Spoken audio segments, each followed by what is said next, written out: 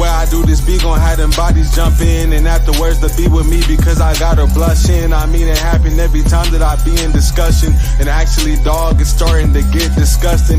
The way I filter through their mind gon' make it meditate. The way I'm thugging on the spine gon' make a nigga hate. Usually wouldn't happen, but I don't care today.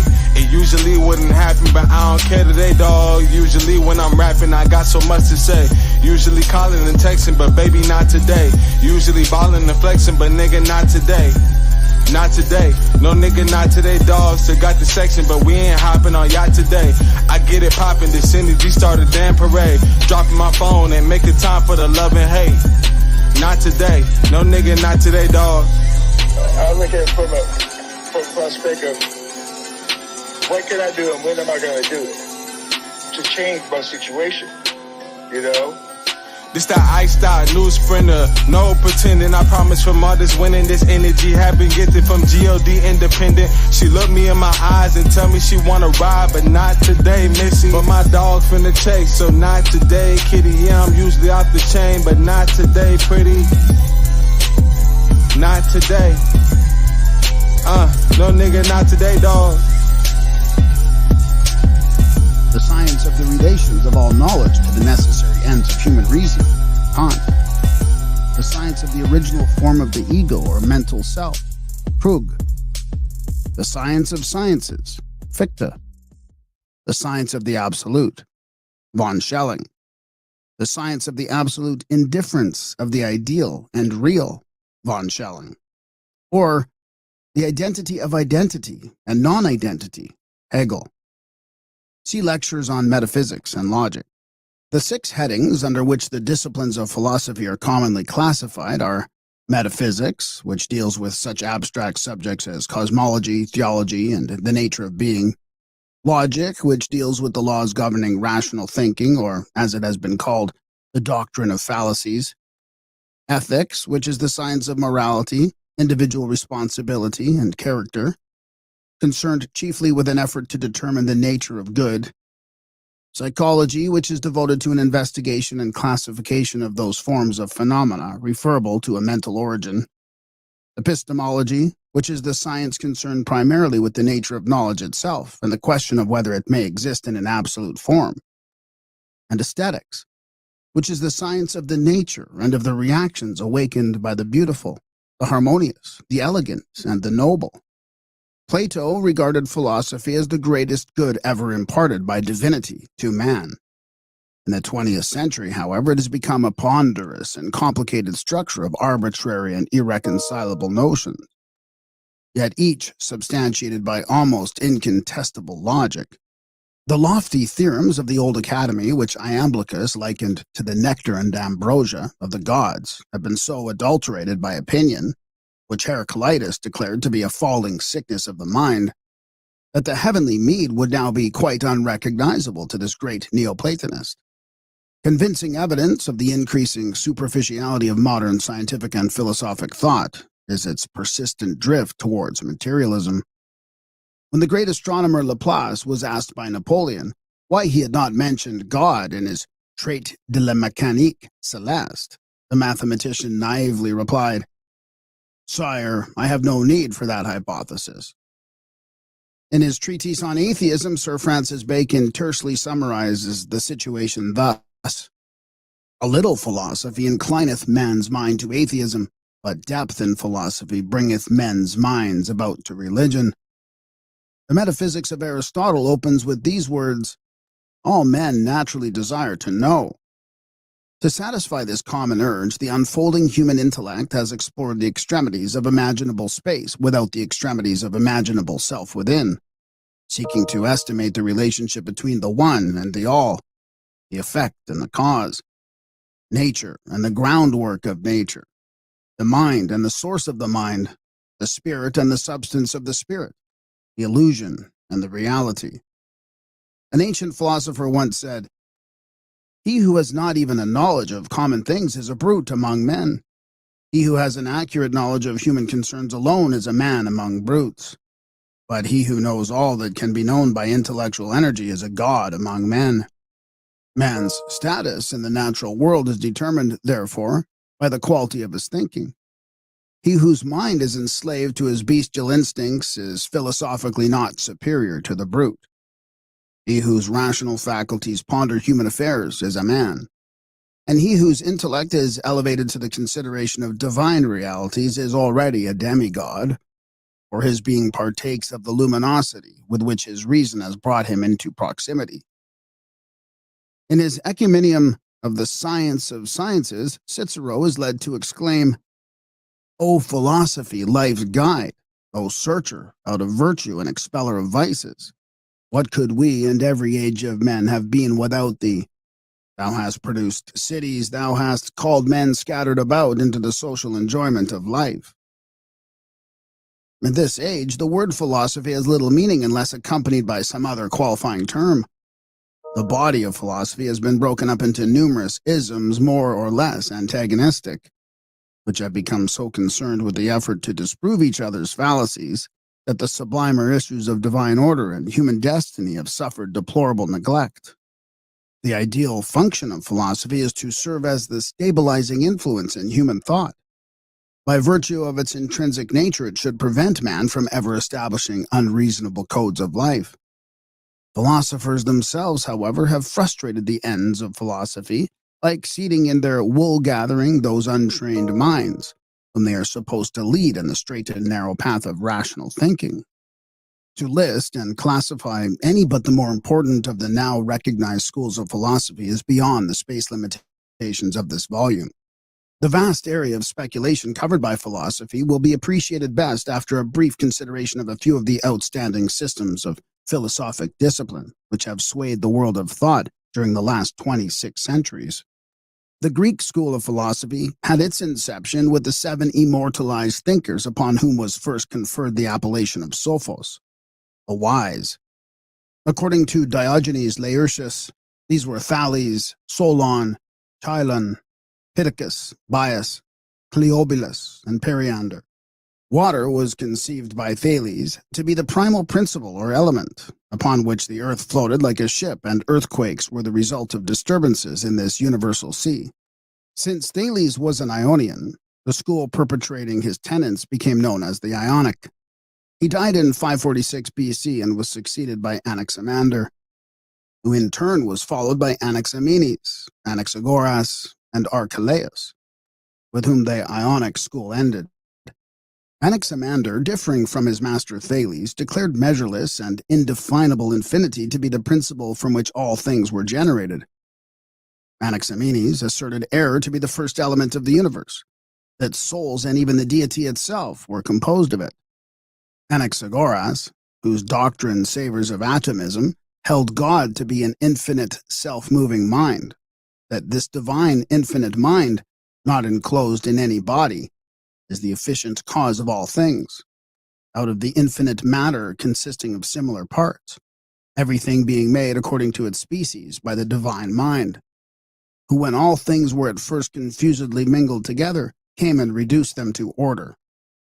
Archelaus declared the principle of all things to be twofold, mind, which was incorporeal, and air, which was corporeal, the rarefaction and condensation of the latter resulting in fire and water respectively. The stars were conceived by Archelaus to be burning iron places. Heraclitus, who lived 536 to 470 BC and is sometimes included in the Ionic school, in his doctrine of change and eternal flux asserted fire to be the first element, and also the state into which the world would ultimately be reabsorbed. The soul of the world he regarded as an exhalation from its humid parts, and he declared the ebb and flow of the sea to be caused by the sun. After Pythagoras of Samos, its founder, the Italic or Pythagorean school, numbers among its most distinguished representatives Empedocles, Epicharmus, Archytas, Alcmaeon, Hippasus, Philolaus, and Eudoxus. Pythagoras, 580 to 500 BC, conceived mathematics to be the most sacred and exact of all sciences, and demanded all of who came to him for a study of familiarity with arithmetic, music, astronomy, and geometry. He laid special emphasis upon the philosophic life as a prerequisite to wisdom. Pythagoras was one of the first teachers to establish a community wherein all the members were of mutual assistance to one another in the common attainment of the higher sciences. He also introduced the discipline of retrospection as essential to the development of the spiritual mind. Pythagoreanism may be summarized as a system of metaphysical speculation concerning the relationships between numbers and the causal agencies of existence. This school also first expounded the theory of celestial harmonics, or the music of the spheres. John Reuchlin said of Pythagoras that he taught nothing to his disciples before the discipline of silence, silence being the first rudiment of contemplation. In his Sophists, Aristotle credits Empedocles with the discovery of rhetoric. Both Pythagoras and Empedocles accepted the theory of transmigration, the latter saying, "A boy I was, then did a maid become. A plant, bird, fish, and in the vast sea swum." Archytas is credited with invention of the screw and the crane. Pleasure he declared to be a pestilence because it was opposed to the temperance of the mind. He considered a man without deceit to be as rare as a fish without bones. The Eleatic sect was founded by Xenophanes, 570 to 480 BC, who was conspicuous for his attacks upon the cosmologic and theogonic fables of Homer and Hesiod. Xenophanes declared that God was one and incorporeal, in substance and figure round, in no way resembling man, that he is all sight and all hearing, but breathes not, that he is all things, the mind and wisdom, not generate but eternal, impassible, immutable, and rational. Xenophanes believed that all existing things were eternal, that the world was without beginning or end, and that everything which was generated was subject to corruption. He lived to a great age and is said to have buried his sons with his own hands. Parmenides studied under Xenophanes but never entirely subscribed to his doctrines. Parmenides declared the senses to be uncertain and reason the only criterion of truth. He first asserted the earth to be round and also divided its surface into zones of heat and cold. Melissus, who is included in the Eleatic school, held many opinions in common with Parmenides. He declared the universe to be immovable because, occupying all space, there was no place to which it could be moved. He further rejected the theory of a vacuum in space. Zeno of Elea also maintained that a vacuum could not exist. Rejecting the theory of motion, he asserted that there was but one God, who was an eternal, ungenerated being. Like Xenophanes, he conceived deity to be spherical in shape.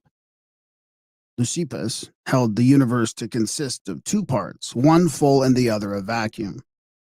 From the infinite, a host of minute fragmentary bodies descended into the vacuum, where through continual agitation they organized themselves into spheres of substance.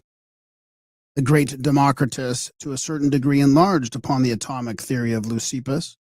Democritus declared the principles of all things to be twofold, atoms and vacuum.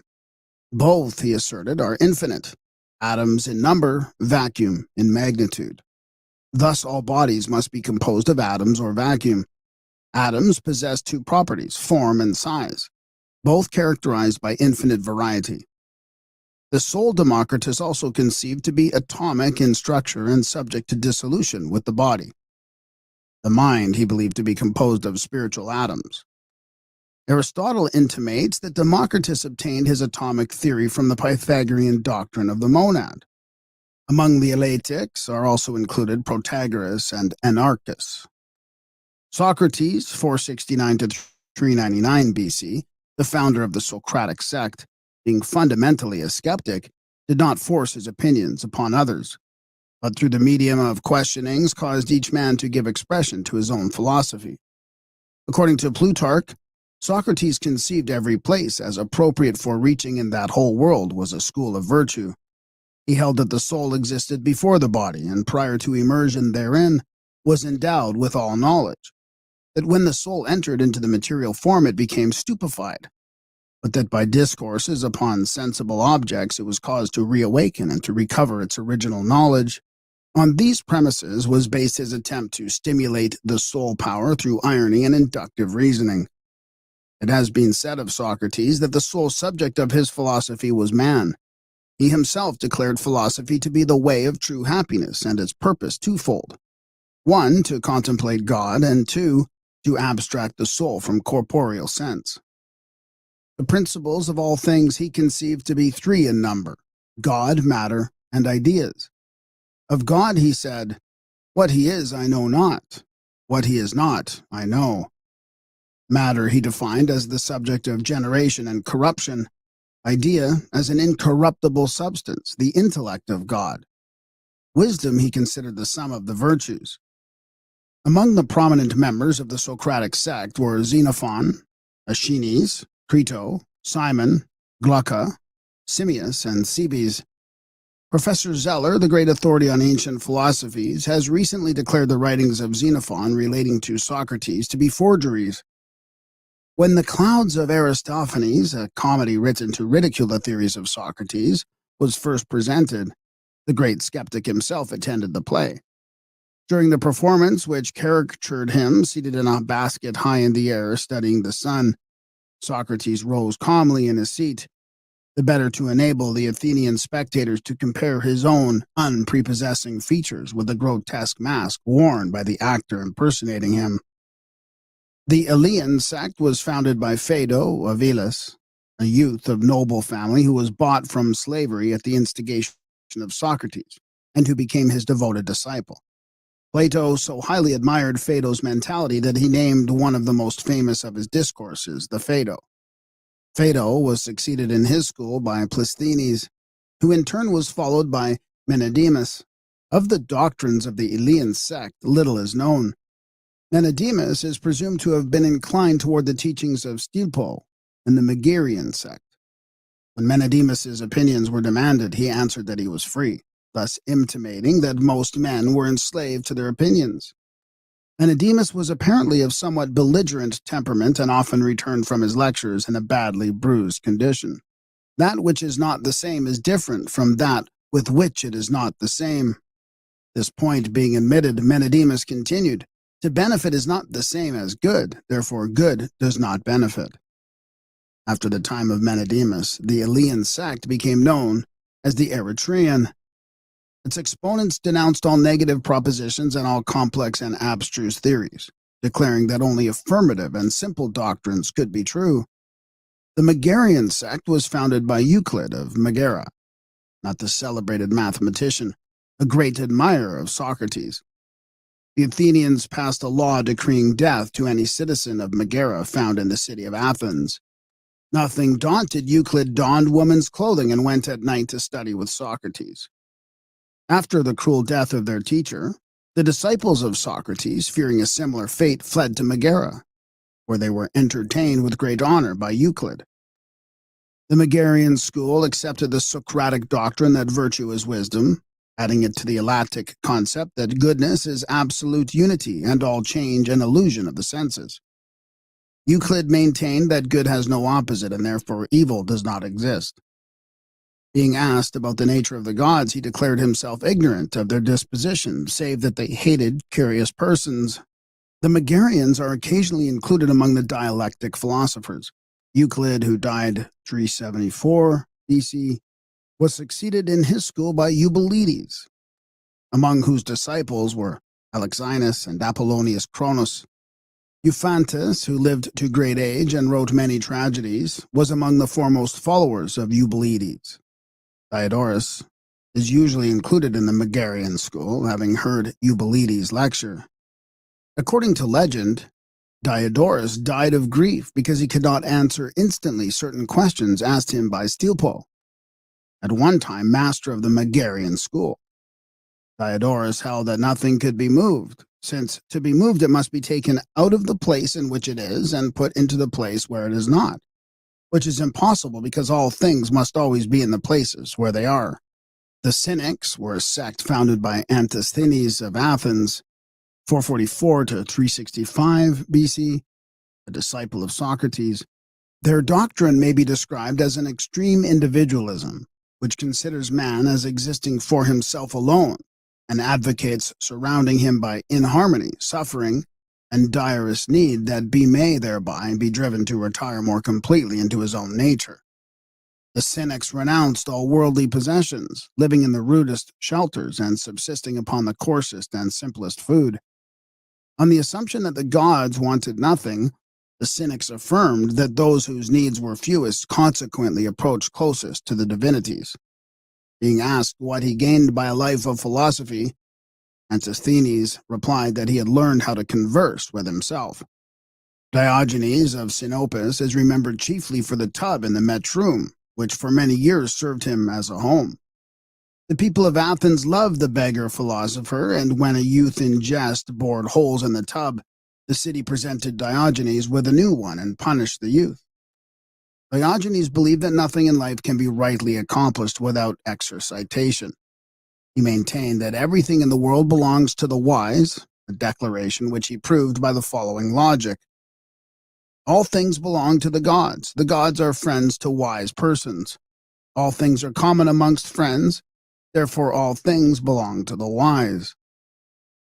Among the cynics are Monimus, Onocrates, Crates, Metrocles, Hipparchia, who married Crates, Menippus, and Menedemus. The Cyrenaic sect, founded by Aristippus of Cyrene, 435 to 356 BC, promulgated the doctrine of hedonism. Learning of the fame of Socrates, Aristippus journeyed to Athens and applied himself to the teachings of the great skeptic. Socrates, pained by the voluptuous and mercenary tendencies of Aristippus, vainly labored to reform the young man. Aristippus had the distinction of being consistent in principle and practice, for he lived in perfect harmony with his philosophy that the quest of pleasure was the chief purpose of life. The doctrines of the Cyrenaics may be summarized thus. All that is actually known concerning any object or condition is the feeling which it awakens in man's own nature. In the sphere of ethics, that which awakens the most pleasant feeling is consequently to be esteemed as the greatest good. Emotional reactions are classified as pleasant or gentle, harsh and mean. The end of pleasant emotion is pleasure. The end of harsh emotion, grief. The end of mean emotion, nothing. Through mental perversity, some men do not desire pleasure. In reality, however, pleasure, especially of a physical nature, is the true end of existence and exceeds in every way mental and spiritual enjoyments. Pleasure, furthermore, is limited wholly to the moment. Now is the only time. The past cannot be regarded without regret, and the future cannot be faced without misgiving. Therefore, neither is conducive to pleasure. No man should grieve, for grief is the most serious of all diseases. Nature permits man to do anything he desires. He is limited only by his own laws and customs. A philosopher is one free from envy, love, and superstition, and whose days are one long round of pleasure. Indulgence was thus elevated by Aristippus to the chief position among the virtues. He further declared philosophers to differ markedly from other men in that they alone would not change the order of their lives if all the laws of men were abolished. Among prominent philosophers influenced by the Cyrenaic doctrines was Agesias, Anicetus, Theodorus, and Bion.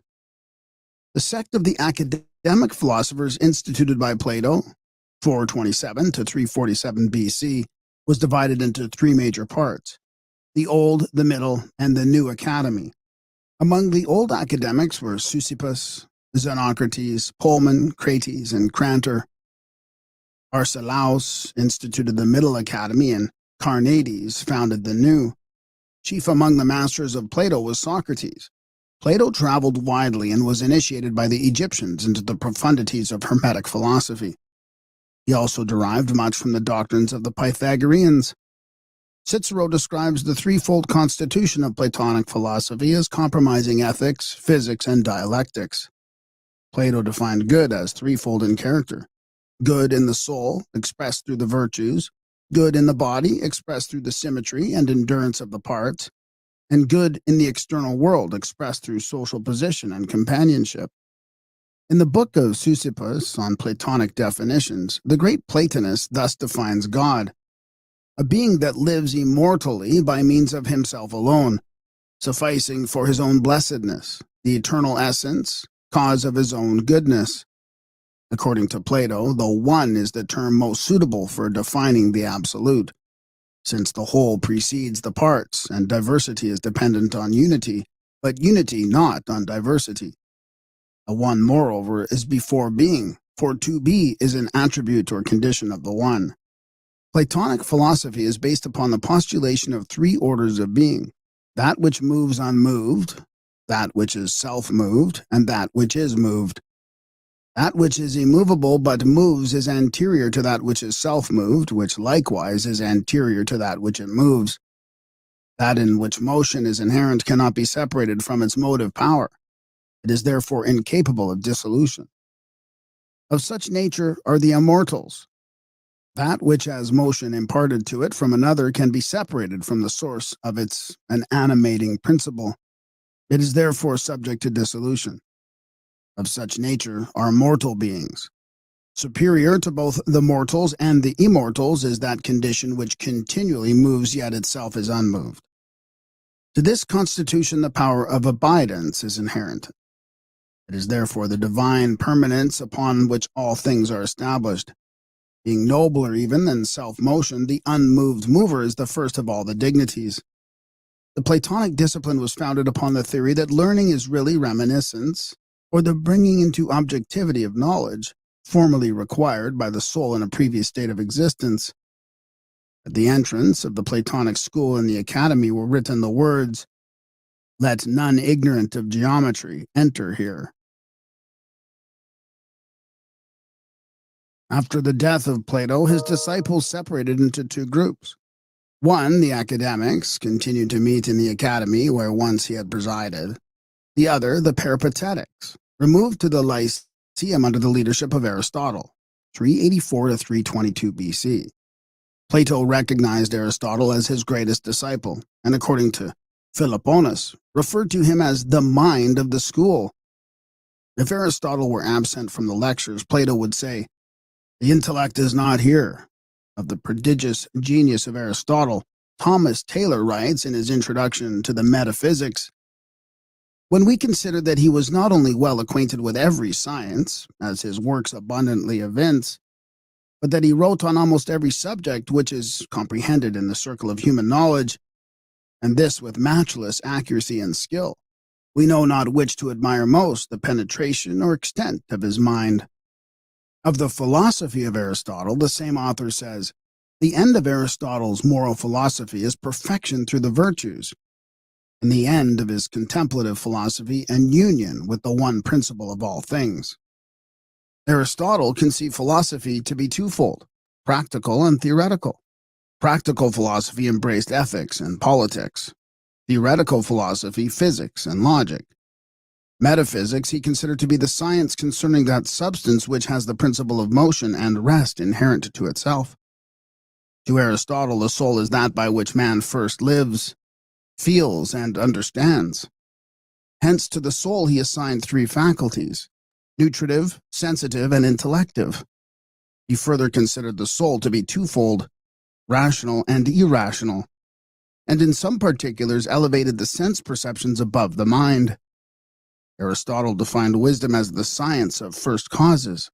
The four major divisions of his philosophy are dialectics, physics, ethics, and metaphysics. God is defined as the first mover, the best of beings, an immovable substance, separate from sensible things, void of corporeal quantity, without parts and indivisible. Platonism is based upon a priori reasoning. Aristotelianism upon a posteriori reasoning. Aristotle taught his pupil Alexander the Great to feel if he had not done a good deed, he had not reigned that day. Among his followers were Theophrastus, Strato, Lyco, Aristo, Critolaus, and Diodorus. Of skepticism, as propounded by Pyrrho of Elis, 365 to 275 BC, and by Timon, Sextus Empiricus, said that those who seek must find or deny they have found or can find, or persevere in the inquiry. Those who suppose they have found truth are called dogmatists. Those who think it incomprehensible are the academics.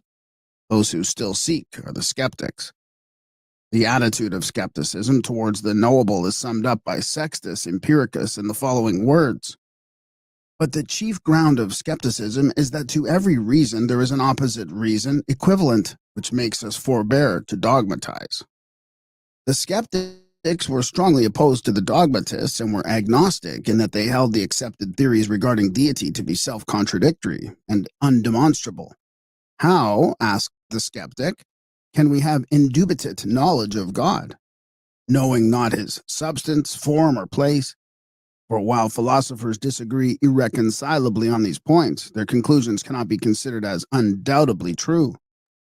Since absolute knowledge was considered unattainable, the skeptics declared the end of their discipline to be in opinionatives, in disturbance, in impulsives, moderation, and in disquietives, suspension.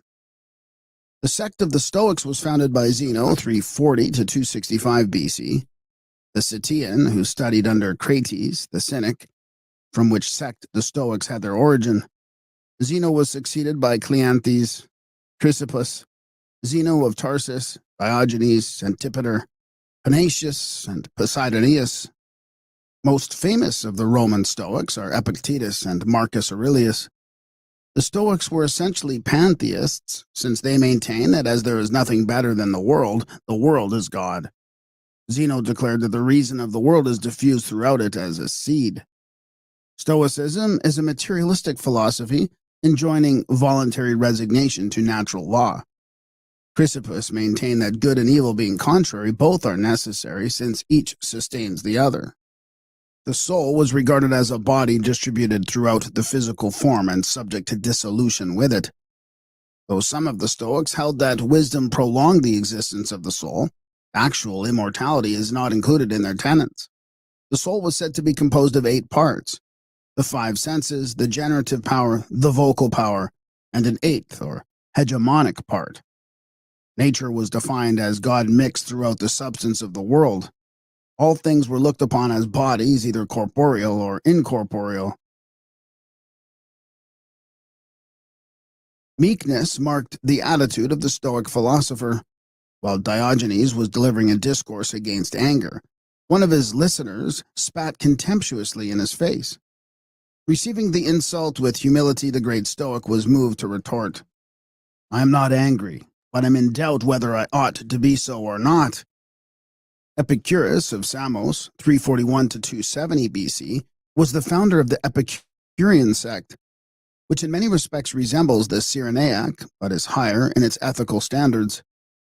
The Epicureans also posited pleasure as the most desirable state, but conceived it to be a grave and dignified state achieved through renunciation of those mental and emotional inconstancies which are productive of pain and sorrow. Epicurus held that as the pains of the mind and soul are more grievous than those of the body, so the joys of the mind and soul exceed those of the body. The Cyrenaics asserted pleasure to be dependent upon action or motion.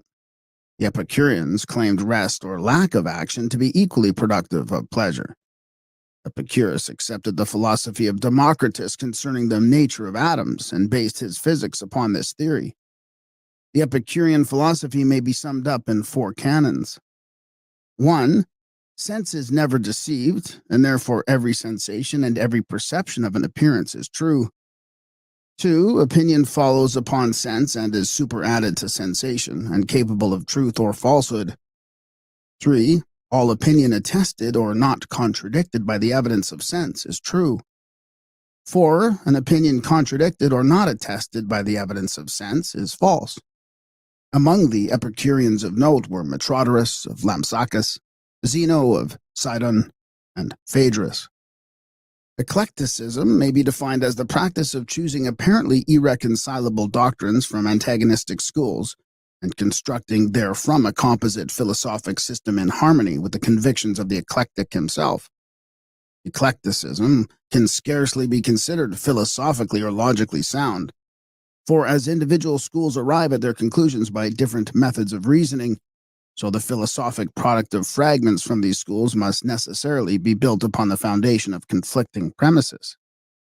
Eclecticism, accordingly, has been designated the layman's cult. In the Roman Empire, little thought was devoted to philosophic theory. Consequently, most of its thinkers were of the eclectic type. Cicero is the outstanding example of early eclecticism, for his writings are a veritable potpourri of invaluable fragments from earlier schools of thought. Eclecticism appears to have had its inception at the moment when men first doubted the possibility of discovering ultimate truth. Observing all so-called knowledge to be mere opinion at best, the less studious furthermore concluded that the wiser course to pursue was to accept that which appeared to be most reasonable of the teachings of any school or individual. From this practice, however, arose a pseudo-broad-mindedness devoid of the element of preciseness found in true logic and philosophy. The Neo-Pythagorean school flourished in Alexandria during the first century of the Christian era.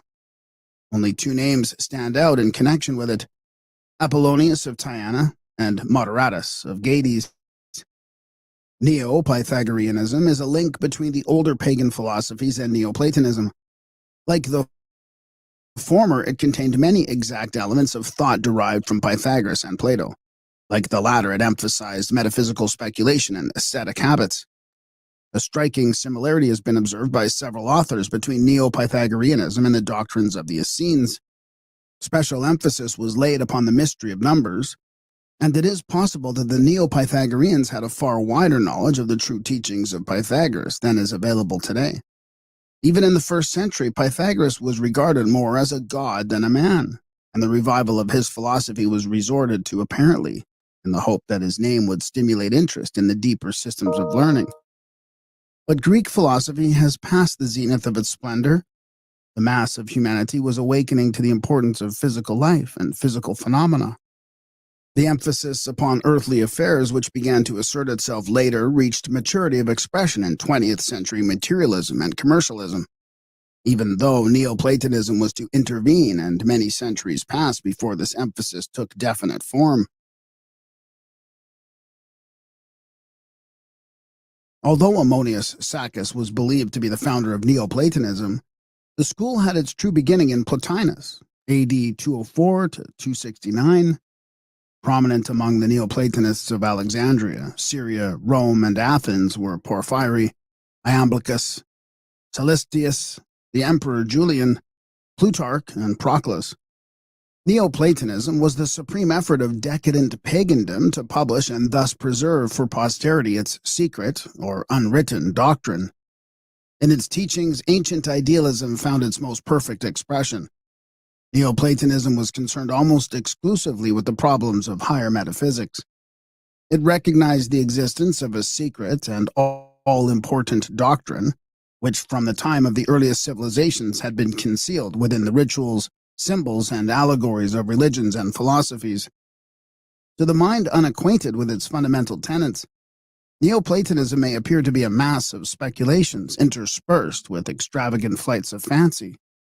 Such a viewpoint, however, ignores the institutions of the mysteries, those secret schools into whose profundities of idealism nearly all of the first philosophers of antiquity were initiated. When the physical body of pagan thought collapsed, an attempt was made to resurrect the form by instilling new life into it, by the unveiling of its mystical truths. This effort apparently was barren of results. Despite the antagonism, however, between pristine Christianity and Neoplatonism, many basic tenets of the latter were accepted by the former and woven into the fabric of patristic philosophy.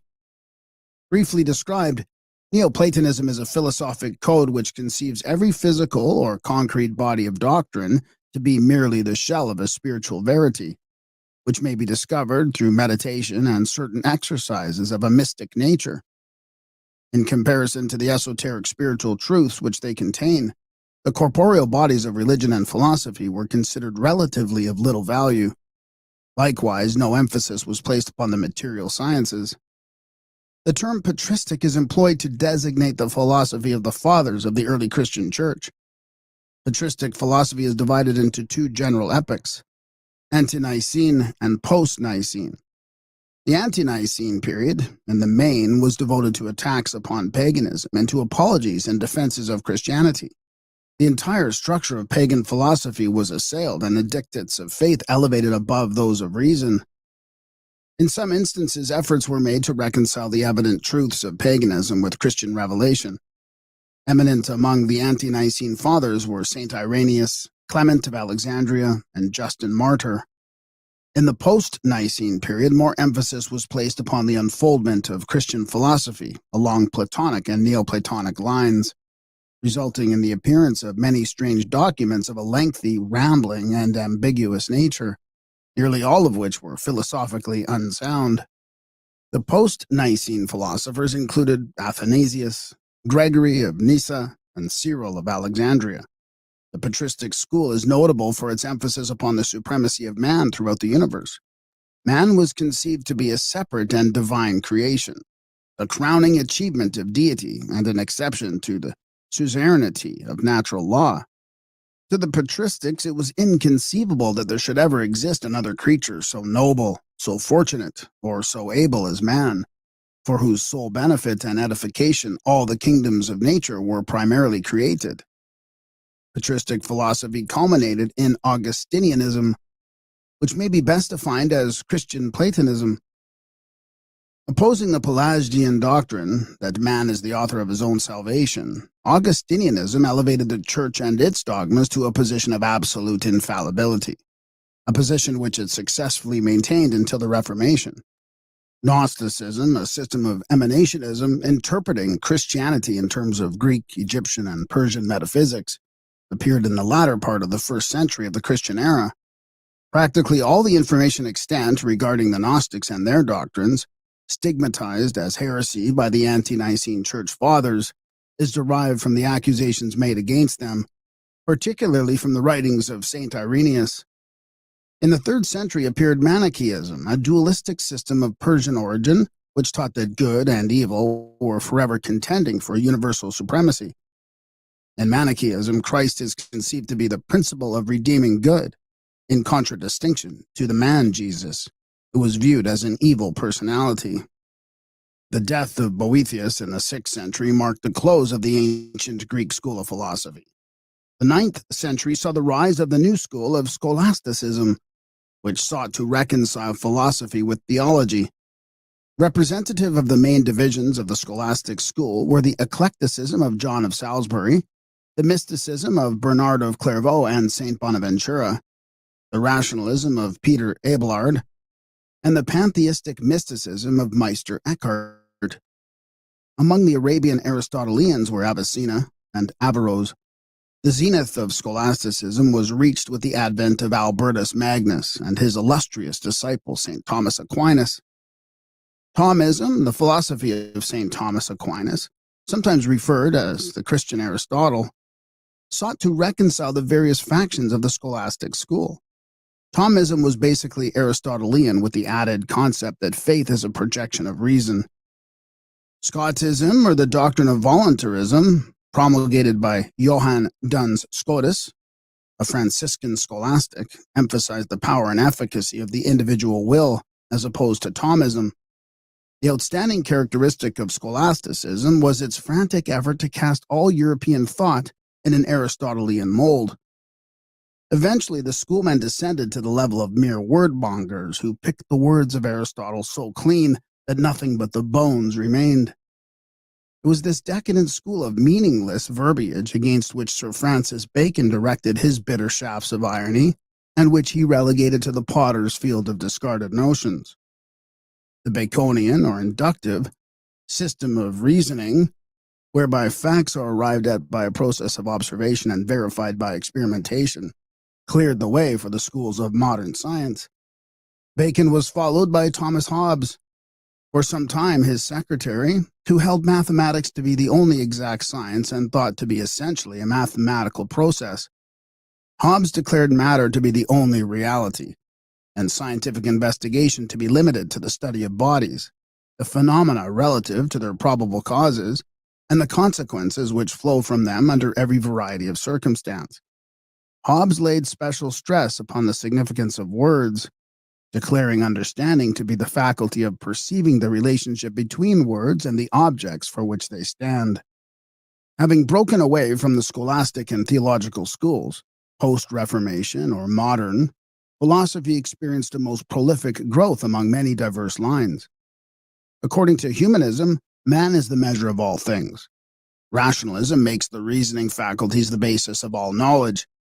Political philosophy holds that man must comprehend his natural, social, and national privileges. Empiricism declares that alone to be true which is demonstrable by experiment or experience. Moralism emphasizes the necessity of right conduct as a fundamental philosophic tenet. Idealism asserts the realities of the universe to be superphysical, either mental or psychical. Realism, the reverse. And phenomenalism restricts knowledge to facts or events which can be scientifically described or explained.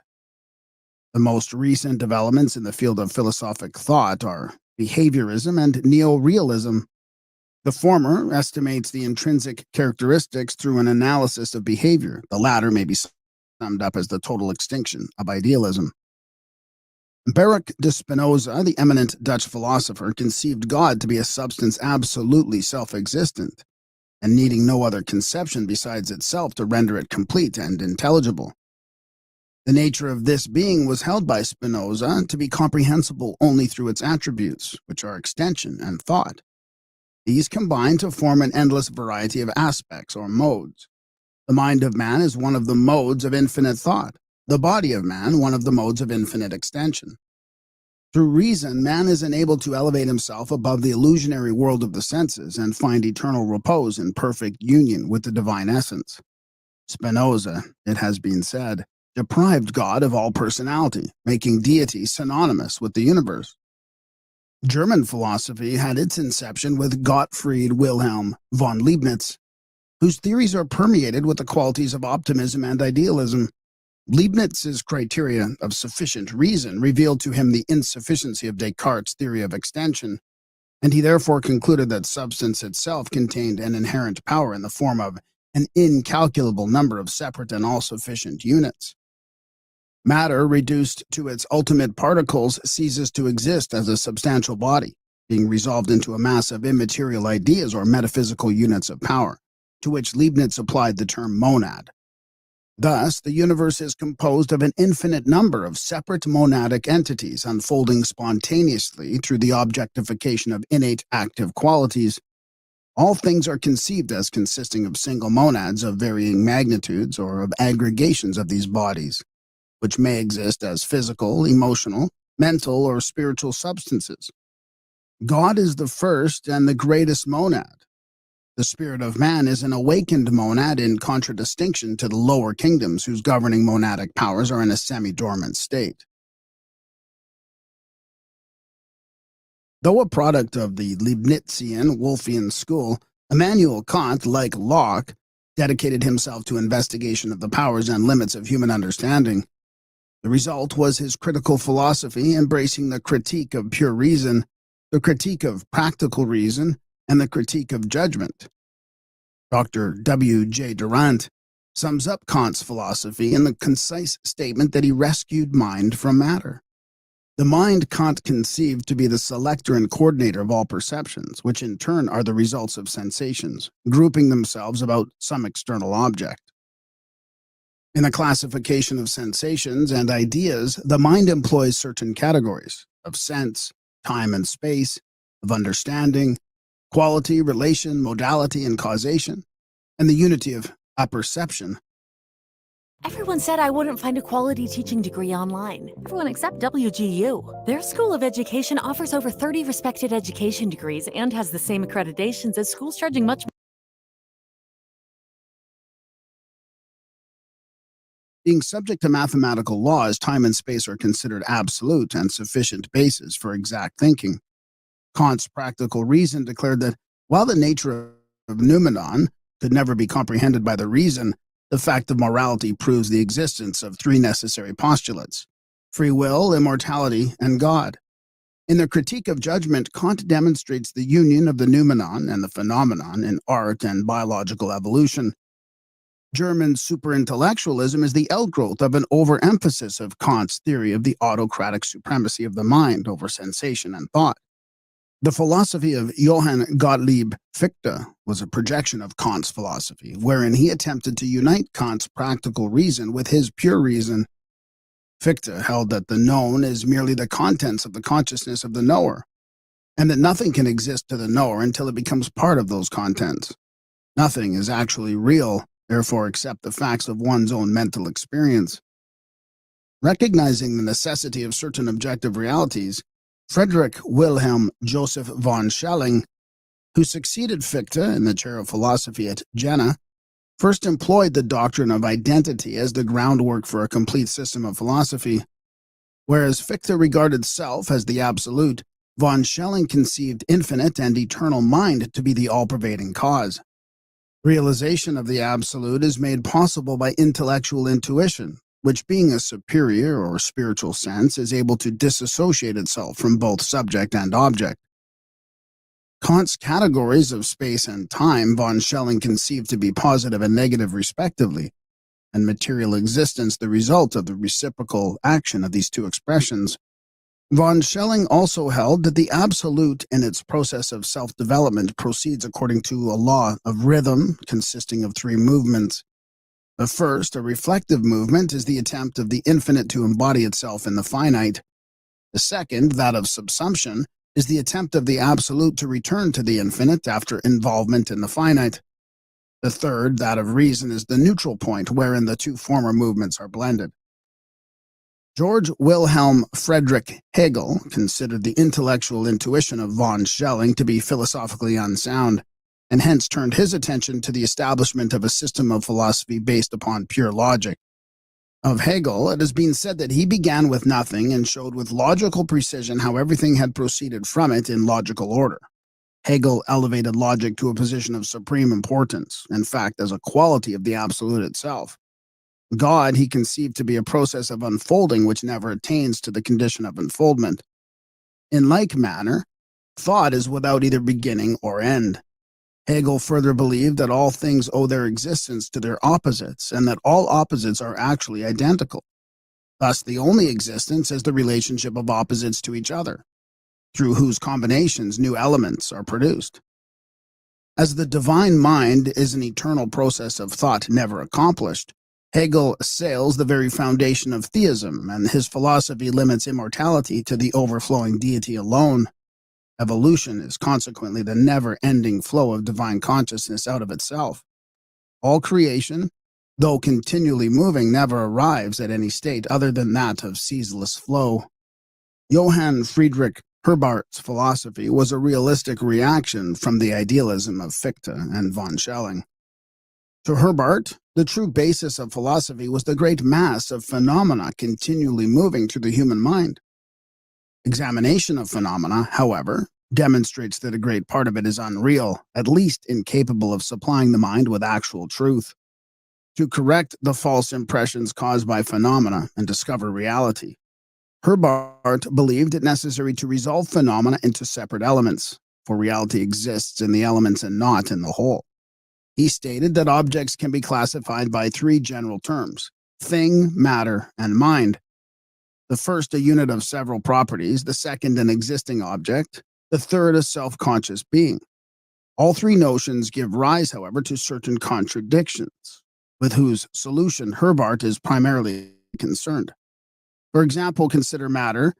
Though capable of filling space, if reduced to its ultimate state, it consists of incomprehensibly minute units of divine energy, occupying no physical space whatsoever. The true subject of Arthur Schopenhauer's philosophy is the will. The object of his philosophy is the elevation of the mind to the point where it is capable of controlling the will. Schopenhauer likens the will to a strong blind man who carries on his shoulders the intellect, which is a weak lame man possessing the power of sight. The will is the tireless cause of manifestation, and every part of nature the product of will. The brain is the product of the will to know, the hand the product of the will to grasp. The entire intellectual and emotional constitutions of man are subservient to the will, and are largely concerned with the effort to justify the dictates of the will. Thus, the mind creates elaborate systems of thought simply to prove the necessity of the thing willed. Genius, however, represents the state wherein the intellect has gained supremacy over the will, and the life is ruled by reason and not by impulse. The strength of Christianity, said Schopenhauer, lay in its pessimism and conquest of individual will. His own religious viewpoints resemble closely the Buddhistic. To him, nirvana represented the subjugation of will. Life, the manifestation of the blind will to live, he viewed as a misfortune, claiming that the true philosopher was one who, recognizing the wisdom of death, resisted the inherent urge to reproduce his kind. Of Friedrich Wilhelm Nietzsche, it has been said that his peculiar contribution to the cause of human hope was the glad tidings that God had died of pity. The outstanding features of Nietzsche's philosophy are his doctrine of eternal recurrence and the extreme emphasis placed by him upon the will to power, a projection of Schopenhauer's will to live.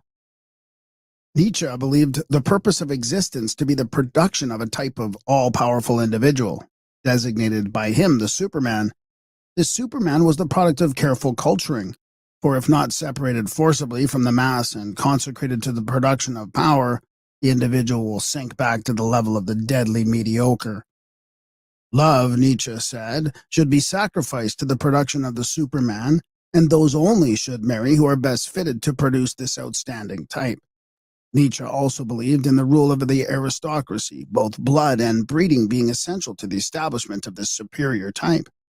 Nietzsche's doctrine did not liberate the masses. It rather placed over them supermen, for whom their inferior brothers and sisters should be perfectly reconciled to die. Ethically and politically, the Superman was a law unto himself. To those who understand the true meaning of power to be virtue, self-control, and truth, the ideality behind Nietzsche's theory is apparent. To the superficial, however, it is a philosophy heartless and calculating, concerned solely with the survival of the fittest. Of the other German schools of philosophic thought, limitations of space preclude detailed mention. The more recent developments of the German school are Freudianism and relativism, often called the Einstein theory. The former is a system of psychoanalysis through psychopathic and neurological phenomena. The latter attacks the accuracy of the mechanical principles dependent upon the present theory of velocity. René Descartes stands at the head of the French school of philosophy and shares with Sir Francis Bacon the honor of founding the systems of modern science and philosophy. As Bacon based his conclusions upon observation of external things, so Descartes founded his metaphysical philosophy upon observation of internal things. Cartesianism, the philosophy of Descartes, first eliminates all things and then replaces as fundamental those premises without which existence is impossible. Descartes defined an idea, and that which fills the mind when we conceive a thing. The truth of an idea must be determined by the criteria of clarity and distinctness. Hence, Descartes held that a clear and distinct idea must be true. Descartes has the distinction also of evolving his own philosophy without recourse to authority. Consequently, his conclusions are built up from the simplest of premises and grow in complexity as the structure of his philosophy takes form. The positive philosophy of Auguste Comte is based upon the theory that the human intellect develops through 3 stages of thought. The first and lowest stage is theological, the second, metaphysical, and the third and highest, positive.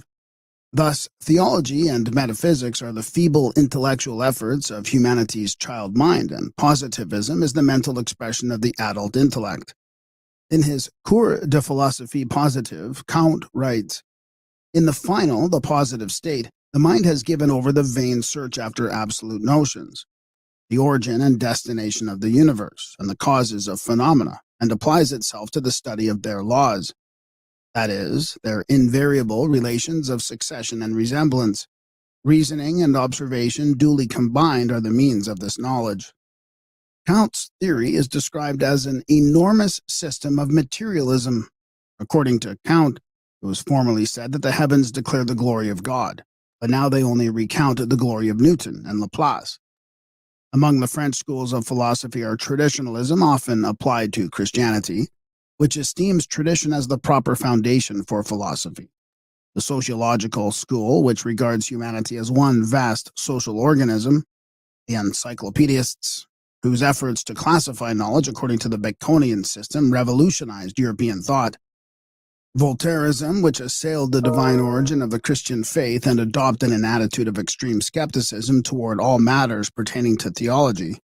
and Neo-Criticism, a French revision of the doctrines of Immanuel Kant. Henry Bergson, the intuitionalist, undoubtedly the greatest living French philosopher, presents a theory of mystic anti-intellectualism founded upon the premise of creative evolution. His rapid rise to popularity is due to his appeal to the finer sentiments in human nature, which rebel against the hopelessness and helplessness of materialistic science and realistic philosophy. Bergson sees God as life continually struggling against the limitations of matter. He even conceives the possible victory of life over matter, and in time the annihilation of death. Applying the Baconian method to the mind, John Locke, the great English philosopher, declared that everything which passes through the mind is a legitimate object of mental philosophy, and that these mental phenomena are as real and valid as the objects of any other science. In his investigations of the origin of phenomena, Locke departed from the Baconian requirement that it was first necessary to make a natural history of facts.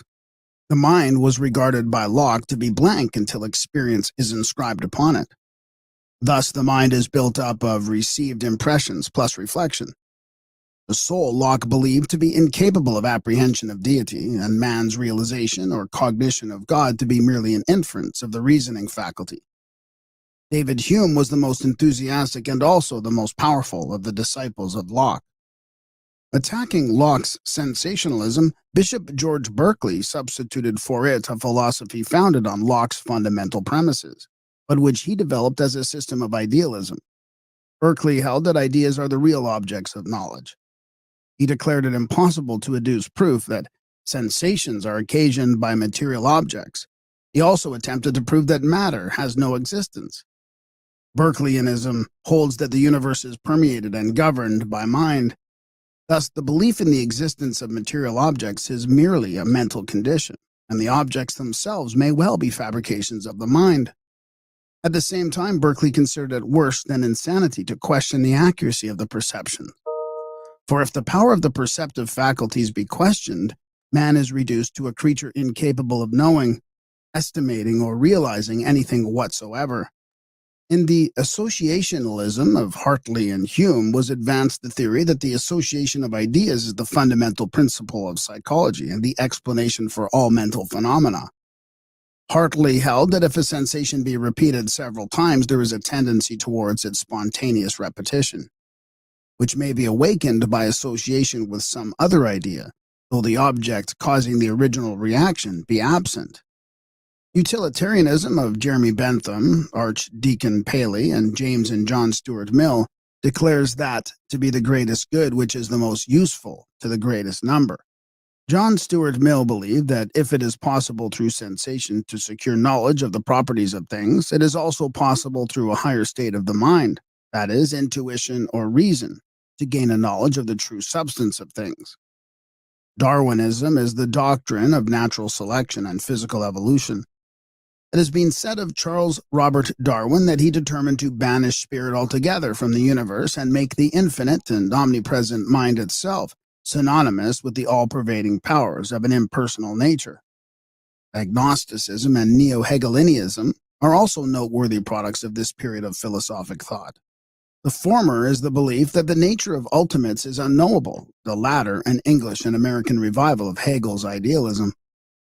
Dr. W. J. Durant declares that Herbert Spencer's great work, First Principles, made him almost at once the most famous philosopher of his time. Spencerianism is a philosophic positivism which describes evolution as an ever-increasing complexity with equilibrium as its highest possible state. According to Spencer, life is a continuous process from homogeneity to heterogeneity, and back from heterogeneity to homogeneity. Life also involves the continual adjustment of internal relations to external relations. Most famous of all Spencer's aphorisms is his definition of deity. God is infinite intelligence, infinitely diversified through infinite time and infinite space, manifesting through an infinitude of ever-evolving individualities.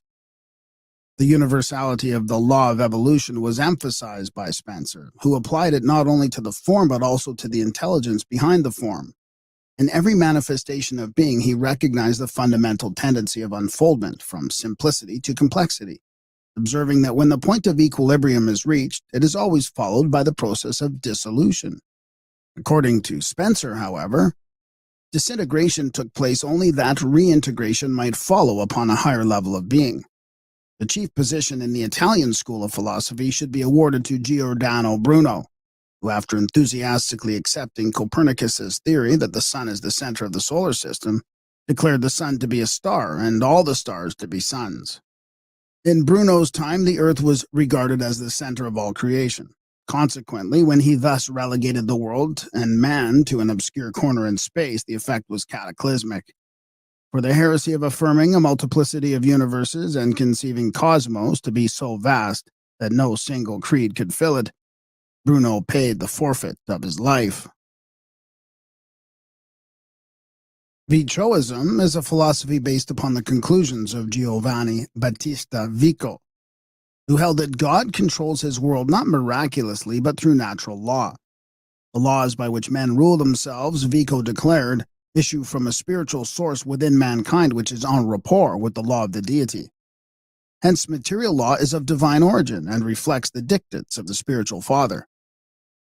The philosophy of ontologism, developed by Vincenzo Gioberti, generally considered more as a theologian than a philosopher, posits God as the only being and the origin of all knowledge, knowledge being identical with the deity itself. God is consequently called being.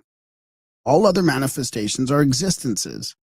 Truth is to be discovered through reflection upon this mystery. The most important of modern Italian philosophers is Benedetto Croce, a Hegelian idealist. Croce conceives ideas to be the only reality. He is anti-theological in his viewpoints, does not believe in the immortality of the soul, and seeks to substitute ethics and aesthetics for religion. Among other branches of Italian philosophy should be mentioned sensism, sensationalism, which posits the sense perceptions as the sole channels for the reception of knowledge.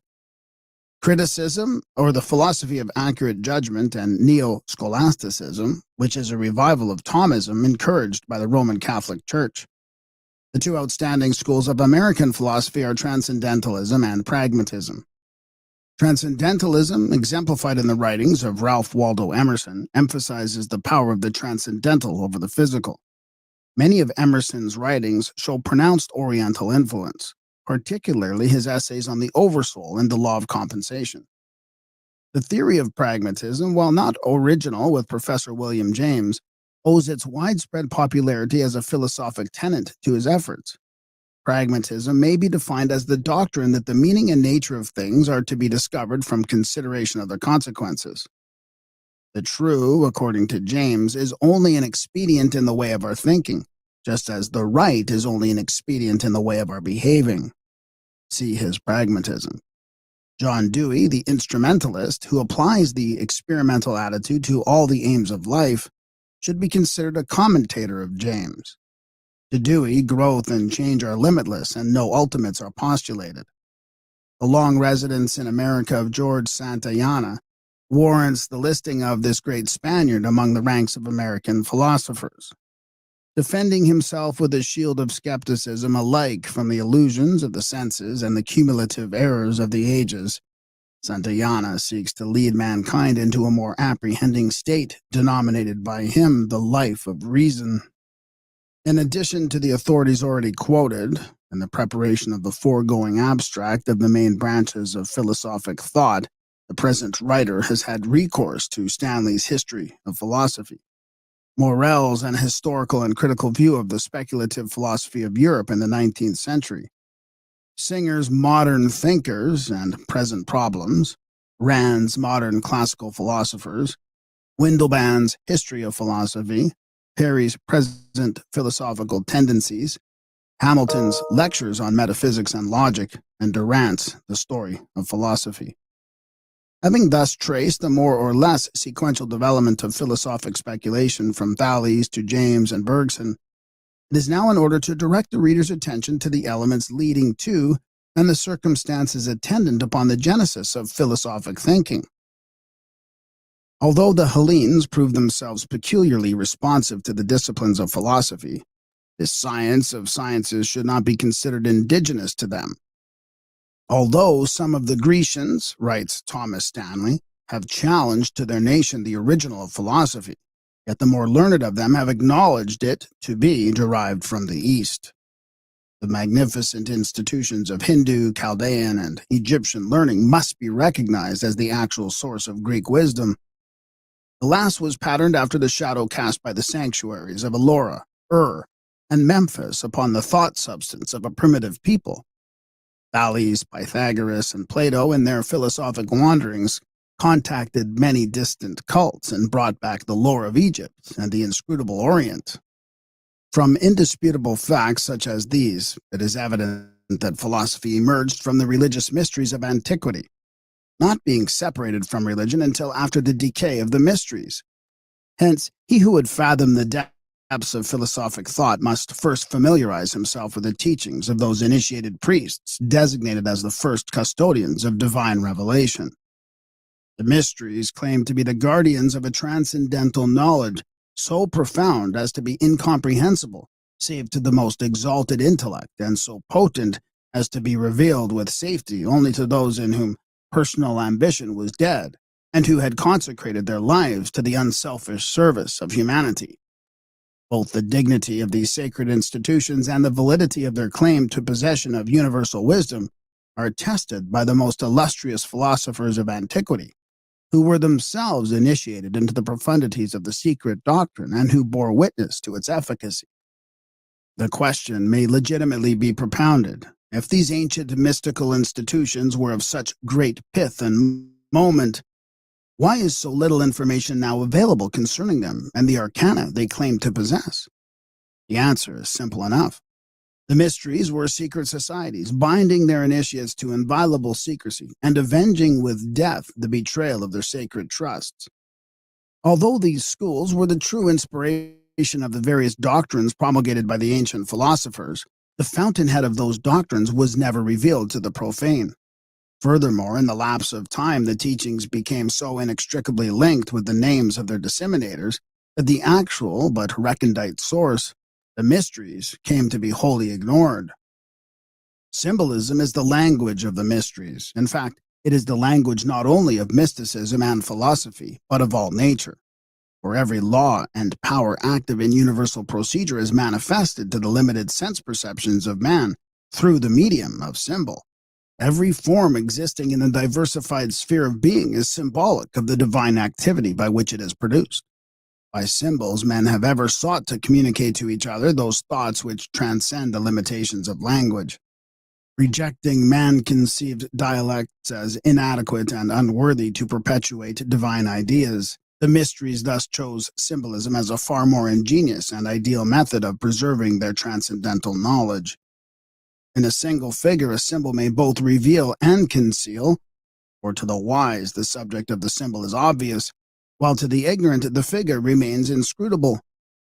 Hence, he who seeks to unveil the secret doctrine of antiquity must search for that doctrine not upon the open pages of books which might fall into the hands of the unworthy, but in the place where it was originally concealed. Far-sighted were the initiates of antiquity.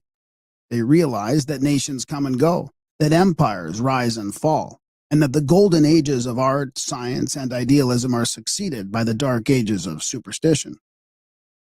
With the needs of posterity foremost in mind, the sages of old went to inconceivable extremes to make certain that their knowledge should be preserved. They engraved it upon the face of mountains and concealed it with the measurements of colossal images, each of which was a geometric marvel. Their knowledge of chemistry and mathematics they hid within mythologies, which the ignorant would perpetuate, or in the spans and arches of their temples, which time has not entirely obliterated. They wrote in characters that neither the vandalism of men nor the ruthlessness of the elements could completely efface. Today men gaze with awe and reverence upon the mighty Memnon standing alone in the sands of Egypt, or upon the strange terraced pyramids of Palenque. Mute testimonies, these are the lost arts and sciences of antiquity, and concealed this wisdom must remain until this race has learned to read the universal language. Symbolism. The book to which this is the introduction is dedicated to the proposition that concealed within the emblematic figures, allegories, and rituals of the ancients is a secret doctrine concerning the inner mysteries of life, which doctrine has been preserved in toto among a small band of initiated minds since the beginning of the world. Departing, these illumined philosophers left their formula that others too might attain to understanding. But lest these secret processes fall into uncultured hands and be perverted, the great arcanum was always concealed in symbol or allegory, and those who can today discover its lost keys may open with them a treasure house of philosophic, scientific, and religious truths. The ancient mysteries and secret societies which have influenced modern Masonic symbolism. When confronted with a problem involving the use of the reasoning faculties, individuals of strong intellect keep their poise and seek to reach a solution by obtaining facts bearing upon the question. Those of immature mentality, on the other hand, when similarly confronted, are overwhelmed. While the former may be qualified to solve the riddle of their own destiny, the latter must be led like a flock of sheep and taught in simple language. They depend almost entirely upon the ministrations of the shepherd. The Apostle Paul said that these little ones must be fed with milk, but that meat is the food of strong men. Thoughtlessness is almost synonymous with childishness, while thoughtfulness is symbolic of maturity. There are, however, but few mature minds in the world, and thus it was that the philosophic religious doctrines of the pagans were divided to meet the needs of these two fundamental groups of human intellect. One philosophic, the other incapable of appreciating the deeper mysteries of life. To the discerning few were revealed the esoteric or spiritual teachings, while the unqualified may receive only the literal or exoteric interpretations. In order to make simple the great truths of nature and the abstract principles of natural law, the vital forces of the universe were personified, becoming the gods and goddesses of the ancient mythologies. While the ignorant multitudes brought their offerings to the altars of Priapus and Pan, deities representing the procreative energies, the wise recognized in these marble statues only symbolic concretions of great abstract truths.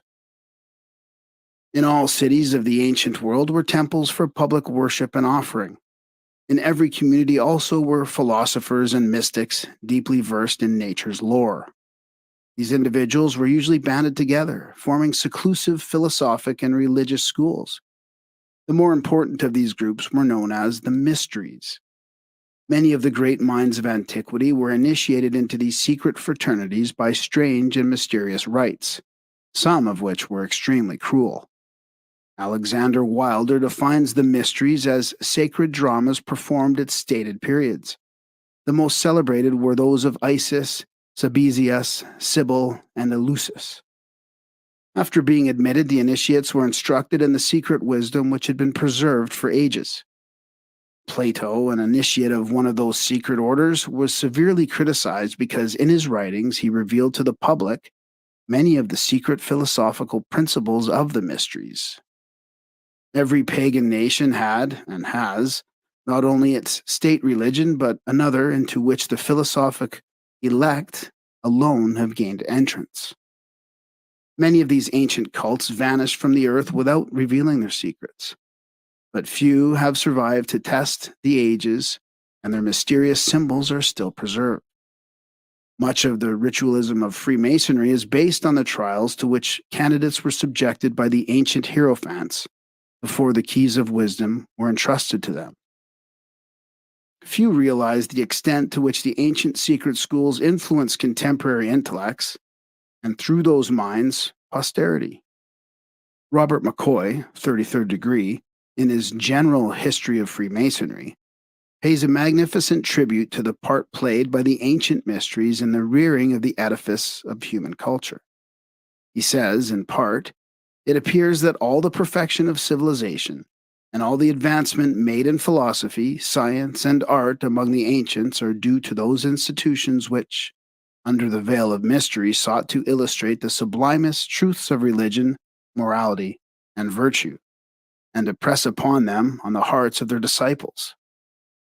Their chief object was to teach the doctrine of one God, the resurrection of man to eternal life, the dignity of the human soul, and to lead the people to see the shadow of the deity in the beauty, magnificence, and splendor of the universe. With the decline of virtue, which has preceded the destruction of every nation of history, the mysteries became perverted. Sorcery took the place of the divine magic. Indescribable practices, such as the Bacchanalia, were introduced, and perversion ruled supreme. For no institution can be any better than the members of which it is composed.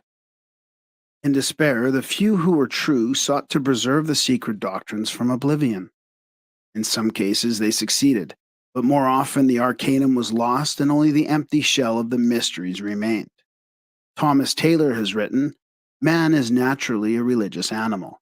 From the earliest dawning of his consciousness, man has worshipped and revered things as symbolic of the invisible, omnipresent, indescribable thing concerning which he could discover practically nothing." The pagan mysteries opposed the Christians during the early centuries of their church, declaring that the new faith, Christianity, did not demand virtue and integrity as requisites for salvation. Celsus expresses himself on the subject in the following caustic terms. That I do not, however, accuse the Christians more bitterly than truth compels, may be conjectured from hence, that the criers who call men to other mysteries proclaim as follows: Let him approach whose hands are pure, and whose words are wise.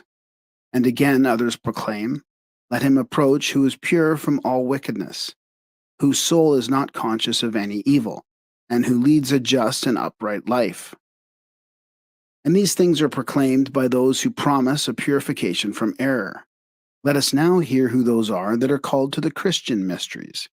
Whoever is a sinner, whoever is unwise, whoever is a fool, and whoever, in short, is miserable, him to the kingdom of God will receive.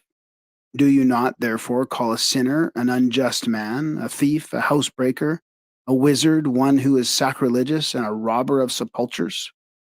What other persons would the crier nominate who should call robbers together? It was not the true faith of the early Christian mystics that Celsus attacked, but the false forms that were creeping in even during his day. The ideals of early Christianity were based upon the high moral standards of the pagan mysteries, and the first Christians who met under the city of Rome used as their places of worship the subterranean temples of Mithras, from whose cult had been borrowed much of the sacerdotalism of the modern church.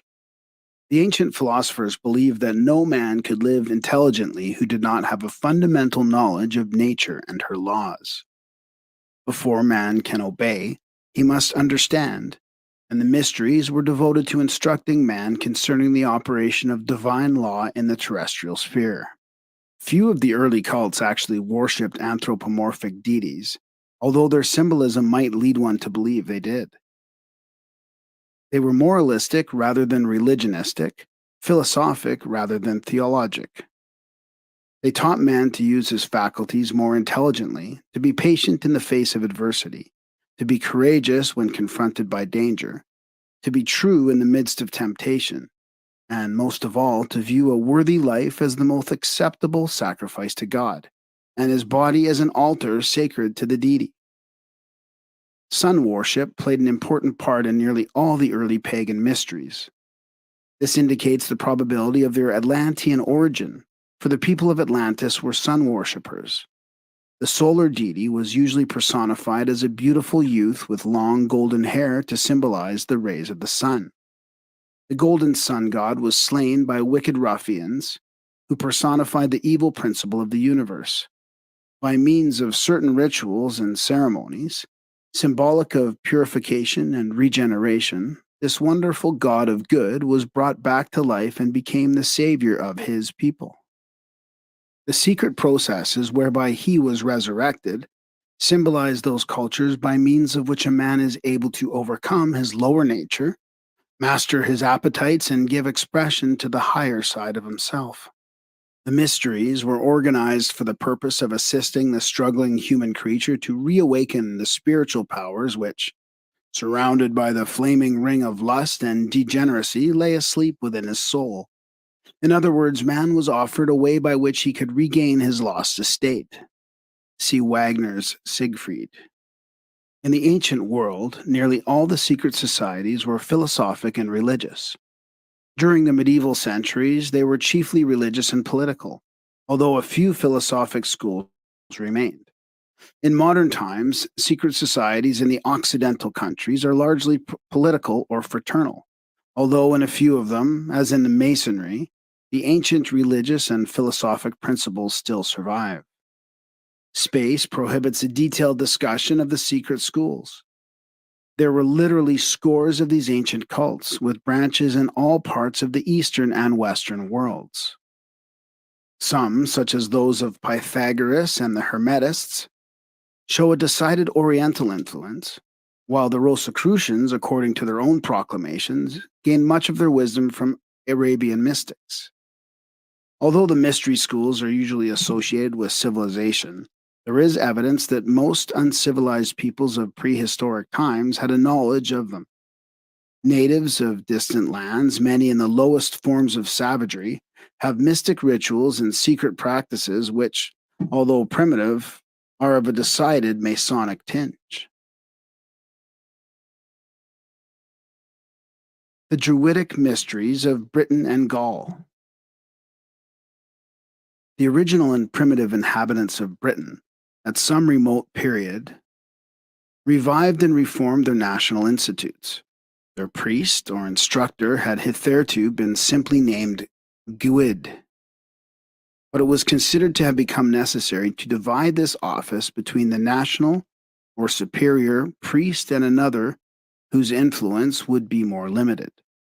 From henceforth, the former became Druid, or superior instructor, and the latter Gowid, or Ovate, subordinate instructor, and both went by the general name of bards, or teachers of wisdom. As the system matured and augmented, the bardic order consisted of three classes: the Druids, Beardbraint, or privileged bards, and Ovates. See Samuel Merrick and Charles Smith, The Costume of the Original Inhabitants of the British Islands. The origin of the word Druid is under dispute. Max Mueller believes that, like the Irish word Druai, it means the men of the oak trees. He further draws attention to the fact that the forest gods and tree deities of the Greeks were called dryads. Some believe the word to be of Teutonic origin, others ascribe it to the Welsh. A few trace it to the Gaelic druid, which means a wise man or a sorcerer. In Sanskrit, the word Dru means timber. At the time of the Roman conquest, the Druids were thoroughly ensconced in Britain and Gaul. Their power over the people was unquestioned, and there were instances in which armies about to attack each other sheathed their swords when ordered to do so by the white-robed Druids. No undertaking of great importance was scattered without assistance of these patriarchs, who stood as mediators between the gods and men. The Druidic order is deservedly credited with having had a deep understanding of nature and her laws. The Encyclopedia Britannica states that geography, physical science, natural theology, and astrology were their favorite studies. The Druids had a fundamental knowledge of medicine, especially the use of herbs and simples. Crude surgical instruments have also been found in England and Ireland. An odd treatise on early British medicine states that every practitioner was expected to have a garden or backyard for the growing of certain herbs necessary to his profession. Eliphas Levi, the celebrated transcendentalist, makes the following significant statement. The Druids were priests and physicians, curing by magnetism and charging amulets with their fluidic influence. Their universal remedies were mistletoe and serpent eggs, because the substances attract the astral light in a special manner. The solemnity with which mistletoe was cut down drew upon this plant the popular confidence and rendered it powerfully magnetic. The progress of magnetism will someday reveal to us the absorbing properties of mistletoe. We shall then understand the secret of these spongy growths which drew the unused virtues of the plants and became surcharged with tinctures and savors. Mushrooms, truffles, gall on trees, and the different kinds of mistletoe will be employed with understanding by a medical science, which will be new because it is old. But one must not move quicker than science, which recedes that it may advance the further. See the history of magic. Not only was the mistletoe sacred as symbolic of the universal medicine or panacea, but also because of the fact that it grew upon the oak tree. Through the symbol of the oak, the Druids worshipped the supreme deity. Therefore, anything growing upon that tree was sacred to him. At certain seasons, according to the positions of the sun, moon, and stars, the archdruid climbed the oak tree and cut the mistletoe with golden sickle consecrated for that service. The parasitic growth was caught in white cloths, provided for that purpose, lest it touch the earth and be polluted by terrestrial vibrations. Usually a sacrifice of a white bull was made under the tree. The Druids were initiates of a secret school that existed in their midst. This school, which closely resembled the Bacchic and Eleusinian mysteries of Greece or the Egyptian rites of Isis and Osiris, is justly designated the Druidic mysteries. There has been much speculation concerning the secret wisdom that the Druids claimed to possess. Their secret teachings were never written, but were communicated orally to specially prepared candidates. Robert Brown, 32nd degree, is of the opinion that the British priests secured their information from Tyrian and Phoenician navigators who thousands of years before the Christian era established colonies in Britain and Gaul while searching for tin. Thomas Maurice, in his Indian Antiquities, discourses at length on Phoenician, Carthaginian, and Greek expeditions to the British Isles for the purpose of procuring tin. Others are of the opinion that the mysteries as celebrated by the Druids were Oriental origin, possibly Buddhistic. The proximity of the British Isles to the lost Atlantis may account for the sun worship, which plays an important part in the rituals of Druidism. According to Artemidorus, Ceres and Persephone were worshipped on an island close to Britain with rites and ceremonies similar to those of Samothrace. There is no doubt that the Druidic pantheon includes a large number of Greek and Roman deities. This greatly amazed Caesar during his conquest of Britain and Gaul and caused him to affirm that these tribes adored Mercury, Apollo, Mars, and Jupiter in a manner similar to that of the Latin countries. It is almost certain that the Druidic mysteries were not indigenous to Britain or Gaul, but migrated from one of the more ancient civilizations.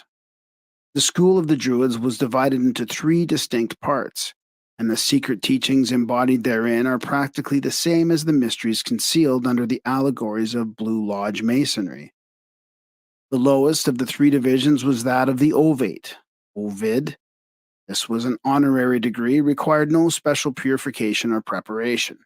The ovates dressed in green, the Druidic color of learning, and were expected to know something about medicine, astronomy, poetry if possible, and sometimes music. An ovate was an individual admitted to the Druidic order because of his general excellence and superior knowledge concerning the problems of life. The second division was that of bard, beard. Its members were robed in sky blue to represent harmony and truth, and to them was assigned the labor of memorizing, at least in part, the 20,000 verses of Druidic sacred poetry. They were often pictured with the primitive British or Irish harp, an instrument strung with human hair and having as many strings as there were ribs on one side of the human body. These bards were often chosen as teachers of candidates seeking entrance into the Druidic mysteries. Neophytes wore striped robes of blue, green, and white, these being the 3 sacred colors of the Druidic order. The third division was that of Druid, Dirwidon. Its particular labor was to minister to the religious needs of the people. To reach this dignity, the candidate must first become a bard braint. The Druids also dressed in white, symbolic of their purity and the color used by them to symbolize the sun. In order to reach the exalted position of Archdruid, or spiritual head of the organization, it was necessary for a priest to pass through the 6 successive degrees of the Druidic order. The members of the different degrees were differentiated by the color of their sashes, for all of them wore robes of white. Some writers are of the opinion that the title of Archdruid was hereditary, descending from father to son, but it is more probable that the honor was conferred by ballot election. Its recipient was chosen for his virtues and integrity from the most learned members of the higher Druidic degrees. According to James Gardner, there were usually 2 Archdruids in Britain, one residing on the Isle of Anglesea and the other on the Isle of Man. Presumably, there were others in Gaul. These dignitaries generally carried golden scepters and were crowned with wreaths of oak leaves, symbolic of their authority. The younger members of the Druidic order were clean-shaven and modestly dressed, but the more aged had long gray beards and wore magnificent golden ornaments. The educational system of the Druids in Britain was superior to that of their colleagues on the continent, and consequently many of the Gallic youths were sent to the Druidic colleges in Britain for their philosophical instruction and training. Eliphas Levi states that the Druids lived in strict abstinence, studied their natural sciences, preserved the deepest secrecy, and admitted new members only after long probationary periods. Many of the priests of the order lived in buildings not unlike the monasteries of the modern world. They were associated in groups like ascetics of the Far East. Although celibacy was not demanded of them, few married. Many of the Druids retired from the world and lived as recluses in caves, in rough stone houses, or in little shacks built in the depths of a forest. Here they prayed and meditated, emerging only to perform their religious duties. James Freeman Clarke, in his 10 Great Religions, describes the beliefs of the Druids as follows. The Druids believed in 3 worlds and in transmigration from one to the other. In a world above this in which happiness predominated, a world below of misery, and this present state. This transmigration was to punish and reward and also to purify the soul. In the present world, they said, good and evil are exactly balanced, so man has the utmost freedom and is able to choose or reject either. The Welsh triads tell us there are 3 objects of metempsychosis: to collect into the soul the properties of all being, to acquire a knowledge of all things, and to get power to conquer evil. There are also, they say, 3 kinds of knowledge: knowledge of the nature of each thing, of its cause, and its influence. There are 3 things which continually grow less: darkness, falsehood, and death. There are 3 which constantly increase: light, life, and truth. Like nearly all schools of the mysteries, the teachings of the Druids were divided into 2 distinct sections. The simpler, a moral code, was taught to all the people, while the deeper, esoteric doctrine was given only to initiated priests. To be admitted to the order, a candidate was required to be of good family and of high moral character. No important secrets were entrusted to him until he had been tempted in many ways and his strength of character severely tried. The Druids taught the people of Britain and Gaul concerning the immortality of the soul. They believed in transmigration and apparently in reincarnation. They borrowed in one life, promising to pay back in the next. They believed in a purgatorian type of hell where they would be purged of their sins, afterward passing on to the happiness of unity with the gods. The Druids taught that all men would be saved, but that some must return to earth many times to learn the lessons of human life and to overcome the inherent evil of their own natures. Before a candidate was entrusted with the secret doctrines of the Druids, he was bound with a vow of secrecy. These doctrines were imparted only in the depths of forests and in the darkness of caves. In these places, far from the haunts of men, the neophyte was instructed concerning the creation of the universe, the personalities of the gods, the laws of nature, the secrets of occult medicine, the mysteries of the celestial bodies, and the rudiments of magic and sorcery. The Druids had a great number of feast days. The new and full moon and the 6th day of the moon were sacred periods. It is believed that initiations took place only at the 2 solstices and the 2 equinoxes. At dawn on the 25th day of December, the birth of the sun god was celebrated. The secret teachings of the Druids are said by some to be tinctured with Pythagorean philosophy. The Druids had a Madonna, a Virgin Mother, with a child in her arms, who was sacred to their mysteries, and their sun god was resurrected at the time of the year corresponding to that at which modern Christians celebrate Easter. Both the cross and the serpent were sacred to the Druids, who made the former by cutting off the branches of an oak tree and fastening one of them to the main trunk in the form of the letter T. This oaken cross became symbolic of their superior deity. They also worshipped the sun, moon, and stars. The moon received their special veneration. Caesar stated that Mercury was one of the chief deities of the Gauls. The Druids are believed to have worshipped Mercury under the similitude of a stone cube. They also had great veneration for the nature spirits, fairies, gnomes, and undines, little creatures of the forest and rivers to whom many offerings were made. Describing the temples of the Druids, Charles Heckethorn, in The Secret Societies of All Ages and Countries, says, "Their temples wherein the sacred fire were preserved were generally situate on eminences and in dense groves of oak, and assumed various forms. Circular, because a circle was the emblem of the universe. Oval, in allusion to the mundane egg, from which issued, according to the traditions of many nations, the universe, or, according to others, our first parents. Serpentine, because of a serpent was a symbol of Hu, the Druidic Osiris. Cruciform, because a cross is an emblem of regeneration, or winged to represent the motion of the divine spirit.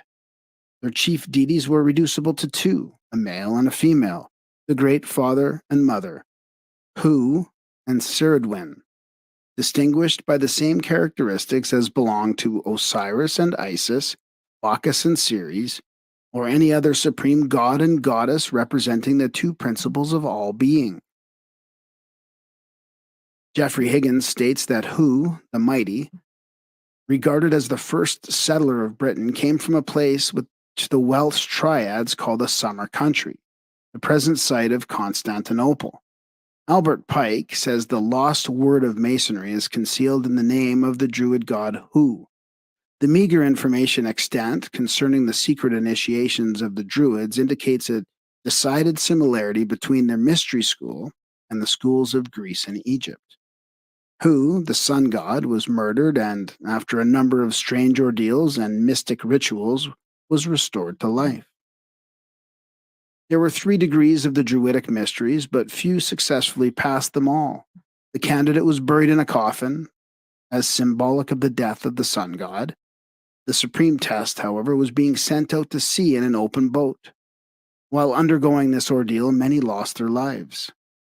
Taliesin, an ancient scholar who passed through the mysteries, described the initiation of the open boat in Faber's pagan idolatry.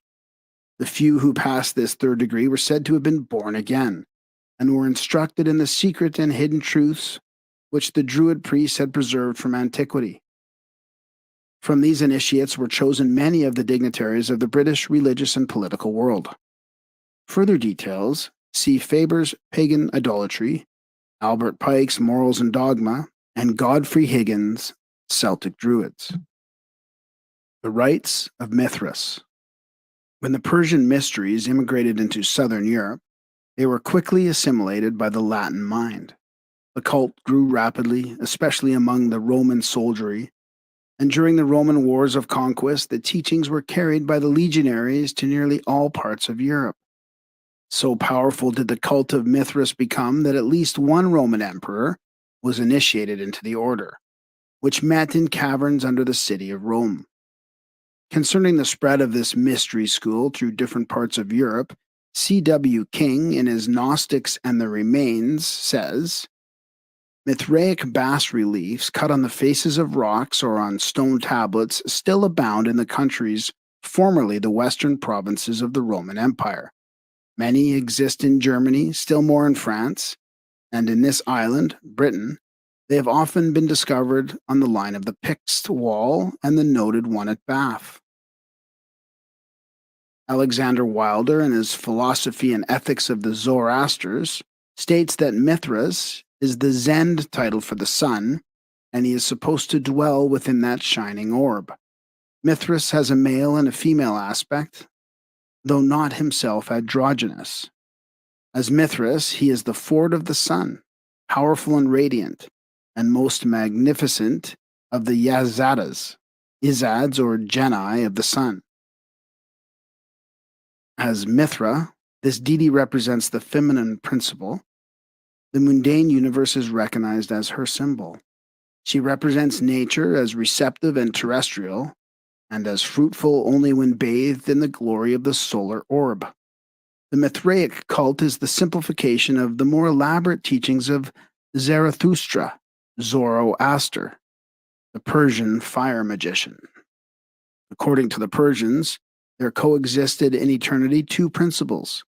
The first of these, Ahura Mazda, or Ormuzd, was the spirit of good. From Ormuzd came forth a number of hierarchies of good and beautiful spirits, angels and archangels. The second of these eternally existing principles was called Ahriman. He was also pure and beautiful spirit, but he later rebelled against Ormuzd, being jealous of his power. This did not occur, however, until after Ormuzd had created light, for previously Ahriman had not been conscious of the existence of Ormuzd. Because of his jealousy and rebellion, Ahriman became the spirit of evil. From himself, he individualized a host of destructive creatures to injure Ormuzd. When Ormuzd created the earth, Ahriman entered into its grosser elements. Whenever Ormuzd did a good deed, Ahriman placed the principle of evil within it. At last, when Ormuzd created the human race, Ahriman became incarnate to the lower nature of man, so that in each personality the spirit of good and the spirit of evil struggle for control. For 3,000 years, Ormuzd ruled the celestial worlds with light and goodness. Then he created man. For another 3,000 years, he ruled man with wisdom and integrity. Then the power of Ahriman began, and the struggle for the soul of man continues through the next period of 3,000 years. During the fourth period of 3,000 years, the power of Ahriman will be destroyed.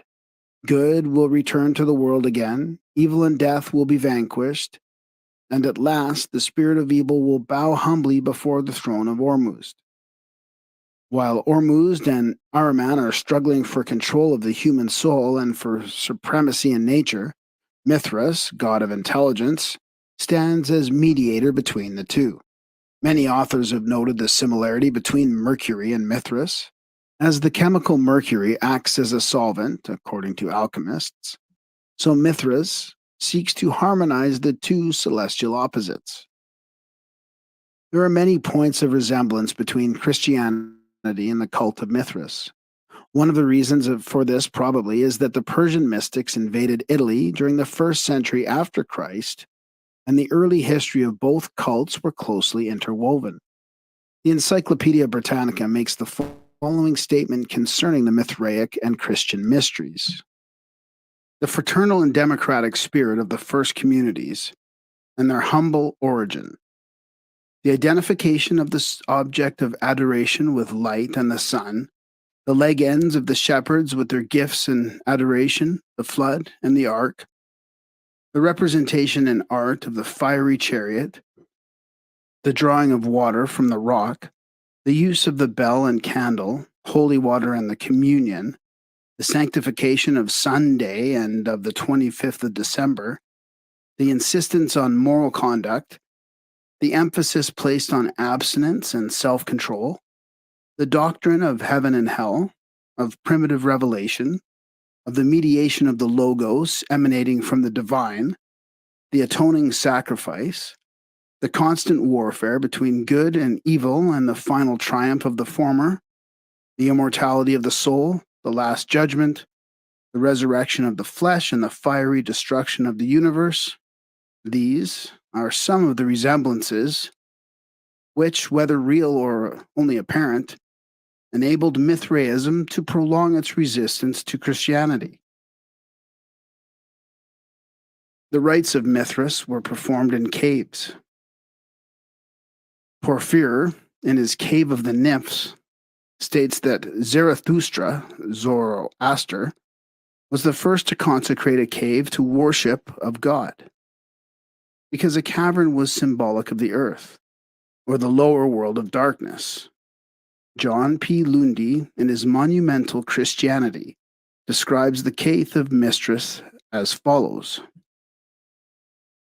But this cave was adorned with the signs of the zodiac, Cancer and Capricorn. The summer and winter solstices were chiefly conspicuous as the gates of souls descending into this life, or passing out of it in their ascent to the gods. Cancer being the gate of descent and Capricorn of ascent. These are the two avenues of the immortals passing up and down from earth. Getting this education, getting my master's, put me at a level that, of course, more respect from the community, but also to look at myself with that level of respect and to say, I deserve to be in the room. Start your comeback today at purdueglobal.edu. To heaven and from heaven to earth. The so-called Chair of St. Peter in Rome was believed to have been used in one of the pagan mysteries, possibly that of Mithras, in whose subterranean grottos the votaries of the Christian mysteries met in the early days of their faith. In Anacopolis, Gottfried Higgins writes that, in 1662, while cleaning the sacred chair of Bar Jonas, the 12 labors of Hercules were discovered upon it, and that later the French discovered upon the same chair the Mohammedan confessions of faith, written in Arabic. Initiation into the rites of Mithras, like initiation into many other ancient schools of philosophy, apparently consisted of 3 important degrees. Preparation for these degrees consisted of self-purification, the building up of the intellectual powers, and the control of animal nature. In the first degree, the candidate was given a crown upon the point of a sword, and instructed in the mysteries of Mithras's hidden power. Probably he was taught that the golden crown represented his own spiritual nature, which must be objectified and unfolded before he could truly glorify Mithras. For Mithras was his own soul, standing as mediator between Ormuzd, his spirit, and Ahriman, his animal nature. In the second degree, he was given the armor of intelligence and purity and sent into the darkness of subterranean pits to fight the beasts of lust, passion, and degeneracy. In the third degree, he was given a cape, upon which were drawn or woven the signs of the zodiac and other astronomical symbols. After his initiations were over, he was nailed as one who has risen from the dead, was instructed in the secret teachings of the Persian mystics, and became a full-fledged member of the order. Candidates who successfully passed the Mithraic initiations were called lions, and were marked upon their foreheads with the Egyptian cross. Mithras himself is often pictured with the head of a lion and 2 pairs of wings.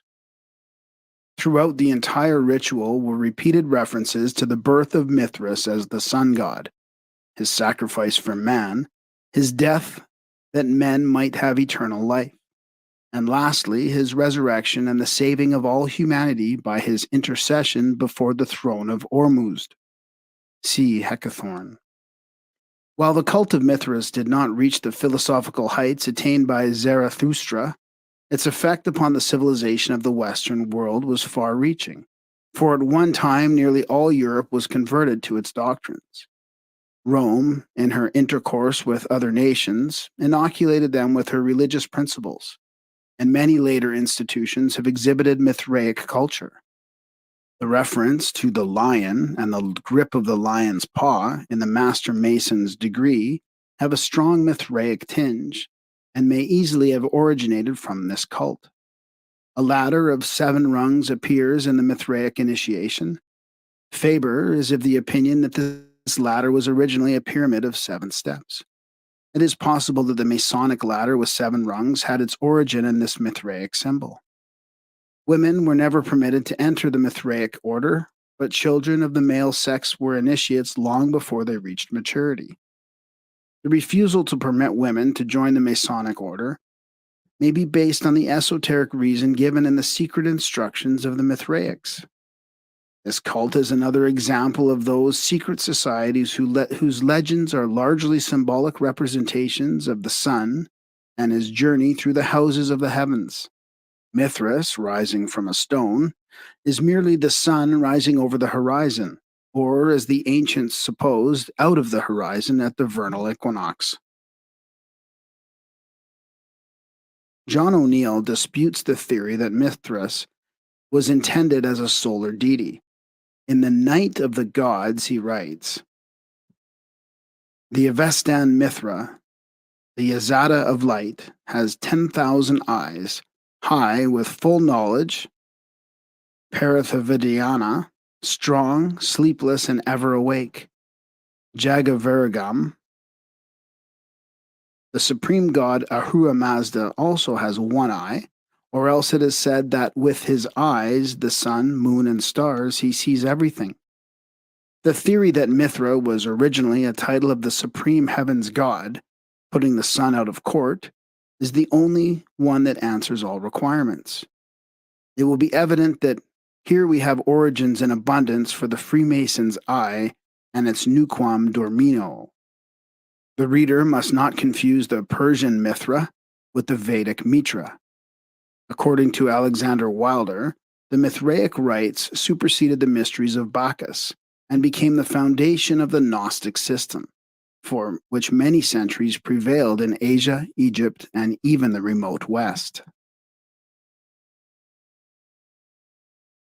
The Ancient Mysteries and Secret Societies, Part 2.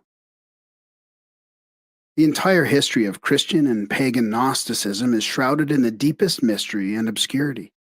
For while the Gnostics were undoubtedly prolific writers, little of their literature has survived. They brought down upon themselves the animosity of the early Christian church. And when this institution reached its position of world power, it destroyed all available records of the Gnostic cultus. The name Gnostic means wisdom or knowledge and is derived from the Greek gnosis. The members of the order claimed to be familiar with the secret doctrines of early Christianity. They interpreted the Christian mysteries according to pagan symbolism, their secret information and philosophical tenets. They concealed from the profane and taught to a small group of only especially initiated persons. Simon Magus, the magician of New Testament fame, is often supposed to have been the founder of Gnosticism. If this is true, the sect was formed during the century after Christ and is probably the first of many branches which have sprung from the main trunk of Christianity. Everything with which the enthusiasts of the early Christian church might not agree they declared to be inspired by the devil. That Simon Magus had mysterious and supernatural powers is conceded even by his enemies. But they maintain that these powers were lent to him by the infernal spirits and furies, which they asserted were his ever-present companions. Undoubtedly the most interesting legend concerning Simon is that which tells of his theosophic contest with the Apostle Peter, while the two were promulgating their differing doctrines in Rome. According to the story that the church fathers have preserved, Simon was to prove his spiritual superiority by ascending to heaven in a chariot of fire. He was actually picked up and carried many feet into the air by invisible powers.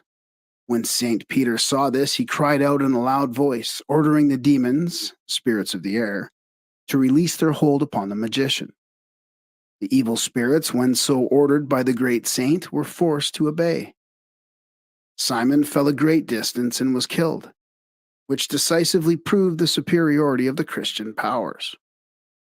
This story is undoubtedly manufactured out of whole cloth, as it is only one out of many accounts concerning his death, few of which agree. As more and more evidence is being amassed to the effect that St. Peter was never in Rome, its last possible vestige of authenticity is rapidly being dissipated. That Simon was a philosopher there is no doubt, for wherever his exact words are preserved, his synthetic and transcending thoughts are beautifully expressed. The principles of Gnosticism are well described in the following verbatim statement by him, supposed to have been preserved by Hippolytus. To you, therefore, I say what I say and write what I write. And the writing is this: of the universal aeons, periods, planes, or cycles of creative and created life in substance and space, celestial creatures, there are two shoots, without beginning or end, springing from one root, which is the power invisible, inapprehensible, silence, pathos. Of these shoots, one is manifested from above, which is the great power, the universal mind ordering all things male, and the other is manifested from below, the great thought, female, producing all things. Hence, pairing with each other, they unite and manifest the middle distance, incomprehensible air, without beginning or end. In this is the Father who sustains all things and nourishes these things which have a beginning and end. See Simon Magus by G.R.S. Mead.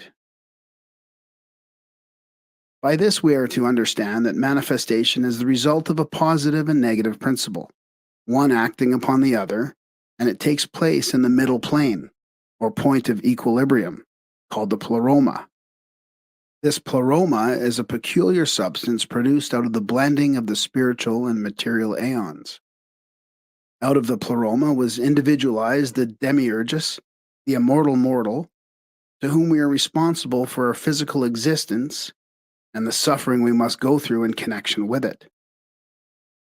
In the Gnostic system, three pairs of opposites, called syzygies, emanated from the Eternal One. These, with himself, make the total of 7. The 6 aeons, 3 pairs, living, divine principles, were described by Simon in the Philosophumena in the following manner. The first 2 were mind, nous, and thought, epinoia. Then came voice, phone, and its opposite, name, omina. And lastly, reason, logismos, and reflection, enthumesis. From these primordial 6, united with eternal flame, came forth the aeons, angels, who formed the lower worlds through the direction of the demiurgus. See the works of H.P. Blavatsky. How this first Gnosticism of Simon Magus and Menander, his disciple, was amplified and frequently distorted by later adherents to the cult must now be considered. The school of Gnosticism was divided into 2 major parts, commonly called the Syrian cult and the Alexandrian cult. These schools agreed in essentials, but the latter division was more inclined to be pantheistic, while the former was dualistic. While the Syrian cult was largely Simonian, the Alexandrian school was the outgrowth of the philosophic deductions of a clever Egyptian Christian, Basilides by name, who claimed to have received his instructions from the Apostle Matthew. Like Simon Magus, he was an emanationist with Neoplatonic inclinations. In fact, the entire Gnostic mystery is based upon the hypothesis of emanations as being the logical connection between the irreconcilable opposites, absolute spirit and absolute substance, which the Gnostics believe to have been coexistent in eternity. Some assert that Basilides was the true founder of Gnosticism, but there is much evidence to the effect that Simon Magus laid down his fundamental principles in the preceding century. The Alexandrian Basilides inculcated Egyptian Hermeticism, Oriental occultism, Chaldean astrology, and Persian philosophy in his followers, and in his doctrines sought to unite schools of early Christianity with the ancient pagan mysteries. To him is attributed the formulation of that peculiar concept of the deity which carries the name of Abraxas. In discussing the original meaning of this word, Godfrey Higgins, in his Celtic Druids, has demonstrated that the numerological powers of the letters forming the word Abraxas, when added together, result in the sum of 365. The same author also notes that the name Mithras, when treated in a similar manner, has the same numerical value. Basilides caught that the powers of the universe were divided into 365 aeons, or spiritual cycles, and that the sum of all these together was the Supreme Father, and to him he gave the Kabbalistic appellation Abraxas, as being symbolical, numerologically, of his divine powers, attributes, and emanations. Abraxas is usually symbolized as a composite creature with the body of a human being and the head of a rooster, and with each of his legs ending in a serpent. C.W. King, in his Gnostics and Their Remains, gives the following concise description of the Gnostic philosophy of Basilides, quoting from the writings of the early Christian bishop and martyr Saint Irenaeus. He asserted that God, the uncreated, eternal Father, had first brought forth nous, or mind, this the logos, word, this again phronesis, intelligence. From phronesis sprung Sophia, wisdom, and dynamis, strength. In describing Abraxas, C.W. King says, Bellarmine considers the composite image, inscribed with the actual name Abraxas, to be a Gnostic pantheos, representing the Supreme Being with the 5 emanations marked out by appropriate symbols. From the human body, the usual form assigned to the deity, spring the 2 supporters, nous and logos, expressed in the serpents, symbols of the inner senses, and the quickening understanding, on which account the Greeks had made the serpent the attribute of Pallas. His head, that of a cock, represents phronesis, that bird being the emblem of foresight and vigilance. His 2 arms hold the symbols of Sophia and Dynamis, the shield of wisdom and the whip of power. The Gnostics were divided in their opinions concerning the Demiurgus, or creator of the lower worlds. He established the terrestrial universe with the aid of 6 suns, or emanations, possibly the planetary angels, which he formed out of and yet within himself. As stated before, the Demiurgus was individualized as the lowest creation out of the substance called pleroma.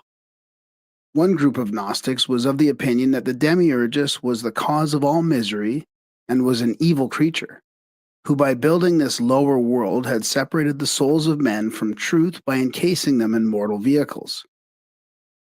The other sect viewed the Demiurgus as being divinely inspired and merely fulfilling the dictates of the invisible Lord. Some Gnostics were of the opinion that the Jewish god Jehovah was the Demiurgus. This concept, under a slightly different name, apparently influenced medieval Rosicrucianism, which viewed Jehovah as the Lord of the material universe rather than as the supreme deity. Mythology abounds with the stories of gods who partook of both celestial and terrestrial natures. Odin of Scandinavia is a good example of a deity subject to mortality, bowing before the laws of nature and yet being, in certain sense at least, a supreme deity. The Gnostic viewpoint concerning the Christ is well worthy of consideration. This order claimed to be the only sect to have actual pictures of the divine Syrian. While these were, in all probability, idealistic conceptions of the Savior based upon existing sculptures and paintings of the pagan sun gods, they were all Christianity had. To the Gnostics, the Christ was the personification of nous, the divine mind, and emanated from the higher spiritual aeons. He descended into the body of Jesus at the baptism and left it again before the crucifixion. The Gnostics declared that the Christ was not crucified, as this divine nous could not suffer death, but that Simon the Cyrenian offered his life instead, and that the nous, by means of its power, caused Simon to resemble Jesus. Irenaeus makes the following statement concerning the cosmic sacrifice of the Christ.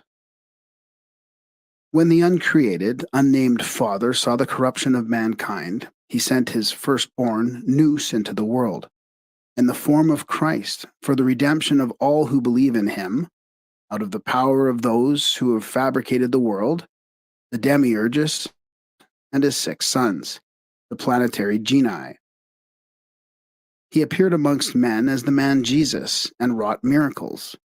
See Kings, Gnostics, and their remains.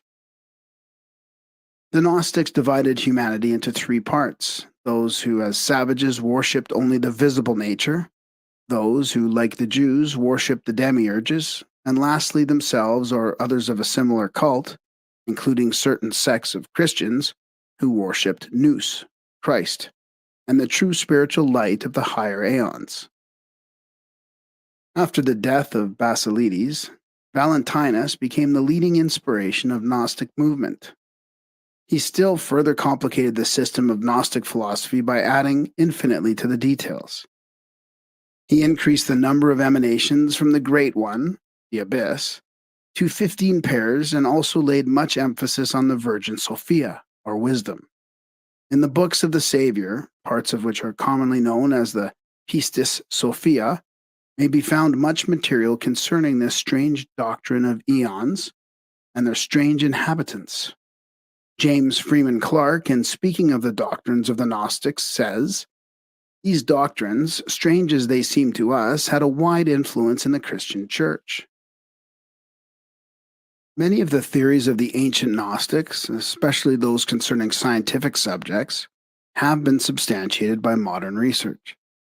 Several sects branched off from the main stem of Gnosticism, such as the Valentinians, the Ophites, serpent worshippers, and the Adamites.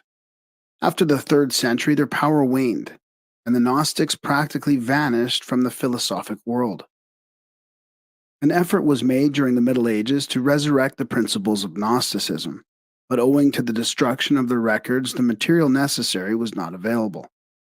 Even today, there are evidences of Gnostic philosophy in the modern world, but they bear other names and their true origin is not suspected.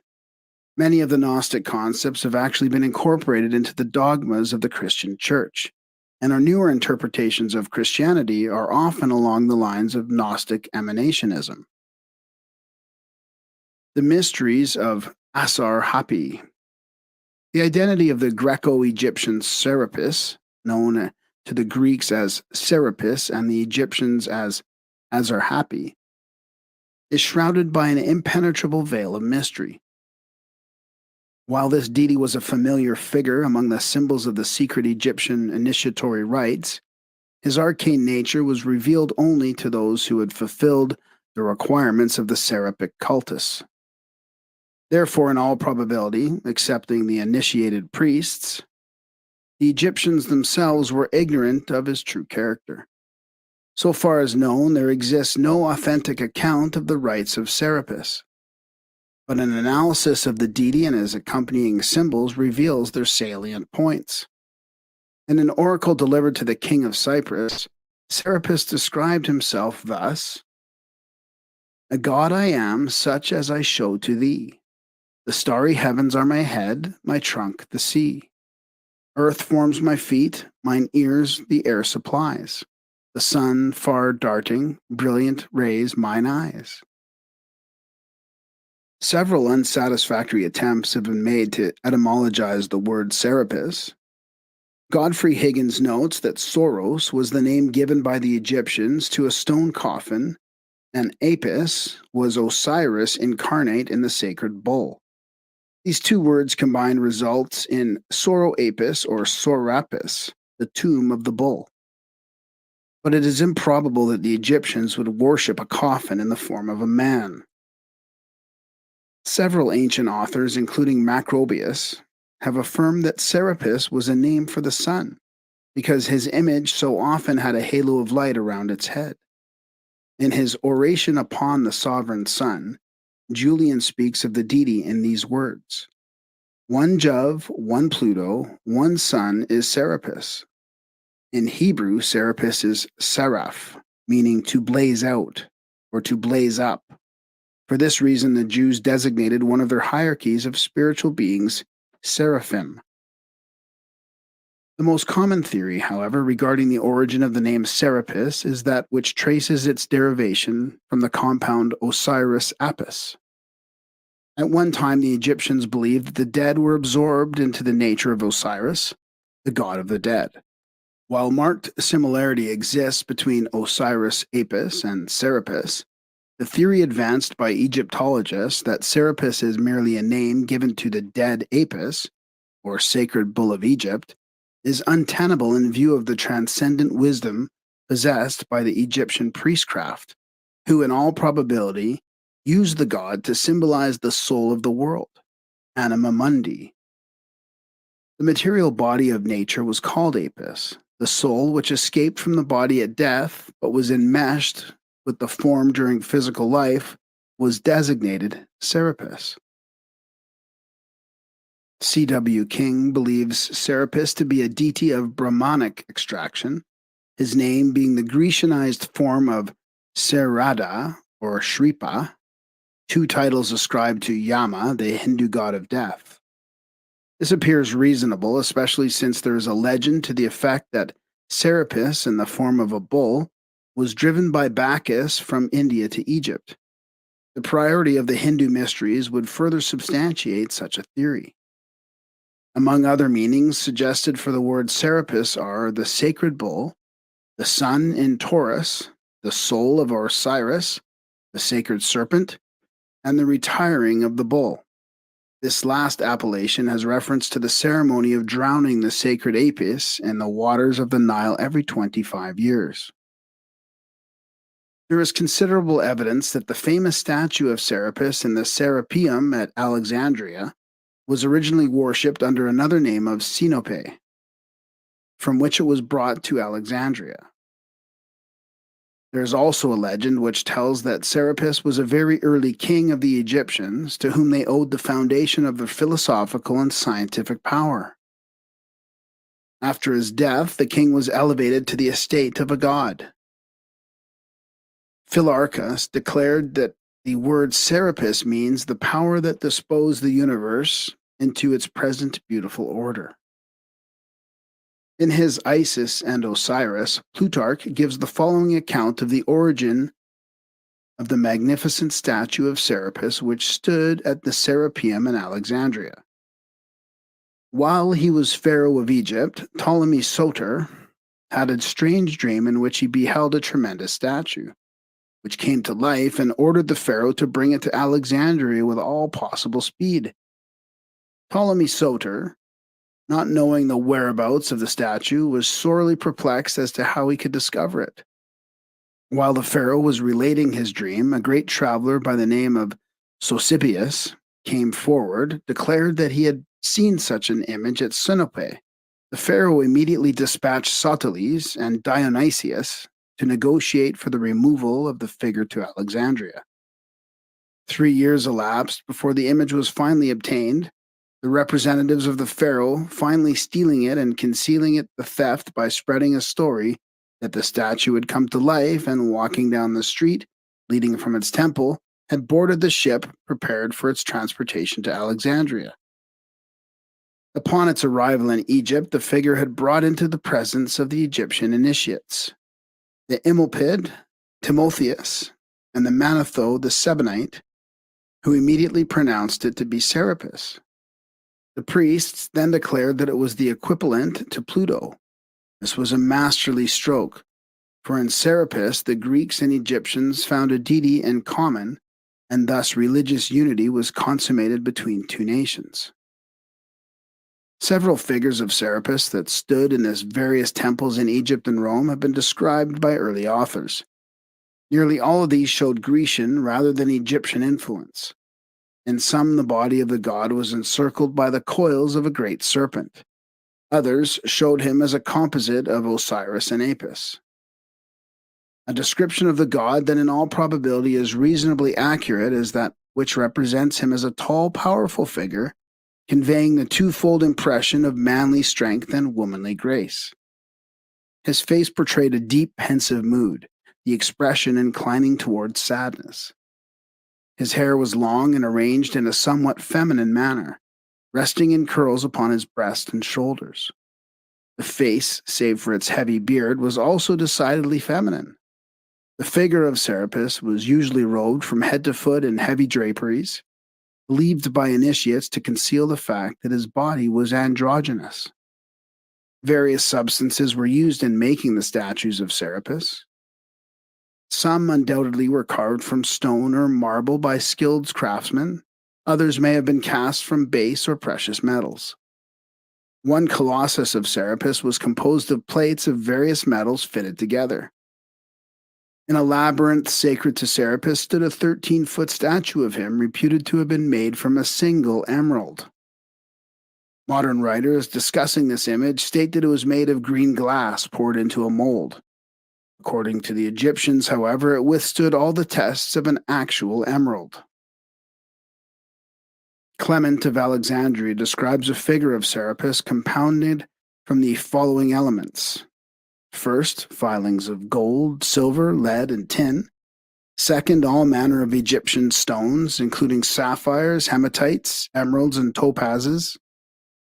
All these being ground down and mixed together with the coloring matter left from the funeral of Osiris and Apis. The result was a rare and curious figure, indigo in color, and some of the statues of Serapis must have been formed of extremely hard substances, for when a Christian soldier carrying out the edict of Theodosius struck the Alexandrian Serapis with his axe, that instrument was shattered into fragments and sparks flew from it.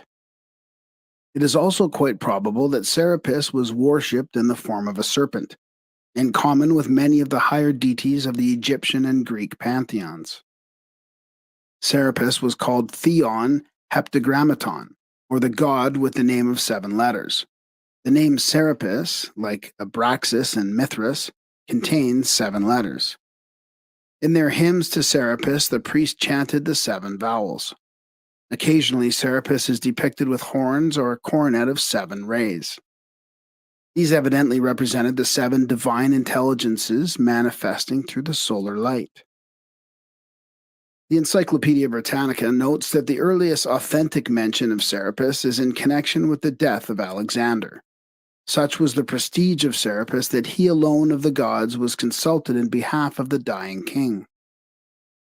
The Egyptian secret school of philosophy was divided into the lesser and the greater mysteries, the former being sacred to Isis and the latter to Serapis and Osiris. Wilkinson is of the opinion that only the priests were permitted to enter the greater mysteries. Even the heir to the throne was not eligible until he had been crowned pharaoh, when by virtue of his kingly office, he automatically became a priest and the temporal head of the state religion. See Wilkinson's Manners and Customs of the Egyptians. A limited number were admitted into the greater mysteries. These preserved their secrets inviolate. Much of the information concerning the rituals of the higher degrees of the Egyptian mysteries has been gleaned from an examination of the chambers and passageways in which the initiations were given. Under the temple of Serapis, destroyed by Theodosius, were found strange mechanical contrivances constructed by the priests in the subterranean crypts and caverns where the nocturnal initiatory rites were celebrated. These machines indicate the severe tests of moral and physical courage undergone by the candidates. After passing through these torturous ways, the neophytes who survived the ordeals were ushered into the presence of Serapis, a noble and awe-inspiring figure illumined by unseen lights. Labyrinths were also a striking feature in connection with the Rice of Serapis, and E.A. Wallace Budge, in his Gods of the Egyptians, depicts Serapis, minotaur-like, with the body of a man and the head of a bull. Labyrinths were symbolic of the involvements and illusions of the lower world, through which wanders the soul of man in its search for truth. In the labyrinth dwells the lower animal man with the head of a bull, who seeks to destroy the soul entangled in the maze of worldly ignorance.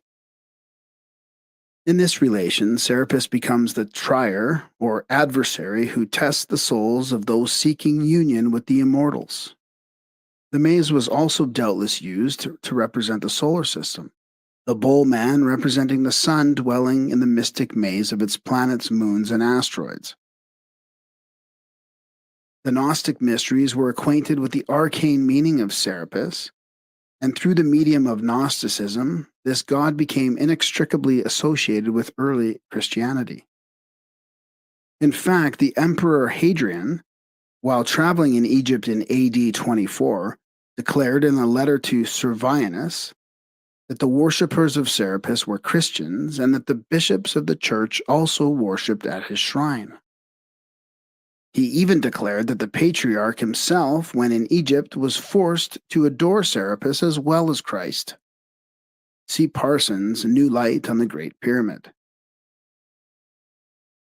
The little suspected importance of Serapis as a prototype of Christ can be best appreciated after a consideration of the following extract from C.W. King's Gnostics and Their Remains. There can be no doubt that the head of Serapis, marked as the face is by a grave and pensive majesty, supplied the first idea for the conventional portraits of the Savior. The Jewish prejudices of the first converts were so powerful that we may be sure no attempt was made to depict his countenance until some generations after all that had beheld it on earth had passed away. Serapis gradually usurped the positions previously occupied by the other Egyptian and Greek gods, and became the supreme deity of both religions. His power continued until the 4th century of the Christian era.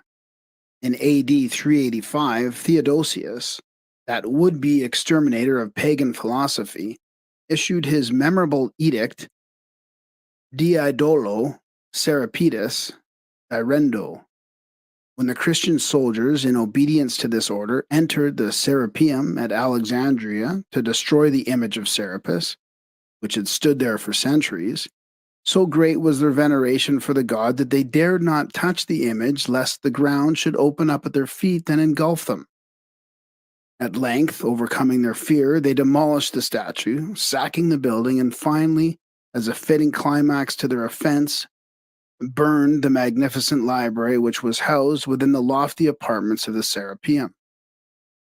Several writers have recorded the remarkable fact that Christian symbols were found in the ruined foundations of this pagan temple. Socrates, a church historian of the 5th century, declared that after the pious Christians had razed the Serapeum at Alexandria and scattered the demons who dwelt there under the guise of gods, beneath the foundations was found the monogram of Christ. Two quotations will further establish the relationship existing between the mysteries of Serapis and those of other ancient peoples. The first is from Richard Payne Knight's Symbolic Language of Ancient Art and Mythology. Hence Varro says that colum and terra, that is, universal mind and productive body in Latin, were the great gods of the Samothracian mysteries, and the same as the Serapis and Isis of the latter Egyptians, the Tautos and Astarte of the Phoenicians, and the Saturn and Ops of the Elatins. The second quotation is from Albert Pike's Morals and Dogma. Says Martinius Capella in his Hymn to the Sun, dwellers on the Nile adore as Serapis, and Memphis worships as Osiris. In the sacred rites of Persia, thou art Mithras. In Phrygia, Attis, and Libya bows down to thee as Ammon, and Phoenician, Byblos as Adonis. Thus the whole world adores thee under different names. The date of the founding of the Odinic mysteries is uncertain, some writers declaring that they were established in the 1st century before Christ, others the 1st century after Christ. Robert McCoy, 33rd degree, gives the following description of their origin. It appears from the Northern Chronicles that in the 1st century of the Christian era, Sigi, the chief of the Azar, in the Asiatic tribe, emigrated from the Caspian Sea and the Caucasus into northern Europe. He directed his course northwesterly from the Black Sea to Russia, over which, according to tradition, he placed one of his sons as a ruler, as he is said to have done over the Saxons and the Franks. He then advanced through Cimbria to Denmark, which acknowledged his 5th son, Skjold, as its sovereign, and passed over to Sweden, where Gilf, who did homage to the wonderful stranger and was initiated into his mysteries, then ruled. He soon made himself master here, built Sigtuna as the capital of his empire, and promulgated a new code of laws and established the sacred mysteries. He himself assumed the name of Odin, founded the priesthood of the 12 Drodars, Druids, who conducted the secret worship and the administration of justice, and as prophets revealed the future. The secret rites of these mysteries celebrated the death of Balder, the beautiful and lovely, and represented the grief of gods and men at his death, and his restoration to life. General history of Freemasonry. After his death, the historical Odin was apotheosized, his identity being merged into that of mythological Odin, god of wisdom, whose cult he had promulgated. Odinism then supplanted the worship of Thor, the Thunderer, the supreme deity of the ancient Scandinavian pantheon. The mound where, according to legend, King Odin was buried is still to be seen near the site of his great temple at Uppsala. The 12 Drodars, who presided over the Odinic mysteries, evidently personified the 12 holy and ineffable names of Odin. The rituals of the Odinic mysteries were very similar to those of the Greeks, Persians, and Brahmins, after which they were patterned. The Drotars, who symbolized the signs of the zodiac, were the custodians of the arts and sciences, which they revealed to those who passed successfully the ordeals of initiation. Like many other pagan cults, the Odinic mysteries as an institution were destroyed by Christianity, but the underlying cause of their fall was the corruption of the priesthood. Mythology is nearly always the ritual and the symbolism of a mystery school. Briefly stated, the sacred drama which formed the basis of the Odinic mysteries was as follows. The supreme, invisible creator of all things was called All-Father. His regent in nature was Odin, the one-eyed god. Like Quetzalcoatl, Odin was elevated to the dignity of the supreme deity. According to the Drodars, the universe was fashioned from the body of Ymir, the hoarfrost giant. Ymir was formed from the clouds of mist that rose from Ginnungagap, the great cleft in chaos into which the primordial frost giants and flame giants had hurled snow and fire. The three gods, Odin, Vili, and Ve, slew Ymir, and from him formed the world. From Ymir's various members, the different parts of nature were fashioned. After Odin had established order, he caused a wonderful palace called Asgard to be built on the top of a mountain. And here the 12 Aesir, gods, dwelt together, far above the limitations of mortal men. On this mountain also was Valhalla, the place of the slain, where those who had heroically died fought and feasted day after day. Each night their wounds were healed, and the boar whose flesh they ate renewed itself as rapidly as it was consumed. Balder the Beautiful, the Scandinavian Christ, was the beloved son of Odin. Balder was not warlike. His kindly and beautiful spirit brought peace and joy to the hearts of the gods, and they all loved him save one. As Jesus had a Judas among his 12 disciples, so one of the 12 gods was false, Loki, the personification of evil. Loki caused Hotur, the blind god of fate, to shoot Balder with a mistletoe arrow. With the death of Balder, light and joy vanished from the lives of the other deities. Heartbroken, the gods gathered to find a method whereby they could resurrect this spirit of eternal life and youth. The result was the establishment of the mysteries. The Odinic mysteries were given in underground crypts or caves, the chambers, 9 in number, representing the 9 worlds of the mysteries. The candidate seeking admission was assigned to the task of raising Balder from the dead. Although he did not realize it, he himself played the part of Balder. He called himself a wanderer. The caverns through which he passed were symbolic of the worlds and spheres of nature. The priests who initiated him were emblematic of the sun, the moon, and the stars. The three supreme initiators, the sublime, the equal to the sublime, and the highest, were analogous to the worshipful master and the junior and senior wardens of a Masonic lodge. After wandering for hours through the intricate passageways, the candidate was ushered into the presence of a statue of Balder the Beautiful, the prototype of all initiates into the mysteries. This figure stood in the center of a great apartment roofed with shields. In the midst of the chamber stood a plant with 7 blossoms, emblematic of the planers.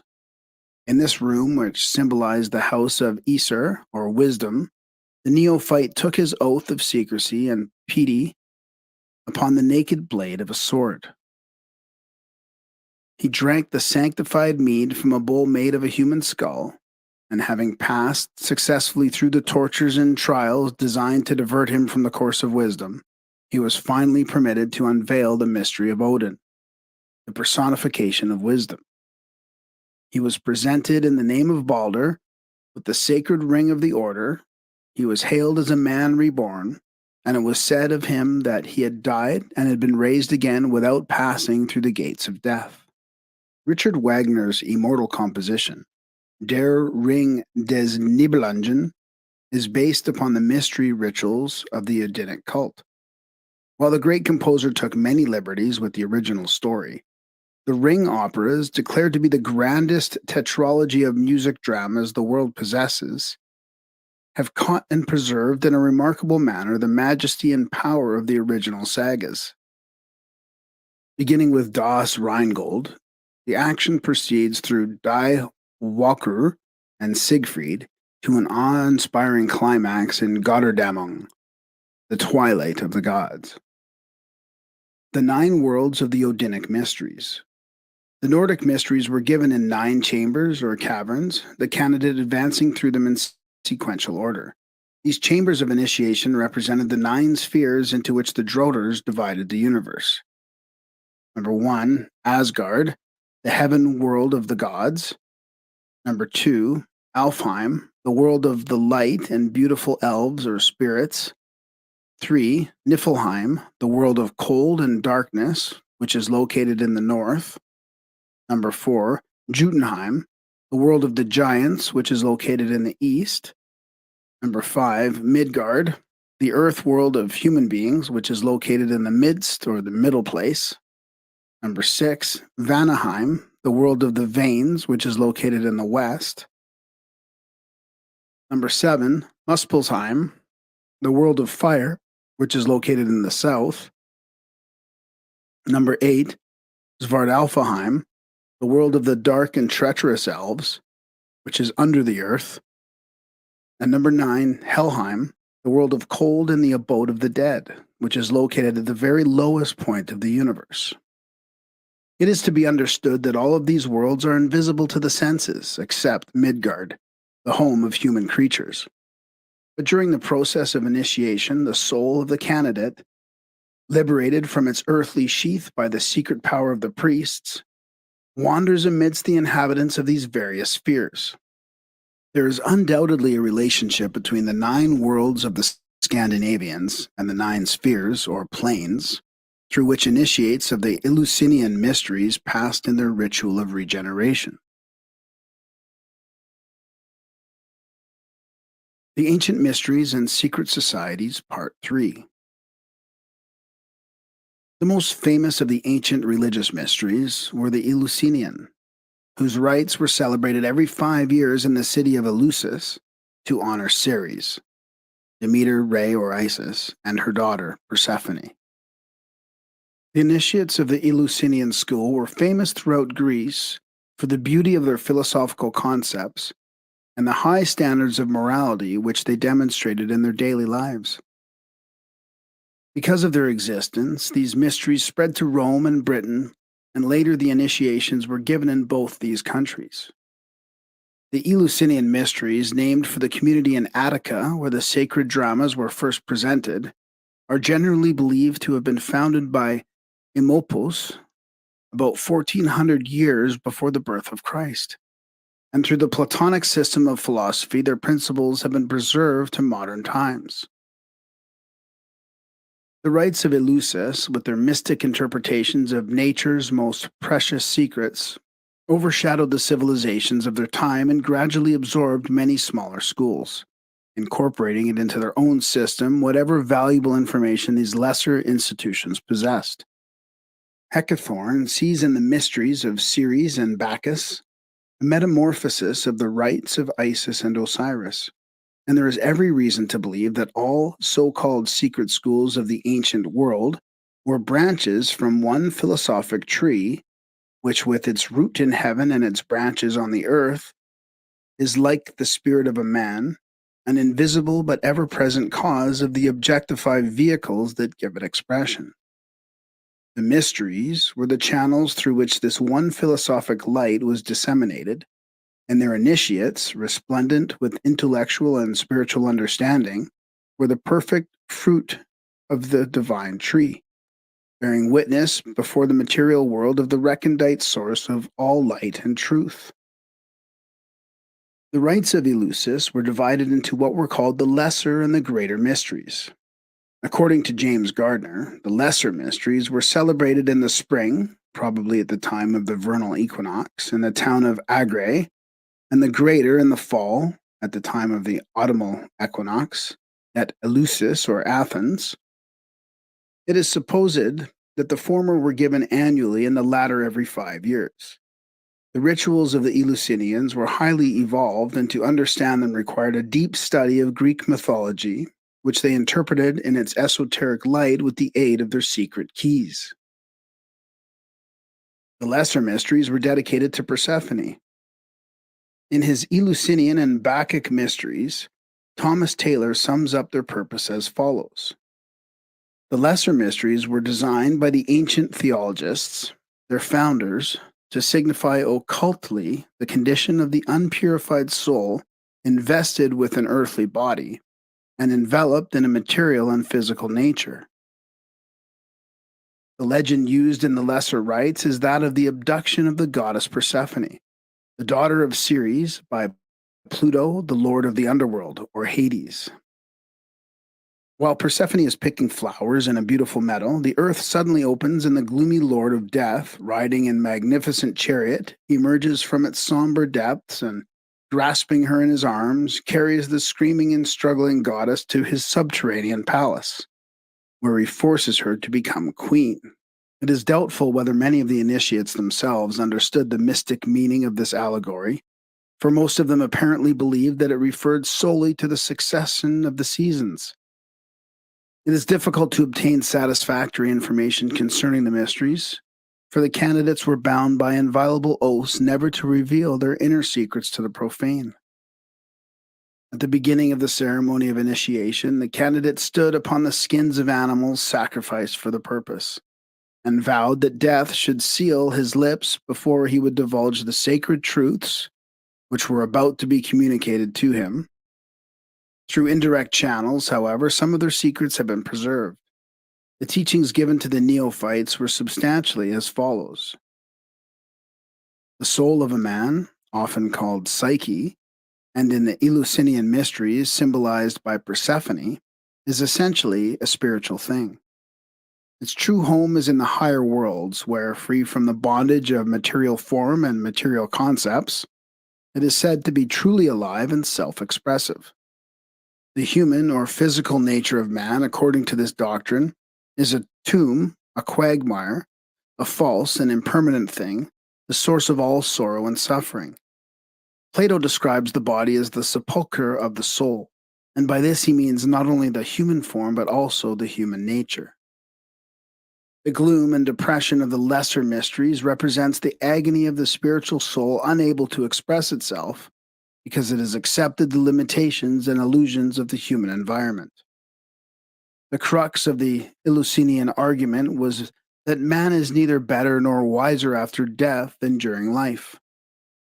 If he does not rise above ignorance during his sojourn here, man goes at death into eternity to wander about forever, making the same mistakes which he made here. If he does not outgrow the desire for material possessions here, he will carry it with him into the invisible world, where, because he can never gratify the desire, he will continue in endless agony. Dante's Inferno is symbolically descriptive of the sufferings of those who never freed their spiritual natures from the cravings, habits, viewpoints, and limitations of their plutonic personalities.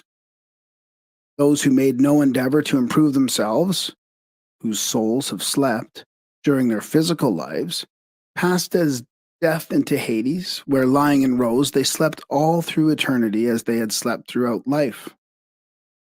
To the Eleusinian philosophers, birth into the physical world was death in the fullest sense of the word, and the only true birth was that of the spiritual soul of man rising out of the womb of his own fleshly nature. The soul is dead that slumbers, says Longfellow, and in this he strikes the keynote of the Eleusinian mysteries. Just as Narcissus, gazing at himself in the water, the ancient used this mobile element to symbolize the transitory, illusionary material universe, lost his life trying to embrace a reflection, so man, gazing into the mirror of nature and accepting as his real self the selfless clay that he sees reflected, loses the opportunity afforded by physical life to unfold his immortal, invisible self. An ancient initiate once said that the living are ruled by the dead. Only those conversant with the Eleusinian concept of life can understand that statement. It means that the majority of the people are not ruled by their living spirits, but by their senseless, hence dead, animal personalities. Transmigration and reincarnation were taught in these mysteries, but in somewhat unusual manner. It was believed that at midnight the invisible worlds were closest to the terrestrial sphere, and that the souls coming into material existence slipped in during the midnight hour. For this reason, many of the Eleusinian ceremonies were performed at midnight. Some of those sleeping spirits who had failed to awaken their higher natures during the earth life, and who now floated around in the invisible worlds, surrounded by a darkness of their own making, occasionally slipped through at this hour and assumed the forms of various creatures. The mystics of Eleusis also laid stress upon the evil of suicide, explaining that there was a profound mystery concerning the crime of which they could not speak, but warning their disciples that a great sorrow comes to all who take their own lives. This, in substance, constitutes the esoteric doctrine given to the initiates of the lesser mysteries. As the degree dealt largely with the mysteries of those who failed to make the best use of their philosophic opportunities, the chambers of initiation were subterranean and the horrors of Hades were vividly depicted in a complicated ritualistic drama. After passing successfully through the torturous passageways, with their trials and dangers, the candidate received the honorary title of Maestes. This meant one who saw through a veil or had a clouded vision. It also signified that the candidate who had been brought up to the veil, which would be torn away in the higher degree. The modern word mystic, as referring to a seeker after truth, according to the dictates of the heart along the path of faith, is probably derived from this ancient word, for faith is belief in the reality of things unseen or veiled. The greater mysteries, into which the candidate was admitted only after he successfully passed through the ordeals of the lesser, and not always then, were sacred to Ceres, the mother of Persephone, and represented her as wandering through the world in quest of her abducted daughter. Ceres carried 2 torches, intuition and reason, to aid her in the search for her lost child, the soul. At last, she found Persephone not too far from Eleusis, and out of gratitude taught the people there to cultivate corn, which is also sacred to her. She also founded the mysteries. Ceres appeared before Pluto, god of the souls of the dead, and pleaded with him to allow Persephone to return home. This the god at first refused to do, because Persephone had eaten all the pomegranate, the fruit of mortality. At last, however, he compromised and agreed to permit Persephone to live in the upper world half of the year if she would stay with him in the darkness of Hades for the remaining half. The Greeks believed that Persephone was a manifestation of the solar energy, which in the winter months lived under the earth with Pluto, but in the summer returned again with the goddess of productiveness. There is a legend that the flowers loved Persephone and that every year when she left for the dark realms of Pluto, the plants and shrubs would die of grief. While the profane and uninitiated had their own opinions on these subjects, the truths of the Greek allegories remained safely concealed by the priests, who alone recognized the sublimity of these great philosophic and religious parables. Thomas Taylor epitomizes the doctrines of the greater mysteries in the following statement. The greater mysteries, obscurely intimated by mystic and splendid visions, the felicity of the soul both here and hereafter when purified from the defilement of a material nature and constantly elevated to the realities of intellectual, spiritual vision. Just as the lesser mysteries discuss the prenatal epoch of man when the consciousness in its 9 days, embryologically months, was descending into the realm of illusion and assuming the veil of unreality, so the greater mysteries discuss the principles of spiritual regeneration and revealed to initiates not only the simplest, but also the most direct and complete method of liberating their higher natures from the bondage of material ignorance. Like Prometheus chained to the top of Mount Caucasus, man's higher nature is chained to his inadequate personality. The 9 days of initiation were also symbolic of the 9 spheres through which the human soul descends during the process of assuming a terrestrial form. The secret exercises for spiritual unfoldment given to the disciples of the higher degrees are unknown. There is every reason to believe that they were similar to the Brahmanic mysteries, since it is known that the Eleusinian ceremonies were closed with the Sanskrit words Kants, Pax. That part of the allegory referring to the 2 6-month periods during one of which Persephone must remain with Pluto, while during the other she may visit the upper world, offers material for deep consideration. It is probable that the Eleusinians realized that the soul left the body during sleep, or at least was made capable of leaving by the special training which undoubtedly they were in a position to give.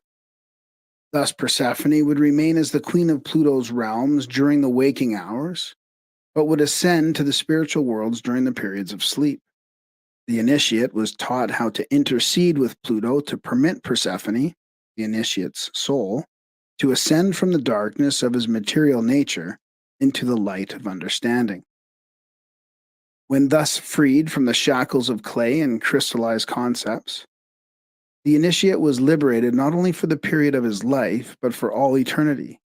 For never thereafter was he divested of these soul qualities after which death were his vehicles for manifestation and expression in the so-called heaven world. In contrast to the idea of Hades as a state of darkness below, the gods were said to inhabit the tops of mountains, a well-known example being Mount Olympus, where the 12 deities of the Greek pantheon were said to dwell together. In his initiatory wanderings, the neophyte therefore entered chambers of ever-increasing brilliancy to portray the ascent of the spirit from the lower worlds into the realms of bliss. As the climax to such wanderings, he had entered a great vaulted room, in the center of which stood a brilliantly illuminated statue of the goddess Ceres. Here, in the presence of the Hierophant and surrounded by priests in magnificent robes, he was instructed in the highest of the secret mysteries of the Eleusis.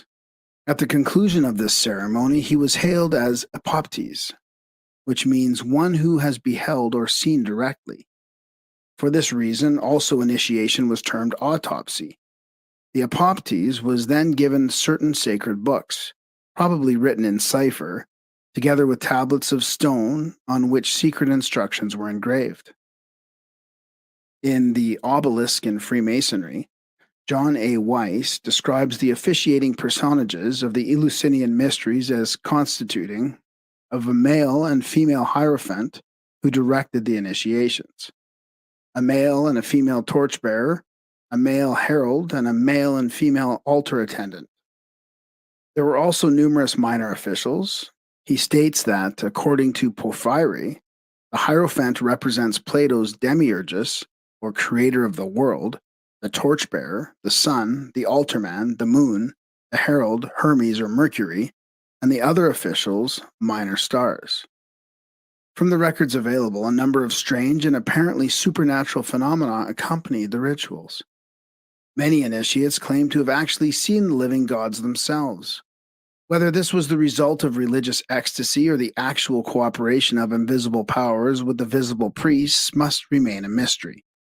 In the Metamorphosis, or Golden Ass, Apuleius thus describes what in all probability is his initiation. They say if it's too good to be true, it must be. But at WGU, you can get your degree with the same accreditations as the large universities. See why over 95% of employers say they would hire another WGU grad. And learn more at wgu.edu. Initiation into the Eleusinian mysteries. I approached to the confines of death, and having trod on the threshold of Persephone, I returned from it, being carried through all the elements. At midnight I saw the sun shining with a splendid light, and I manifestly drew near to the gods beneath and the gods above, and proximately adored them.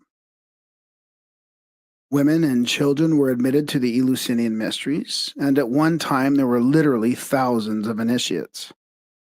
Because this vast host was not prepared for the highest spiritual and mystical doctrines, a division necessarily took place within the society itself.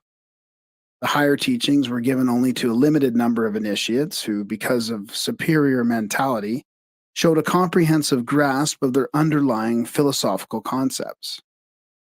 Socrates refused to be initiated into the Eleusinian mysteries. For knowing its principles without being a member of the order, he realized that membership would seal his tongue.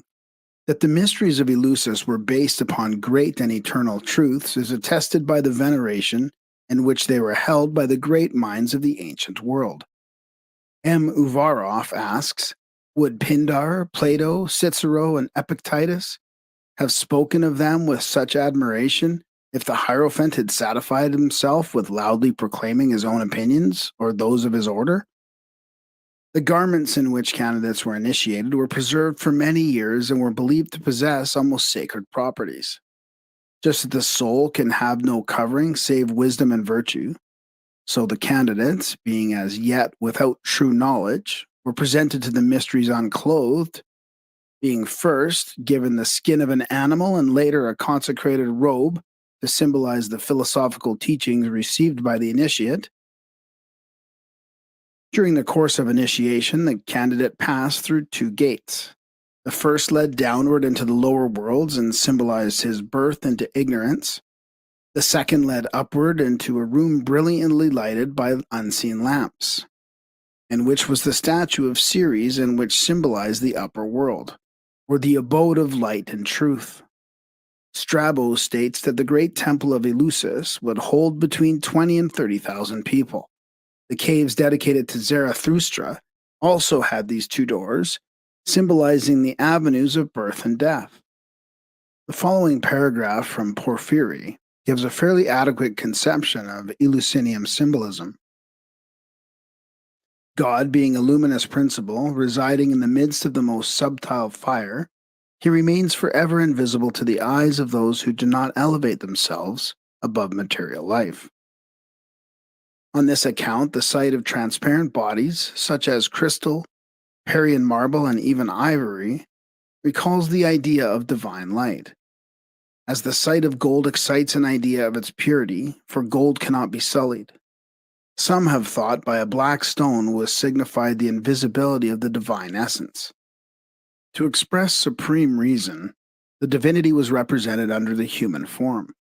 And beautiful, for God is the source of beauty, of different ages and in various attitudes, sitting or upright, of one or the other sex, as a virgin or a young man, a husband or a bride, that all the shades and gradations might be marked.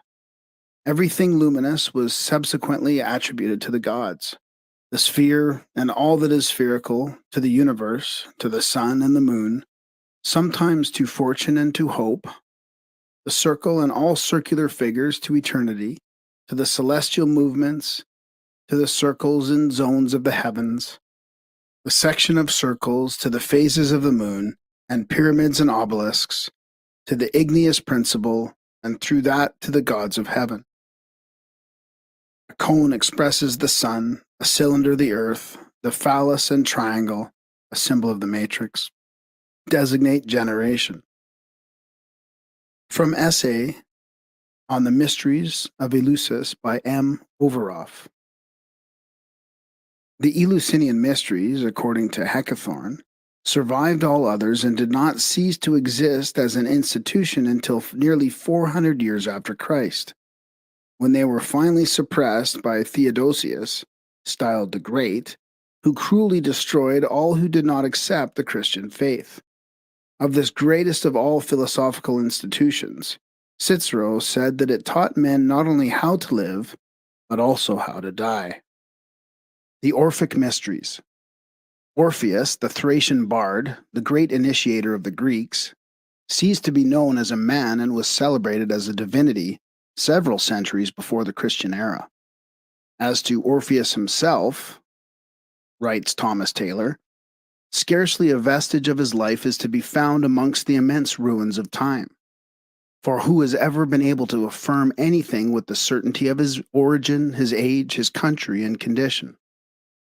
This alone may be depended on, from general assent, that there formerly lived a person named Orpheus, who was the founder of theology among the Greeks, the institutor of their lives and morals, the first of prophets, and the prince of poets, himself the offspring of a muse, who taught the Greeks their sacred rites and mysteries, and from whose wisdom, as from a perennial and abundant fountain, the divine muse of Homer and the sublime theology of Pythagoras and Plato flowed.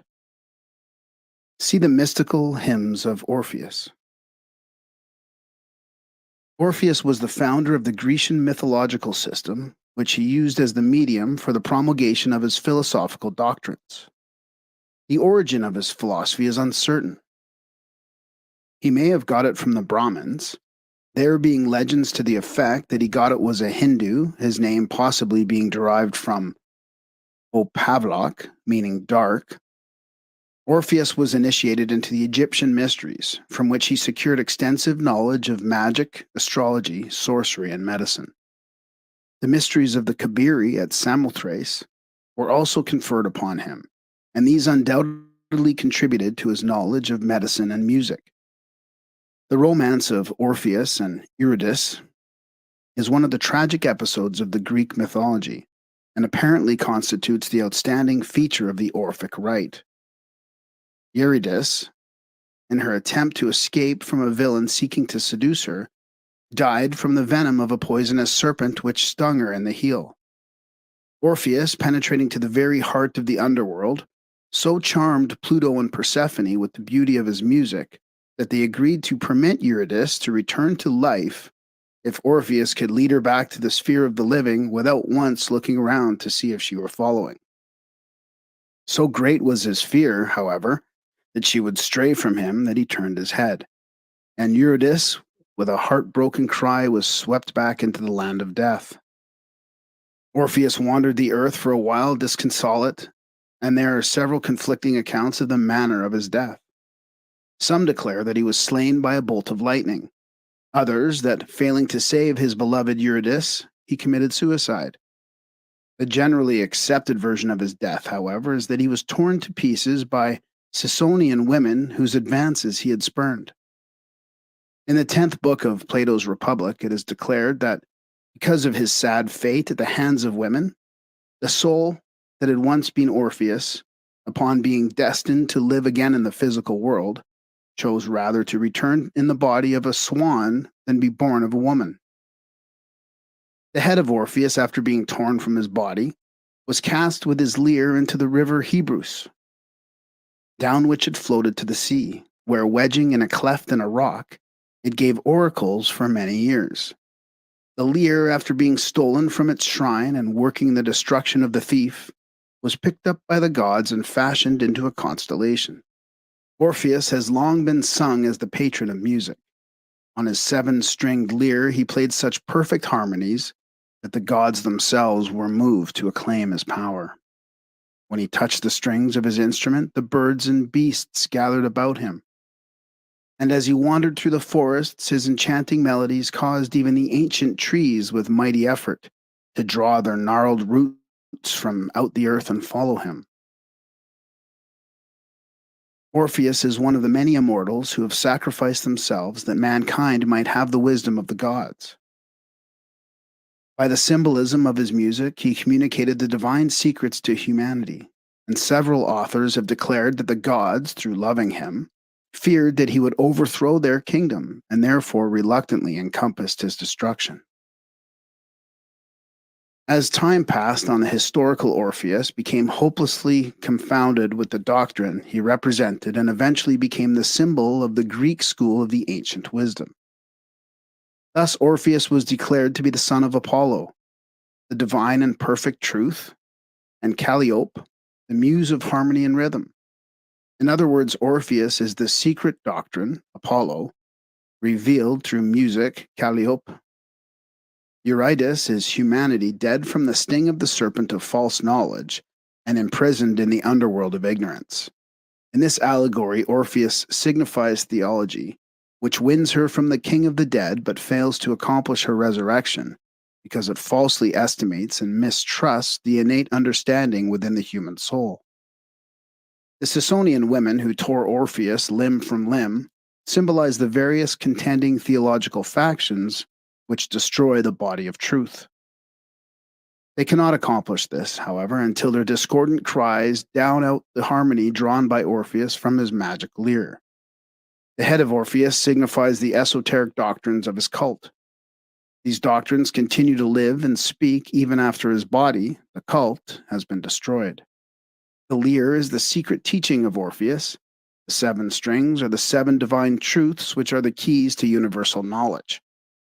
The differing accounts of his death represent the various means used to destroy the secret teachings.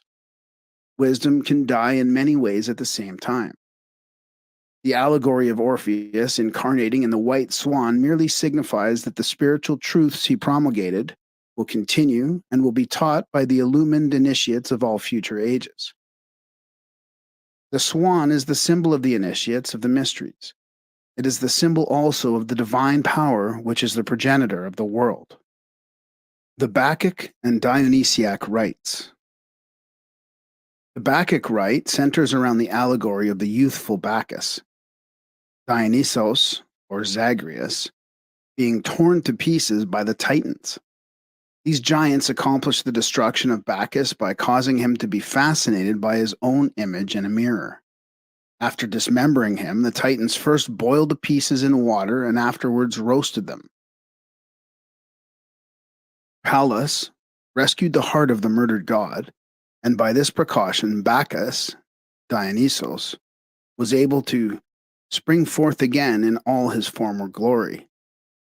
Jupiter, the demiurgus, beholding the crime of the Titans, hurled his thunderbolts and slew them, burning their bodies to ashes with heavenly fire. Out of the ashes of the Titans, which also contained a portion of the flesh of Bacchus, whose body they had partly devoured, the human race was created.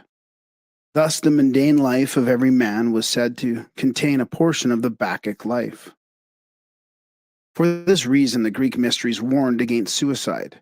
He who attempts to destroy himself raises his hand against the nature of Bacchus within him, since man's body is indirectly the tomb of this god, and consequently must be preserved with the greatest care.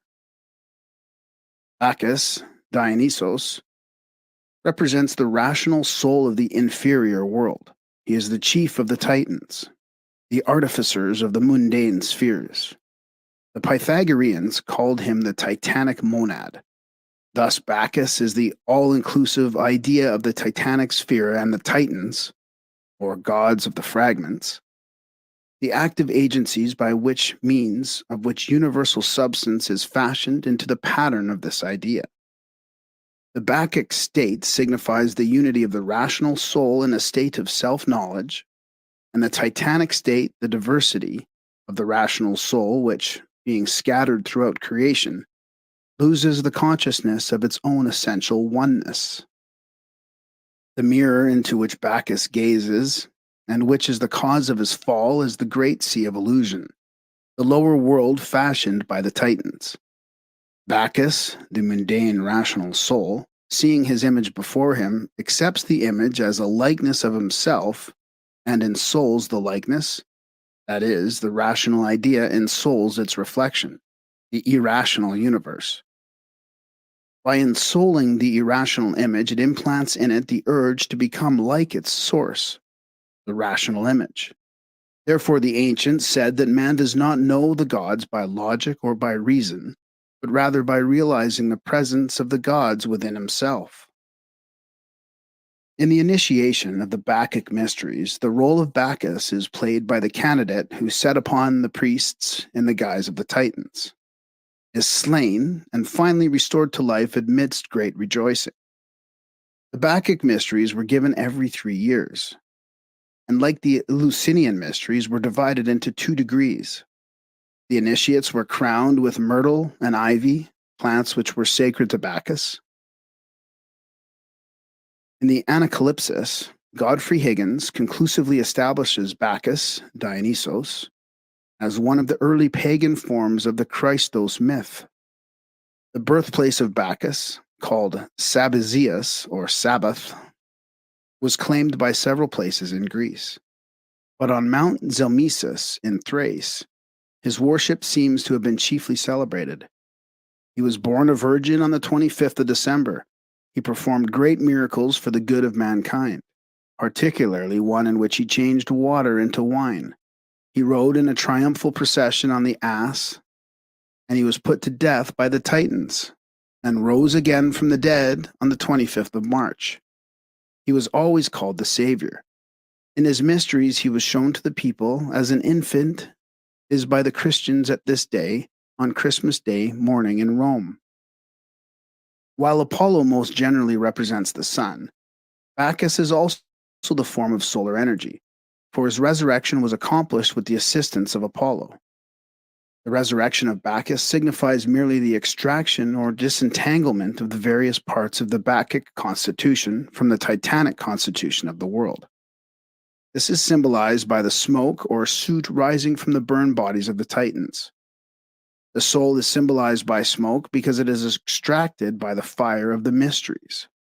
Smoke signifies the ascension of the soul, far evolution in the process of the soul rising, like smoke, from the divinely consumed material mass. At the time of the Bacchus rites were of high order, but later they became much degraded. The Bacchanalia, or orgies of Bacchus, are famous in literature. After Bacchus gazed into the mirror and followed his own reflection into matter, the rational soul of the world was broken up and distributed by the Titans throughout the mundane sphere, of which it is essentially nature, but the heart, or source, of it they could not scatter. The Titans took the dismembered body of Bacchus and boiled it in water, symbol of immersion in the material universe, which represents the incorporation of the Bacchic principle and form. The pieces were afterwards roasted to signify the subsequent ascension of the spiritual nature out of form. When Jupiter, the father of Bacchus and the demiurges of the universe, saw that the Titans were hopelessly involving the rational or divine idea by scattering its members throughout the constituent parts of the lower world, he slew the Titans in order that the divine idea might not be entirely lost. From the ashes of the Titans he formed mankind, whose purpose of existence was to preserve and eventually to release the Bacchic idea, or rational soul, from the Titanic fabrication.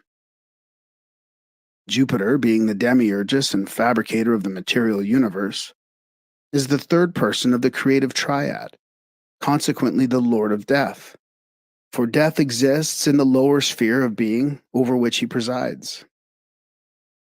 Disintegration takes place so that reintegration may follow upon a higher level or form of intelligence.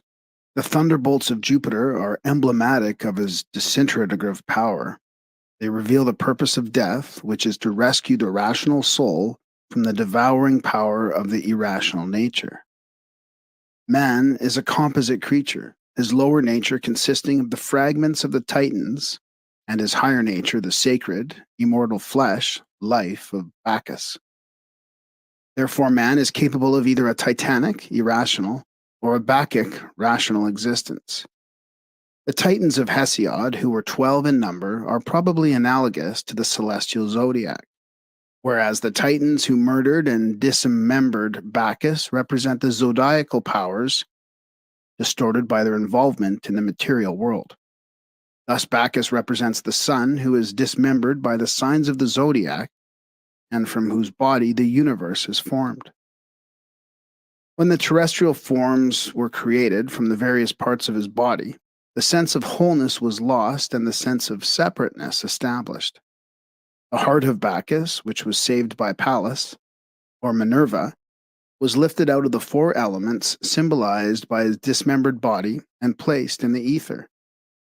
The heart of Bacchus is the immortal center of the rational soul. After the rational soul has been distributed throughout creation and the nature of man, the Bacchus mysteries were instituted for the purpose of disentangling it from the irrational titanic nature. This disentanglement was the process of lifting the soul out of the state of separateness into that of unity. The various parts and members of Bacchus were collected from the different corners of the earth. When all the rational parts are gathered, Bacchus is resurrected. The rites of Dionysos were very similar to those of Bacchus, and by many these two gods are considered as one. Statues of Dionysos were carried in the Eleusinian mysteries, especially the lesser degrees. Bacchus, representing the soul of the mundane sphere, was capable of an infinite multiplicity of form and designations. Dionysos apparently was his solar aspect. The Dionysiac architects constituted an ancient secret society in principles and doctrines much like the modern Freemasonic order. They were an organization of builders bound together by their secret knowledge of the relationship between the earthly and the divine sciences of architectonics. They were supposedly employed by King Solomon in the building of his temple, although they were not Jews, nor did they worship the god of the Jews, being followers of Bacchus and Dionysos. The Dionysiac architects erected many of the great monuments of antiquity. They possessed a secret language and a system of marking their stones. They had annual convocations and sacred feasts. The exact nature of their doctrines is unknown.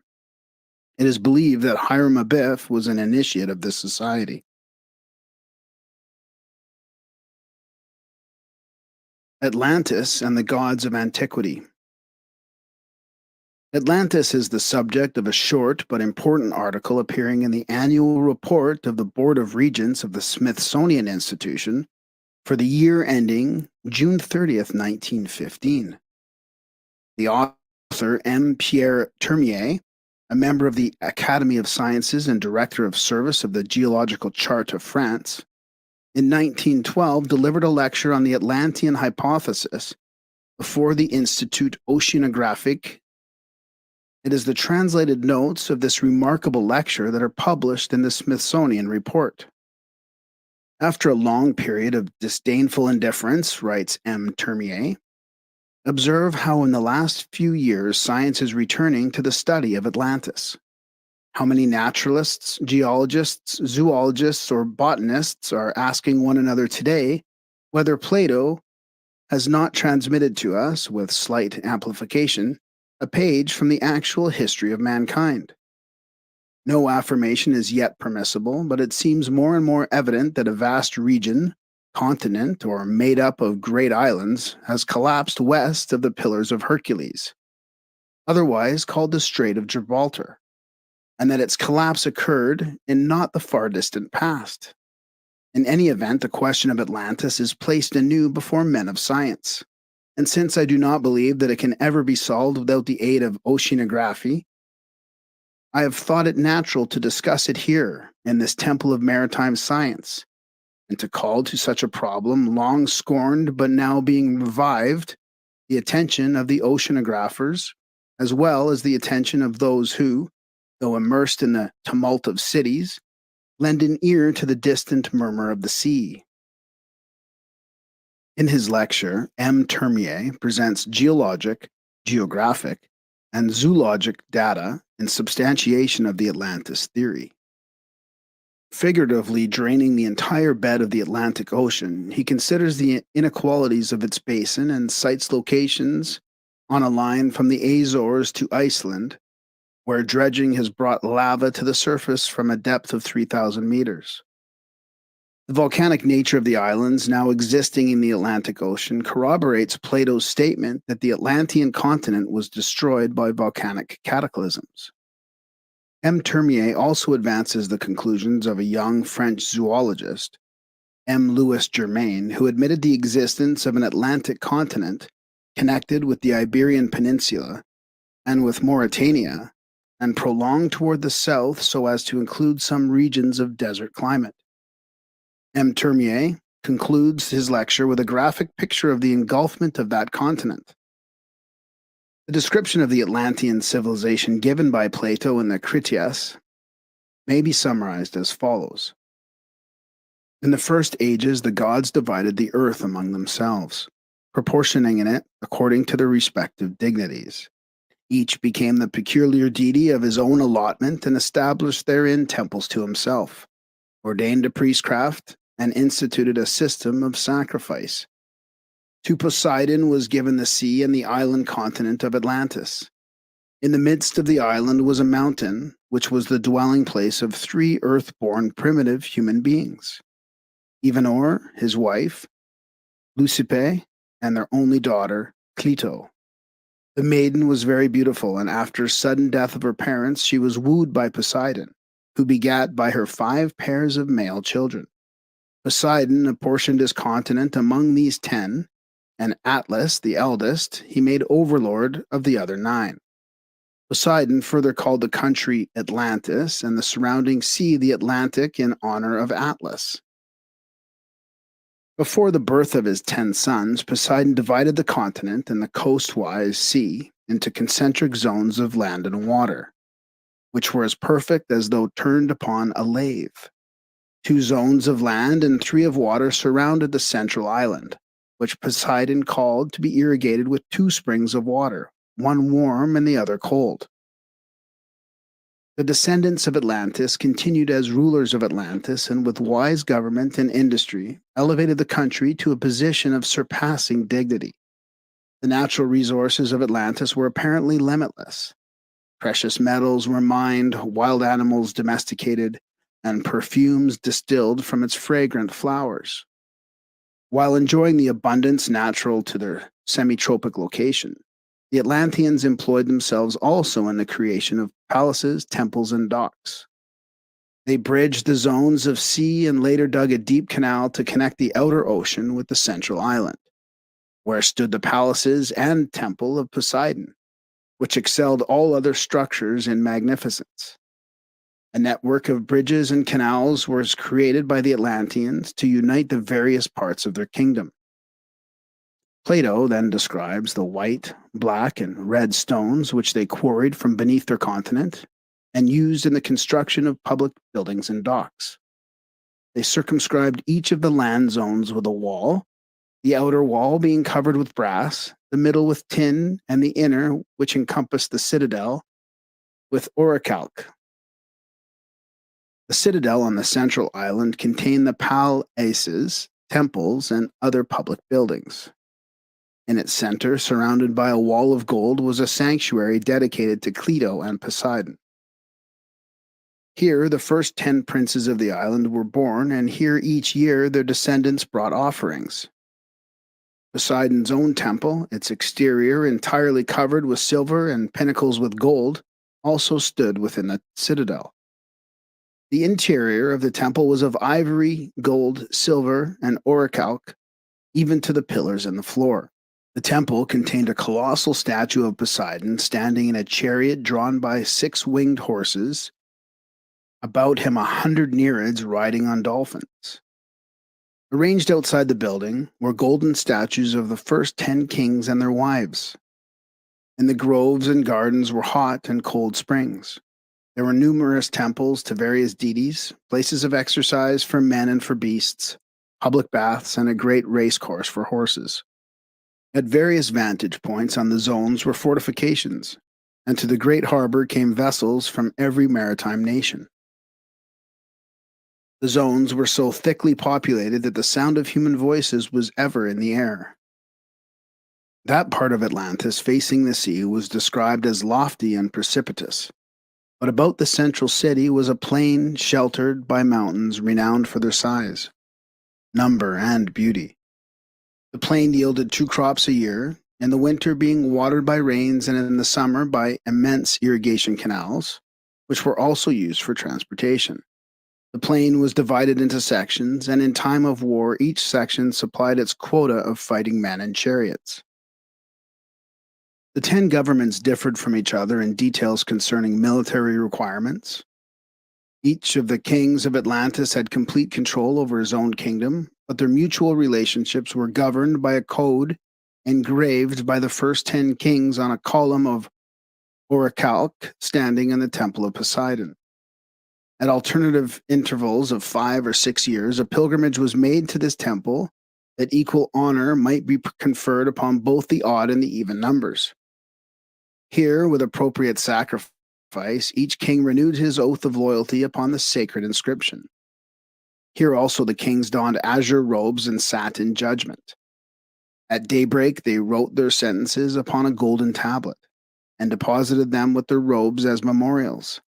The chief laws of the Atlantean kings were that they should not take up arms against each other, and that they should come to the assistance of any of their number who was attacked. In matters of war and great moment, the final decisions was in the hands of the direct descendants of the family of Atlas.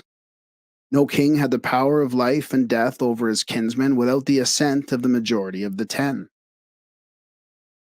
Plato concludes his description by declaring that it was this great empire which attacked the Hellenic states. This did not occur, however, until the power and glory had lured the Atlantean kings from the pathway of wisdom and virtue. Filled with false ambition, the rulers of Atlantis determined to conquer the entire world. Zeus, perceiving the wickedness of the Atlanteans, gathered the gods into his holy habitation and addressed them. Here, Plato's narrative comes to an abrupt end, for the Critias was never finished. In the Timaeus is a further description of Atlantis, supposedly given to Solon by an Egyptian priest, and which concludes as follows. But afterward there occurred violent earthquakes and floods, and in a single day and night of rain, all your warlike men in a body sank into the earth, and the island of Atlantis in like manner disappeared, and was sunk beneath the sea. And that is the reason why the sea in those parts is impassable and impenetrable, because there is such a quantity of shallow mud in the way, and this was caused by the subsidence of the island. In the introduction to his translation of the Timaeus, Thomas Taylor quotes from a History of Ethiopia written by Marcellus, which contains the following reference to Atlantis. For they relate that in their time there were 7 islands in the Atlantic Sea, sacred to Proserpine, and besides these, 3 others of an immense magnitude, one of which was sacred to Plato, another to Ammon, and another, which is the middle of these, and is of 1,000 stadia, to Neptune. Crantor, commenting upon Plato, asserted that the Egyptian priests declared the story of Atlantis to be written upon pillars which were still preserved circa 300 BC.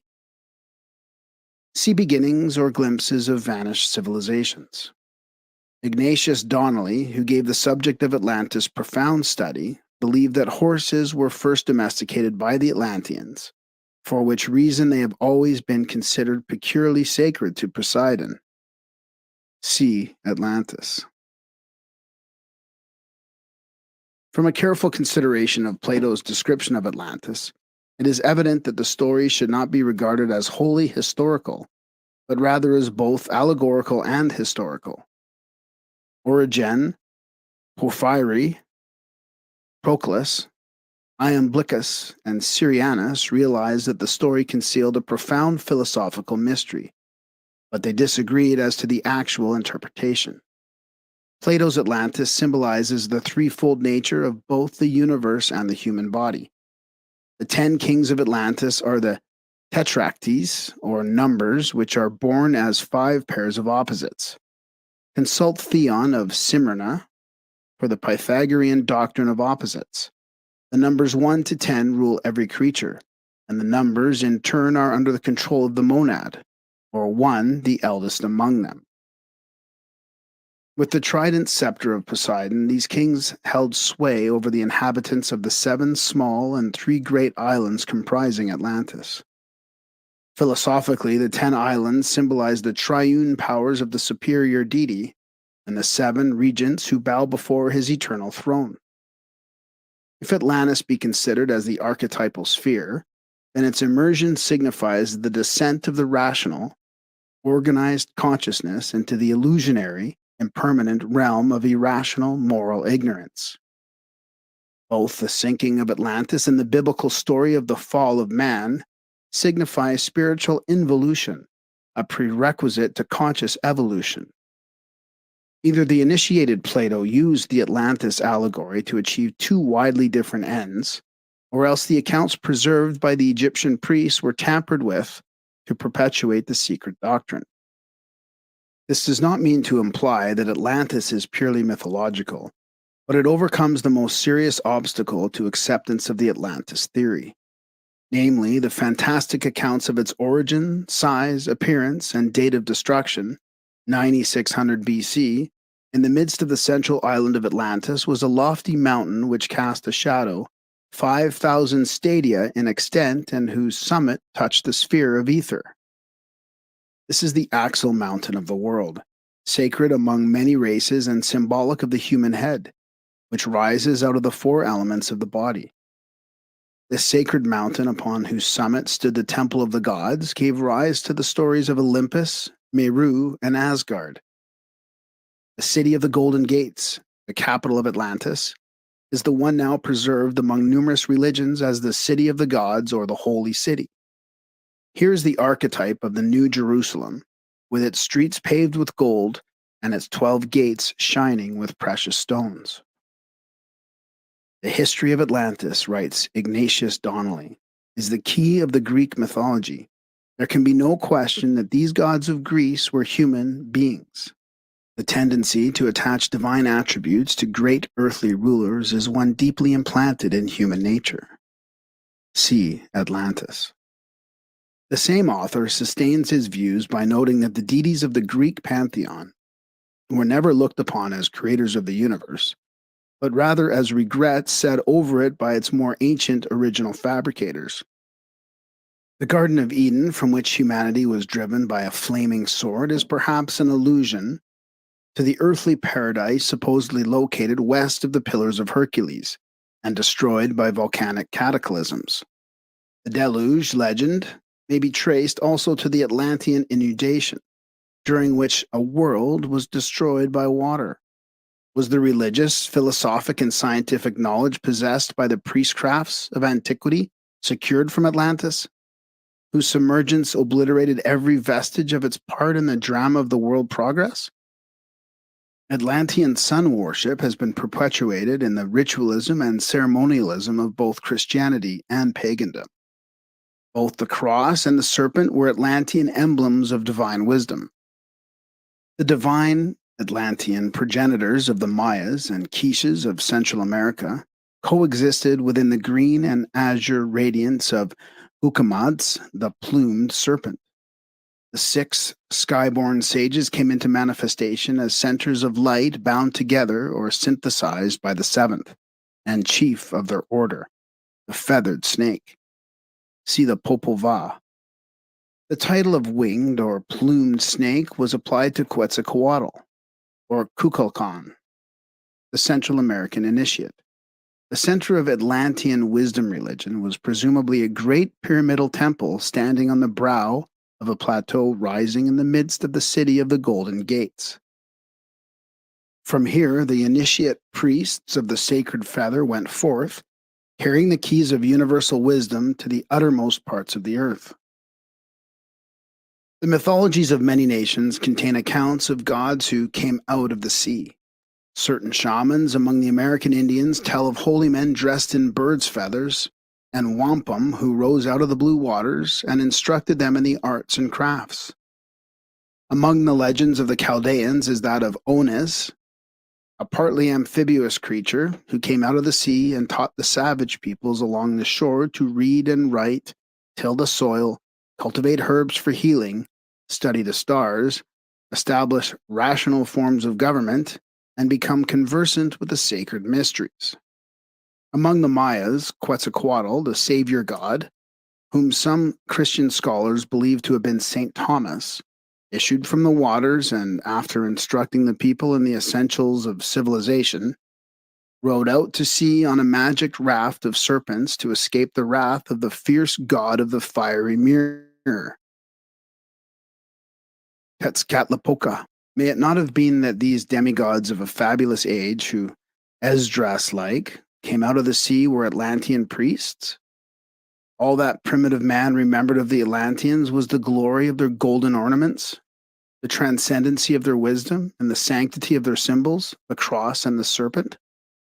That they came in ships was soon forgotten, for untutored minds considered even boats as supernatural.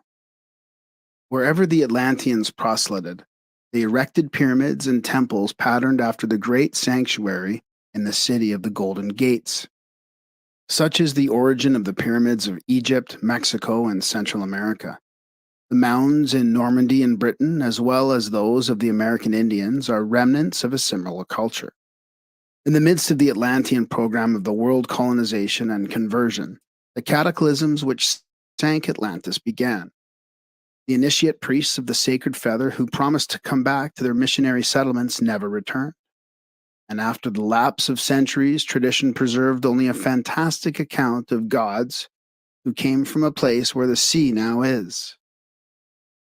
H.P. Blavatsky that thus sums up the causes which precipitated the Atlantean disaster. Under the evil insinuations of their demon, Fevatat, the Atlantis race became a nation of wicked magicians. In consequence of this, war was declared, the story of which would be too long to narrate. Its substance may be found in the disfigured allegories of the race of Cain, the giants, and that of Noah and his righteous family. The conflict came to an end by the submersion of the Atlantis, which finds its imitation in the stories of the Babylonian and Mosaic flood. The giants and magicians, and all flesh died, and every man.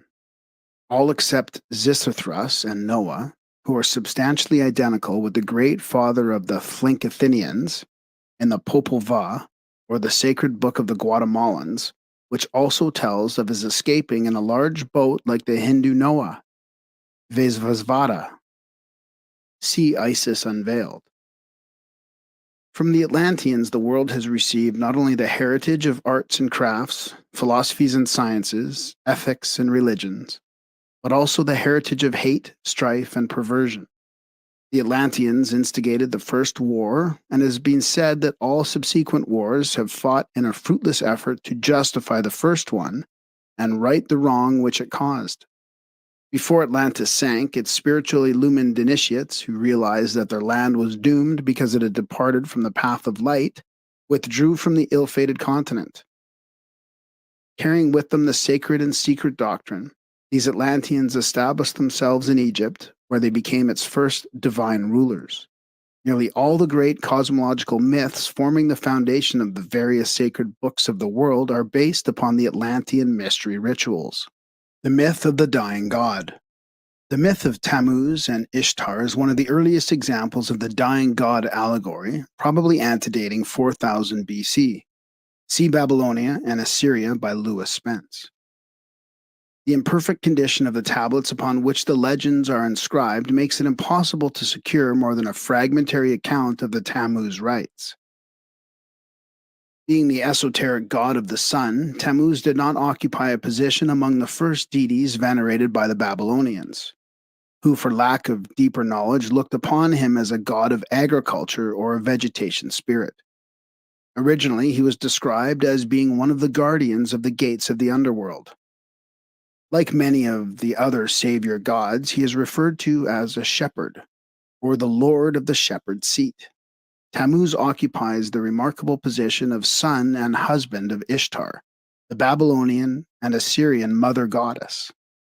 Ishtar, to whom the planar Venus was sacred, was the most widely venerated deity of the Babylonian and Assyrian pantheon. She was probably identical with Ashtaroth, Ashtart, and Aphrodite.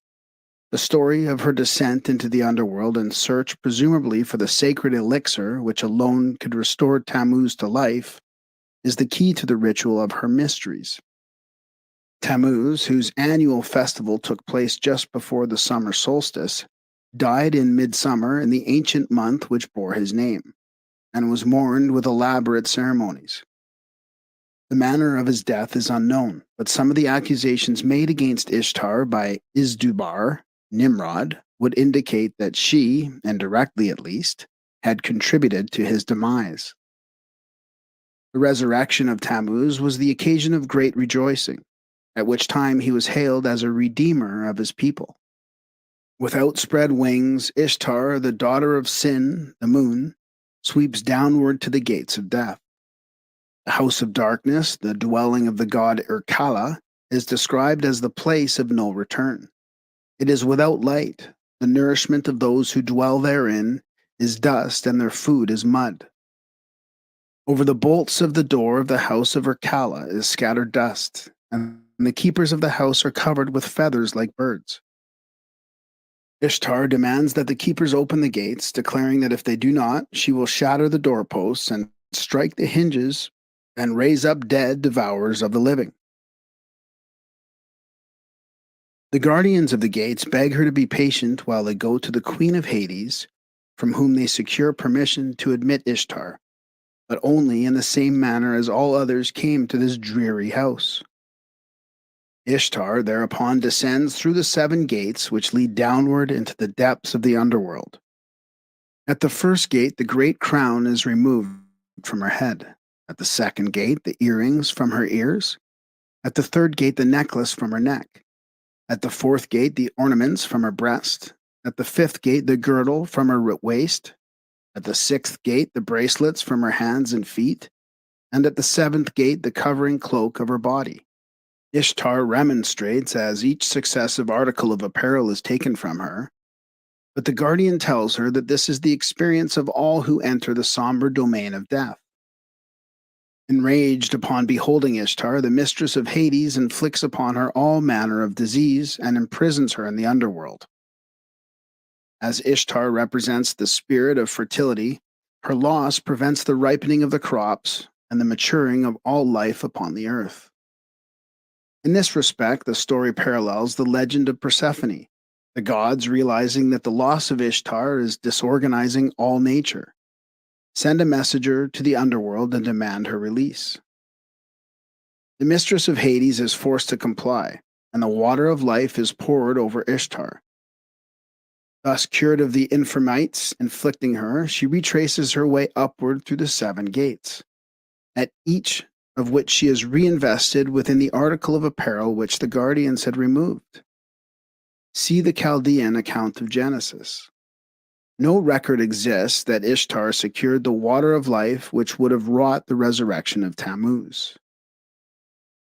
The myth of Ishtar symbolizes the descent of the human spirit through the 7 worlds or spheres of the sacred planets, until finally, deprived of its spiritual adornments, it incarnates in the physical body. Hades, where the mistress of that body heaps every form of sorrow and misery upon the imprisoned consciousness. The waters of life, the secret doctrine, cure the diseases of the ignorance, and the spirit, ascending again to its divine source, regains its God-given adornments as it passes upward through the rings of the planets. Another mystery ritual among the Babylonians and Assyrians was that of Merodach and the dragon. Merodach, the creator of the inferior universe, slays a horrible monster and out of her body forms the universe. Here is the probable source of the so-called Christian allegory of St. George and the dragon. The mysteries of Adonis or Adonai were celebrated annually in many parts of Egypt, Phoenicia, and Byblos. The name Adonis or Adonai means Lord, and was a designation applied to the sun and later borrowed by the Jews as the exoteric name of their god. Smyrna, mother of Adonis, was turned into a tree by the gods, and after a time the bark burst open and the infant Savior issued forth. According to one account, he was liberated by a wild boar which split the wood of the material tree with its tusks. Adonis was born at midnight on the 24th of December, and through his unhappy death, a mystery rite was established that wrought the salvation of his people. In the Jewish month of Tammuz, another name for his deity, he was gored to death by a wild boar sent by the god Mars. The Adoniasmos was the ceremony of lamenting the premature death of the murdered god. In Ezekiel 8:14, it is written that women were weeping for Tammuz, Adonis, at the north gate of the Lord's house in Jerusalem. Sir James George Fraser cites Jerome thus: he tells us that Bethlehem, the traditionary birthplace of the Lord, was shaded by a grove of that still older Syrian lord, Adonis, and that where the infant Jesus had wept, the lover of Venus was bewailed. See the golden bough. The effigy of a wild boar is said to have been set over one of the gates of Jerusalem in the honor of Adonis, and his rites celebrated in the Grotto of Nativity at Bethlehem. Adonis, as the gourd, or god, man, is one of the keys to Sir Francis Bacon's use of the wild boar in his cryptic symbolism. Adonis was originally an androgynous deity who represented the solar power which the winter was destroyed by the evil principle of cold, the boar. After 3 days, months, in the tomb, Adonis rose triumphant on the 25th day of March, amidst the acclamation of his priests and followers. He is risen. Adonis was born out of a myrrh tree. Myrrh, the symbol of death because its connection with the process of embalming, was one of the gifts brought by the 3 magi to the manger of Jesus. In the mysteries of Adonis, the neophyte passed through the symbolic death of the god and, raised by the priests, entered into the blessed state of redemption made possible by the sufferings of Adonis. Nearly all authors believe Adonis to have been originally a vegetation god directly connected with the growth and maturing of flowers and fruits. In support of this viewpoint, they describe the gardens of Adonis, which were small baskets of earth in which seeds were planted and nurtured for a period of 8 days. When those plants prematurely died for lack of sufficient earth, they were considered emblematic of the murdered Adonis and were usually cast into the sea with images of the god. In Phrygia, there existed a remarkable school of religious philosophy which centered around the life and ultimately fate of another savior god known as Attis, or Attis, by many considered synonymous with Adonis. The deity was born at midnight on the 24th day of December. Of his death, there are 2 accounts. In one, he was gored to death like Adonis. In the other, he was emasculated himself under a pine tree and there died.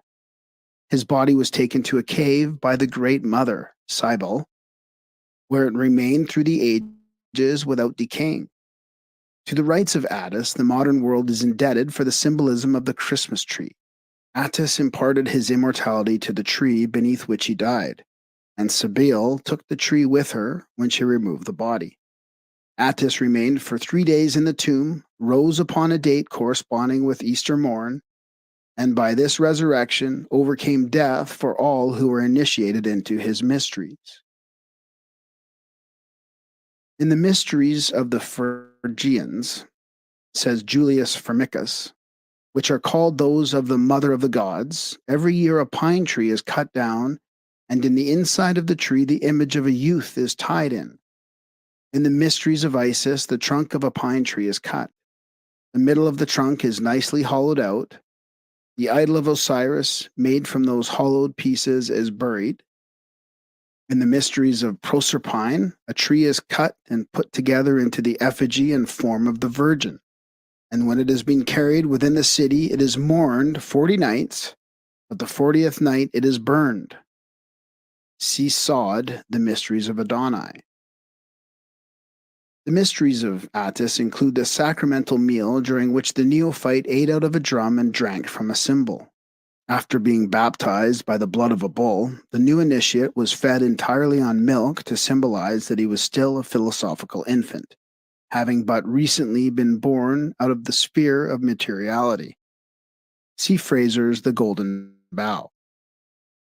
Is there a possible connection between this lacteal diet prescribed in the Attic Rite and St. Paul's allusion to the food for spiritual babes? Sallust gives us a key to the esoteric interpretation of the Attic rituals. Sybil, the Great Mother, signifies the vivifying powers of the universe, and Attis, that aspect of the spiritual intellect which is suspended between the divine and animal spheres. The Mother of the Gods, loving Attis, gave him a starry hat, signifying celestial powers. But Attis, mankind, falling in love with a nymph, symbolic of the lower animal propensities, fortified his divinity and lost his creative powers. It is thus evident that Attis represented the human consciousness and that his mysteries are concerned with the reattainment of the starry hat. See Sallust on the Gods in the World. The rites of Sabazius were very similar to those of Bacchus, and it is generally believed that the two deities are identical. Bacchus was born on Sabazius, or Sabbath, and these names are frequently assigned to him. The Sabazian mysteries were performed at night, and the ritual included the drawing of a live snake across the breast of the candidate. Clement of Alexandria writes, "The token of Sabazian mysteries to the initiated is the deity gliding over the breast. A golden serpent was the symbol of Sabazius because this deity represented the annual renovation of the world by the solar power. The Jews borrowed the name Sabbath from these mysteries and adopted it as one of the appellations of their supreme god. During the time the Sabazian mysteries were celebrated in Rome, the cult gained many votaries and later influenced the symbolism of Christianity. The Kabiric mysteries of Samothrace were renowned among the ancients, being next to the Eleusinian in the public esteem. Herodotus declares that the Samothracians received their doctrines, especially those concerning Mercury, from the Pelagians. Little is known concerning the Kabiric rituals, for they were enshrouded in the profoundest secrecy. Some regard the Kabiri as 7 in number and refer to them as the 7 spirits of fire before the throne of Saturn.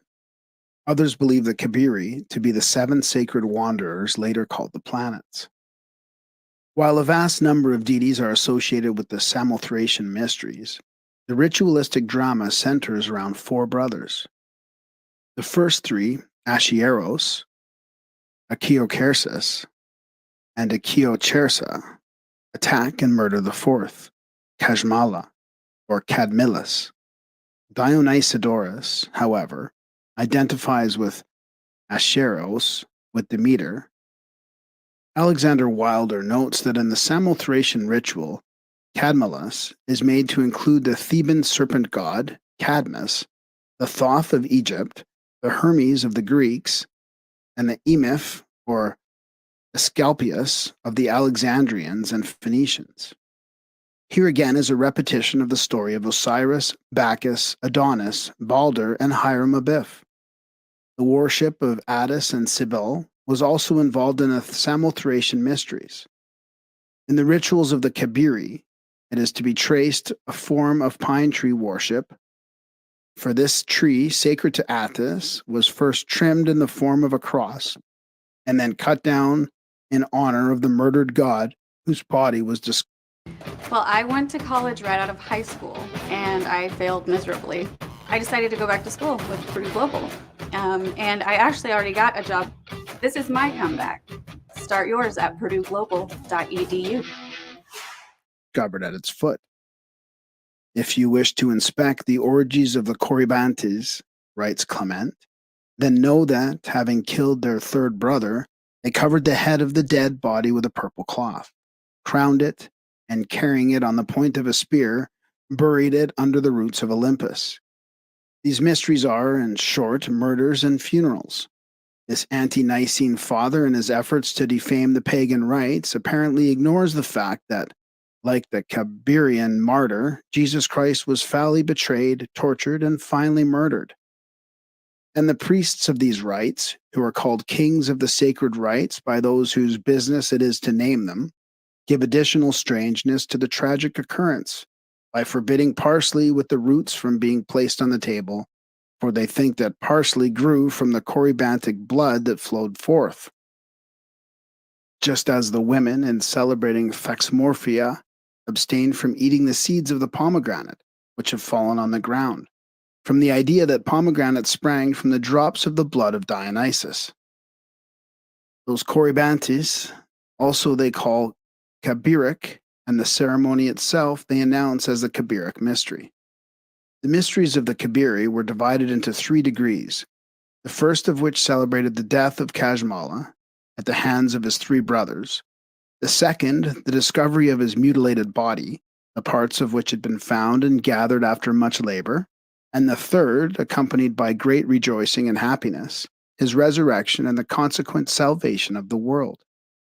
The temple of the Kabiri at Samothrace contained a numerous of curious divinities, many of them misshapen creatures representing the elemental powers of nature, possibly the Bacchic Titans.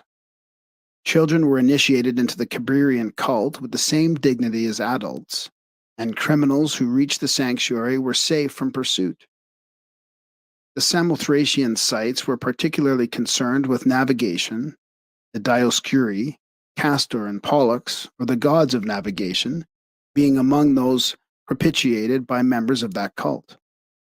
The Argonautic expedition, listening to the advice of Orpheus, stopped at the island of Samothrace for the purpose of having its members initiated into the Kabiric rites. Herodotus relates that when Cambyses entered the temple of the Kabiri, he was unable to restrain his mirth at seeing before him the figure of a man standing upright, and facing the man, the figure of a woman standing on her head. Had Cambyses been acquainted with the principles of divine astronomy, he would have realized that he was then in presence of the key of universal equilibrium. I ask, says Voltaire, who were these hierophants, these sacred Freemasons who celebrated their ancient mysteries of Samothracia, and whence they came and their gods Kabiri? See Mackey's Encyclopedia of Freemasonry. Clement speaks of the mysteries of the Kabiri as the sacred mystery of a brother slain by his brethren, and the Kabiric death was one of the secret symbols of antiquity. Thus, the allegory of the self murdered by the not-self is perpetuated through the religious mysticisms of all peoples. The philosophic death and the philosophic resurrection are the lesser and greater mysteries, respectively. A curious aspect of the dying god myth is that of the hanged man. The most important example of this peculiar conception is found with the Odinic rituals, where Odin hangs himself for 9 nights from the branches of the world tree, and upon the same occasion also pierces his own side with the sacred spear. As a result of this great sacrifice, Odin, while suspended over the depths of the Niflheim, discovered by meditation the runes or alphabets by which later the records of his people were preserved. Because of this remarkable experience, Odin is sometimes shown seated on the gallows tree, and he became the patron deity of all who died by the noose.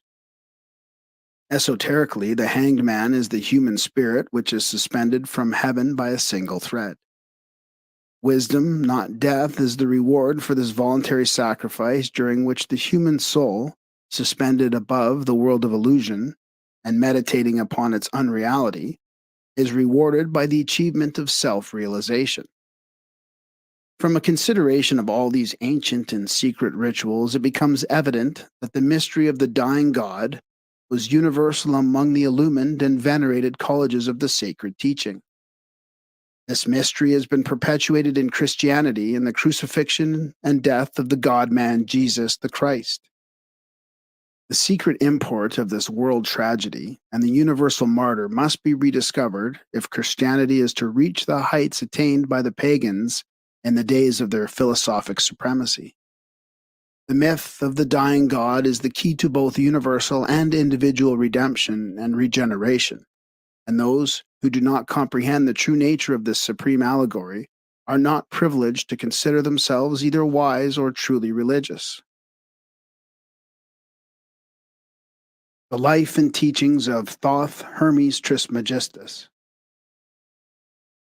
Thunder rolled, lightning flashed, the veil of the temple was rent from top to bottom. The venerable initiator in his robes of blue and gold slowly raised his jeweled wand and pointed it within to the darkness revealed by the tearing of the silken curtain. Behold the light of Egypt. The candidate in his plain white robe gazed into the utter blackness framed by the two great lotus-headed columns between which the veil had hung. As he watched, a luminous haze distribute itself throughout the atmosphere until the air was a mass of shining particles. The face of the neophyte was illumined by the soft glow as he scanned the shimmering cloud for some tangible object. The initiator spoke again. This light which ye behold is the secret luminance of the mysteries. Whence it comes none knoweth, save the master of the light. Behold him. Suddenly, through the gleaming mist, a figure appeared, surrounded by a flickering greenish sheen. The initiator lowered his wand and, bowing his head, placed one hand edgewise against his breast in humble salutation. The neophyte stepped back in awe, partly blinded by the glory of the revealed figure. Gaining courage, the youth gazed again at the Divine One. The form before him was considerably larger than that of a mortal man. The body seemed partly transparent, so the heart and brain could be seen pulsating and radiant. As the candidate watched, the heart changed into an ibis, and the brain into a flashing emerald. In his hand, this mysterious being bore a winged rod, entwined with serpents. The aged initiator, raising his hand, cried out in a loud voice, "All hail thee, Thoth Hermes, thrice greatest! All hail thee, Prince of Men! All hail thee who standeth upon the head of Typhon!" At the same instant, a lurid, writhing dragon appeared, a hideous monster, part serpent, part crocodile, and part hog. From its mouth and nostrils poured sheets of flame, and horrible sounds echoed through the vaulted chambers. Suddenly, Hermes struck the advancing reptile with the serpent-wound staff, and with a snarling cry, the dragon fell over upon its side, while the flames about it slowly died away. Hermes placed his foot upon the skull of the vanquished Typhon. The next instant, with a blaze of unbearable glory that sent the neophyte staggering backward against a pillar, the immortal Hermes, followed by streamers of greenish mist, passed through the chamber and faded into nothingness. Suppositions concerning the identity of Hermes. Iamblichus averred that Hermes was the author of 20,000 books. Manetho increased the number to more than 36,000. See James Gardner. Figures which make it evident that a solitary individual, even though he be overshadowed by divine prerogative, could scarcely have accomplished such a monumental labor. Among the arts and sciences, which is affirmed Hermes revealed to mankind, were medicine, chemistry, law, art, astrology, music, rhetoric, magic, philosophy, geography, mathematics, especially geometry, anatomy, and oratory. Orpheus was similarly acclaimed by the Greeks. In his Biographia Antiqua, Francis Barrett says of Hermes, "If God ever appeared in man, he appeared in him, as is evident both from his books and his Pymander, in which works he has communicated the sum of the abyss and the divine knowledge to all posterity, by which he has demonstrated himself to have not only been an inspired divine, but also a deep philosopher, obtaining his wisdom from God in heavenly things and not from man." His transcendent learning caused Hermes to be identified with many of the early sages and prophets. In his ancient mythology, Bryant writes, "I have mentioned that Cadmus was the same as the Egyptian Thoth, and it is manifest from his being Hermes, and from the invention of letters being attributed to him, In the chapter on the theory of Pythagorean mathematics will be found the table of the original Cadmean letters. Investigators believe that it was Hermes who was known to the Jews as Enoch, called by Kenealy the second messenger of God. Hermes was accepted into the mythology of the Greeks, later becoming the Mercury of the Latins. He was revered through the form of the planet Mercury because his body is nearest to the sun. Hermes, of all creatures, was nearest to God, and became known as the messenger of the gods. In the Egyptian drawings of him, Thoth carries a waxen writing tablet and serves as the recorder during the weighing of the souls of the dead in the judgment hall of Osiris, a ritual of great significance. Hermes is of first importance to Masonic scholars, because he was the author of the Masonic initiatory rituals, which were borrowed from the mysteries established by Hermes. Nearly all of the Masonic symbols are Hermetic in character. Pythagoras studied mathematics with the Egyptians and from them gained his knowledge of the symbolic geometric solids. Hermes is also revered for his reformation of the calendar system. He increased the year from 360 to 365 days, thus establishing a precedent which still prevails. The appellation thrice greatest was given to Hermes because he was considered the greatest of all philosophers, the greatest of all priests, and the greatest of all kings. It is worthy of note that the last poem of Americans' beloved poet, Henry Wadsworth Longfellow, was a lyric ode to Hermes. See Chambers' Encyclopedia. The mutilated Hermetic fragments. On the subject of the Hermetic books, James Campbell Brown, in his History of Chemistry, has written, leaving the Chaldean and earliest Egyptian periods, of which we have remains but no record, and from which no names of either chemists or philosophers have come down to us, we now approach the historic record when books were written not at first upon parchment or paper, but on papyrus. A series of early Egyptian books is attributed to Hermes Trismegistus, who may have been a real savant or may be a personification of a long succession of writers. He is identified by some with the Greek god Hermes and the Egyptian Thoth or Tuti, who is the moon god and is represented in ancient paintings as ibis-headed with the disk and crescent of the moon. The Egyptians regarded him as the god of wisdom, letters, and the recording of time. It is of consequence of the great respect entertained for Hermes by the old alchemists that chemical writings were called hermetic, and the phrase hermetically sealed is still in use to designate the closing of glass vessel by fusion after the manner of chemical manipulators. We find the same root in the hermetic medicines of Paracelsus and the hermetic Freemasonry of the Middle Ages. Among the fragmentary writings believed to have come from the stylus of Hermes are two famous works. The first is the Emerald Table, and the second is the Divine Pymander, or it is commonly called the Shepherd of Men, a discussion of which follows. One outstanding point in connection with Hermes is that he was one of the few philosopher priests of pagandom upon whom the early Christians did not vent their spleen. Some church fathers went so far as to declare that Hermes exhibited many symptoms of intelligence, and that if he had only been born in a more enlightened age so that he might have benefited by their instructions, he would have been a really great man. In his Stromata, Clement of Alexandria, one of the few chroniclers of pagan lore whose writings have been preserved to this age, gives practically all the information that is known concerning the original 42 books of Hermes, and the importance with these books regarding both the temporal and spiritual powers of Egypt. Clement describes one of their ceremonial processions as follows. For the Egyptians pursue a philosophy of their own. This is principally shown by their sacred ceremonial. For first advances the singer, bearing one of the symbols of music.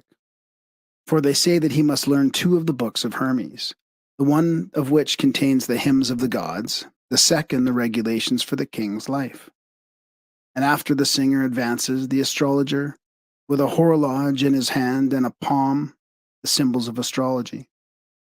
He must have the astrological books of Hermes, which are 4 in number, always in his mouth.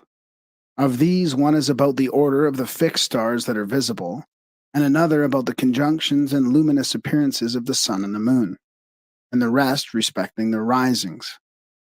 Next in order advances the sacred scribe, with wings on his head, and in his hand a book and a rule, in which were writing ink and the reed, with which they write. And he must be acquainted with what are called hieroglyphics, and know about cosmography and geography, the position of the sun and moon, and about the 5 planets, also the description of Egypt, and the chart of the Nile, and the description of the equipment of the priests, and out of the place consecrated to them, and about the measures and the things to use in the sacred rites. Then the stole keeper follows, those previously mentioned, with the cubit of justice and the cup for libations. He is acquainted with all points called pedutic, related to training, and mashophaltic, sacrificial. There are also 10 books which relate to the honor paid by them to the gods, and containing the Egyptian worship, as that related to sacrifices, first fruits, hymns, prayers, processions, festivals, and the like. And behind all walks the prophet, with the water vase carried openly in his arms, who is followed by those who carry the issue of loaves. He, as being the governor of the temple, learns the 10 books called hieratic, and they contain all about the laws and the gods, and the whole of the training of the priests. For the prophet is, among the Egyptians, also over the distribution of the revenues. There are then 42 books of Hermes indispensably necessary, of which the 6 and 30 containing the whole philosophy of the Egyptians are learned by the forementioned personages, and the other 6, which are medical, by the pasphori, the image bearers, treating of the structure of the body, and of disease, and instruments and medicines, and about the eyes, and the last about women. One of the greatest tragedies of the philosophic world was the loss of nearly all of the 42 books of Hermes mentioned in the foregoing. These books disappeared during the burning of Alexandria, for the Romans, and later the Christians, realized that until these books were eliminated, they could never bring the Egyptians into subjection. The volumes which escaped the fire were buried in the desert, and their location is now known to only a few initiates of the secret schools. The Book of Thoth. While Hermes still walked the earth with men, he entrusted to his chosen successors the sacred Book of Thoth. This work contained the secret processes by which the regeneration of humanity was to be accomplished, and also served as the key to his other writings. Nothing definite is known concerning the contents of the Book of Thoth, other than its pages were covered with strange hieroglyphic symbols and figures, which gave to those acquainted with their use of limited power over the spirits of the air and the subterranean divinities. When certain areas of the brain are stimulated by the secret processes of the mysteries, the consciousness of man is extended, and he is permitted to behold the immortals and enter into the presence of the superior gods. The Book of Thoth described the method whereby this stimulation was accomplished. In truth, therefore, it was the key to immortality. According to legend, the Book of Thoth was kept in a golden box in the inner sanctuary of the temple. There was but one key, and this was in the possession of the Master of the Mysteries, the highest initiate of the Hermetic Arcanum. He alone knew what was written in the secret book. The Book of Thoth was lost to the ancient world with the decay of the mysteries, but its faithful initiates carried it sealed in the sacred casket into another land. The book is still in existence and continues to lead the disciples of this age into the presence of the immortals. No other information can be given to the world concerning it now, but the apostolic succession from the first Hierophant, initiated by Hermes himself, remains unbroken to this day. And those who are peculiarly fitted to serve the immortals may discover this priceless document if they will search sincerely and tirelessly for it. It has been asserted that the Book of Thoth is, in reality, the mysterious tarot of the Bohemians, a strange emblematic book of 78 leaves which has been in possession of the gypsies since the time when they were driven from their ancient temple, the Serapeum. According to the secret histories, the gypsies were originally Egyptian priests. There are now in the world several secret schools privileged to initiate candidates into the mysteries. But in nearly every instance, they lighted their altar fires from the flaming torch of Hermes, in his Book of Thoth, revealed to all mankind the one way. And for ages, the wise of every nation and every faith have reached immortality by the way, established by Hermes in the midst of the darkness for the redemption of humankind. Poimandres, the vision of Hermes. The divine Poimander of Hermes Mercurius Trismegistus is one of the earliest of the Hermetic writings now extant. While probably not in its original form, having been remodeled during the first centuries of the Christian era and incorrectly translated since, this work undoubtedly contains many of the original concepts of the Hermetic cultus. The Divine Poimander consists of 17 fragmentary writings gathered together and put forth as one work. The second book of the Divine Poimander, called Poimandres, or the Vision, is believed to describe the method by which the divine wisdom was first revealed to Hermes. It was after Hermes had received this revelation that he began his ministry, teaching to all who would listen the secrets of the invisible universe as they had been unfolded to him. The Vision is the most famous of all the Hermetic fragments and contains an exposition of Hermetic cosmology and the secret sciences of the Egyptians regarding the culture and unfoldment of the human soul. For some time it was erroneously called the Genesis of Enoch, but that mistake has now been rectified. At hand, while preparing the following interpretation of the symbolic philosophy concealed within the Vision of Hermes, the present author has had these reference works. The Divine Poimander of Hermes Mercurius Trismegistus, London, 1650. Translated out of the Arabic and Greek by Dr. Everard. Hermetica, Oxford, 1924. Edited by Walter Scott. Hermes, The Mysteries of Egypt, Philadelphia, 1925, by Edward Scher. And The Thrice Greatest Hermes, London, 1906, by G.R.S. Mead. To the material contained in the above volumes, he has added commentaries based on the esoteric philosophy of the ancient Egyptians, together with the amplifications derived partly from other Hermetic fragments and partly from the secret arcanum of the Hermetic sciences. For the sake of clarity, the narrative form has been chosen in preference to the original dialogic style, and obsolete words have given place to those in current use. Hermes, while wandering in a rocky and desolate place, gave himself over to meditation and prayer. Following the secret instructions of the temple, he gradually freed his higher consciousness from the bondage of his bodily senses, and thus released his divine nature, revealed to him the mysteries of the transcendental spheres. He beheld a figure, terrible and awe-inspiring. It was the great dragon, with wings stretching across the sky and light streaming in all directions from its body. The mysteries taught that the universal life was personified as a dragon. The great dragon called Hermes by name and asked him why he thus meditated upon the world mystery.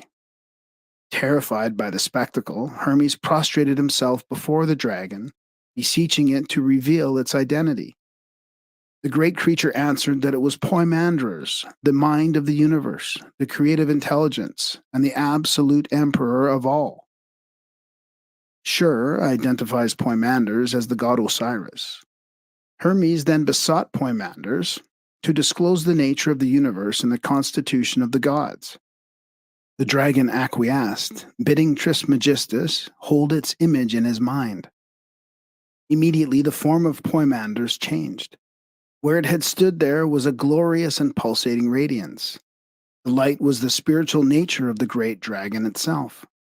Hermes was raised into the midst of this divine effulgence, and the universe of material things faded from his consciousness. Presently a great darkness descended, and expanding, swallowed up the light. Everything was troubled. About Hermes swirled a mysterious watery substance which gave forth like a smoke-like vapor. The air was filled with inarticulate moanings and sightings which seemed to come from the light swallowed up in the darkness. His mind told Hermes that the light was the form of the spiritual universe, and that the swirling darkness which he had engulfed it represented material substance. Then, out of the imprisoned light, a mysterious and holy word came forth and took its stand upon the smoky waters. This word, the voice of the light, rose out of the darkness as a great pillar, and the fire and the air followed after it. But the earth and the water remained unmoved below. Thus the waters of light were divided from the waters of darkness, and from the waters of light were formed the worlds above, and from the waters of darkness were formed the worlds below. The earth and the water next mingled, becoming inseparable, and the spiritual world, which is called reason, moved upon their surface, causing endless turmoil. Then again was heard the voice of Poimandres, but his form was not revealed. I, thy God, am the light and the mind, which were before substance was divided from spirit and darkness from light. And the word which appeared as a pillar of flame out of the darkness is the Son of God, born of the mystery of the mind. The name of that word is reason. Reason is the offspring of thought, and reason shall divide the light from the darkness and establish truth in the midst of the waters. Understand, O Hermes, and meditate deeply upon the mystery. That which in you sees and hears is not of the earth, but is the word of God incarnate. So it is said that divine light dwells in the midst of mortal darkness, and ignorance cannot divide them. The union of the word and the mind produces that mystery which is called life. As the darkness without you is divided against itself, so the darkness within you is likewise divided. The light and the fire which rise are the divine man, ascending in the path of the word, and that which fails to ascend is the mortal man, which may not partake of immortality. Learn deeply of the mind and its mystery, for therein lies the secret of immortality. The dragon again revealed its form to Hermes, and for a long time the two looked steadfastly upon one another, eye to eye, so that Hermes trembled before the gaze of Poimandres. At the word of the dragon the heavens opened and the innumerable light powers were revealed, soaring through cosmos on pinions of streaming fire. Hermes beheld the spirit of the stars, the celestials controlling the universe, and all those powers which shine with the radiance of the one fire, the glory of the sovereign mind. Hermes realized that the sight which he beheld was revealed to him only because Poimandres had spoken a word. The word was reason, and by the reason of the word invisible things were made manifest. Divine mind, the dragon, continued its discourse. Before the visible universe was formed, its mold was cast. This mold was called the archetype, and this archetype was in the supreme mind long before the process of creation began. Beholding the archetypes, the supreme mind became enamored with its own thought. So taking the word as a mighty hammer, it gouged out caverns in the primordial space and cast the form of the spheres in the archetypal mold. At the same time, sowing in the newly fashioned bodies the seeds of living things. The darkness below, receiving the hammer of the word, was fashioned into an orderly universe. The elements separated into strata, and each brought forth living creatures. The supreme being, the mind, male and female, brought forth the word, and the word, suspended between light and darkness, was delivered of another mind called the workman, the master builder, or the maker of things. In this manner it was accomplished, O Hermes. The word, moving like a breath through space, called forth the fire by the friction of its motion. Therefore, the fire is called the son of striving. The workman passed as a whirlwind through the universe, causing the substances to vibrate and glow with its friction. The son of striving thus formed 7 governors, the spirits of the planets, whose orbits bounded the world, and the 7 governors controlled the world by the mysterious power called destiny, given them by the fiery workman. When the second mind, the workman, had organized chaos, the word of God rose straightway out of its prison of substance, leaving the elements without reason, and joined itself to the nature of the fiery workman. Then the second mind, together with the risen word, established itself in the midst of the universe and whirled the wheels of the celestial powers. This shall continue from an infinite beginning to an infinite end, for the beginning and the ending are in the same place and state. Then the downward turned and unreasoning elements brought forth creatures without reason. Substance could not bestow reason, for reason had ascended out of it. The air produced flying things, and the waters such as swim. The earth conceived strange four-footed and creeping beasts, dragons, composite demons, and grotesque monsters. Then the Father, the Supreme Mind, being light and life, fashioned a glorious universal man in its own image, not an earthly man, but a heavenly man dwelling in the light of God. The Supreme Mind loved the man it had fashioned and delivered to him the control of the creations and workmanships. The man, desiring to labor, took up his abode in the sphere of generation and observed the works of his brother, the second mind, which sat upon the ring of fire. And having beheld the achievements of the fiery workman, he willed also to make things, and his father gave permission. The seven governors of whose power he partook rejoiced, and each gave the man a share of its own nature. The man longed to pierce the circumference of the circles and understand the mystery of him who sat upon the eternal fire. Having already all power, he stooped down and peered through the seven harmonies, and, breaking through the strength of the circles, made himself manifest to nature stretched out below. The man, looking into the depths, smiled, for he beheld a shadow upon the earth, and a likeness mirrored in the waters, which shadow and likeness were a reflection of himself. The man fell in love with his own shadow and desired to descend into it. Coincidence with the desire, the intelligent thing united itself with the unreasoning image or shape.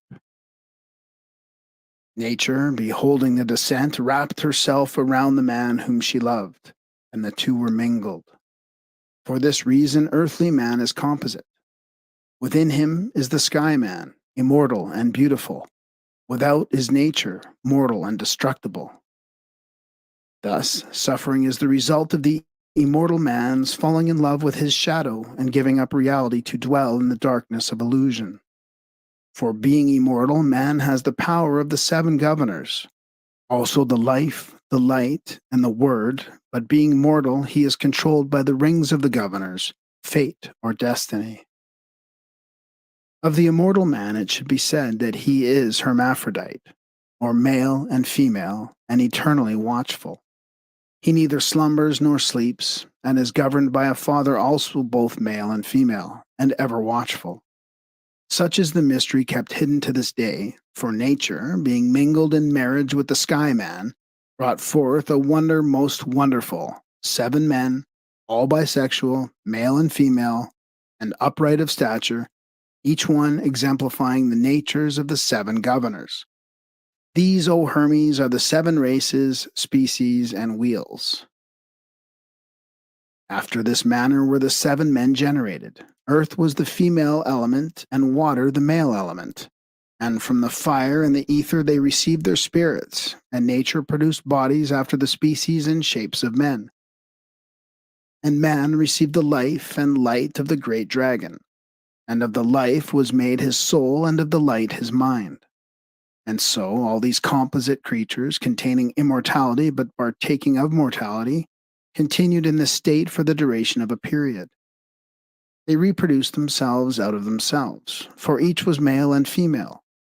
But at the end of the period, the knot of destiny was untied by the will of God, and the bond of all things was loosened. Then all living creatures, including man, which had been hermaphroditical, were separated, the males set apart by themselves, and the females likewise, according to the dictates of reason. Then God spoke to the Holy Word within the soul of all things, saying, increasing and increasing and multiply in multitudes, all you my creatures and workmanships. Let him that is ended with mind know himself to be immortal, and that the cause of death is the love of the body. And let him learn all things that are, for he who recognizes himself enters into the state of good. And when God had said this, Providence, with the aid of the 7 governors in harmony, brought the sexes together, making the mixtures and establishing the generations, and all things were multiplied according to their kind. He who thought the error of attachment loves his body, abides wandering in darkness, sensible and suffering the things of death.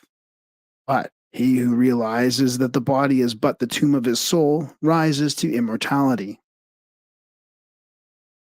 Then Hermes desired to know why men should be deprived of immortality for the sin of ignorance alone. The great dragon answered, "To the ignorant the body is supreme, and they are incapable of realizing the immortality that is within them, knowing only the body which is subject to death. They believe in death because they worship that substance which is the cause and reality of death." Then Hermes asked how the righteous and wise passed to God, to which Poimanders replied, "That which the word of God said, say I, because the Father of all things consists of life and light, whereof man is made. If, therefore, a man shall learn and understand the nature of life and light, then he shall pass into the eternity of life and light." Hermes next inquired about the road by which the wise attained the life eternal, and Poimanders continued, "Let the man endued with the mind mark, consider, and learn of himself, and with the power of his mind divide himself from his not-self and become a servant of reality." Hermes asked if all men did not have minds, and the great dragon replied, "Take heed what you say, for I am the mind, the eternal teacher. I am the Father of the Word, the Redeemer of all men. And in nature of the wise, the Word takes flesh. By means of the Word, the world is saved. I, Thoth, the Father of the Word, the mind, come only into men that are holy and good, pure and merciful, and that live piously and religiously, and my presence is an inspiration and a help to them. For when I come, they immediately know all things and adore the universal Father. Before such wise and philosophic ones die, they learn to renounce their senses, knowing that these are the enemies of the immortal souls. I will not permit the evil senses to control the bodies of those who love me, nor will I allow evil emotions and evil thoughts to enter them. I become as a porter or doorkeeper and shut out evil, protecting the wise from their own lower nature. But to the wicked, the envious, and the covetous, I come not, for such cannot understand the mysteries of mind. Therefore, I am unwelcome. I leave them to the avenging demon that they are making in their own souls, for evil each day increases itself and torments man more sharply. And each evil deed adds to the evil deeds that are gone before until finally evil destroys itself. The punishment of desire is the agony of the unfulfillment. Hermes bowed his head in thankfulness to the great dragon, who had taught him so much, and begged to hear more concerning the ultimate of the human soul. So Poimanders resumed. At death, the material body of man is returned to the elements from which it came, and the invisible divine man ascends to the source from whence he came, namely the 8th sphere. The evil passes to the dwelling place of the demon, and the senses, feelings, desires, and body passions return to their source, namely the 7 governors, whose nature in the lower man destroy, but the invisible spiritual man give life. After the lower nature is returned to the brutishness, the higher struggles again to regain its spiritual estate. It ascends the 7 rings upon which sit the 7 governors and returns to each of the lower powers in this manner. Upon the first ring sits the moon, and to its return the ability to increase and diminish. Upon the second ring sits Mercury, and to it are returned machinations, deceit, and craftiness. Upon the third ring sits Venus, and to it are returned the lusts and passions. Upon the fourth ring sits the Sun, and to this lord are returned ambitions. Upon the fifth ring sits Mars, and to it are returned rashness and profane boldness. Upon the sixth ring sits Jupiter, and to it are returned the sense of accumulation and riches. And upon the seventh ring sits Saturn, at the gates of chaos, and to it are returned falsehood and evil plotting. Then, being naked of all the accumulations of the 7 rings, the soul comes to the 8th sphere, namely, the ring of the fixed stars. Here, freed of all illusion, it dwells in the light and sings praises to the Father in a voice which only the pure of spirit may understand. Behold, O Hermes, there is a great mystery in the 8th sphere. For the Milky Way is the seed ground of souls, and from it they drop into the rings, and to the Milky Way they return again from the wheels of Saturn. But some cannot climb the 7-runged ladder of the rings, so they wander in darkness below and are swept into eternity with the illusion of sense and earthliness. The path to immortality is hard, and only a few find it. The rest await the great day when the wheels of the universe shall be stopped and the immortal sparks shall escape from the sheaths of substance. Woe unto those who wait, for they must return again, unconscious and unknowing, to the seed ground of stars, and await a new beginning. Those who are saved by the light of the mystery which I have revealed unto you, O Hermes, and which I now bid you to establish among men, shall return again to the Father who dwelleth in the white light, and shall deliver themselves up to the light, and shall be absorbed into the light. And in the light thou shalt become powers in God. This is the way of good, and is revealed only to them that have wisdom. Blessed art thou, O Son of Light, to whom of all men I, Poimandres, the light of the world, have revealed myself. I order you to go forth to become as a guide to those who wander in darkness, that all men within whom dwells the spirit of my mind, universal mind, may be saved by my mind in you, which shall call forth my mind in them. Establish my mysteries, and they shall not fail from the earth, for I am the mind of the mysteries, and until mind fails, which is never, my mysteries cannot fail. With these parting words, Poimandres, radiant with celestial light, vanished, mingling with the powers of the heavens. Raising his eyes unto the heavens, Hermes blessed the Father of all things and consecrated his life to the service of the great light. Thus preached Hermes: O people of the earth, men born and made of the elements, but with the spirit of the divine man within you, rise from your sleep of ignorance, be sober and thoughtful. Realize that your home is not the earth, but in the light. Why have you delivered yourselves ever unto death, having power to partake of immortality? Repent and change your minds. Depart from the dark light and forsake corruption forever. Prepare yourselves to climb through the 7 rings and to blend your souls with the eternal light. Some who heard mocked and scoffed and went their way, delivering themselves to the second death, from which there is no salvation. But others, casting themselves before the feet of Hermes, besought him to teach them the way of life. He lifted them gently, receiving no approbation for himself, and staff in hand, went forth teaching and guiding mankind, and showing them how they might be saved. In the words of men, Hermes sowed the seeds of wisdom and nourished the seeds with the immortal waters. And at last came the evening of his life, and as the brightness of the light of earth was beginning to go down, Hermes commanded his disciples to preserve his doctrines inviolate throughout all ages. The vision of Poimandres he committed to writing, that all men desiring immortality might therein find the way. In concluding his exposition of the vision, Hermes wrote, The sleep of the body is the sober watchfulness of the mind, and the shutting of my eyes reveals the true light. My silence is filled with budding life and hope, and is full of good. My words are the blossoms of fruit of the tree of my soul. For this is the faithful account of what I received from my true mind, that is Poimanders, the great dragon, the Lord of the Word, through whom I became inspired by God with the truth. Since that day my mind has been ever with me, and in my own soul it hath given birth to the Word.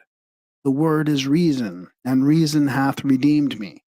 For which cause, with all my soul and all my strength, I give praise and blessing unto the God the Father, the life and the light, and the eternal good. Holy is God, the Father of all things, the one who is before the first beginning. Holy is God, who has determined that he shall be known, and who is known by his own, to whom he reveals himself. Holy art thou, who by thy word, reason, hast established all things. Holy art thou, of whom all nature is the image. Holy art thou, whom the inferior nature has not formed. Holy art thou, who art stronger than all powers. Holy art thou, who art greater than all excellency. Holy art thou, who art better than all praise. Accept these reasonable sacrifices from a pure soul and a heart stretched out unto thee. O thou unspeakable, unutterable, to be praised with silence, I beseech thee to look mercifully upon me, that I may not err from the knowledge of thee, and that I may enlighten those who are in ignorance, my brothers and thy sons. Therefore I believe thee and bear witness unto thee, and depart in peace and in trustfulness into thy light and life. Blessed art thou, O Father, the man thou hast fashioned would be sanctified with thee, as thou hast given him power to sanctify others with thy word and thy truth. The vision of Hermes, like nearly all of the Hermetic writings, is an allegorical exposition of great philosophic and mystical truths, and its hidden meaning may be comprehended only by those who have been raised into the presence of the true mind. The initiation of the pyramid.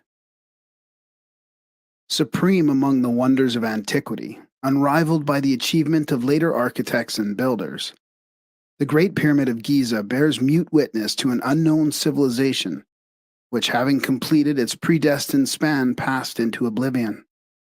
Eloquent in its silence, inspiring in its majesty, divine in its simplicity, the Great Pyramid is indeed a sermon in stone. Its magnitude overwhelms the puny sensibilities of man. Among the shifting sands of time, it stands as a fitting emblem of eternity itself. Who were the illumined mathematicians who planned its parts and dimensions? The master craftsmen who supervised its construction? The skilled artisans who trued its blocks of stone? The earliest and best known account of the building of the Great Pyramid is that given by that highly revered but somewhat imaginative historian, Herodotus. The pyramid was built in steps, battlement-wise, as it is called, or, according to others, altar-wise. After laying the stones for the base, they raised the remaining stones to their places by means of machines formed of short wooden planks. The first machine raised them from the ground to the top of the first step. On this, there was another machine which received the stone upon its arrival and conveyed it to the second step, whence a third machine advanced it still higher. Either they had as many machines as there were steps in the pyramid, or possibly they had but a single machine, which, being easily moved, was transferred from tier to tier as the stone rose. Both accounts are given, and therefore I mention both. The upper portion of the pyramid was finished first, then the middle, and finally the part which was lowest and nearest to the ground. There is an inscription in Egyptian characters on the pyramid which records the quantity of radishes, onions, and garlic consumed by the laborers who constructed it. And I perfectly well remember that the interpreter who read the writing to me said that the money expended in this way was 1,600 talents of silver. If this is then a true record, what a vast sum must have been spent on the iron tools used in the work, and on the feeding and clothing of the laborers, considering the length of time the work lasted, which has already been stated, 10 years, and the additional time, no small space, I imagine, which must have been occupied by the quarrying of the stones, their conveyance, and the formation of the underground apartments. While his account is extremely colorful, it is apparent that the father of history, for reasons which he doubtless considers sufficient, concocted a fraudulent story to conceal the true origin and purpose of the Great Pyramid. This is but one of several instances in his writings which would lead the thoughtful reader to suspect that Herodotus himself was an initiate of the sacred schools and consequently obligated to preserve inviolate the secrets of the ancient orders. The theory advanced by Herodotus and now generally accepted that the pyramid was the tomb of the pharaoh Cheops cannot be substantiated. In fact, Manetho, Eratosthenes, and Diodorus Siculus all differ from Herodotus, as well as from each other, regarding the name of the builder of this supreme edifice. The sepulchral vault, which according to the Lepsius law of pyramid construction, should have been finished at the same time as the monument or sooner, was never completed. There is no proof that the building was erected by the Egyptians, for the elaborate carvings with which the burial chambers of the Egyptian royalty are almost invariably ornamented are entirely lacking, and it embodies none of the elements of their architecture or decoration, such as inscriptions, images, cartouches, paintings, and other distinctive features associated with dynastic mortuary art. The only hieroglyphics to be found within the pyramid are a few builders' marks sealed up in the chambers of construction, first opened by Howard Weiss. These apparently were painted upon the stones before they were set in position, for in a number of instances the marks were either inverted or disfigured by the operation of fitting the blocks together. While Egyptologists have attempted to identify the crude dabs of paint as cartouches of Cheops, it is almost inconceivable that this ambitious ruler would have permitted his royal name to suffer such indignities. As most of eminent authorities on the subject are still uncertain as to the true meaning of these crude markings, whatever proof they might be that the building was erected during the Fourth Dynasty is certainly offset by the seashells at the base of the pyramid, which Mr. Gabb advances as evidence that it was erected before the deluge, a theory substantiated by the much abused Arabian traditions. One Arabian historian declared that the pyramid was built by the Egyptian sages as a refuge against the flood, while another proclaimed it to have been the treasure house of the powerful antediluvian king Shaddad ben Ad. A panel of hieroglyphs over the entrance, which the casual observer might consider to offer a solution of the mystery, unfortunately dates back no further than AD 1843, having been cut at that time by Dr. Lepsius as a tribute to the King of Prussia. Caliph al-Mamun, an illustrious descendant of the Prophet, inspired by stories of the immense treasures sealed within its depths, journeyed from Baghdad to Cairo, AD 820, with a great force of workmen to open the mighty pyramid. When Caliph al-Mamun first reached the foot of the Rock of Ages and gazed up at its smooth, glistening surface, a tumult of emotions undoubtedly racked his soul. The casing stones must have been in the place at the time of his visit, for the Caliph could find no indication of an entrance. Four perfectly smooth surfaces confronted him. Following vague rumors, he set his followers to work on the north side of the pyramid, with instructions to keep on cutting and chiseling until they discovered something. To the Moslems, with their crude instruments and vinegar, it was a Herculean effort to tunnel 100 feet through the limestone. Many times they were on the point of rebellion, but the word of the Caliph was law, and the hope of a vast fortune buoyed them up. At last, on the eve of total discouragement, fate came to their rescue. A great stone was heard to fall somewhere in the wall near the toiling and disgruntled Arabs. Pushing on toward the sound with renewed enthusiasm, they finally broke into the descending passage which leads into the subterranean chamber. They then chiseled their way around the great stone portcullis which had fallen into a position barring their progress, and attacked and removed one after another the granite plugs which for a while continued to slide down the passage leading from the Queen's chamber above. Finally, no more blocks descended, and the way was clear for the followers of the Prophet. But where were the treasures? From room to room the frantic workmen rushed, looking in vain for loot. The discontent of the Muslims reached such a height that Caliph al-Mamun, who had inherited much of the wisdom of his illustrious father, the Caliph al-Rashid, sent to Baghdad for funds, which he caused to be secretly buried near the entrance of the pyramid. He then ordered his men to dig at that spot, and great was their rejoicing when the treasure was discovered. The workmen, being deeply impressed by the wisdom of the antediluvian monarch, who had carefully estimated their wages and thoughtfully caused the exact amount to be buried for their benefit. The Caliph then returned to the city of his fathers, and the Great Pyramid was left to the mercy of succeeding generations. In the 9th century, the sun's rays, striking the highly polished surfaces of the original casing stones, caused each side of the pyramid to appear as a dazzling triangle of light. Since that time, all but 2 of these casing stones have disappeared. Investigation has resulted in their discovery, recut and resurfaced in the walls of Mohammedan mosques and palaces in various parts of Cairo and its environs. Pyramid problems. C. Piazzi Smith asks, was the Great Pyramid, then, erected before the invention of hieroglyphics and previous to the birth of the Egyptian religion? Time may yet prove that the upper chambers of the pyramid were a sealed mystery before the establishment of the Egyptian Empire. In the subterranean chamber, however, are markings which indicate that the Romans gained admission here. In the light of the secret philosophy of the Egyptian initiates, W. W. Harmon, by a series of extremely complicated yet exact mathematical calculations, determines that the first ceremonial of the pyramid was performed 68,890 years ago, on the occasion when the star Vega for the first time sent its rays down the descending passage into the pit. The actual building of the pyramid was accomplished in the period of from 10 to 15 years immediately preceding this date.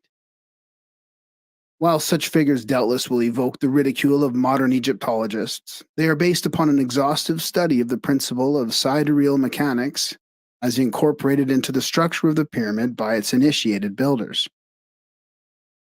If the casing stones were in position at the beginning of the 9th century, the so-called erosion marks upon the outside were not due to water. The theory also that the salt upon the interior stones of the pyramid is evidence that the building was once submerged is weakened by the scientific fact that this kind of stone is subject to exudations of salt. While the building may have been submerged, at least in part, during the many thousands of years since its erection, the evidence adduced to prove this point is not conclusive.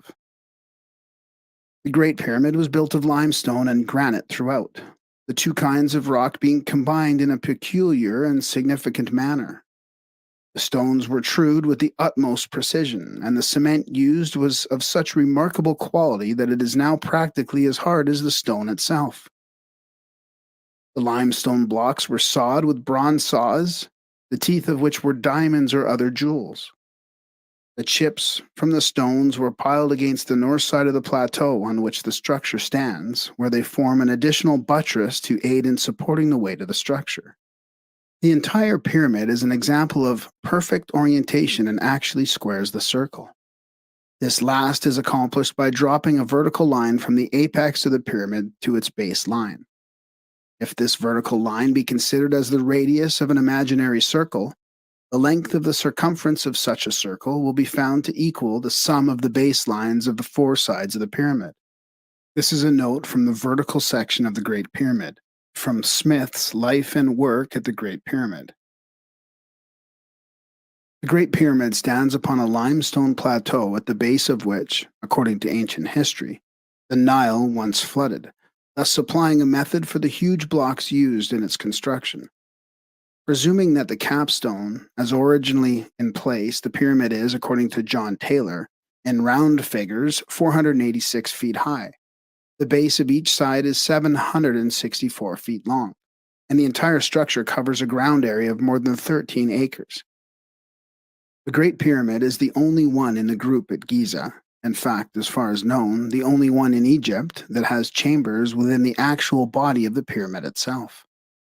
For this reason, it is said to refute the Lepsius law, which asserts that each of these structures is a monument raised over a subterranean chamber in which a ruler is entombed. The pyramid contains 4 chambers, which in the diagram are lettered K, H, F, and O. The king's chamber is an oblong apartment, 39 feet long, 17 feet wide, and 19 feet high, disregarding functional parts of a foot in each case. With a flat roof consisting of 9 great stones, the largest in the pyramid. Above the king's chamber are 5 low compartments, generally termed construction chambers. In the lowest of these so-called hieroglyphs of the pharaoh Cheops are located. The roof of the 5th construction chamber is peaked. At the end of the king's chamber, opposite the entrance, stands the famous sarcophagus, or coffer, and behind it is a shallow opening that was dug in the hope of discovering valuables. 2 air vents passing through the entire body of the pyramid ventilate the king's chamber. In itself, this is sufficient to establish that the building was not intended for a tomb. Between the upper end of the grand gallery and the king's chamber is a small antechamber, its extreme length 9 feet, and its extreme width 5 feet, and its extreme height 12 feet, with its walls grooved for purposes now unknown. In the groove nearest the grand gallery is a slab of stone in 2 sections with a peculiar boss or knob protruding about an inch from the surface of the upper part facing the grand gallery. This stone does not reach to the floor of the antechamber, and those entering the king's chamber must pass under the slab. From the king's chamber, the grand gallery, 157 feet in length, 28 feet in height, 7 feet in width at its widest point and decreasing to 3.5 feet as the result of 7 converging overlaps of the stones forming the walls, descends to a little above the level of the queen's chamber. Here a gallery branches off, passing more than 100 feet back towards the center of the pyramid and opening into the queen's chamber. The queen's chamber is 19 feet long, 17 feet wide, and 20 feet high. Its roof is peaked and composed of great slabs of stone. Air passages not shown lead from the queen's chamber, but these were not open originally. In the east wall of the queen's chamber is a peculiar niche of gradually converging stone, which in all likelihood may prove to be a new lost entranceway. At the point where the grand gallery ends and the horizontal passage towards the queen's chamber begins is the entrance to the well, and also the opening leading down to the first ascending passage, to the point where this passage meets the descending passage leading from the outer wall of the pyramid down to the subterranean chamber. After descending 59 feet down the well, the grotto is reached. Continuing through the floor of the grotto, the well leads downward 133 feet to the descending entrance passage, which it meets a short distance before this passage becomes horizontal and leads into the subterranean chamber. The subterranean chamber is about 46 feet long and 27 feet wide, but is extremely low, the ceiling varying in height from a little over 3 feet to about 13 feet from the rough and apparently unfinished floor. From the south side of the subterranean chamber, a low tunnel runs about 50 feet and then meets a blank wall. These constitute the only known openings in the pyramid. With the exception of a few niches, exploration holes, blind passages, and the rambling cavernous tunnel, hewn out by the Muslims under the leadership of the Prophet's descendant, Caliph al-Ma'mun. If the passage leading to the king's chamber and the queen's chamber was sealed up thousands of years before the Christian era, those later admitted into the pyramid mysteries must have received their initiations in subterranean galleries now unknown. Without such galleries, there could have been no possible means of ingress or egress, since the single surface entrance was completely dosed with casing stones. If not blocked by the mass of the Sphinx or concealed in some part of that image, the secret entrance may be either in one of the adjacent temples or upon sides of the limestone plateau. Attention is called to the granite plugs filling the ascending passageway to the queen's chamber, which Caliph al-Ma'mun was forced practically to pulverize before he could clear a way into the upper chambers. C. Piazzi Smith, notes that the positions of the stone demonstrate that they were set in place from above, which made it necessary for a considerable number of workmen to depart from the upper chambers. How did they do it? Smith believes they descended through the well, dropping the ramp stone into place behind them. He further contends that robbers probably used the well as a means of getting into the upper chambers. The ramp stone having been set in a bed of plaster, the robbers were forced to break through it, leaving a jagged opening. Mr. Dupree, an architect who has spent years investigating the pyramids, differs from Smith, however, in that he believes the well itself to be a robber's hole, being the first successful attempt made to enter the upper chambers from the subterranean chamber, then the only open section of the pyramid. Mr. Dupree bases his conclusion on the fact that the well is merely a rough hole in the grotto, an irregular chamber, without any evidence of the architectural precision with which the remainder of the structure was erected. The diameter of the well also precludes the possibility of it having been dug downward. It must have been gouged out from below, and the grotto was necessary to supply air to the thieves. It is inconceivable that the pyramid builders would break one of their own rampstones and leave its broken surface and a gaping hole in the side wall of their otherwise perfect gallery. If the well is a robber's hole, it may explain why the pyramid was empty when Caliph al-Mamun entered it and what happened to the missing coffer lid. A careful examination of the so-called unfinished subterranean chamber, which must have been the base of operations for the robbers, might disclose traces of their presence or show where they piled the rubble, which must have accumulated as a result of their operations. While it is not entirely clear by what entrance the robbers reached the subterranean chamber, it is improbable that they used the descending passageway. There is a remarkable niche in the north wall of the Queen's Chamber which the Mohammedan guides glibly pronounce to be a shrine.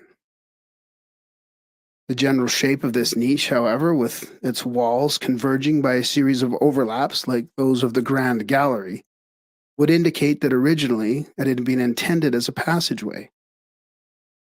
Efforts made to explore this niche have been non-productive, but Mr. Dupree believes an entrance to exist here through which, if the well did not exist at the time, the workmen made their exit from the pyramid after dropping the stone plugs into the ascending gallery.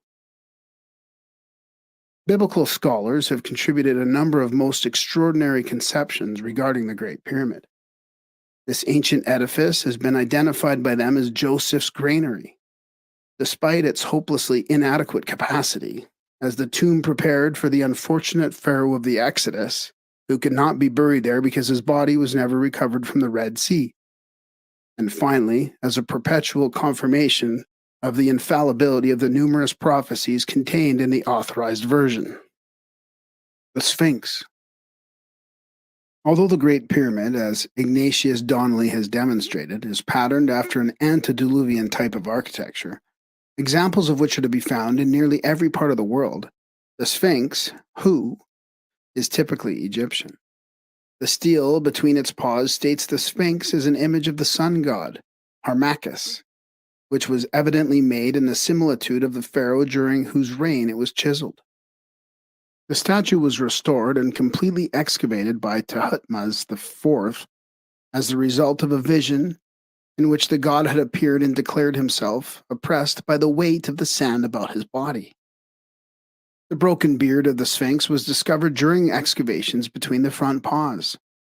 The steps leading up to the Sphinx, and also the temple and altar between the paws, are much later additions, probably Roman, for it is known that the Romans reconstructed many Egyptian antiquities.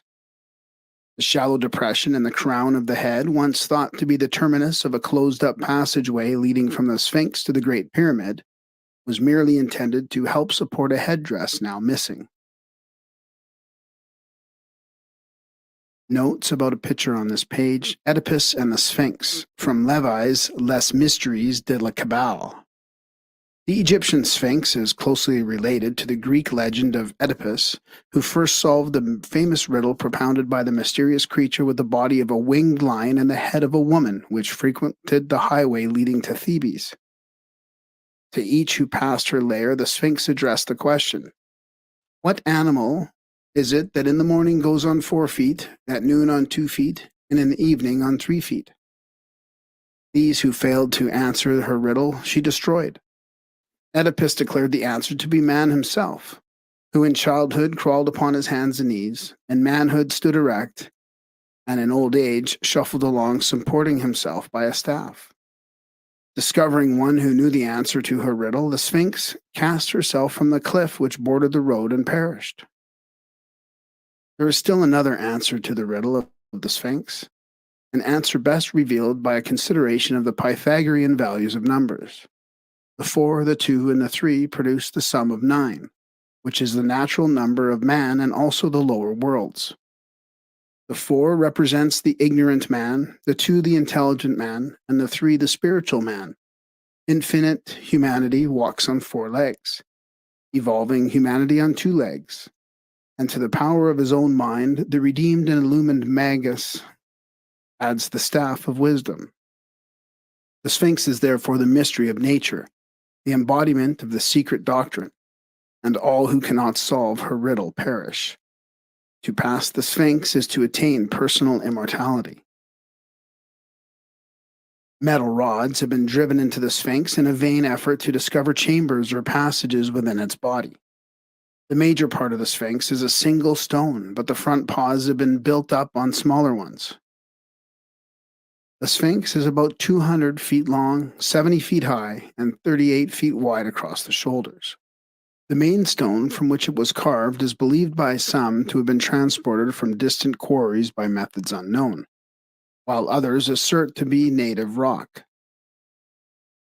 Possibly an outcropping somewhat resembled the form into which it was later carved. The theory, once advanced, that both the pyramid and the Sphinx were built from artificial stones made on the spot has been abandoned. A careful analysis of the limestone shows that it is composed of small sea creatures called mummulites. The popular supposition that the Sphinx was the true portal of the Great Pyramid, while it survives with surprising tenacity, has never been substantiated. P. Christian presents this theory as follows, basing it in part upon the authority of the Iamblichus. The Sphinx of Giza, says the author of the Traité de Mysteries, served as the entrance to the sacred subterranean chambers in which the trials of the initiate were undergone. This entrance, obstructed in our day by sands and rubbish, may still be traced between the 4 legs of the crouched colossus.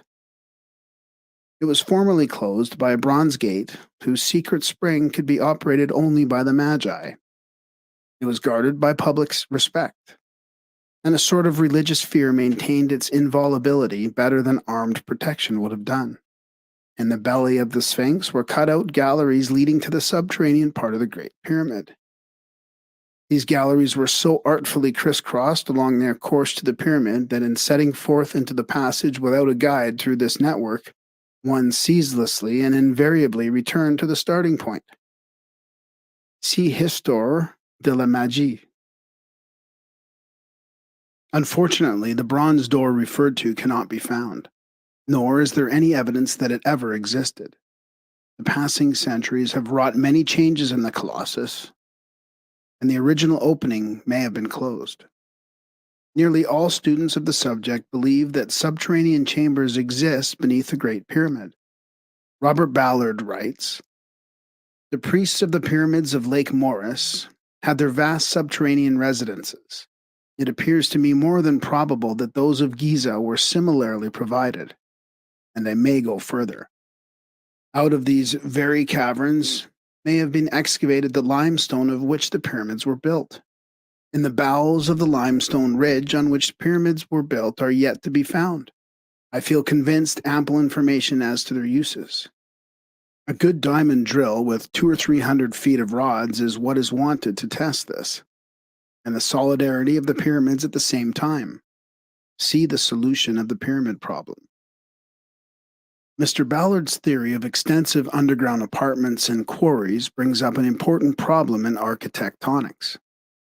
Their pyramid builders were too far-sighted to endanger the permanence of the Great Pyramid by placing over 5 million tons of limestone and granite on any but a solid foundation. It is therefore reasonably certain that such chambers or passageways as may exist beneath the building are relatively insignificant, like those within the body of a structure which occupy less than 1/1600th of the cubic contents of the pyramid. The Sphinx was undoubtedly erected for symbolical purpose at the instigation of the priestcraft. The theories that the aureus upon its forehead was originally the finger of an immense sundial, and that both the pyramid and the Sphinx were used to measure time, the seasons, and the precession of the equinoxes, are ingenious but not wholly convincing. If this great creature was erected to obliterate the ancient passageway leading into the subterranean temple of the pyramid, its symbolism would be most appropriate. In comparison with the overwhelming size and dignity of the Great Pyramid, the Sphinx is almost insignificant. Its battered face, upon which may still be seen the vestiges of the red paint with which the figure was originally covered, is disfigured beyond recognition. Its nose was broken off by a fanatical Mohammedan, lest the followers of the Prophet be led into idolatry. The very nature of its construction and the present repairs necessary to prevent the head from falling off indicate that it could not have survived the great periods of time which have elapsed since the erection of the pyramid. To the Egyptians, the Sphinx was a symbol of strength and intelligence. It was portrayed as androgynous to signify that they recognized the initiates and gods as partaking of both the positive and negative creative powers.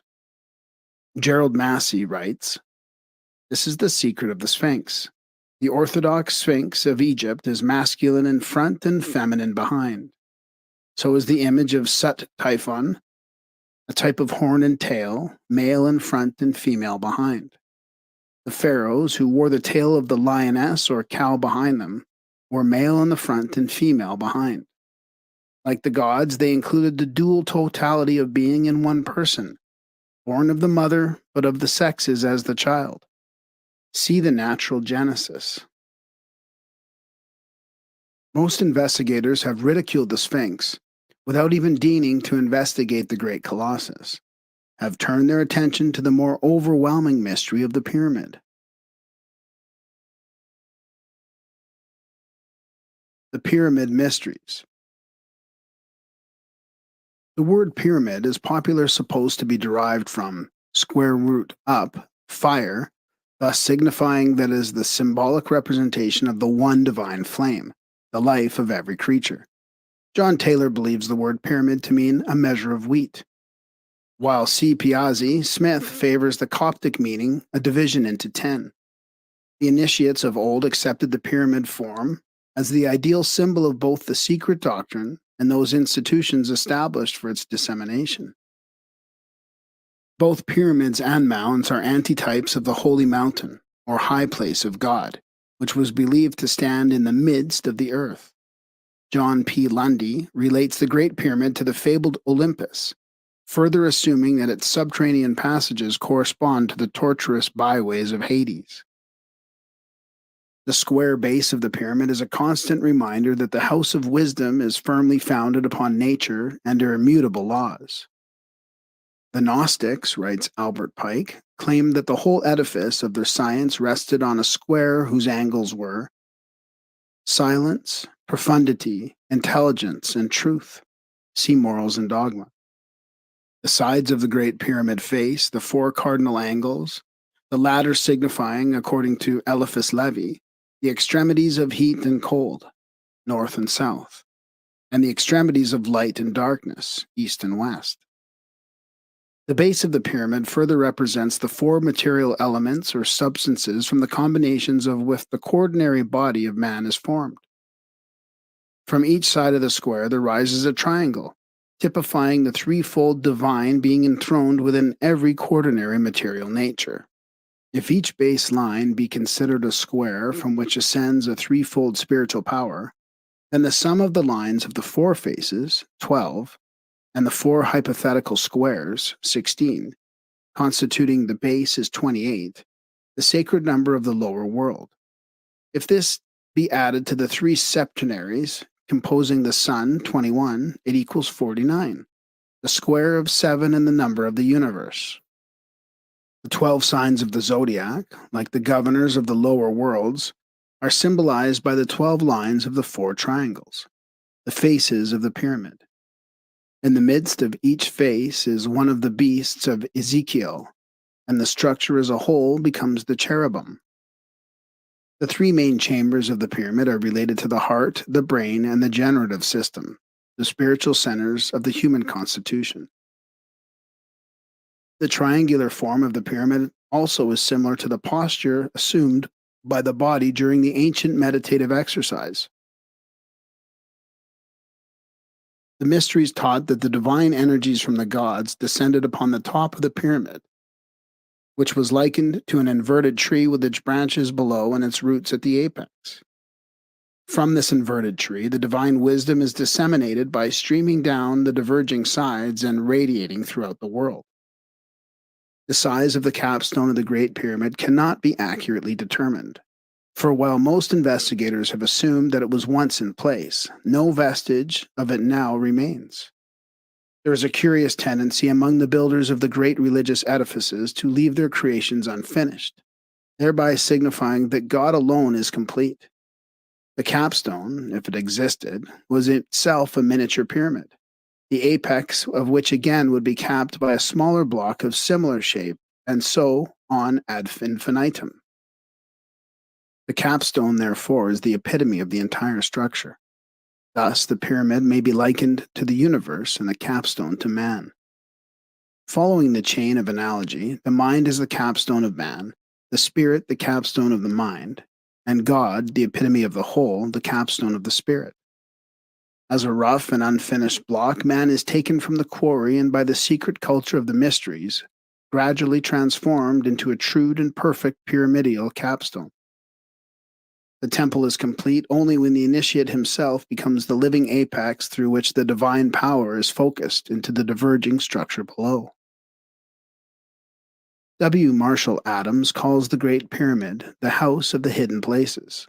Such indeed it was, for it represented the inner sanctuary of pre-Egyptian wisdom. By the Egyptians, the Great Pyramid was associated with Hermes, the god of wisdom and letters, and the divine illuminator worshipped through the planet Mercury. Relating Hermes to the pyramid emphasizes anew the fact that it was in reality the supreme temple of the invisible and supreme deity. The Great Pyramid was not a lighthouse, an observatory, or a tomb, but the first temple of the mysteries, the first structure erected as a repository for those secret truths which are the certain foundation of all arts and sciences. It was the perfect emblem of the microcosm and the macrocosm, and according to the secret teachings, the tomb of Osiris, the black god of the Nile. Osiris represents a certain manifestation of solar energy, and therefore his house or tomb is emblematic of the universe within which he is entombed and upon the cross of which he is crucified. Through the mystic passageways and chambers of the Great Pyramid passed the illumined of antiquity. They entered its portals as men, they came forth as gods. It was the place of the second birth, the womb of the mysteries, and wisdom dwelt in it as gods dwell in the hearts of men. Somewhere in the depths of its recesses there resided an unknown being who was called the Initiator, or the Illustrious One, robed in blue and gold and bearing in his hand the sevenfold key of eternity.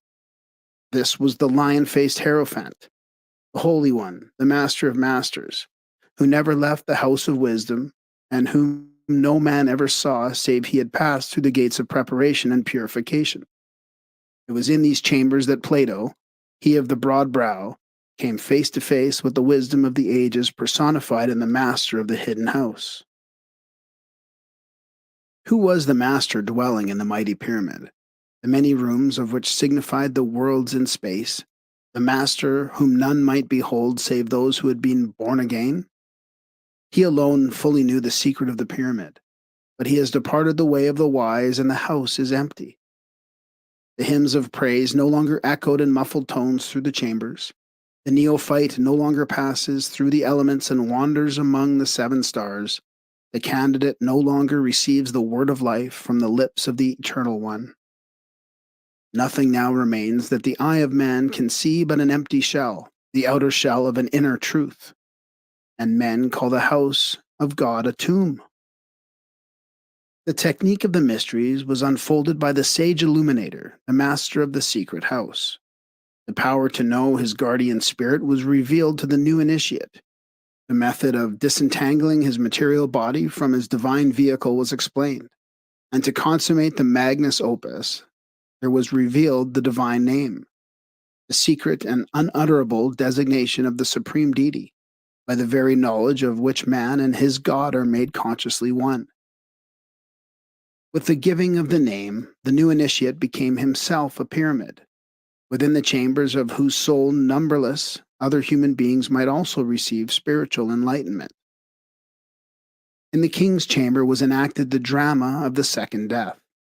Here the candidate, after being crucified upon the cross of the solstices and the equinoxes, was buried in the great coffer. There is a profound mystery to the atmosphere and temperature of the king's chamber. It is of a peculiar death-like cold which cuts to the marrow of the bone. This room was a doorway between the material world and the transcendental spheres of nature.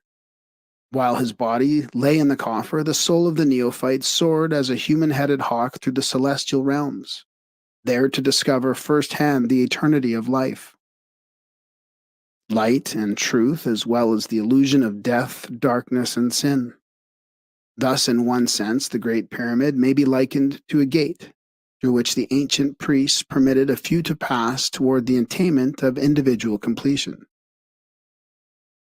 It is also to be noted, incidentally, that if the coffer in the king's chamber be struck, the sound emitted has no counterpart in any known musical scale. This tonal value may have formed part of the combination of circumstances which rendered the king's chamber an ideal setting for the conferment of the highest degree of the mysteries. The modern world knows little of these ancient rites. The scientist and the theologian alike gaze upon the sacred structure, wondering what fundamental urge inspired the Herculean labor. If they would but think a moment, they would realize that there is only one urge in the soul of man capable of supplying the required incentive, namely, the desire to know, to understand, and to exchange the narrowness of the human mortality for the greater breadth and scope of divine enlightenment.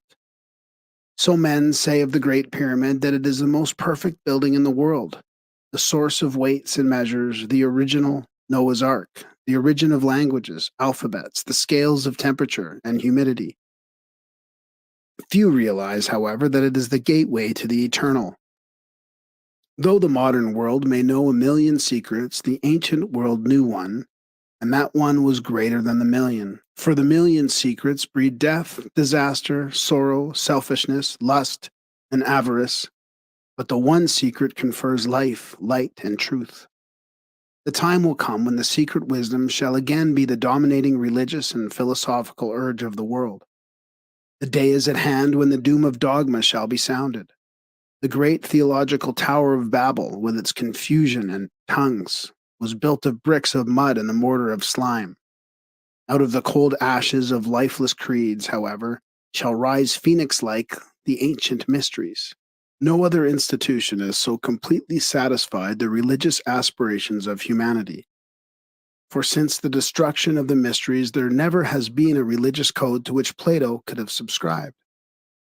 The unfolding of a man's spiritual nature is as much an exact science as astronomy, medicine, or jurisprudence. To accomplish this end, religions were primarily established, and out of religion have come science, philosophy, and logic as methods whereby this divine purpose might be realized. The dying God shall rise again. The secret room in the house of the hidden places shall be rediscovered. The pyramid again shall stand as the ideal emblem of solidarity, inspiration, aspiration, resurrection, and regeneration. As the passing sands of time bury civilization upon civilization beneath their weight, the pyramid shall remain as the visible covenant between eternal wisdom and the world.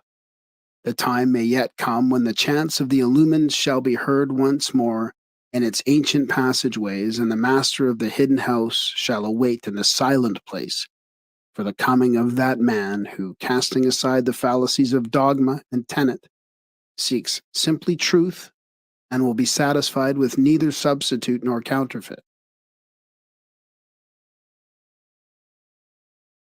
Isis, the Virgin of the World. It is especially fitting that a study of Hermetic symbolism should begin with a discussion of the symbols and attributes of the Saitic Isis. This is the Isis of Sais, famous for the inscription concerning her which appeared on the front of her temple in that city.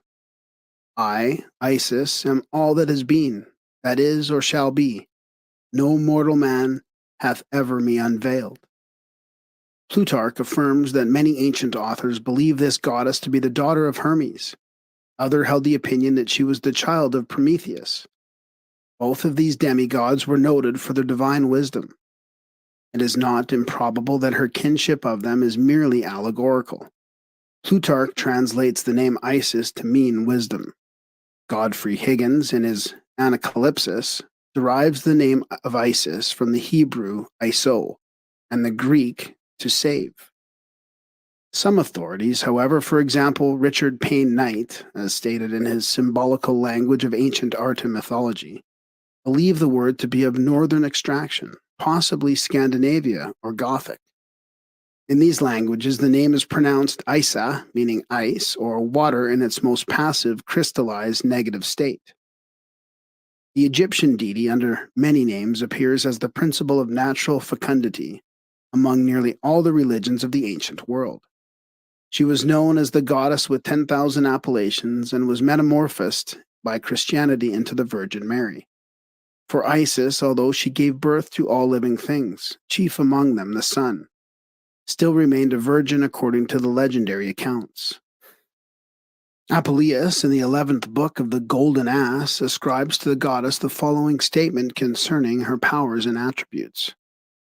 Behold, I moved by thy prayers am present with thee, I who am nature, the parent of things, the queen of all the elements, the primordial progeny of ages, the supreme of divinities, the sovereign of the spirits of the dead, the first of the celestials, and the uniform resemblance of gods and goddesses.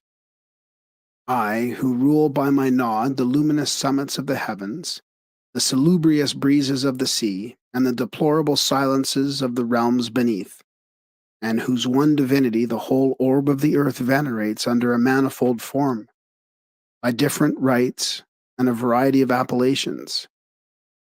Hence the primogenial Phrygians call me Pessinuntica, the mother of the gods, the Attic Aborigines, Seropian Minerva, the floating Cyprians, Paphian Venus, the arrow-bearing Cretans, Diana Dictina, the three-tongued Sicilians, Stygian Prosperini, and the Lucinians, the ancient goddess Ceres.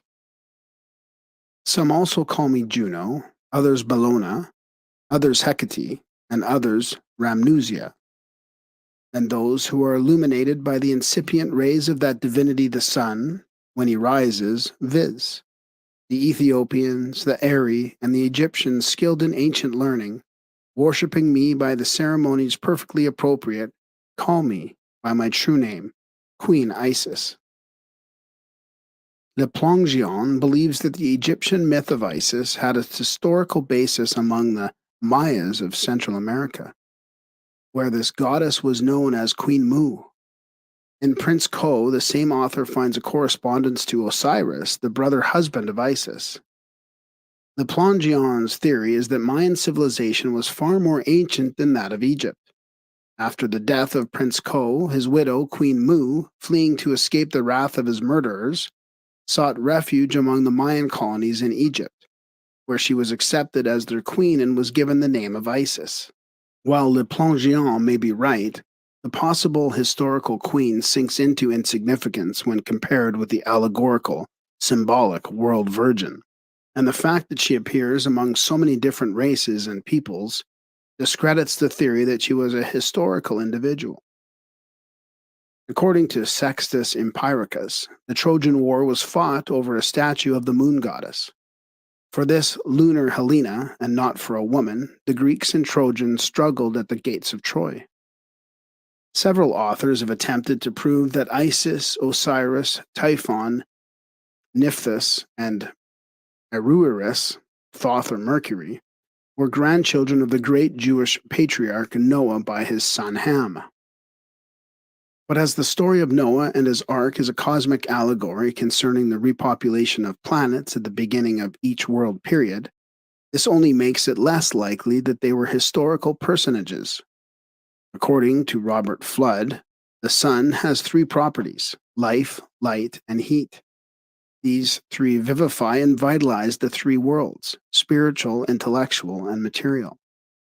Therefore, it is said, from one light, three lights, i.e., the first three master masons. In all probability, Osiris represents the third or material aspect of solar activity, which by its beneficent influences vitalizes and enlivens the flora and fauna of the earth. Osiris is not the sun, but the sun is symbolic of the vital principle of nature, which the ancients knew as Osiris. His symbol, therefore, was an open eye, in honor of the great eye of the universe, the sun. Opposed to the active, radiant principle of impregnating fire, heat, and motion was the passive, receptive principle of nature. Modern science has proved that forms ranging in magnitude from solar systems to atoms are composed of positive, radiant nuclei surrounded by negative bodies that exist upon the emanations of the central life. From this allegory, we have the story of Solomon and his wives. For Solomon is the sun, and his wives and concubines are the planets, moons, asteroids, and other receptive bodies within his house, the solar mansion. Isis, represented in the Song of Solomon by the dark maid of Jerusalem, is symbolic of receptive nature, the watery, maternal principle which creates all things out of herself after impregnation has been achieved by the virility of the sun. In the ancient world, the year had 360 days. The 5 extra days were gathered together by the god of cosmic intelligence to serve as the birthdays of the 5 gods and goddesses, who are called the sons and daughters of Ham. Upon the first of these special days, Osiris was born, and upon the fourth of them, Isis. The number 4 shows the relation that this goddess bears to the earth and its elements. Typhon, the Egyptian demon or spirit of the adversary, was born upon the 3rd day. Typhon is often symbolized by a crocodile. Sometimes his body is a combination of a crocodile and hog. Isis stands for knowledge and wisdom, and according to Plutarch, the word Typhon means insolence and pride.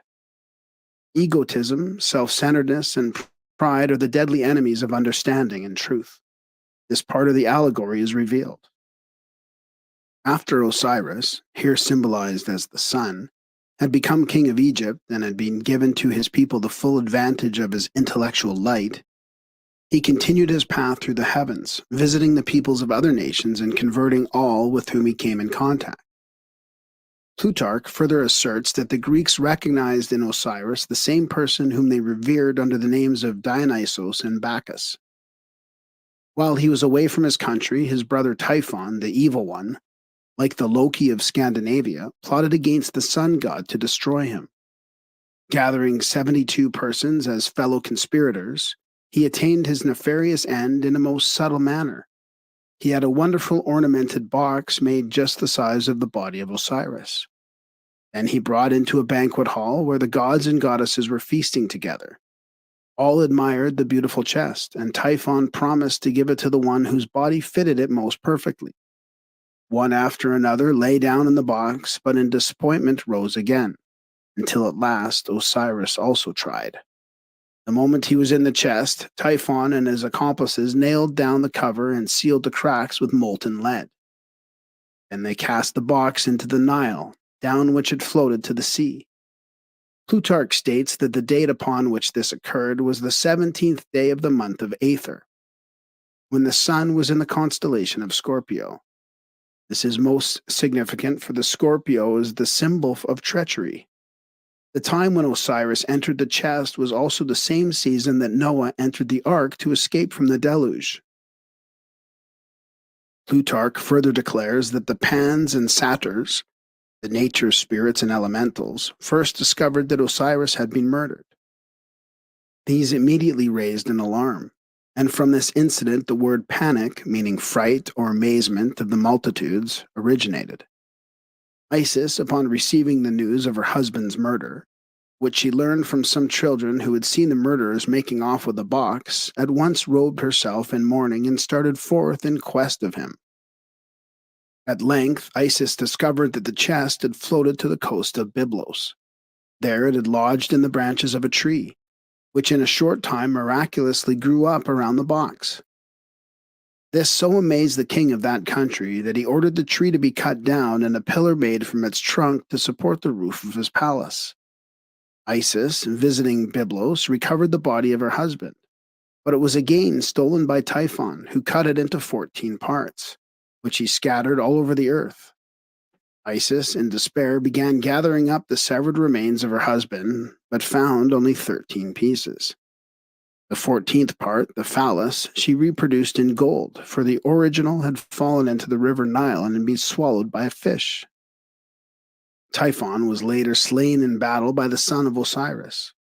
Some of the Egyptians believed that the souls of the gods were taken to heaven, where they shone forth as stars. It was supposed that the soul of Isis gleamed from the dog star, while Typhon became the constellation of the bear. It is doubtful, however, whether this idea was ever generally accepted. Among the Egyptians, Isis is often represented with a headdress consisting of the empty throne chair of her murdered husband, and this peculiar structure was accepted during certain dynasties as her hieroglyphic. The headdresses of the Egyptians have great symbolic and emblematic importance, for they represent the auric bodies of the superhuman intelligences and are used in the same way that the nimbus, halo, and aureole are used in Christian religious art. Frank C. Higgins, a well-known Masonic symbolist, has astutely noted that the ornate headgears of certain gods and pharaohs are inclined backward at the same angle as the Earth's axis. The robes, insignia, jewels, and ornamentations of the ancient hierophants symbolize the spiritual energies radiating from the human body. Modern science is rediscovering many of the lost secrets of Hermetic philosophy.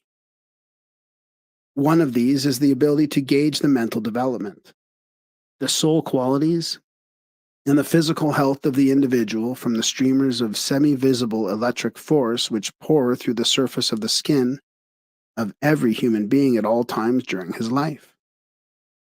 For details concerning a scientific process for making the auric emanations visible, see The Human Atmosphere by Dr. Walter J. Kilner. Isis is sometimes symbolized by the head of a cow. Occasionally, the entire animal is her symbol.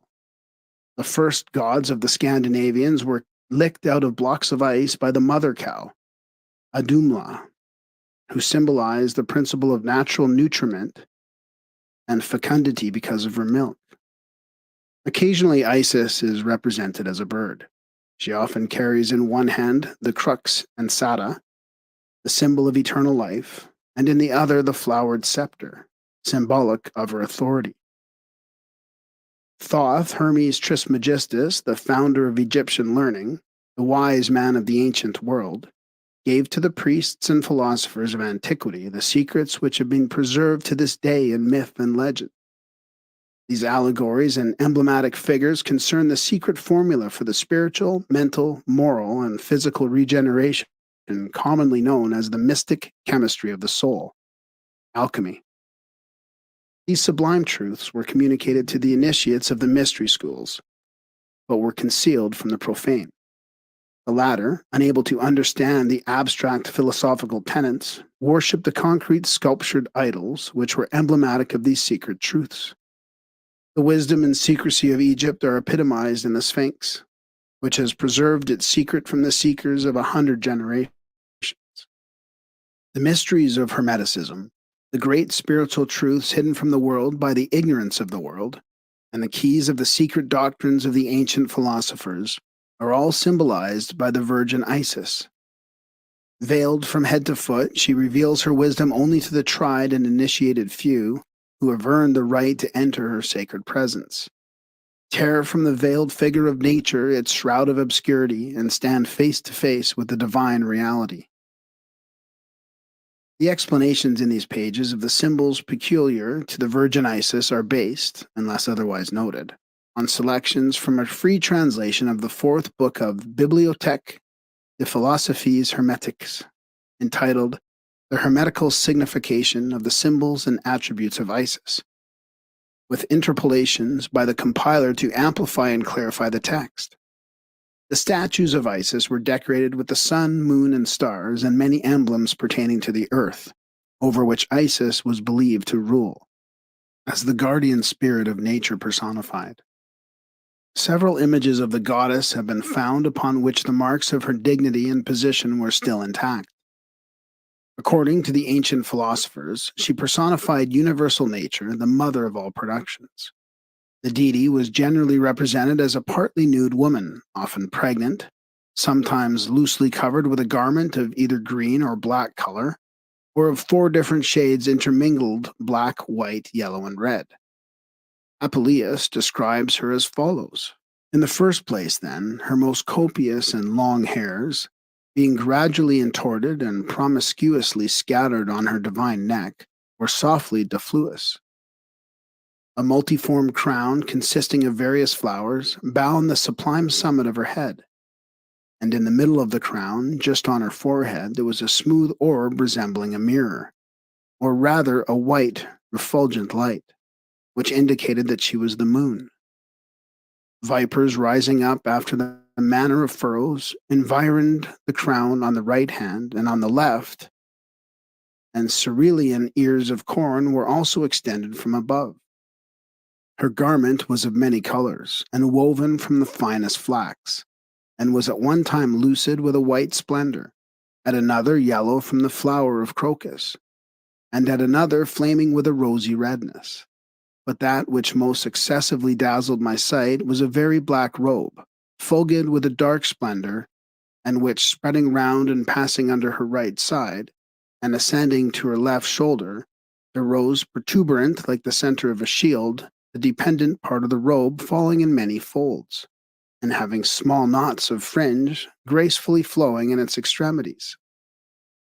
Glittering stars were dispersed through the embroidered border of the robe, and through the whole of its surface, and the full moon, shining in the middle of the stars, breathing forth flaming fires.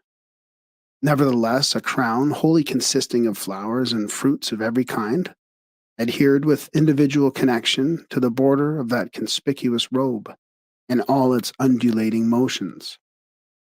What she carried in her hand also consisted of things of a very different nature. For her right hand, indeed, bore a brazen rattle, a sistrum, through the narrow lamina of which, bent like a belt, certain rods passing produced a sharp triple sound through the vibrating motion of her arm. An oblong vessel in the shape of a boat depended from her left hand, on a handle of which, in that part in which it was conspicuous, an asp raised its erect head and largely swelling neck, and shoes woven from the leaves of the victorious palm tree covered her immortal feet. The green color alludes to the vegetation which covers the face of the earth, and therefore represents the robe of nature. The black represents death and corruption as being the way to a new life and generation. Except a man to be born again, he cannot see the kingdom of God. John 3:3. White, yellow, and red signify the 3 principal colors of the alchemical, hermetical, universal medicine after the blackness of its putrefaction is over. The ancients gave the name Isis to one of their occult medicines. Therefore, the description here given relates somewhat to chemistry. Her black drape also signifies that the moon, or the lunar humidity, the sulfic universal mercury, and the operating substance of nature and alchemical terminology, has no light of its own, but receives its light, its fire, and its vitalizing force from the sun. Isis was the image or representative of the great works of the wise men, the philosopher's stone, the elixir of life, and the universal medicine. Other hieroglyphics seen in conjunction with Isis are no less curious than those already described, but it is impossible to enumerate all, for many symbols were used interchangeably by the Egyptian hermeticists. The goddess often wore upon her head a hat made of cypress branches to signify mourning for her dead husband and also for the physical death which she caused every creature to undergo in order to receive a new life in posterity or a periodic resurrection. The head of Isis is sometimes ornamented with a crown of gold or a garland of olive leaves, a conspicuous marks of her sovereignty as queen of the world and mistress of the entire universe. The crown of gold signifies also the aurific unctuosity, or sulphurous fatness of the solar and vital fires which she dispenses to every individual by a continual circulation of the elements, this circulation being symbolized by the musical rattle which she carries in her hand. This sistrum is also the yonic symbol of purity. A serpent interwoven among the olive leaves on her head, devouring its own tail, denotes that the aurific unctuosity was soiled with the venom of terrestrial corruption, which surrounded it and must be mortified and purified by 7 planetary circulations or purifications called flying eagles, alchemical terminology, in order to make it medicinal for the restoration of health. Here the emanations from the sun are recognized as a medicine for the healing of human ills. The 7 planetary circulations are represented by the circumambulations of the Masonic Lodge, by the marching of the Jewish priests 7 times around the walls of Jericho, and the Mohammedan priests 7 times around the Kaaba at Mecca. From the crown of gold project 3 horns of plenty, signifying the abundance of the gifts of nature proceeding from one root having its origin in the heavens, head of Isis. In this figure, the pagan naturalists represent all the vital powers of the 3 kingdoms and families of sublunary, nature mineral, plant, and animal, man considered as an animal. At one of her ears was the moon and at the other the sun, to indicate that these 2 were the agent and patient, or father and mother principles of all natural objects, and that Isis, or nature, makes use of these 2 luminaries to communicate her powers to the whole empire of animals, vegetables, and minerals. On the back of her neck were the characters of the planets and the signs of the zodiac which assisted the planets in their functions. This signified that the heavenly influences directed the destinies of the principles and sperms of all things, because they were the governors of all sublunary bodies, which they transformed into little worlds made in the image of the greater universe. Isis holds in her right hand a small sailing ship with the spindle of a spinning wheel for its mast. From the top of the mast projects a water jug, its handle shaped like a serpent swelled with venom. This indicates that Isis steers the bark of life, full of troubles and miseries on the stormy ocean of time. The spindle symbolizes the fact that she spins and cuts the thread of life. These emblems further signify that Isis abounds in humidity, by means of which she nourishes all natural bodies, preserving them from the heat of the sun by humidifying them with nutritious moisture from the atmosphere. Moisture supports vegetation, but the subtle humidity, life ether, is always more or less infected by some venom proceeding from corruption or decay. It must be purified by being brought into contact with the invisible cleansing fire of nature. This fire digests, perfects, and revitalizes this substance, in order that the humidity may become a universal medicine to heal and renew all the bodies in nature. The serpent throws off its skin annually and is thereby renewed, symbolic of the resurrection of the spiritual life from the material nature. This renewal of the earth takes place every spring, when the vivifying spirit of the sun returns to the countries of the northern hemisphere. The symbolic virgin carries in her left hand a sistrum and a cymbal, or square frame of metal, which when struck gives the keynote of nature, Fa. Sometimes also an olive branch to indicate the harmony she preserves among natural things with her regenerating power. By the processes of death and corruption, she gives life to a number of creatures of diverse forms through periods of perpetual change. The symbol is made square instead of the usual triangular shape in order to symbolize that all things are transmuted and regenerated according to the harmony of the 4 elements.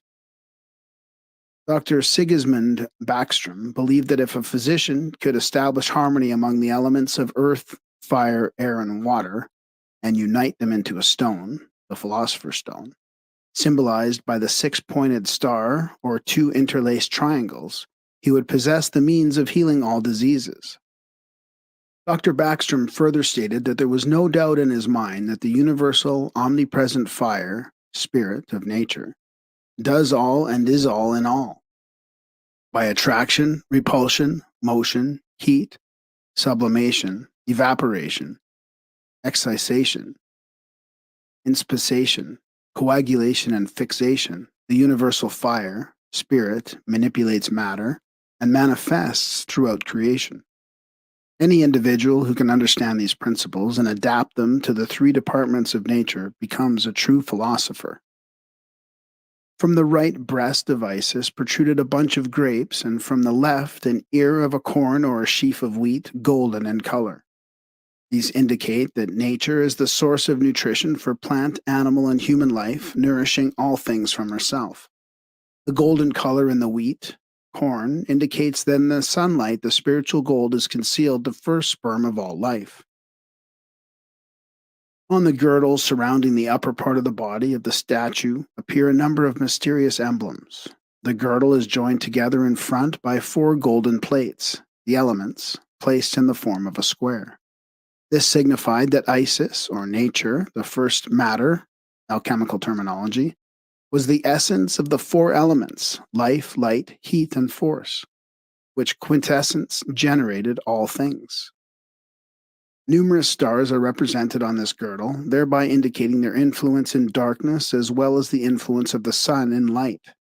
Isis is the virgin immortalized in the constellation of Virgo, where the World Mother is placed with the serpent under her feet and a crown of stars on her head. In her arms she carries a sheaf of grain and sometimes the young sun god. The statue of Isis was placed on a pedestal of dark stone ornamented with ram's head. Her feet trod upon a number of venomous reptiles. This indicates that nature has power to free from acidity or saltness, all corrosives, and to overcome all impurities from terrestrial corruption adhering to bodies. The ram's heads indicate that the most auspicious time for the generation of life is during the period when the sun passes through the sign of Aries. The serpents under her feet indicate that nature is inclined to preserve life and to heal disease by expelling impurities and corruption. In this sense, the axioms known to the ancient philosophers are verified, namely, nature contains nature, nature rejoices in her own nature, nature surmounts nature, nature cannot be amended but in her own nature. Therefore, in contemplating the statue of Isis, we must not lose sight of the occult sense of its allegories. Otherwise, the Virgin remains an inexplicable enigma. From a golden ring on her left arm, a line descends, to the end of which is suspended a deep box filled with flaming coals and incense. Isis, or nature personified, carries with her the sacred fire, religiously preserved and kept burning in a special temple by the Vestal Virgins. This fire is the genuine, immortal flame of nature, ethereal, essential, the author of life. The inconsumable oil, the balsam of life, so much praised by the wise and so often referred to in the scriptures, is frequently symbolized as the fuel of this immortal flame. From the right arm of the figure also descends a thread, to the end of which is fashioned a pair of scales. To denote the exactitude of nature in her weights and measures, Isis is often represented as the symbol of justice, because nature is eternally consistent. The World Virgin is sometimes shown standing between two great pillars, the Jachim and Boaz of Freemasonry, symbolizing the fact that nature attains productivity by means of polarity. As wisdom personified, Isis stands between the pillars of opposites, demonstrating that understanding is always found at the point of equilibrium, and that truth is often crucified between the two thieves of apparent contradiction. The sheen of gold in her dark hair indicates that while she is lunar, her power is due to the sun's rays, from which she secures her ruddy complexion. As the moon is robed in the reflected light of the sun, so Isis, like the Virgin of Revelation, is clothed in the glory of solar luminosity. Apuleius states that while he was sleeping, he beheld the venerable goddess Isis rising out of the ocean. The ancients realized that the primary forms of life first came out of water, and modern science concurs in this view. H.G. Wells, in his Outline of History describing primitive life on Earth, states, "But though the ocean and intertidal water already swarmed with life, the land above the high tide line was still, so far as we can guess, a stony wilderness without a trace of life." In the next chapter, he adds, "Wherever the shoreline ran, there was life, and that life went on in and by and with water as its home, its medium, and its fundamental necessity." The ancients believed that the universal sperm proceeded from warm vapor, humid but fiery. The veiled Isis, whose very coverings represent vapor, is symbolic of this humidity, which is the carrier or vehicle for the sperm life of the sun, represented by a child in her arms. Because the sun, moon, and stars in setting appear to sink into the sea, and also because the water receives the rays into itself, the sea was believed to be the breeding ground for the sperm of living things. The sperm is generated from the combination of the influences of the celestial bodies. Hence, Isis is sometimes represented as pregnant. Frequently, the statue of Isis was accompanied by the figure of a large black and white ox. The ox represents either Osiris as Taurus, the bull of the zodiac, or Apis, an animal sacred to Osiris, because of its peculiar markings and colorings. Among the Egyptians, the bull was a beast of burden. Hence, the presence of the animal was a reminder of the labors patiently performed by nature, that all creatures may have life and health.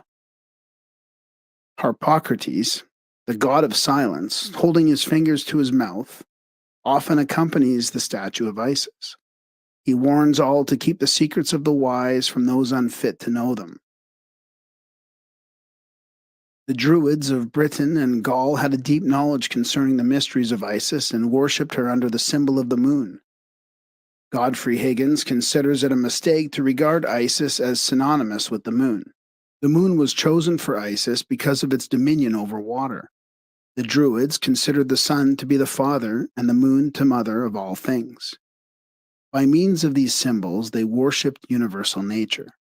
The figure of Isis is sometimes used to represent the occult and magical arts, such as necromancy, invocation, sorcery, and thaumaturgy. In one of the myths concerning her, Isis is said to have conjured the invincible god of eternities, Ra, to tell her his secret and sacred name, which he did. This name is equivalent to the lost word of masonry. By means of this word, a magician can demand obedience from the invisible and superior deities. The priests of Isis became adepts in the use of the unseen forces of nature. They understood hypnotism, mesmerism, and similar practices long before the modern world dreamed of their existence. Plutarch describes the requisites of a follower of Isis in this manner. "Foras, 'tis not the length of the beard, or the coarseness of the habit which makes a philosopher. So neither will those frequent shavings, or the mere wearing of a linen vestment, constitute a votary of Isis. But he alone is a true servant or follower of this goddess, who after he has heard and been made acquainted in a proper manner with the history of the actions of these gods, searches into the hidden truths which he concealed under them, and examines the whole by the dictates of reason and philosophy." During the Middle Ages, the troubadours of Central Europe preserved in song the legends of this Egyptian goddess. They composed sonnets of the most beautiful woman in all the world. Though few ever discovered her identity, she was Sophia, the Virgin of Wisdom, whom all the philosophers of the world would have wooed. Isis represents the mystery of motherhood, which the ancients recognized as the most apparent proof of nature's omniscient wisdom and God's overshadowing power. To the modern seeker, she is the epitome of the great unknown, and only those who unveil her will be able to solve the mysteries of life, death, generation, and regeneration. Mummification of the Egyptian dead. Servius, commenting on Virgil's Aeneid, observes that the wise Egyptians took care to embalm their bodies and deposit them in catacombs, in order that the soul might be preserved for a long time in connection with the body, and might not soon be alienated, while the Romans, with an opposite design, committed the remains of their dead to food. Isis represents the mystery of motherhood, which the ancients recognized as the most apparent proof of nature's omniscient wisdom and God's overshadowing power. To the modern seeker, she is the epitome of the great unknown, and only those who unveil her will be able to solve the mysteries of life, death, generation, and regeneration. Mummification of the Egyptian dead. Servius, commenting on Virgil's Aeneid, observes that the wise Egyptians took care to embalm their bodies and deposit them in catacombs, in order that the soul might be preserved for a long time in connection with the body, and might not soon be alienated, while the Romans, with an opposite design, committed the remains of their dead to the funeral pile, intending that the vital spark might immediately be restored to the general element, or return to its pristine nature. From Pritchard's An Analysis of the Egyptian Mythology. No complete records are available which give the secret doctrine of the Egyptians concerning the relationship existing between the spirit or consciousness and the body which it inhabited. It is reasonably certain, however, that Pythagoras, who had been initiated in the Egyptian temples, when he promulgated the doctrine of metempsychosis, restated in part at least the teachings of the Egyptian initiates. The popular supposition that the Egyptians mummified their dead in order to preserve the form for a physical resurrection is untenable in the light of modern knowledge regarding their philosophy of death. In the fourth book of An Abstinence from Animal Food, Porphyry describes an Egyptian custom of purifying the dead by removing the contents of the abdominal cavity, which they placed in a separate chest. He then reproduces the following oration, which had been translated out of the Egyptian tongue by Euphantus. O sovereign Son, and ye gods who impart life to men, receive me and deliver me to the eternal gods as a cohabitant. For I have always piously worshipped these divinities, which were pointed out to me by my parents as long as I lived in this age, and have likewise always honored those who procreated my body. And with respect to other men, I have never slain any one, nor defrauded any one of what he deposited with me, nor have I committed any other atrocious deed. If therefore during my life I have acted erroneously by eating or drinking things which is unlawful to cat or drink, I have not erred through myself, but through these, pointing to the chest which contained the viscera. The removal of the organs identified as the seat of the appetites was considered equivalent to the purification of the body from their evil influences. So literally did the early Christians interpret their scriptures that they preserved the bodies of their dead by pickling them in salt water, so that on the day of resurrection the spirit of the dead might re-enter a complete and perfectly preserved body. Believing that the incisions necessary to the embalming process and the removal of the internal organs would prevent the return of the spirit to its body, the Christians buried their dead without resorting to the more elaborate mummification methods employed by the Egyptian morticians. In his work on Egyptian magic, SSDD hazards the following speculation concerning the esoteric purposes behind the practice of mummification. There is every reason to suppose, he says, that only those who had received some grade of initiation were mummified, for it is certain that, in the eyes of the Egyptians, mummification effectually prevented reincarnation. Reincarnation was necessary to imperfect souls, to those who had failed to pass the test of initiation. But for those who had the will and the capacity to enter the secret aditum, There was seldom necessity for that liberation of the soul which it is said to be affected by the destruction of the body. The body of the initiate was therefore preserved after death as a species of talisman or material basis for the manifestation of the soul upon earth. During the period of its inception, mummification was limited to the pharaoh and such other persons of royal rank as presumably partook of the attributes of the great Osiris, the divine mummified king of the Egyptian underworld.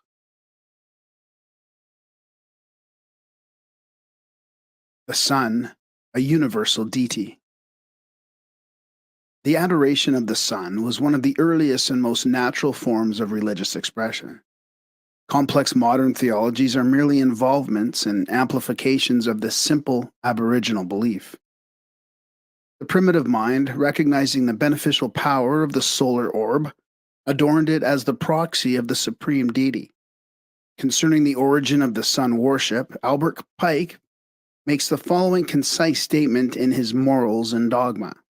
To them, Aboriginal peoples, he, the sun, was the innate fire of bodies, the fire of nature. Author of life, heat, and ignition, he was to them the efficient cause of all generation, for without him there was no movement, no existence, no form.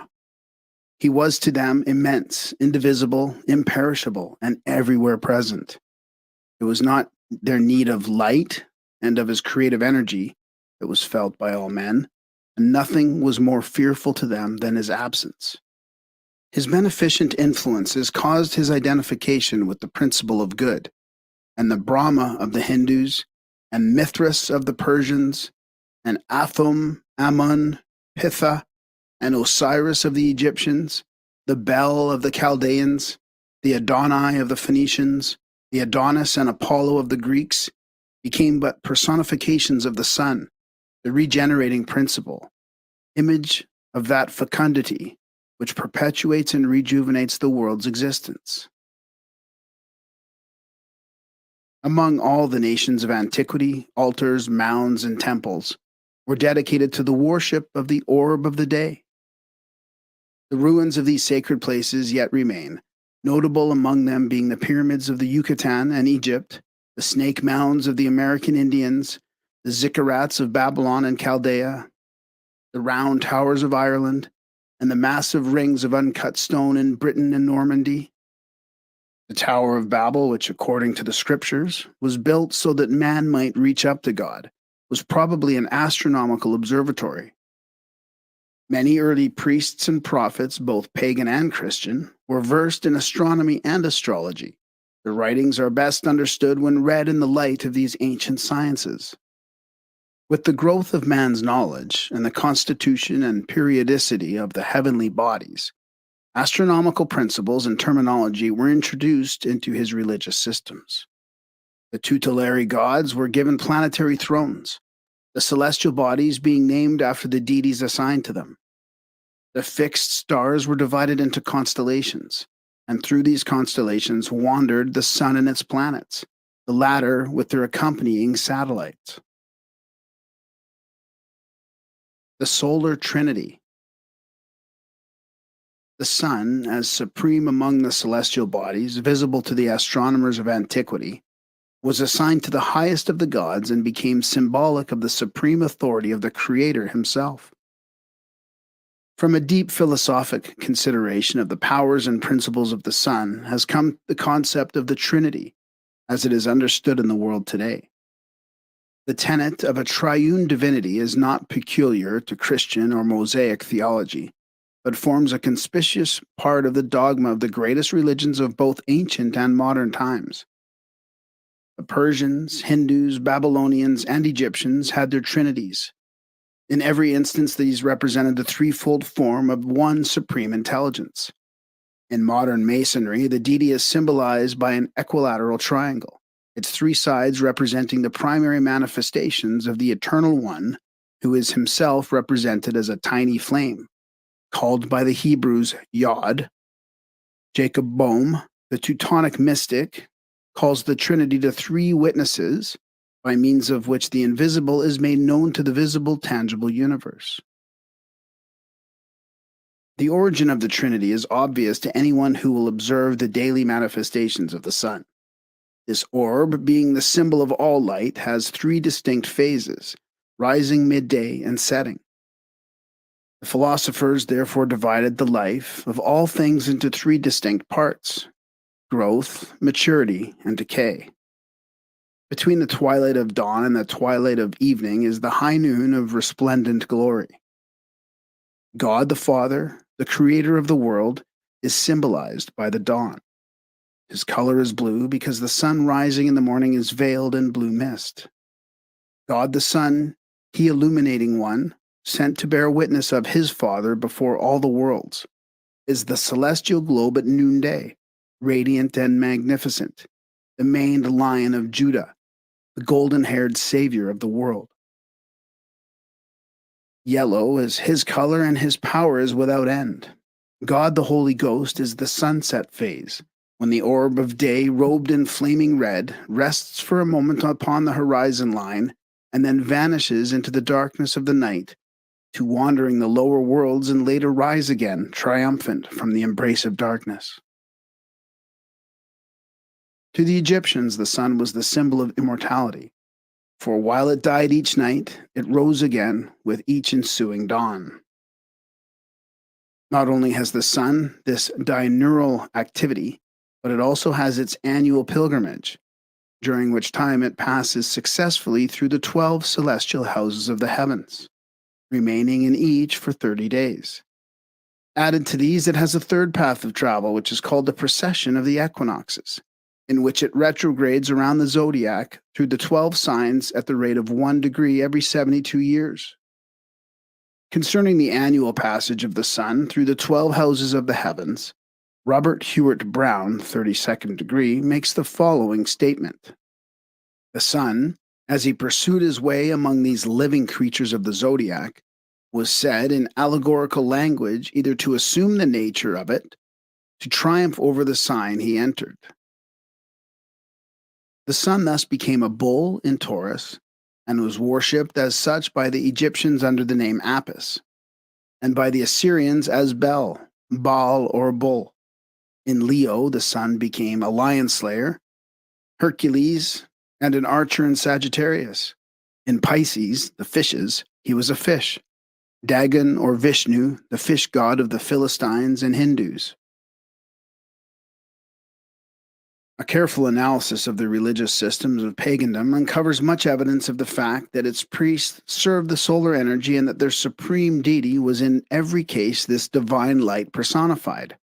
Godfrey Higgins, after 30 years of inquiry into the origin of religious beliefs, is of the opinion that all gods of antiquity resolve themselves into the solar fire, sometimes itself as God, or sometimes an emblem or shekinah of that higher principle, known by the name of the creative being or God.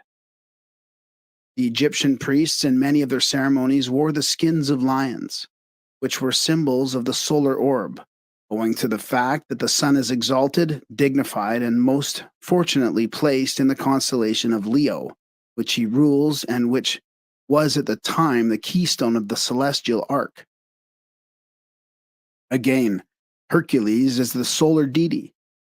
For as this mighty hunter performed his 12 labors, so the sun, in traversing the 12 houses of the zodiacal band, performs during his pilgrimage 12 essential and benevolent labors for the human race and for nature in general. Hercules, like the Egyptian priests, wore a skin of a lion for a girdle. Samson, the Hebrew hero, as his name implies, is also a solar deity. His fight with the Nubian lion, his battles with the Philistines, who represent the powers of darkness, and his memorable feat of carrying off the gates of Gaza all refer to aspects of solar activity. Many of the ancient peoples had more than one solar deity. In fact, all of the gods and goddesses were supposed to partake in part at least of the sun's effulgence. The golden ornaments used by priestcraft of the various world religions are again a subtle reference to the solar energy, as are also the crown of kings. In ancient times, crowns had a number of points extending outward like rays of the sun, but modern conventionalism has, in many cases, either removed the points or else bent them inward, gathered them together, and placed an orb or cross upon the point where they meet.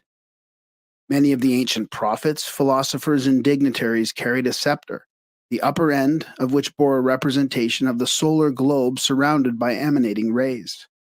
All the kingdoms of earth were but copies of the kingdoms of heaven, and the kingdoms of heaven were best symbolized by the solar kingdom, in which the sun was the supreme ruler, the planets his privy council, and all nature the subjects of his empire. Many deities have been associated with the sun. The Greeks believed that Apollo, Bacchus, Dionysos, Sabazius, Hercules, Jason, Ulysses, Zeus, Uranus, and Vulcan partook of either the visible or invisible attributes of the sun. The Norwegians regarded Balder the Beautiful as a solar deity, and Odin is often connected with the celestial orb, especially because of his one eye. Among the Egyptians, Osiris, Ra, Anubis, Hermes, and even the mysterious Ammon himself had points of resemblance with the solar disk. Isis was the mother of the sun, and even Typhon, the destroyer, was supposed to be a form of solar energy. The Egyptian sun myth finally centered around the person of a mysterious deity called Serapis. The two Central American deities, Tezcatlipoca and Quetzalcoatl, while often associated with the winds, were also undoubtedly solar gods. In Masonry, the sun has many symbols. One expression of the solar energy is Solomon, whose name Sol, Un, is the name for the supreme light in 3 different languages. Hiram Abiff, the Hiram of the Chaldees, is also a solar deity, and the story of his attack and murder by the ruffians, with its solar interpretation, will be found in the chapter The Hiramic Legend. A striking example of the important part which the sun plays in the symbols and rituals of Freemasonry is given by George Oliver, D.D., in his Dictionary of Symbolic Masonry as follows. The sun rises in the east, and in the east is the place for the worshipful master. As the sun is the source of all light and warmth, so should the worshipful master enliven and warm the brethren of their work. Among the ancient Egyptians, the sun was the symbol of divine providence. The hierophants of the mysteries were adorned with many insignia emblematic of solar power. The sunbursts of gilt embroidery on the back of the vestments of the Catholic priesthood signify that the priest is also an emissary and representative of Sol Invictus. Christianity and the sun. For reasons which they doubtless considered sufficient, those who chronicled the life and acts of Jesus found it advisable to metamorphose him into a solar deity. The historical Jesus was forgotten. Nearly all the salient incidents recorded in the 4 Gospels have their correlations in the movements, phases, or functions of the heavenly bodies. Among other allegories borrowed by Christianity from pagan antiquity is the story of the beautiful blue-eyed sun god with his golden hair falling upon his shoulders, robed from head to foot in spotless white and carrying in his arms the Lamb of God, symbolic of the vernal equinox. This handsome youth is a composite of Apollo, Osiris, Orpheus, Mithras, and Bacchus, for he has certain characteristics in common with each of these pagan deities. The philosophers of Greece and Egypt divided the life of the sun during the year into 4 parts. Therefore, they symbolized the solar man by 4 different figures. When he was born in the winter solstice, the sun god was symbolized as a dependent infant who, in some mysterious manner, had managed to escape the powers of darkness, seeking to destroy him while he was still in the cradle of winter. The sun, being weak at this season of the year, had no golden rays or locks of hair, but the survival of the light through the darkness of winter was symbolized by one tiny hair which alone adorned the head of the celestial child. As the birth of the sun took place in Capricorn, it was often represented as being suckled by a goat. At the vernal equinox, the sun had grown to be a beautiful youth. His golden hair hung in ringlets on his shoulders, and his light, as Schiller said, extended to all parts of infinity. At the summer solstice, the sun became a strong man, heavenly bearded, who in the prime of maturity symbolized the fact that nature at this period of the year is strongest and most fecund. At the autumnal equinox, the sun was pictured as an aged man, shuffling along with bended back and whitened locks into the oblivion of winter darkness. Thus, 12 months were assigned to the sun as the length of its life. During this period, it circled the 12 signs of the zodiac in a magnificent triumphal march. When fall came, it entered like Samson into the house of Delilah, Virgo, where its rays were cut off and it's lost its strength. In Masonry, the cruel winter months are symbolized by 3 murderers who sought to destroy the God of light and truth. The coming of the sun was hailed with joy. The time of its departure was viewed as a period to be set aside for sorrow and unhappiness. This glorious, radiant orb of day, the true light, which lighteth every man who cometh into the world, the supreme benefactor who raised all things from the dead, who fed the hungry multitudes, who stilled the tempest, who after dying rose again and restored all things to life. This supreme spirit of humanitarianism and philanthropy is known to Christendom as Christ, the Redeemer of worlds, the only begotten of the Father, the Word made flesh, and the hope of glory. The birthday of the sun. The pagans set aside the 25th of December as the birthday of the solar man. They rejoiced, feasted, gathered in processions, and made offerings in the temples. The darkness of winter was over, and the glorious sun of light was returning to the northern hemisphere. With his last effort, the old sun god had torn down the house of the Philistines, the spirit of darkness, and had cleared the way for the new sun who was born that day from the depths of the earth amidst the symbolic beasts of the lower world. Concerning this season of celebration, an anonymous master of arts of Balliol, College, Oxford, in his scholarly treatise, Mankind, Their Origin and Destiny, says, "The Romans also had their solar festival, and their games of the circus in honor of the birth of the god of day. It took place the 8th day before the calends of January, that is, on December 25th. Servius, in his commentary on verse 720 of the 7th book of the Aeneid, in which Virgil speaks of the new sun, says that, properly speaking, the sun is new on the 8th of the calends of January, that is, December 25th. In the time of Leo, Sermon 11, page 148, some of the fathers of the church said that what rendered the festival of Christmas venerable was less the birth of Jesus Christ than the return, and as they expressed it, the new birth of the sun. It was on the same day that the birth of the invincible sun, Natalis Solis Invicti, was celebrated at Rome and can be seen in the Roman calendars, published in the reign of Constantine and of Julian, Hymn to the Sun, page 155. This epithet, Invictus, is the same as the Persians gave to the same god, whom they worshipped by the name of Mithra, and whom they caused to be born in a grotto. Justin Dial Cum Trips, page 305. Just as he is represented as being born in a stable under the name of Christ by the Christians. Concerning the Catholic feast of the Assumption and its parallel in astronomy, the same author adds, "At the end of 8 months, when the sun god, having increased, traverses the 8th sign, he absorbs the celestial Virgin in his fiery course, and she disappears in the midst of the luminous rays and the glory of her sun. This phenomenon, which takes place every year about the middle of August, gave rise to a festival which still exists, and in which it is supposed that the Mother of Christ, laying aside her earthly life, is associated with the glory of her Son, and is placed at his side in the heavens. The Roman calendar of Columella marks the death or disappearance of Virgo at this period. The sun, he says, passes into Virgo on the 13th day before the calends of September.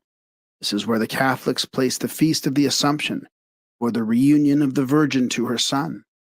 This feast was formerly called the Feast of the Passage of the Virgin, and in the Library of the Fathers, we have an account of the passage of the Blessed Virgin. The ancient Greeks and Romans fixed the assumption of Astrea, who is also the same virgin on that day.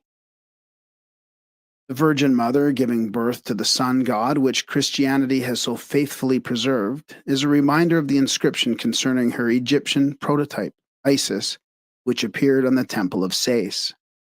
The fruit which I have brought forth is the sun. While the Virgin was associated with the moon by the early pagans, there is no doubt that they also understood her position as a constellation in the heavens, for nearly all the peoples of antiquity credit her as being the mother of the sun, and they realized that although the moon could not copy that position, the sign of Virgo could, and did, give birth to the sun out of her side on the 25th of December. Albertus Magnus states, "We know that the sign of the celestial Virgin rose over the horizon at the moment at which we fixed the birth of our Lord Jesus Christ."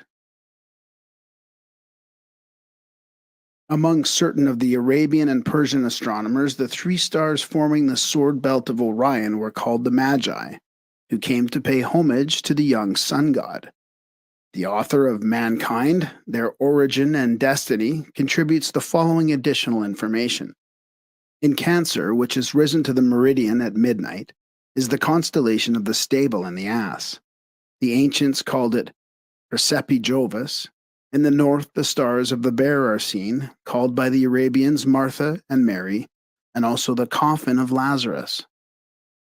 Thus, the esotericism of pagandom was embodied in Christianity, although its keys are lost. The Christian Church blindly follows ancient customs and, when asked for a reason, gives superficial and unsatisfactory explanations, either forgetting or ignoring the indisputable fact that each religion is based upon the secret doctrines of its predecessor. The three suns. The solar orb, like the nature of man, was divided by the ancient sages into three separate bodies. According to the mystics, there are three suns in each solar system, analogous to the three centers of life in each individual constitution. These are called the three lights: the spiritual sun, the intellectual or solar sun, and the material sun, now symbolized in Freemasonry by three candles. The spiritual sun manifests the power of God the Father. The solar sun radiates the life of God the Son. And the material sun is the vehicle of manifestation for God the Holy Spirit. Man's nature was divided by the mystics into three distinct parts: spirit, soul, and body. His physical body was unfolded and vitalized by the material sun. His spiritual nature was illuminated by the spiritual sun, and his intellectual nature was redeemed by the true light of grace, the solar sun. The alignment of these three globes in the heavens was one explanation offered for the peculiar fact that the orbits of the planets are not circular but elliptical.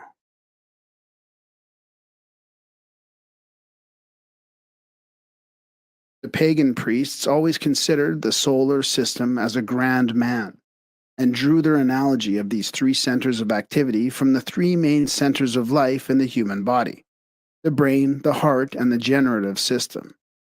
The Transfiguration of Jesus describes three tabernacles, the largest being in the center, the heart, and the smaller one on either side, the brain and the generative system. It is possible that the philosophical hypothesis of the existence of three suns is based upon a peculiar natural phenomena which has occurred many times in history. In the 51st year after Christ, three suns were seen at once in the sky, and also in the 66th year. In the 69th year, two suns were seen together. According to William Lilly, between the years 1156 and 1648, 20 similar occurrences were recorded. Recognizing the sun as the supreme benefactor of the material world, Hermetists believed that there was a spiritual sun which ministered the needs of the invisible and divine part of nature, human and universal. Anent this subject, the great Paracelsus wrote, "There is an earthly sun which is the cause of all heat, and all who are able to see may see the sun, and those who are blind and cannot see him may feel his heat. There is an eternal sun, which is the source of all wisdom, and those whose spiritual senses have awakened to life will see that the sun and be conscious of his existence. But those who have not attained spiritual consciousness may yet feel his power by an inner faculty which is called intuition. Certain Rosicrucian scholars have been given special appellations to these three phases of the sun. The spiritual sun they called Vulcan, the solar and intellectual sun, Christ and Lucifer respectively, and the material sun, the Jewish demiurgus, Jehovah. Lucifer here represents the intellectual mind without illumination of the spiritual mind, therefore is the false light. The false light is finally overcome and redeemed by the true light of the soul, called the second Logos or Christ. The secret processes by which the Luciferian intellect is transmuted into the Christly intellect constitute one of the great secrets of alchemy and are symbolized by the process of transmuting base metals into gold. In the rare treatise, The Secret Symbols of the Rosicrucians, Franz Hartmann defines the sun alchemically as the symbol of wisdom, the center of power or heart of things. The sun is the center of energy and a storehouse of power. Each living being contains within itself a center of life, which may grow to be a sun. In the heart of the regenerated, the divine power, stimulated by the light of the Logos, grows into a sun which illuminates his mind. In a note, the same author amplifies his description by adding, the terrestrial sun is the image or reflection of the invisible celestial sun. The former is in the realm of spirit, what the latter is in the realm of matter, but the latter receives its power from the former. In the majority of cases, the religions of antiquity agree that the material visible sun was a reflector rather than a source of power. The sun, sometimes represented as a shield, carried on the arm of the sun god, as for example Frey, the Scandinavian solar deity.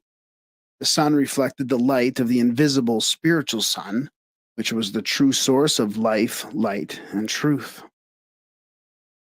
The physical nature of the universe is receptive. It is a realm of effects. The invisible causes of these effects belong to the spiritual world. Hence, the spiritual world is the sphere of causation. The material world is the sphere of effects, while the intellectual or soul world is the sphere of mediation. Thus, Christ, the personified higher intellect and soul nature, is called the mediator, who by virtue of his position and power says, "No man cometh to the Father but by me." What the sun is to the solar system, the spirit is to the bodies of man. For his natures, organs, and functions are as planets surrounding the central life, or sun, and living upon its emanations. The solar power in man is divided into three parts, which are termed the threefold human spirit of man. All three of these spiritual natures are said to be radiant and transcendent. United, they form the divinity in man. Man's threefold lower nature, consisting of its physical organism, his emotional nature, and his mental faculties, reflects the light of his threefold divinity and bears witness of it in the physical world. Man's three bodies are symbolized by an upright triangle, his threefold spiritual nature by an inverted triangle. These two triangles, when united in the form of a six-pointed star, were called by the Jews the Star of David, the signet of Solomon, and are more commonly known today as the Star of Zion. These triangles symbolize the spiritual and material universes linked together in the constitution of the human creature, who partakes of both nature and divinity. Man's animal nature partakes of the earth, his divine nature of the heavens, his human nature of the mediator. The celestial inhabitants of the sun. The Rosicrucians and the Illuminati, describing the angels, archangels, and other celestial creatures, declared that they resembled small suns, being centers of radiant energy surrounded by streamers of vrillic force. From these outpouring streamers of force is derived the popular belief that angels have wings. These wings are corona-like fans of light, by means of which the celestial creatures propel themselves through the subtle essences of the superphysical worlds. True mystics are unanimous in their denial of the theory that the angels and archangels are human in form, as so often pictured. A human figure would be utterly useless in the ethereal substances through which they manifest. Science has long debated the probability of the other planars being inhabited. Objections to the idea are based upon the argument that creatures with human organisms could not possibly exist in the environments of Mars, Jupiter, Uranus, and Neptune. This argument fails to take into account nature's universal law of adjustment to environment. The ancients asserted that life originated from the sun, and that everything when bathed in the light of the solar orb was capable of absorbing the solar life elements and later radiating them as flora and fauna. One philosophical concept regarded the sun as a parent and the planars as embryos still connected to the solar body by means of ethereal umbilical cords which served as channels to convey life and nourishment to the planets. Some secret orders have taught that the sun was inhabited by a race of creatures with bodies composed of a radiant, spiritual ether not unlike its constituency, the actual glowing ball of the sun itself. The solar heat had no harmful effect upon them, because their organisms were sufficiently refined and sensitized to harmonize with the sun's tremendous vibratory rate. These creatures resembled miniature suns, being a little larger than a dinner plate in size, although some of the more powerful are considerably larger. Their color is the golden white light of the sun, and from them emanate 4 streamers of vril. These streamers are often of great length and are in constant motion. A peculiar palpitation is to be noted throughout the structure of the globe and is communicated in the form of ripples to the emanating streamers. The greatest and most luminous of these spheres is the Archangel Michael and the entire order of solar life, which resemble him and dwell upon the sun and are called by modern Christians the archangels or the spirits of light. The sun in alchemical symbology. Gold is the metal of the sun and has been considered by many as crystallized sunlight. When gold is mentioned in the alchemical tracts, it may be either the metal itself or the celestial orb which is the source, or spirit of gold. Sulfur, because of its fiery nature, was also associated with the sun. As gold was the symbol of spirit and the base metals represented man's lower nature, certain alchemists were called miners and were pictured with picks and shovels digging into the earth in search of the precious metal. Those finer traits of character buried in the earthiness of materiality and ignorance. The diamond concealed in the heart of the black carbon illustrated the same principle. The Illuminati used a pearl hidden in the shell of an oyster at the bottom of the sea to signify spiritual powers. Thus, the seeker after truth became a pearl fisher. He descended into the sea of material illusion in search of understanding, termed by the initiates the pearl of great price. When the alchemists stated that every animate and inanimate thing in the universe contained these seeds of gold, they meant that even the grains of sand possessed a spiritual nature, for gold was the spirit of all things. Concerning these seeds of spiritual gold, the following Rosicrucian axiom is significant. A seed is useless and impotent unless it is put in its appropriate matrix. Franz Hartmann comments on this axiom with these illuminating words. A soul cannot develop and progress without an appropriate body, because it is the physical body that furnishes the material for its development. See in the Pronos of the Temple of Wisdom. The purpose of alchemy was not to make something out of nothing, but rather to fertilize and nurture the seed which was already present. Its processes did not actually create gold, but rather made the ever-present seed of gold grow and flourish.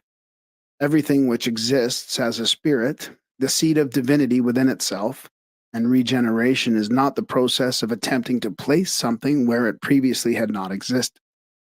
Regeneration actually means the unfoldment of the omnipresent divinity in man, that this divinity may shine forth as a sun and illumine all whom it comes in contact.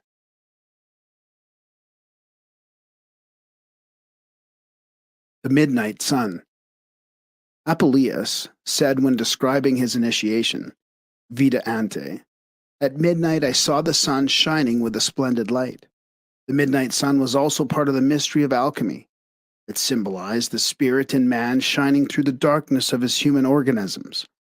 It also referred to the spiritual sun in the solar system, which the mystic could see as well at midnight as at high noon.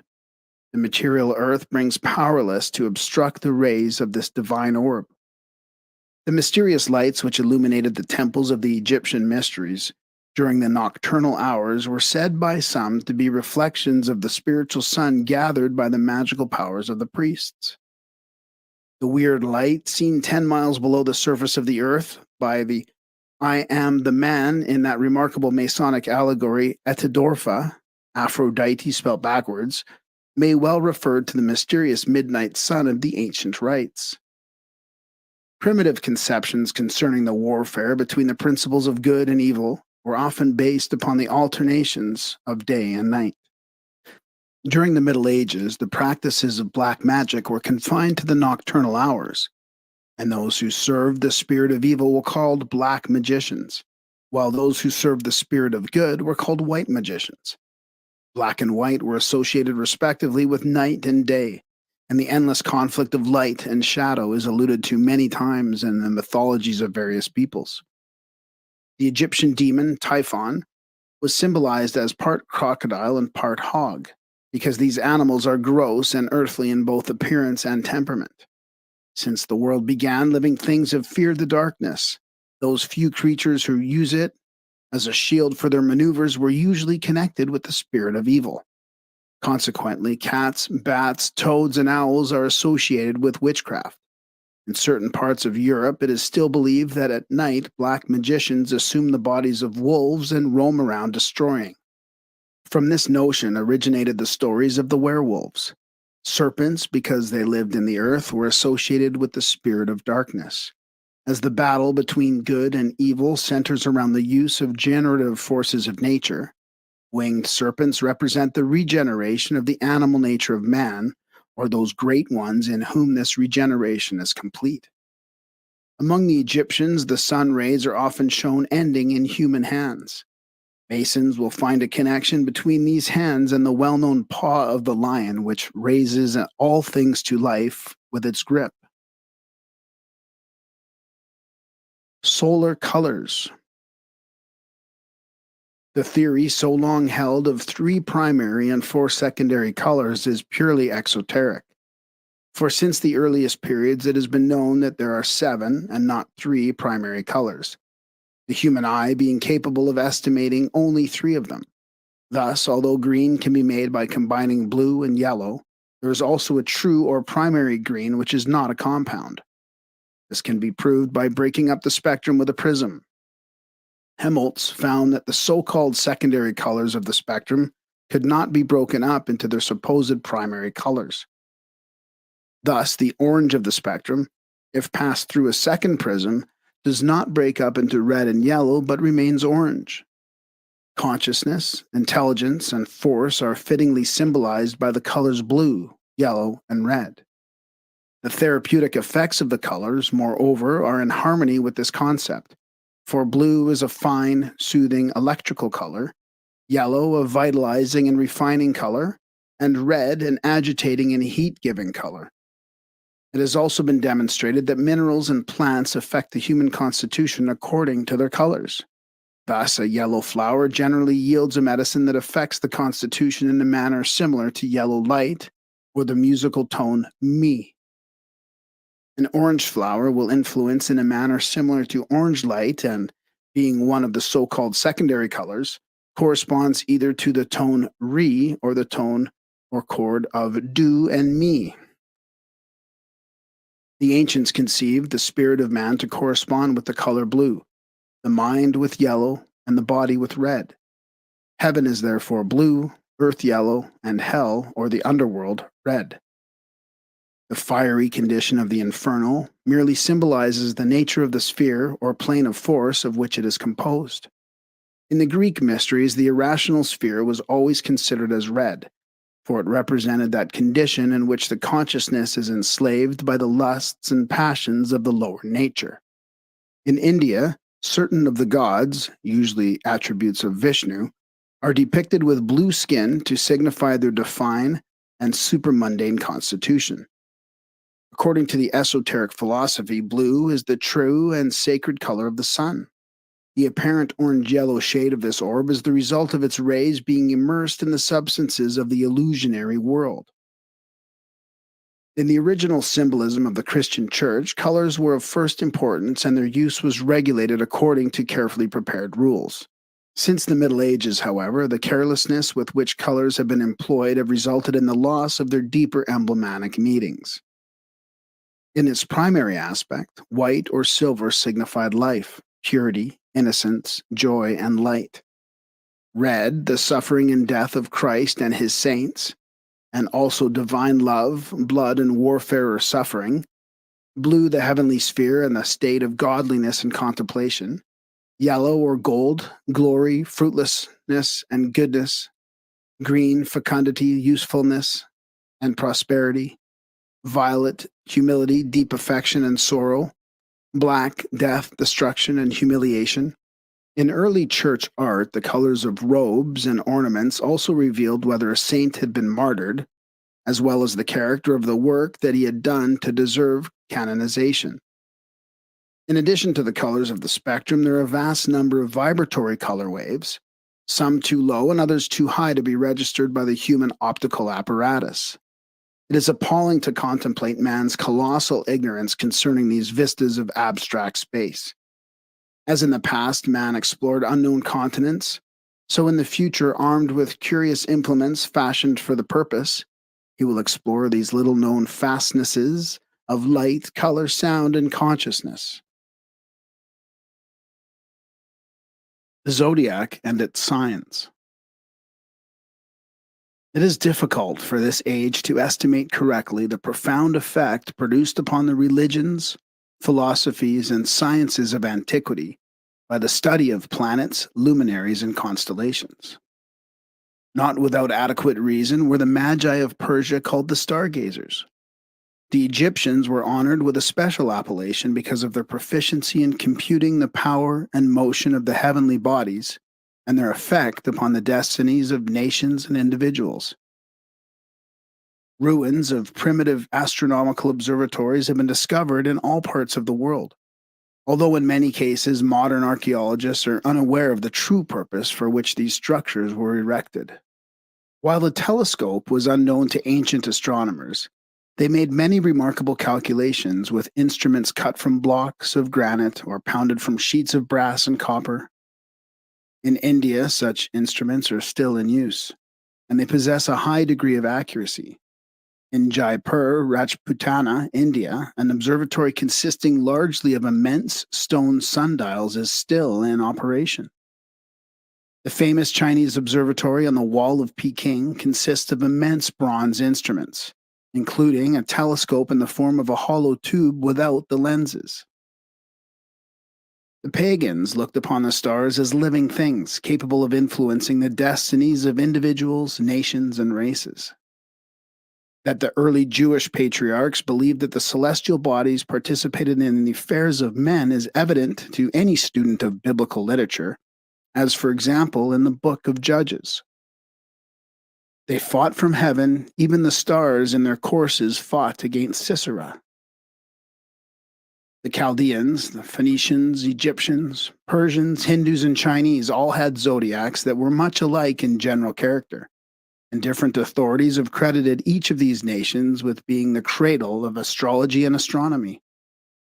The Central and North American Indians also had an understanding of the zodiac, but the patterns and numbers of the signs differed in many details from those of the Eastern Hemisphere. The word zodiac is derived from the Greek zodiakos, which means a circle of animals, or as some believe, little animals.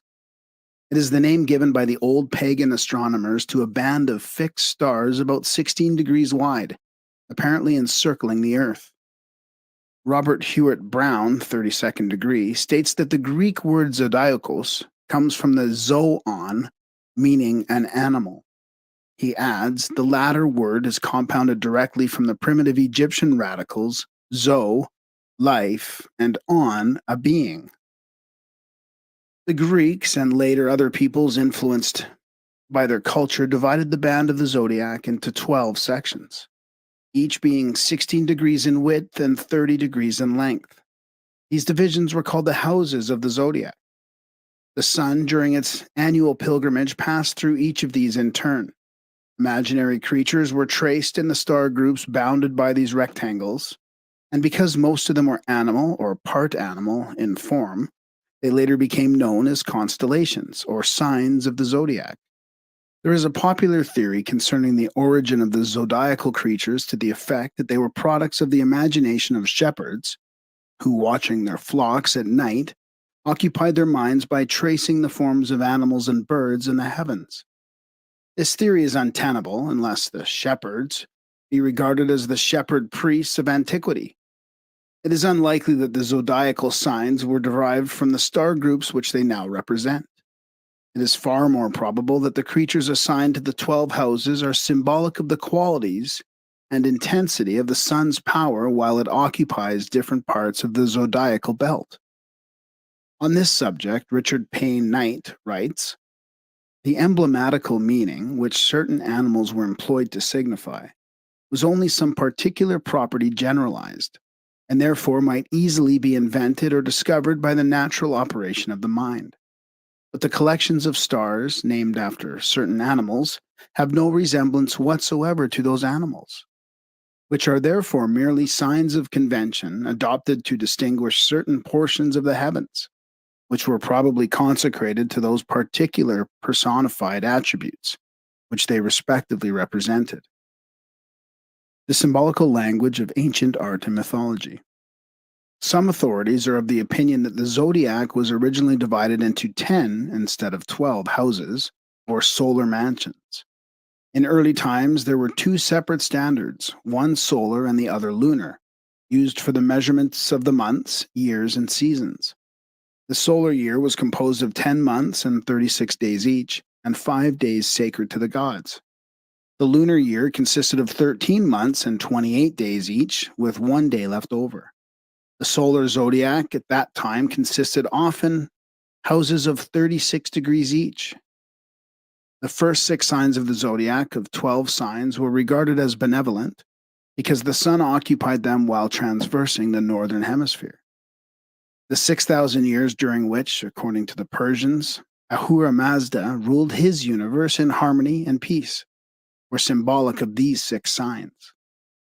The second 6 were considered malevolent because while the sun was traveling the southern hemisphere, it was winter with the Greeks, Egyptians, and Persians.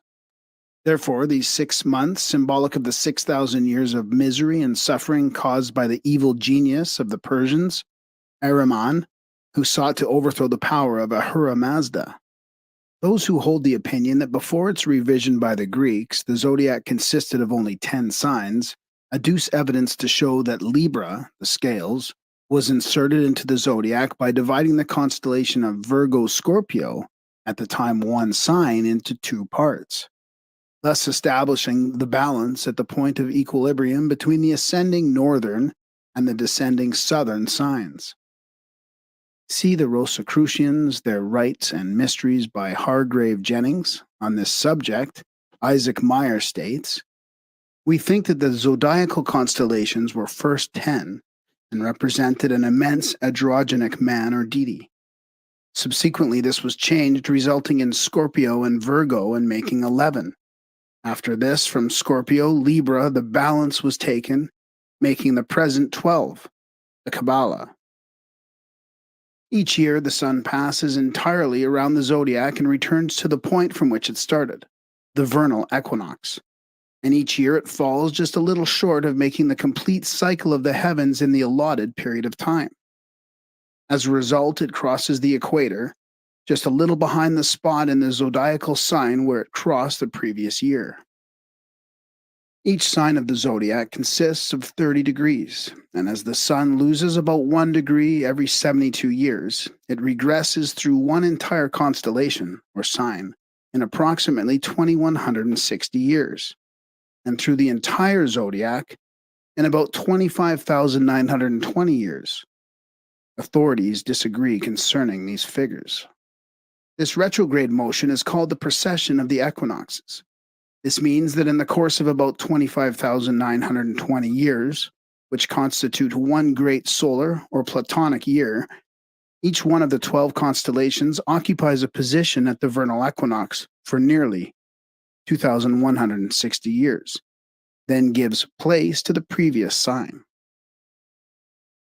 Among the ancients, the sun was always symbolized by the figure and nature of the constellation through which it passed at the vernal equinox. For nearly the past 2,000 years, the sun had crossed the equator at the vernal equinox in the constellation of Pisces, the two fishes. For the 2,160 years before that, it crossed through the constellation of Aries, the ram. Prior to that, the vernal equinox was in the sign of Taurus, the bull. It is probable that the form of the bull and the bull's proclivities were assigned to this constellation because the bull was used by the ancients to plow the fields, and the seasons set aside for plowing and furrowing corresponded to the time at which the sun reached the segment of the heavens named Taurus. Albert Pike describes the reverence which the Persians felt for this sign and the method of astrological symbolism in vogue among them. Thus, in Zoroaster's cave of initiation, the sun and planets were represented, overhead in gems and gold, as was also the zodiac. The sun appeared emerging from the back of Taurus. In the constellation of the bull are also to be found the seven sisters, the sacred Pleiades, famous to Freemasonry as the seven stars at the upper end of the sacred ladder.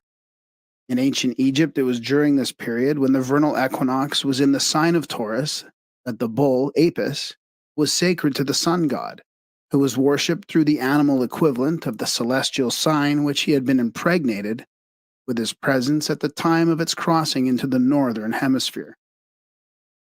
This is the meaning of an ancient saying that the celestial bull broke the egg of the year with its horns. Samson Arnold Mackey, in his Mythological Astronomy of the Ancients demonstrated, makes note of two very interesting points concerning the bull in Egyptian symbolism. Mr. Mackey is of the opinion that the motion of the earth that we know as the alternation of the poles has resulted in a great change of relative position of the equator and the zodiacal band. He believes that originally the band of the zodiac was at right angles to the equator, with the sign of Cancer opposite the North Pole and the sign of Capricorn opposite the South Pole. It is possible that the Orphic school of the serpent twisted around the egg attempts to show the motion of the sun in relation to the earth under such conditions. Mr. Mackey advances the labyrinth of Crete, the name of Braxis, and the magic formula abracadabra, among other things, to substantiate his theory. Concerning abracadabra, he states, "But the slow progressive disappearance of the bull is most happily commemorated in the vanishing series of letters, so emphatically expressive of the great astronomical fact. For ABRACADABRA, abracadabra is the bull, the only bull. The ancient sentence, split into its component parts, stands thus: ab, r, akad, abra, i.e., Abra, the bull, Akkad, the only, and C. Akkad is one of the names of the sun, given him the consequence of his shining alone. He is the only star to be seen when he is seen. The remaining Abra makes the whole to be. The bull, the only bull, while the repetition of the name omitting a letter till all is gone is the most simple, yet the most satisfactory method that could have been devised to preserve the memory of the fact. And the name of Serapis, or Serapis, given to the bull at the above ceremony puts it all beyond all doubt. This word, abracadabra, disappears in 11 decreasing stages, as in the figure. And what is very remarkable, a body with 3 heads is folded up by a serpent with 11 coils, and placed by Serapis, and the 11 volves of the serpent form a triangle similar to that formed by the 11 diminishing lines of the abracadabra. Nearly every religion of the world shows traces of astrological influence. The Old Testament of the Jews, its writings overshadowed by Egyptian culture, is a mass of astrological and astronomical allegories. Nearly all of the mythology of Greece and Rome may be traced in star groups. Some writers are of the opinion that the original 22 letters of the Hebrew alphabet were derived from groups of stars, and that the starry handwriting on the wall of the heavens referred to words spelt out, with fixed stars for consonants and the planets or luminaries for vowels. These, coming into ever different combinations, spelt words which, when properly read, foretold future events. As the zodiacal band marks the pathway of the sun through the constellations, it results in the phenomena of the seasons. The ancient systems of measuring the year were based upon the equinoxes and the solstices. The year always began with the vernal equinox, celebrated March 21st, with rejoicing to mark the moment when the sun crossed the equator northward up the zodiacal arc. The summer solstice was celebrated when the sun reached its most northerly position, and that day appointed was June 21st. After that time, the sun began to descend toward the equator, which it recrossed southbound at the autumnal equinox, September 21st. The sun reached its most southerly position at the winter solstice, December 21st. 4 of the signs of the zodiac have been permanently dedicated to the equinoxes and the solstices. And while the signs no longer correspond with the ancient constellations to which they were assigned, and from which they secured their names, they are accepted by modern astronomers as a basis of calculation. The vernal equinox is therefore said to occur in the constellation of Aries, the ram. It is fitting that all beasts a ram should be placed at the head of the heavenly flock forming the zodiacal band. Centuries before the Christian era, the pagans revered this constellation. Godfrey Higgins states, "This constellation was called the Lamb of God. He was also called the Savior, and was said to save mankind from their sins. He was always honored with the appellation of Dominus, or Lord. He was called the Lamb of God, which taketh away the sins of the world." The devotees addressing him in their litany constantly repeated the words, "O Lamb of God, that taketh away the sin of the world, have mercy upon us. Grant us thy peace." Therefore, the Lamb of God is a title given to the sun, who is said to be reborn every year in the northern hemisphere in the sign of the ram. Although, due to the existing discrepancy between the signs of the zodiac and the actual star groups, it actually rises in the sign of Pisces. The summer solstice is regarded as occurring in Cancer, the crab, which the Egyptians called the scarab. A beetle of the family Lamelicorns, the head of the insect kingdom, and sacred to the Egyptians as the symbol of eternal life. It is evident that the constellation of the crab is represented by this peculiar creature because the sun, after passing through this house, proceeds to walk backwards or descend the zodiacal arc. Cancer is the symbol of generation, for it is the house of the moon, the great mother of all things and the patroness of the life forces of nature. Diana, the moon goddess of the Greeks, is called the mother of the world. Concerning the worship of the feminine or maternal principle, Richard Payne Knight writes, "By attracting or heaving the waters of the ocean, she naturally appeared to be the sovereign of humidity, and by seeming to operate so powerfully upon the constitutions of women, she equally appeared to the patroness and regulatress of nutrition and passive generation. Whence she is said to have received her nymphs, or subordinate personifications, from the ocean, and is often represented by the symbol of the sea crab, an animal that has the property of spontaneously detaching from its own body any limb that has been hurt or mutilated, and reproducing another in its place." The symbolical language of ancient art and mythology. This water sign, being symbolic of the maternal principle of nature, and recognized by the pagans of the origin of all life, was a natural and consistent domicile of the moon. The autumnal equinox apparently occurs in the constellation of Libra, the balances. The scales tipped and the solar globe began its pilgrimage toward the house of winter. The constellation of the scales was placed in the zodiac to symbolize the power of choice, by means of which man may weigh one problem against another. Millions of years ago, when the human race was in the making, man was like the angels, who knew neither good nor evil. He fell into the state of knowledge of good and evil when the gods gave him the seed for the mental nature. From man's mental reactions to his environments, he distills the product of experience, which then aids him to regain his lost position plus an individualized intelligence. Paracelsus said, "The body comes from the elements, the soul from the stars, and the spirit from God. All that the intellect can conceive of comes from the stars, the spirits of the stars, rather than the material constellations." The constellation of Capricorn, in which the winter solstice theoretically takes place, was called the House of Death, for in winter all life in the northern hemisphere is at its lowest ebb. Capricorn is a composite creature with the head and upper body of a goat and the tail of a fish. In this constellation, the sun is least powerful in the northern hemisphere, and after passing through this constellation, it immediately begins to increase. Hence the Greeks said that Jupiter, a name of the sun god, was suckled by a goat. A new and different sidelight on zodiacal symbolism is supplied by John Cole in a treatise on the circular zodiac of Tentira in Egypt. The symbol, therefore, of the goat rising from the body of a fish, Capricorn, represents with the greatest propriety the mountainous buildings of Babylon rising out of its low and marshy situation.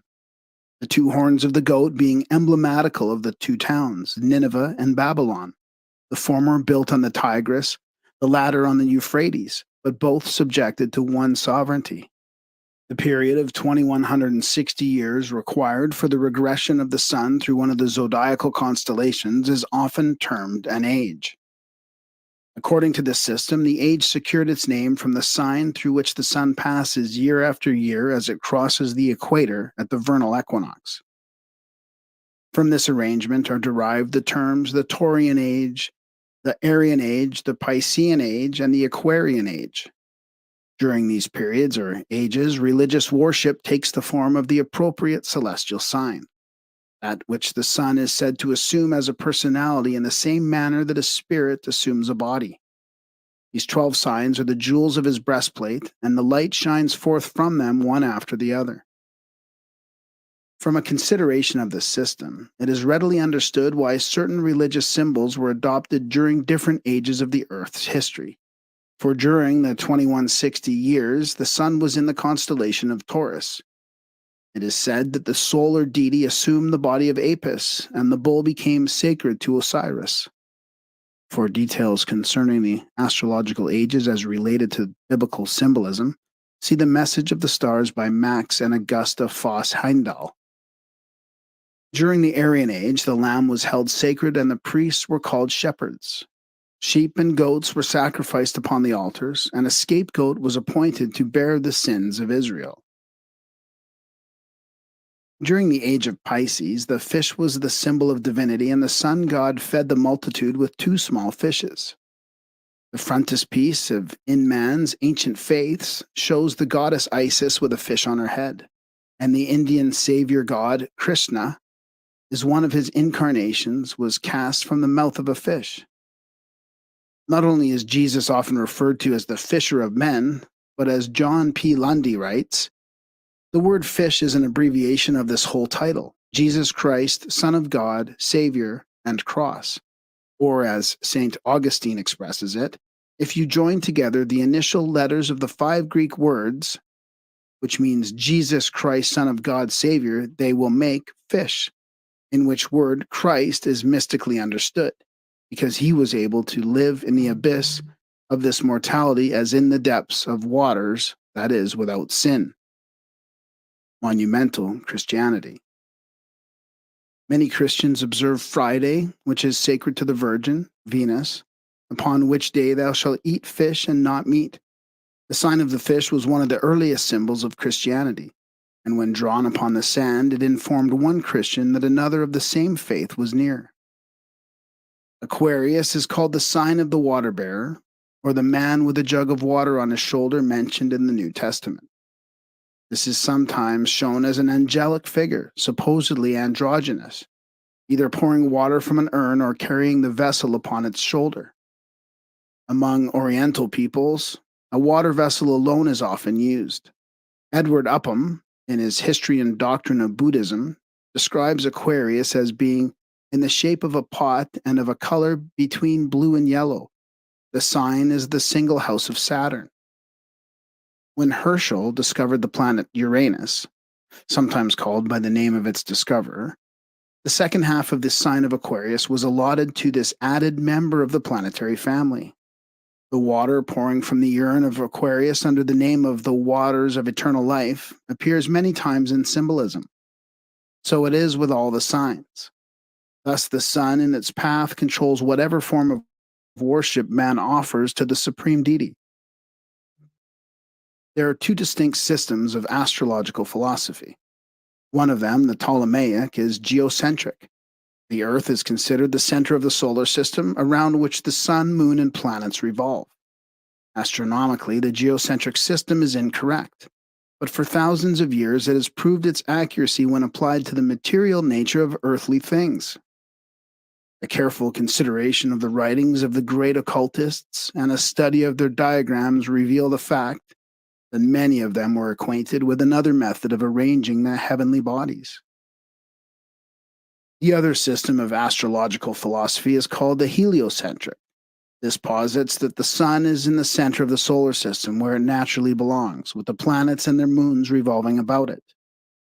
The great difficulty, however, with the heliocentric system is that, being comparatively new, there has not been sufficient time to experiment successfully and catalog the effects of its various aspects and relationships.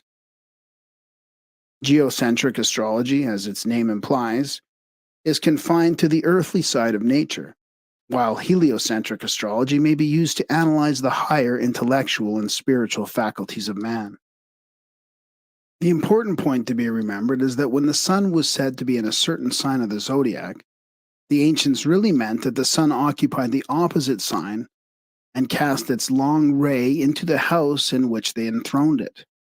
Therefore, when it is said that the sun is in Taurus, it means astronomically that the sun is in the sign opposite to Taurus, which is Scorpio.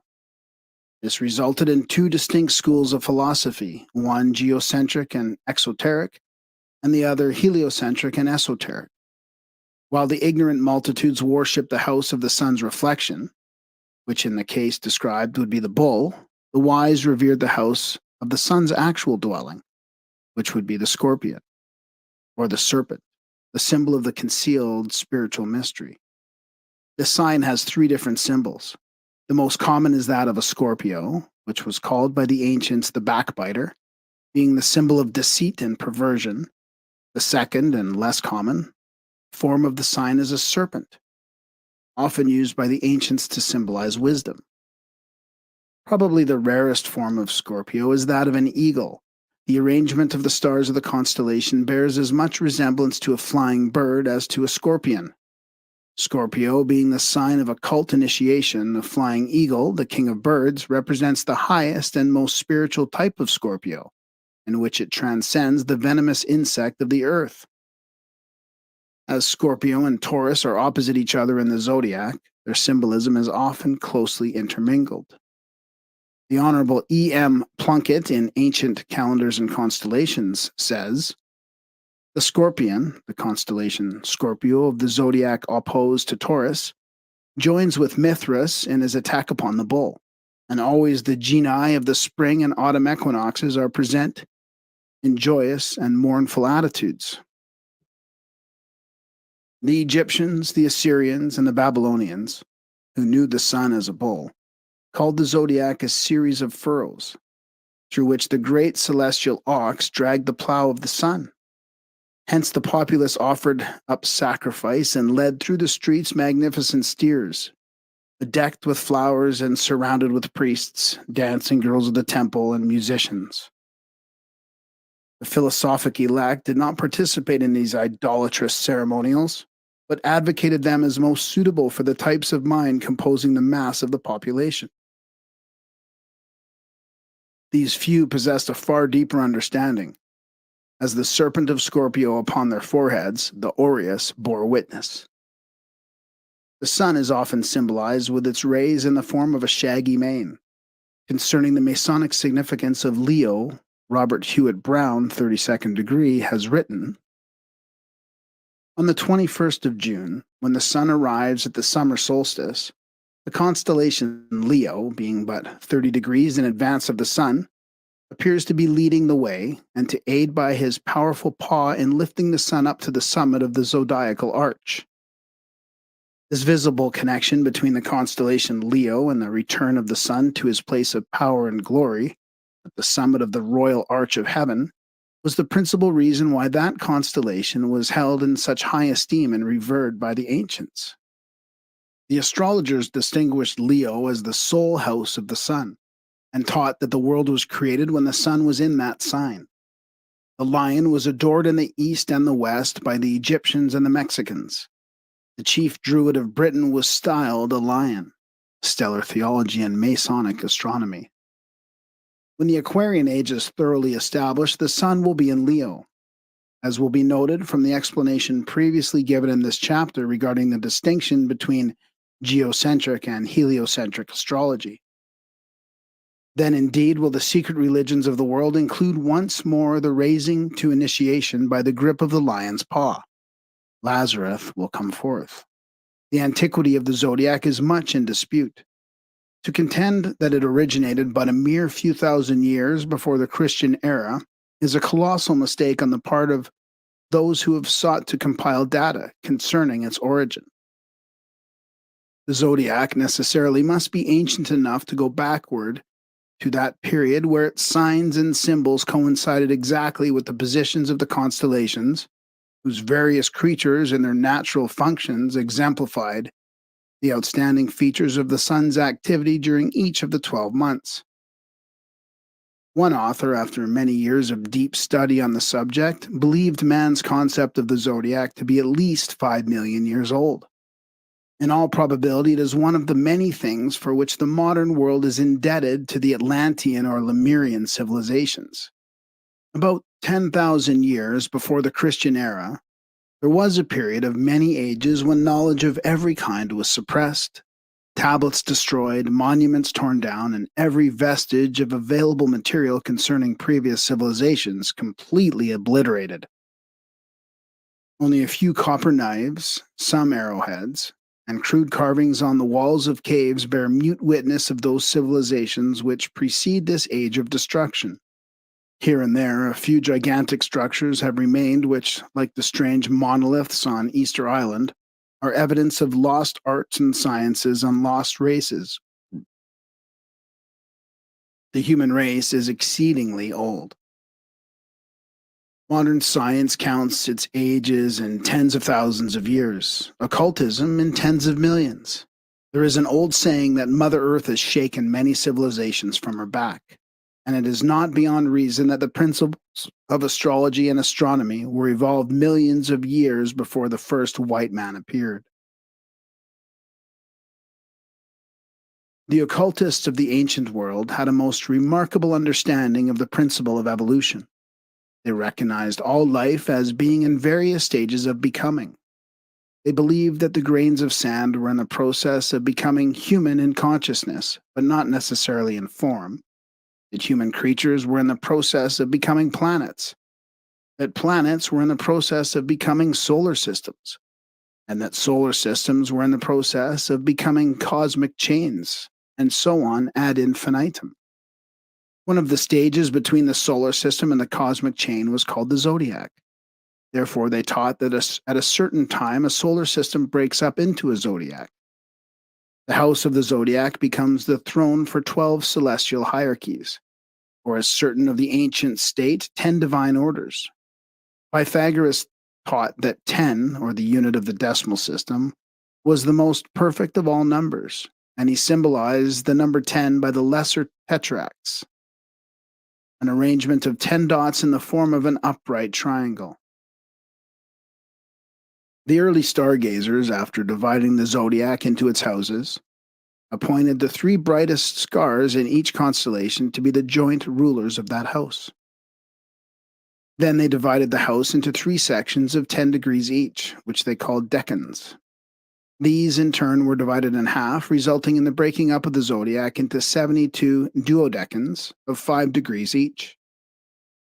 Over each of these duodecans, the Hebrews placed a celestial intelligence or angel, and from this system had resulted the Kabbalistic arrangement of the 72 sacred names, which correspond to the 72 flowers, knops, and almonds upon the 7-branched candlestick of the tabernacle, and the 72 men who were chosen from the 12 tribes to represent Israel. The only 2 signs not mentioned are Gemini and Sagittarius. The constellation of Gemini is generally represented as 2 small children, who, according to the ancients, were born out of eggs, possibly the ones that the bull broke with its horns. The stories concerning Castor and Pollux, and Romulus and Remus, may be the result of amplifying the myths of these celestial twins. The symbols of Gemini have passed through many modifications. The one used by the Arabians was the peacock. 2 of the important stars in the constellation of Gemini still bear the names of Castor and Pollux. The signs of Gemini is supposed to have been the patron of phallic worship, and the 2 obelisks, or pillars, in front of temples and churches convey the same symbolism as the twins.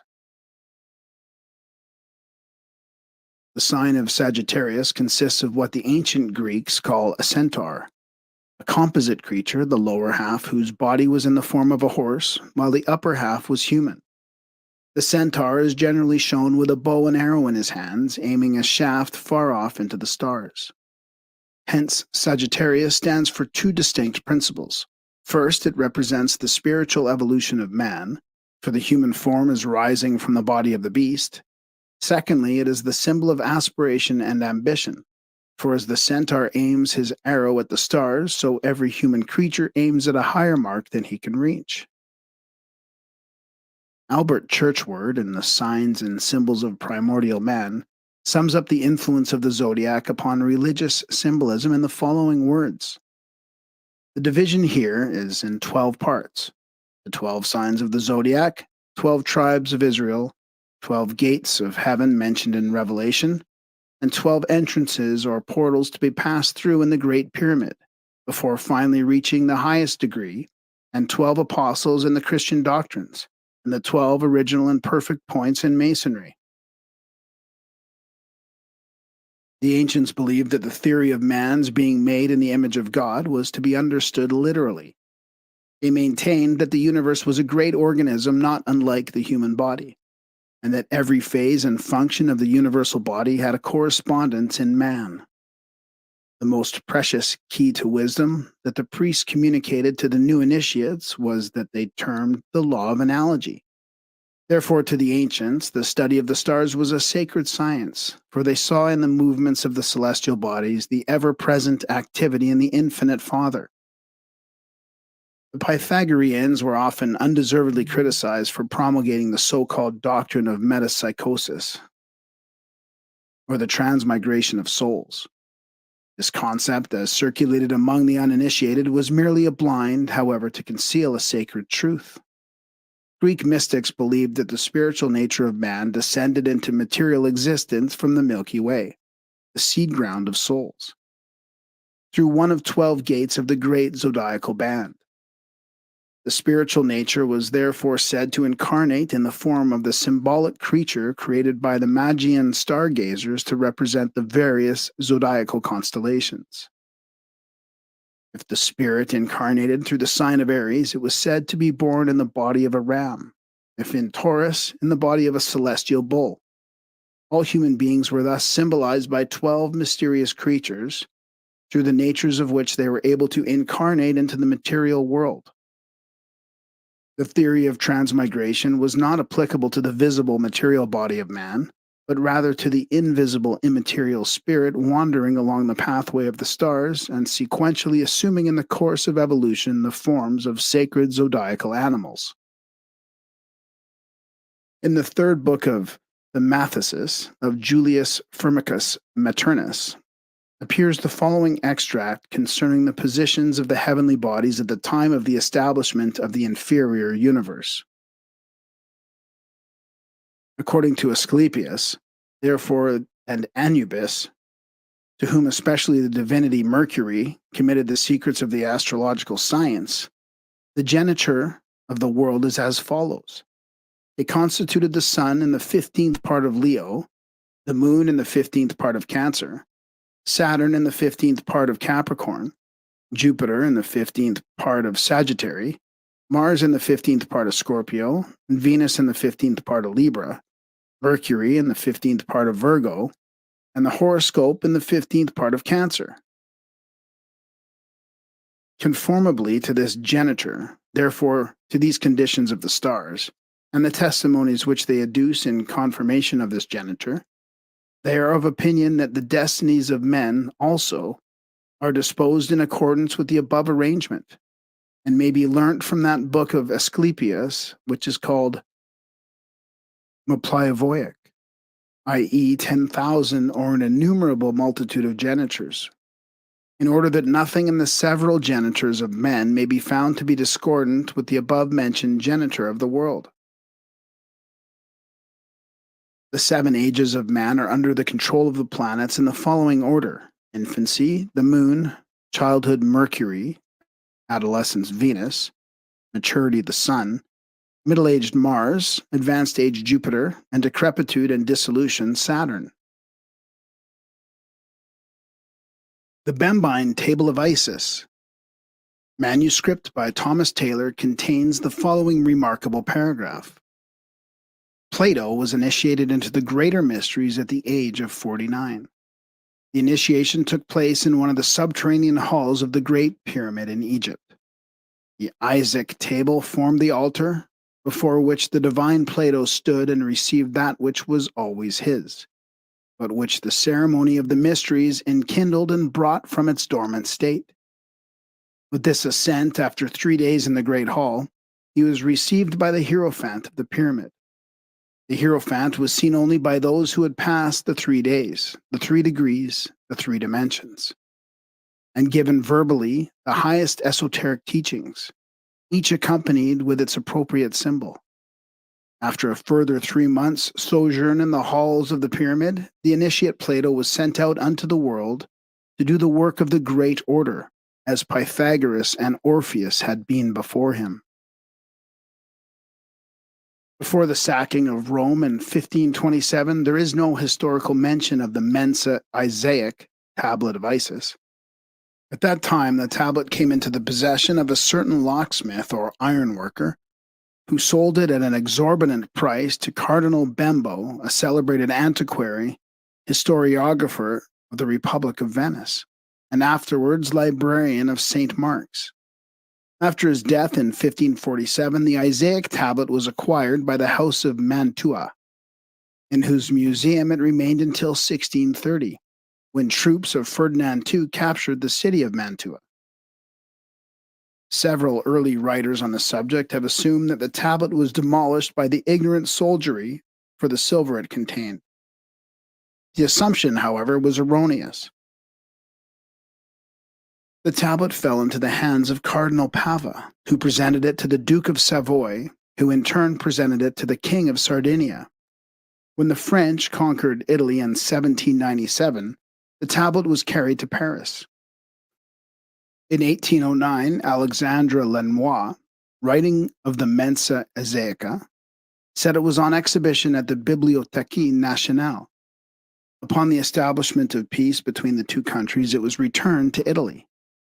In his guide to northern Italy, Karl Baedeker describes the Mensa Isaica as being in the center of Gallery 2 in the Museum of Antiquities at Turin.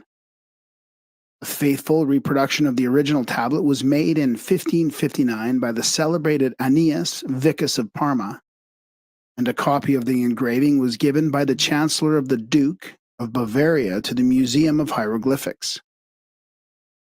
Athanasius Kircher describes the tablet as 5 palms long and 4 wide. W. Wynne Westcott says it measures 50 by 30 inches. It was made of bronze and decorated with encaustic or smalt enamel and silver inlay. Fosbrook adds, the figures are cut very shallow, and the contour of most of them is encircled by threads of silver. The base upon which the figures were seated or reclined and left blank in the prints were of silver and are torn away. See Encyclopedia of Antiquities. Those familiar with the fundamental principles of Hermetic philosophy will recognize in the Mensa Isaica the key to Chaldean, Egyptian, and Greek theology.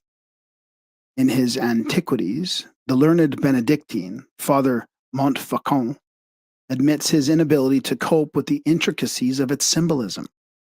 He therefore doubts that the emblems upon the tablet possess any significance worthy of consideration, and ridicules Kircher, declaring him to be more obscure than the tablet itself. Laurentius Pignorius reproduced the tablet in connection with a descriptive essay in 1605, but his timidly advanced explanations demonstrated his ignorance concerning the actual interpretation of the figures.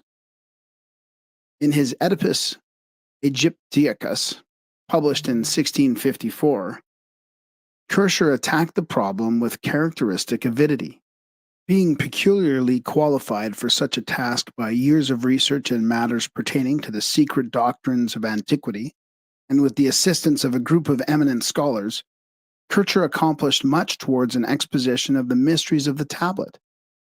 The master's secret, however, eluded even him, as Eliphas Levi has shrewdly noted in his History of Magic. The learned Jesuit, writes Levi, divined that it contained the hieroglyphic key to the sacred alphabets, though he was unable to develop the explanation. It is divided into 3 equal compartments. Above are the 12 houses of heaven, and below are the corresponding distributions of labor, work periods throughout the year, while in the middle place are 21 sacred signs answering to the letters of the alphabet. In the midst of all is a seated figure of the pantomorphic IYNX, emblem of the universal being, and corresponding as such to the Hebrew Yod, or to that unique letter from which all other letters were formed. The IYNX is encircled by the Ophite triad answering to the 3 mother letters of the Egyptian and Hebrew alphabets. On the right are the Ibomorphic and Serapean triads. On the left are those of Nephthys and Hecate, representing active and passive, fixed and volatile, fructifying fire and generating water. Each pair of triads in conjunction with the center produces a septenary, and a septenary is contained in the center. The 3 septenaries furnish the absolute number of the 3 worlds, as well as the complete number of primitive letters, to which a complementary sign is added like 0 to the 9 numerals. Levy's hint may be construed to mean that the 21 figures in the center section of the tablet represent the 21 major trumps of the tarot cards. If this be so, is not the 0 card, cause of so much controversy, the nameless crown of the supreme mind? The crown being symbolized by the hidden triad in the upper part of the throne in the center of the table? Might not the first emanation of this supreme mind be well symbolized by a juggler or magician with the symbols of the 4 lower words spread out on a table before him? The rod, the sword, the cup, and the coin? Thus considered, the 0 card belongs nowhere among the others, but is in fact the 4th dimensional point from which they all emanated, and consequently is broken up into the 21 cards, letters, which when gathered together produced the 0. The cipher appearing upon this card would substantiate this interpretation, for the cipher or circle is emblematic of the superior sphere from which issue the lower worlds, powers, and letters. Westcott carefully collected the all too meager theories advanced by various authorities, and in 1887 published his now extremely rare volume, which contains the only detailed description of the Isaic tablet published in English since Humphreys translated Montfaucon's worthless description in 1721. After explaining his reticence, to reveal that which Levi evidently felt was better left concealed, Westcott sums up his interpretation of the tablet as follows. The diagram of Levi, by which he explains the mystery of the tablet, shows the upper region divided into the 4 seasons of the year, each with 3 signs of the zodiac, and he has added the 4-lettered sacred name, the Tetragrammaton, assigning Jod to Aquarius, that is Canopus, he to Taurus, that is Apis, Vow to Leo, that is Mompha, and he finally to Typhon. Note the cherubic parallel: man, bull, lion, and eagle. The 4th form is found either as scorpion or eagle, depending upon the occult good or evil intention. In the demonic zodiac, the snake replaces the scorpion. The lower region he ascribes to the 12 simple Hebrew letters, associating them with the 4 quarters of the horizon. Compare the Sefer Yezerah. The central region he ascribes to the solar powers and the planetary. In the middle, we see above the sun marked Ops, and below is the Solomon seal. Above a cross, a double triangle hexapla, 1 light and 1 dark triangle superposed, the whole forming a sort of complex symbol of Venus. To the Ibomorphos, he gives the 3 dark planets, Venus, Mercury, and Mars, placed around a dark triangle erect denoting fire. To the Nepthian triad, he gives 3 light planets, Saturn, Luna, and Jupiter, around a light inverted triangle which denotes water. There is a necessary connection between water, female power, passive principle, Bina, and Sephirotic mother and bride. See the Kabbalah by Mathers. Note the ancient signs for the planets were all composed of a cross, solar disk, and crescent.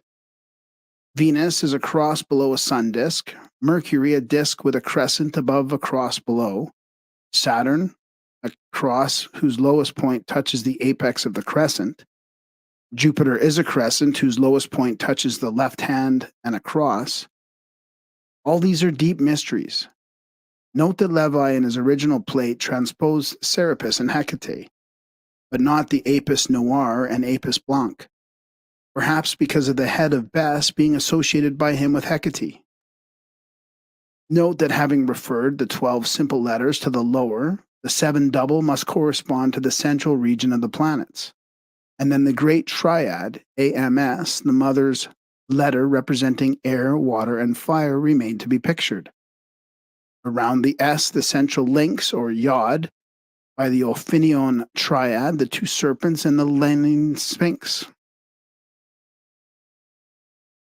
Levi's word OPS in the center is the Latin ops, terra, genius of the earth, and the Greek ops, Re, or Kabil, Cybele, often drawn as a goddess seated in a chariot drawn by lions. She is crowned with turrets and holds a key. See the Isaiah tablet.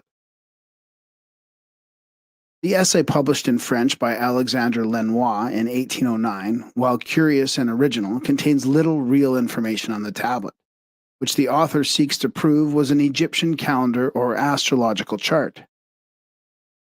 As both Montfaucon and Lenoir, in fact all writers on the subject since 1651, either have based their work upon that of Kircher or have been influenced considerably by him. A careful translation has been made of the latter's original article, 80 pages of 17th century Latin. The double-page plate at the beginning of this chapter is a faithful reproduction made by Kircher from the engraving in the Museum of Hieroglyphics. The small letters and numbers used to designate the figures were added by him to clarify his commentary and will be used for the same purpose in this work. Like nearly all religious and philosophical antiquities, the Bimbine Tablet of Isis has been the subject of much controversy. In a footnote, A.E. Waite, unable to differentiate between the true and the purported nature of origin of the tablet, echoes the sentiments of J. G. Wilkinson, another eminent exotericus. The original table is exceedingly late and is roughly termed a forgery. On the other hand, Edward Winckelmann, a man of profound learning, defends the genuineness and antiquity of the tablet, a sincere consideration of the Mensa Isaica discloses one fact of paramount importance, that although whoever fashioned the tablet was not necessarily an Egyptian, he was an initiate of the highest order, conversant with the most arcane tenets of Hermetic esotericism. Symbolism of the Bombine Table. The following necessarily brief elucidation of the Bombine Table is based upon a digest of the writings of Kircher, supplemented by other information gleaned by the present author from the mystical writings of the Chaldeans, Hebrews, Egyptians, and Greeks. The temples of the Egyptians were so designed that the arrangement of chambers, decorations, and utensils were all of symbolic significance, as shown by the hieroglyphics that covered them. Beside the altar, which usually was in the center of each room, was the cistern of Nile water which flowed in and out through unseen pipes. Here also were images of the gods in concatenated series, accompanied by magical inscriptions. In these temples, by use of symbols and hieroglyphics, neophytes were instructed in the secrets of the sacerdotal caste. The tablet of Isis was originally a table or altar, and its emblems were part of the mysteries explained by priests. Tables were dedicated to the various gods and goddesses. In this case, Isis was so honored. The substances from which the tablets were made differed according to the relative dignities of the deities. The tables consecrated to Jupiter and Apollo were of gold. Those to Diana, Venus, and Juno were of silver. Those to the other superior gods of marble, and those to the lesser divinities of wood. Tables were also made of metals corresponding to the planets governed by the various celestials. As food for the body is spread on a banquet table, so on these sacred altars were spread the symbols which, when understood, feed the invisible nature of man. In his introduction to the table, Kircher summarized its symbolism thus. It teaches, in the first place, the whole constitution of the threefold world, archetypal, intellectual, and sensible. The supreme divinity is shown moving from the center to the circumference of a universe made up of both sensible and inanimate things, all of which are animated and agitated by the one supreme power which they call the Father Mind, and represented by a threefold symbol. Here also are shown the three triads from the Supreme One, each manifesting one attribute of the first Trimurti. These triads are called the foundation, or the base of all things. In the table is also set forth the arrangement and distribution of those divine creatures that aid the Father Mind in the control of the universe. Here, in the upper panel, are to be seen the governors of the worlds, each with its fiery, ethereal, and material insignia.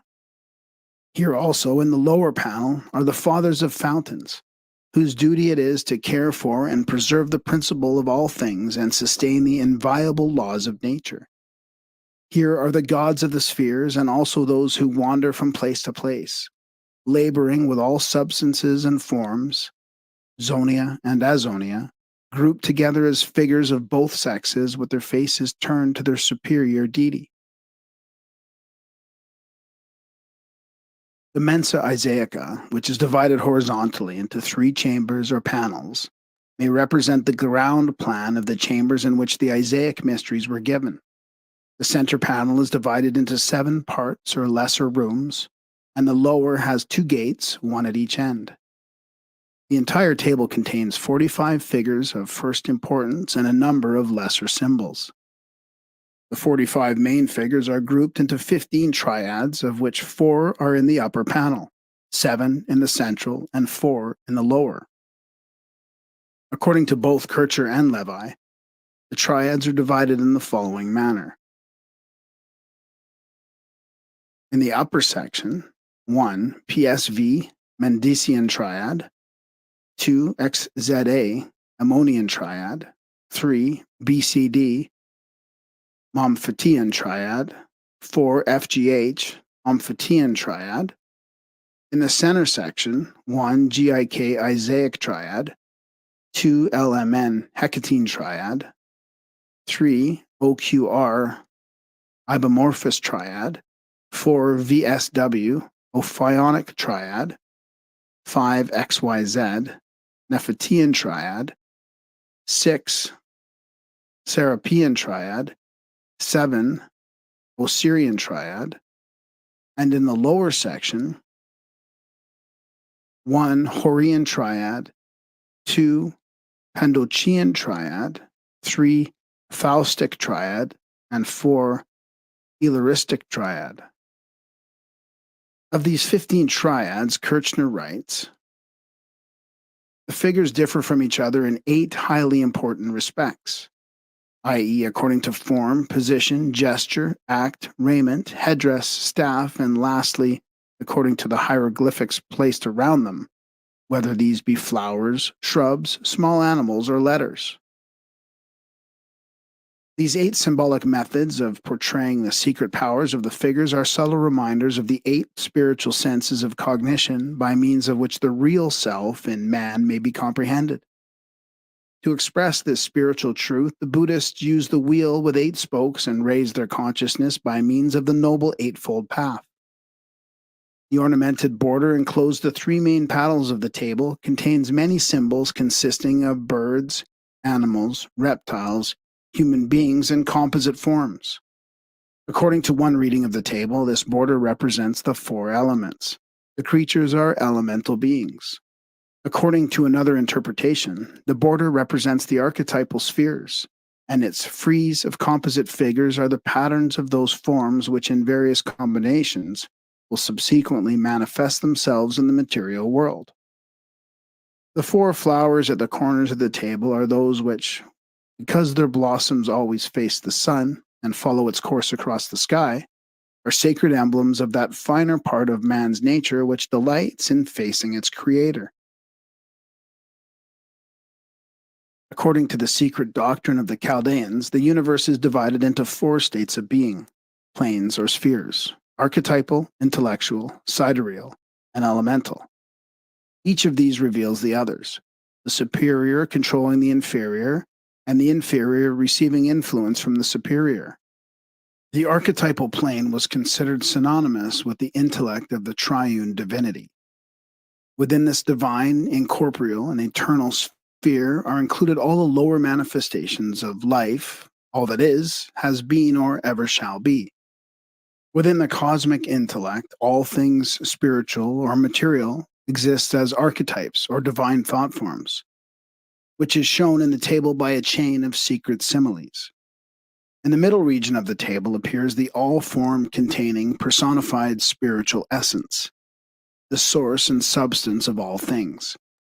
From this proceed the lower worlds as 9 emanations in groups of 3, the Ophionic, Ibomorphous, and Nephitian triads. Consider in this connection the analogy of the Kabbalistic Sephiroth, or the 9 spheres issuing from Kether, the crown.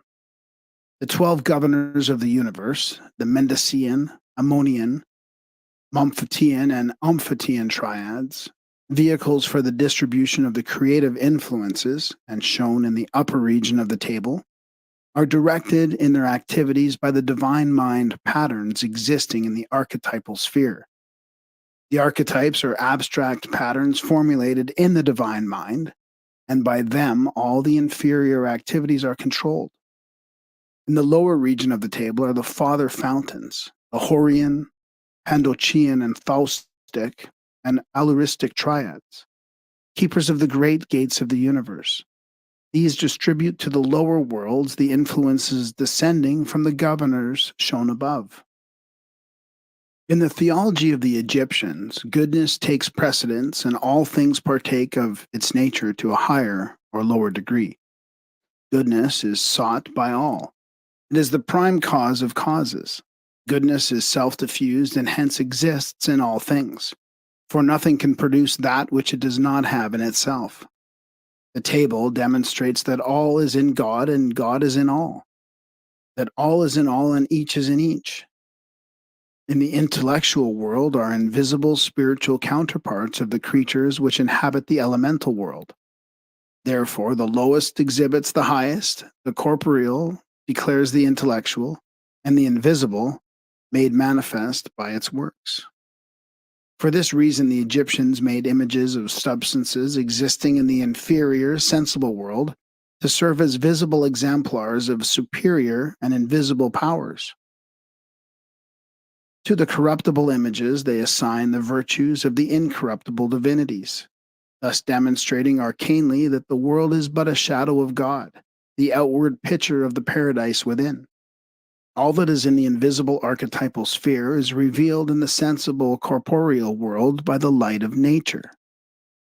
The archetypal and creative mind, first through its paternal foundation and afterwards through secondary gods called intelligences, poured out the whole infinity of its powers by continuous exchange from highest to lowest.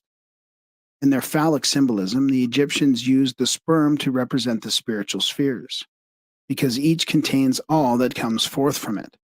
The Chaldeans and Egyptians also held that everything which is a result dwells in the cause of itself and turns to that cause as the lotus to the sun. Accordingly, the supreme intellect, through its paternal foundation, first created light, the angelic world. Out of that light were then created the invisible hierarchies of beings which some call the stars. And out of the stars the four elements and the sensible world were formed. Thus, all are in all, after their respective kinds. All visible bodies or elements are in the invisible stars or spiritual elements, and the stars are likewise in those bodies.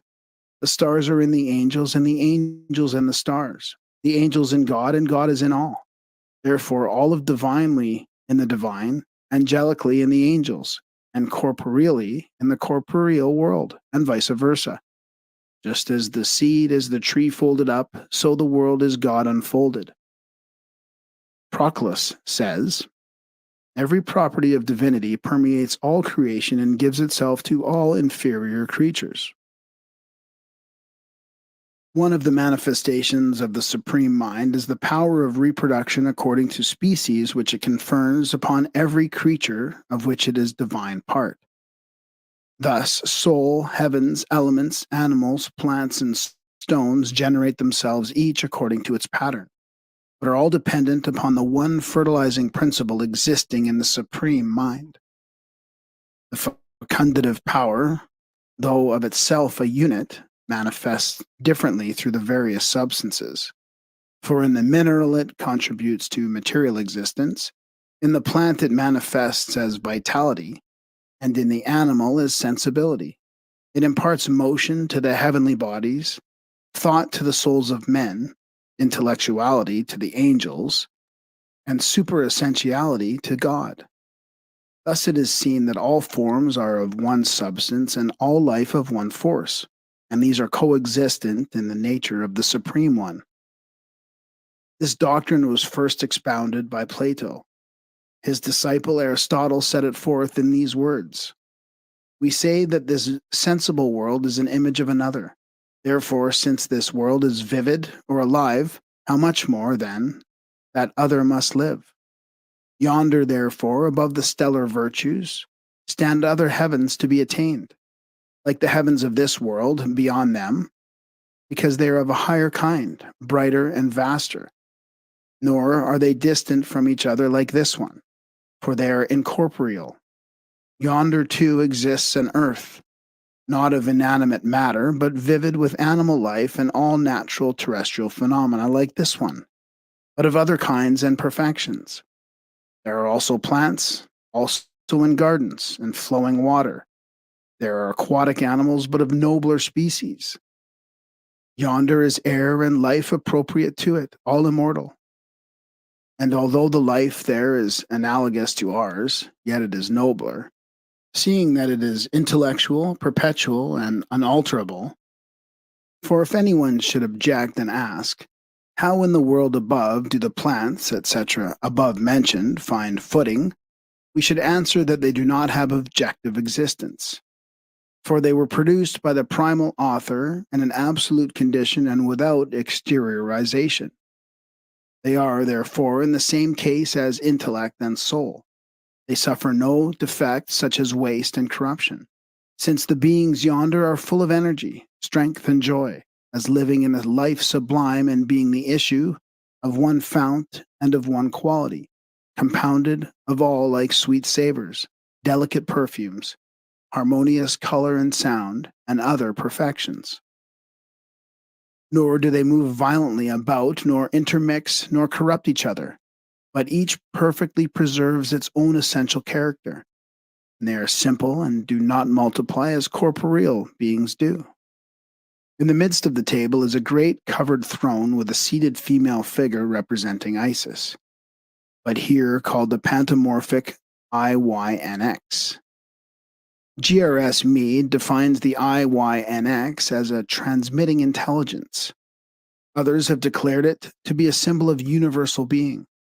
Over the head of the goddess, the throne is surmounted by a triple crown, and beneath her feet is the house of material substance. The threefold crown is here symbolic of the triune divinity, called by the Egyptians the Supreme Mind, and described in the Zephyr HaZohar as being hidden and unrevealed.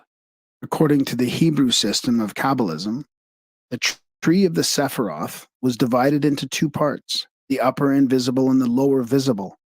The upper consisted of 3 parts and the lower 7. The 3 unrecognizable Sephiroth were called Kether, the crown, Chokmah, wisdom, and Bina, understanding. These are too abstract to permit of comprehension, whereas the lower 7 spheres that came forth from them were within the grasp of human consciousness. The central panel contains 7 triads of figures. These represent the lower Sephiroth, all emanating from the concealed threefold crown over the throne. Kircher writes, the throne denotes the diffusion of the triform supreme mind along the universal paths of the 3 worlds. Out of these 3 intangible spheres emerges the sensible universe, which Plutarch calls the House of Horns, and the Egyptians the Great Gate of the Gods. The top of the throne is in the midst of diffused serpent-shaped flames, indicating that the Supreme Mind is filled with light and life, eternal and incorruptible, removed from all material contact. How the Supreme Mind communicated his fire to all creatures is clearly set forth in the symbolism of the table. The divine fire is communicated to the lower spheres through the universal power of nature, personified by the world virgin Isis, here denominated in IYNX, or the polymorphous all-containing universal idea. The word idea is here used in its Platonic sense. Plato believed that there are eternal forms of all possible things which exist without matter, and to these eternal and immaterial forms he gave the name of ideas. In the Platonic sense, ideas were the patterns according to which the deity fashioned the phenomenal or ectypal world. Sir W. Hamilton. Kircher describes the 21 figures in the central panel thus: 7 principal triads corresponding to 7 superior worlds are shown in the central section of the table. They all originate from the fiery, invisible archetype, the triple crown of the throne. The first, the Ophionic, or IYNX triad, VSW, corresponds to the vital and fiery world as it's the first intellectual world, called by the ancients the Ethereum. Zoroaster says it, "Oh, what rigorous rulers this world has." The second, or Ibomorphous triad, OQR, corresponds to the second intellectual or ethereal world, and is concerned with the principle of humidity. The third, or Nephitian triad, XYZ, corresponds to the third intellectual and ethereal world, and is concerned with fecundity. These are the 3 triads of the ethereal worlds which correspond to the Father foundation. Then follow the 4 triads of the sensible, or material worlds, of which the first 2 correspond to the sidereal worlds, GIK, namely Osiris and Isis, sun and moon, indicated by 2 bulls. They are followed by 2 triads, the Hecatine, LMN, and the Serapean, corresponding to the sublunary and subterranean worlds. These complete the 7 worlds of the primary genii ruling the natural universe. Psellus quotes Zoroaster. The Egyptians and the Chaldeans taught that there were 7 corporeal worlds, i.e., worlds ruled by the intellectual powers. The first is of pure fire, the second, third, and fourth, ethereal, the fifth, sixth, and seventh, material, the seventh being the one called terrestrial and hater of light, and is located under the moon, comprising within itself the matter called fundus or foundation. These seven, plus the one invisible crown, constitute the 8 worlds. Plato writes that it is needful for the philosopher to know how the 7 circles beneath the first one are arranged according to the Egyptians. The first triad of fire denotes life, the second water, over which rule the ibomorphous divinities, and the third air, ruled by Nephtha. From the fire the heavens were created, from the water the earth, and the air was the mediator between them. In the Sephira Yetzirah, it is said that from the 3 originate the 7, i.e., the height, the depth, the east and the west, the north and the south, and the holy temple in the center, sustaining them all. It is not the holy temple in the center, the great throne of the many-formed spirit of nature, which is shown in the middle of the tablet? What are the 7 triads but the 7 powers that rule over the world? Celis writes, the Egyptians worshipped the triad of faith, truth, and love, and the 7 fountains, the sun as ruler, the fountain of matter, and the fountain of the archangels, the fountain of the senses, of judgment, of lighting, of reflections, and of characters of unknown composition. They say that the highest material fountains of those of Apollo, Osiris, and Mercury, the fountains of the centers of the elements. Thus, they understood by the sun as ruler the solar world, by the material, archangelic, the lunar world, by the fountain of the senses, the world of Saturn, by judgment, Jupiter, by lightning, Mars, by that of the reflections or mirrors, the world of Venus, by the fountain of characters, the world of Mercury. All these are shown by the figures in the center pane of the tablet. The upper panel contains the 12 figures of the zodiac arranged in 4 triads. The center figure in each group represents one of the 4 fixed signs of the zodiac. S is the sign of Aquarius, Z, Taurus, C, Leo, and G, Scorpio. These are called the fathers.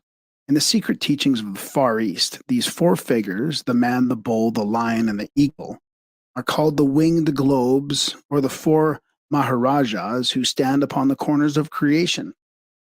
The 4 cardinal signs, P, Capricorn, X, Aries, B, Cancer, F, Libra, are called the powers. The 4 common signs, V, Pisces, A, Gemini, E, Virgo, and H, Sagittarius, are called the minds of the 4 lords. This explains the meaning of the winged globes of Egypt for the 4 central figures, Aquarius, Taurus, Leo, and Scorpio, called by Ezekiel the cherubim, are the globes. The cardinal and common signs on either side are the wings. Therefore, the 12 signs of the zodiac may be symbolized by 4 globes, each with 2 wings. The celestial triads are further shown by the Egyptians as a globe, the father, from which issue a serpent, the mind, and wings, the power. These 12 forces are the fabricators of the world, and from them emanate the microcosm or the mystery of the 12 sacred animals, representing in the universe the 12 parts of the world and in man the 12 parts of the human body. Anatomically, the 12 figures in the upper panel may well symbolize the 12 convolutions of the brain, and the 12 figures in the lower panel the 12 zodiacal members and organs of the human body. For man is a creature formed of the 12 sacred animals, with his members and organs under the direct control of the 12 governors or powers resident in the brain. A more profound interpretation is found in the correspondences between the 12 figures in the upper panel and the 12 in the lower. This furnishes a key to one of the most arcane of ancient secrets, the relationship existence between the 2 great zodiacs, the fixed and the movable. The fixed zodiac is described as an immense dodecahedron, its 12 surfaces representing the outermost walls of abstract space. From each surface of this dodecahedron, a great spiritual power, radiating inward, becomes embodied as one of the hierarchies of the movable zodiac. which is a band of circumambulating so-called fixed stars.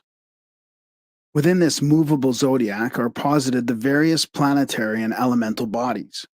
The relation of these two zodiacs to the sub-zodiacal spheres has a correlation in the respiratory system of the human body.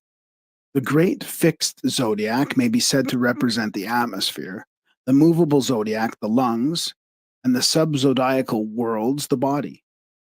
The spiritual atmosphere containing the vivifying energies of the 12 divine powers of the great fixed zodiac is inhaled by the cosmic lungs, the movable zodiac, and distributed by them through the constitution of the 12 holy animals, which are the parts and members of the material universe.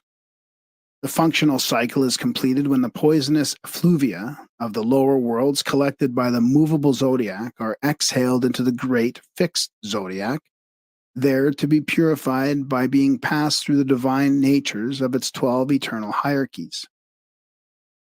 The table as a whole is susceptible of many interpretations.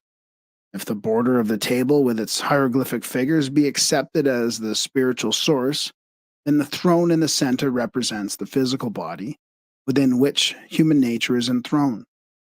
From this point of view, the entire table becomes emblematic of the auric bodies of man, with the border as the outer extremity or shell of the auric egg. If the throne be accepted as the symbol of the spiritual sphere, the border typifies the elements, and the various panels surrounding the central one become emblematic of the worlds or planes emanating from the one divine source. If the table be considered from a purely physical basis, the throne becomes symbolic of the generative system, and the table reveals the secret processes of embryology as applied to the formation of the material worlds. If a purely physiological and anatomical interpretation be desired, the central throne becomes the heart, the ibomorphous triad, the mind, the Nephitium triad, the generative system, and the surrounding hieroglyphics, the various parts and members of the human body.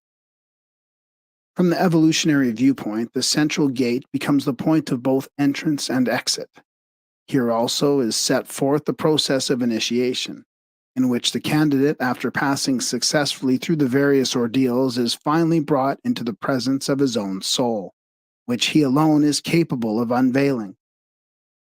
If cosmogony be the subject of consideration, the central panel represents the spiritual worlds, the upper panel the intellectual worlds, and the lower panel the material worlds. The central panel may also symbolize the 9 invisible worlds and the creature marked the physical nature, the footstool of Isis, the spirit of universal life. Considered in the light of alchemy, the central panel contains the metals and the borders of the alchemical processes. The figure seated on the throne is the universal Mercury, the stone of the wise.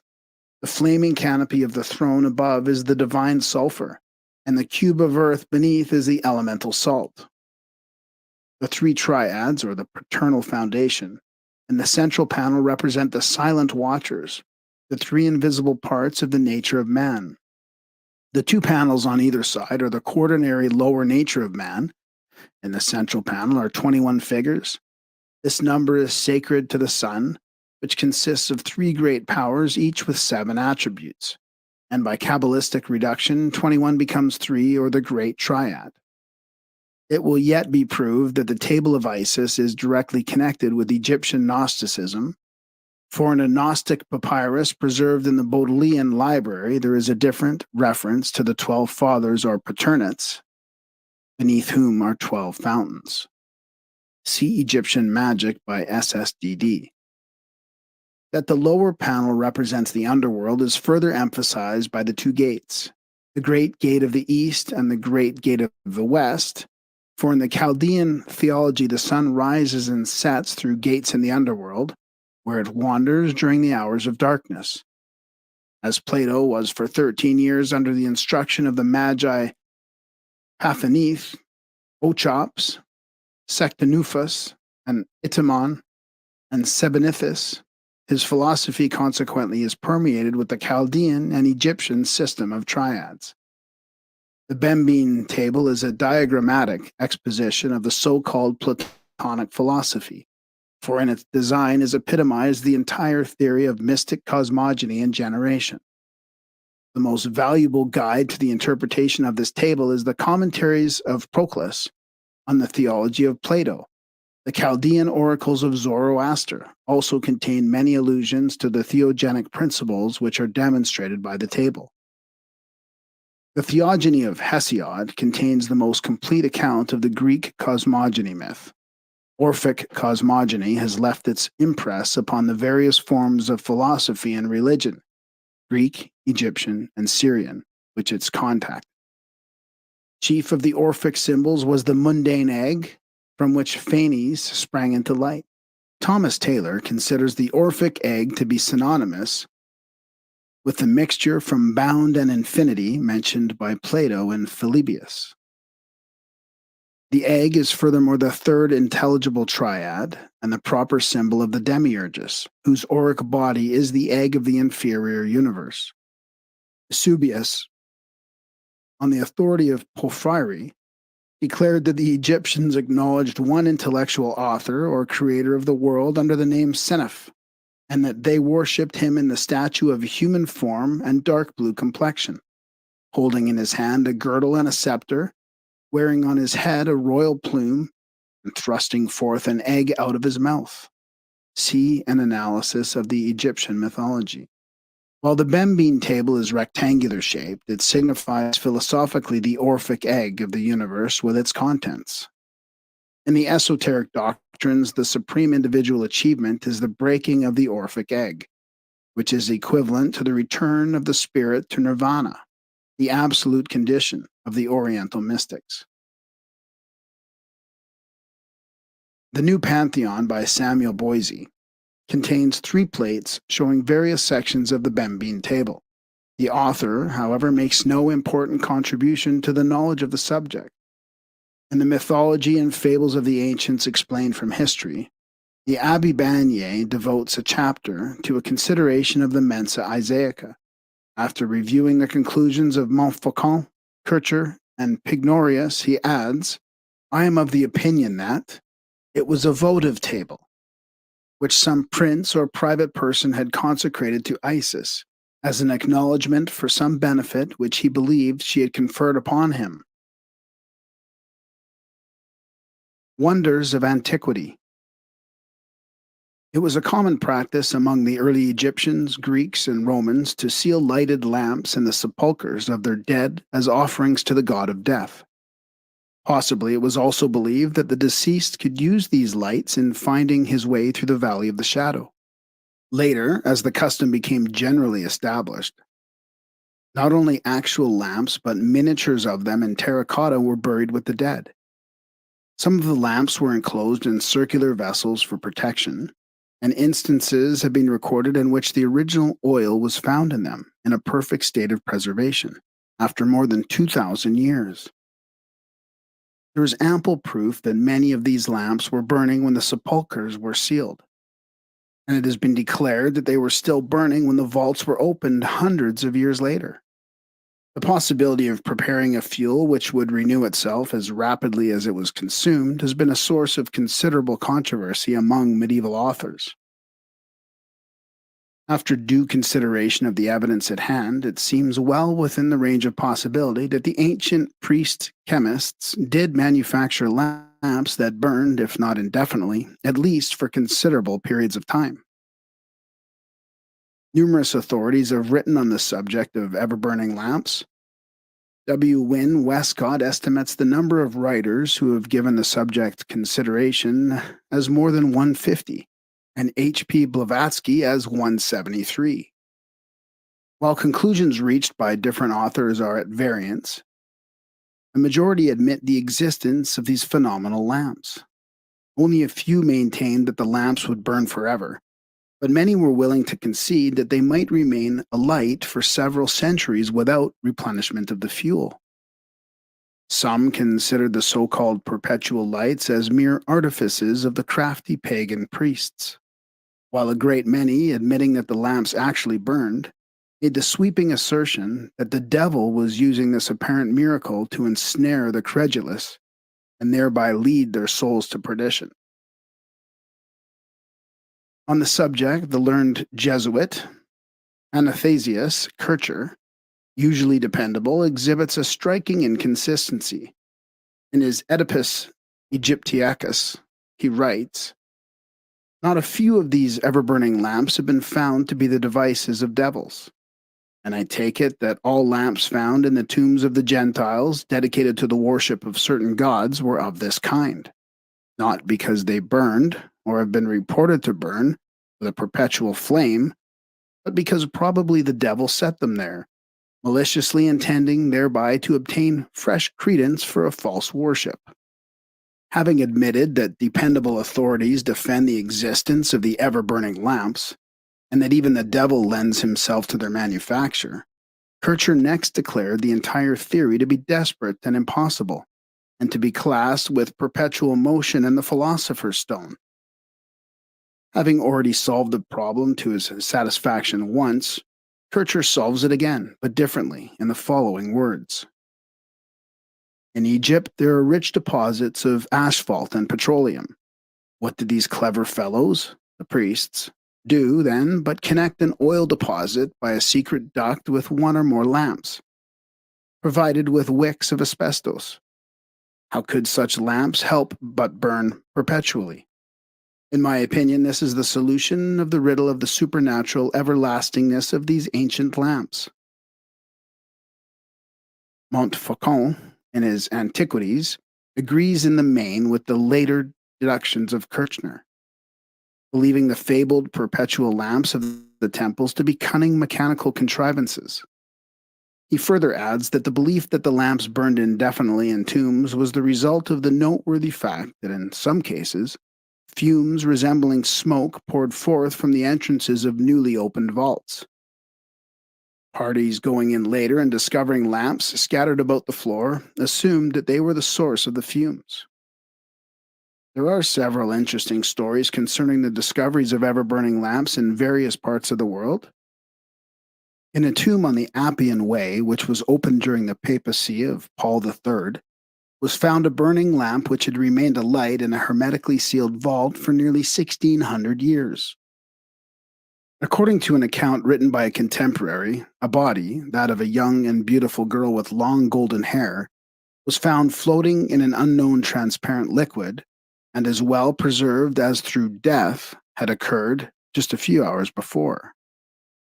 About the interior of the vault were a number of significant objects, which included several lamps, one of them alight. Those entering the sepulchre declared that the draft caused by the opening of the door blew out the light and the lamp could not be relighted. Kircher reproduced an epitaph. Tuliol Philae Mei, supposedly found in the tomb, but which Montfaucon declares never existed. The latter, adding that although conclusive evidence was not found, the body was generally believed to be that of Tuliola, the daughter of Cicero. Ever-burning lamps have been discovered in all parts of the world. Not only the Mediterranean countries, but also India, Tibet, China, and South America have contributed records of lights which burn continuously without fuel. The examples which follow were selected at random from the imposing list of perpetual lamps found in different ages. Plutarch wrote of a lamp that burned over the door of a temple to Jupiter Ammon. The priest declared that it had remained alight for centuries without fuel. St. Augustine described a perpetual lamp guarded in a temple in Egypt sacred to Venus, which neither wind nor water could extinguish. He believed it to be the work of the devil. An ever-burning lamp was found at Edessa, or Antioch, during the reign of Emperor Justinian. It was in a niche over the city gate, elaborately enclosed to protect it from the elements. The date upon it proved that the lamp had been burning for more than 500 years. It was destroyed by the soldiers. During the early Middle Ages, a lamp was found in England which had burned since the 3rd century after Christ. The monument containing it was believed to be the tomb of the father of Constantine the Great. The Lantern of Pallas was discovered near Rome in AD 1401. It was found in the sepulchre of Pallas, son of Evander, immortalized by Virgil in his Aeneid. The lamp was placed at the head of the body and had burned with a steady glow for more than 2,000 years. In AD 1550, on the Isle of Nessus, in the Bay of Naples, a magnificent marble vault was opened in which was found a lamp still alight which had been placed there before the beginning of the Christian era. Pausanias described the beautiful golden lamp in the Temple of Minerva, which burned steadily for a year without refueling or having the wick trimmed. The ceremony of filling the lamp took place annually, and time was measured by the ceremony.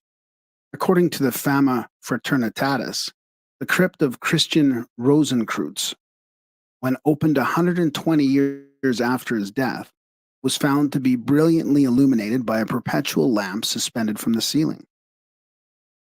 Numa Pompilius, king of Rome and magician of considerable power, caused a perpetual light to burn in the dome of a temple he had created in honor of an elemental being.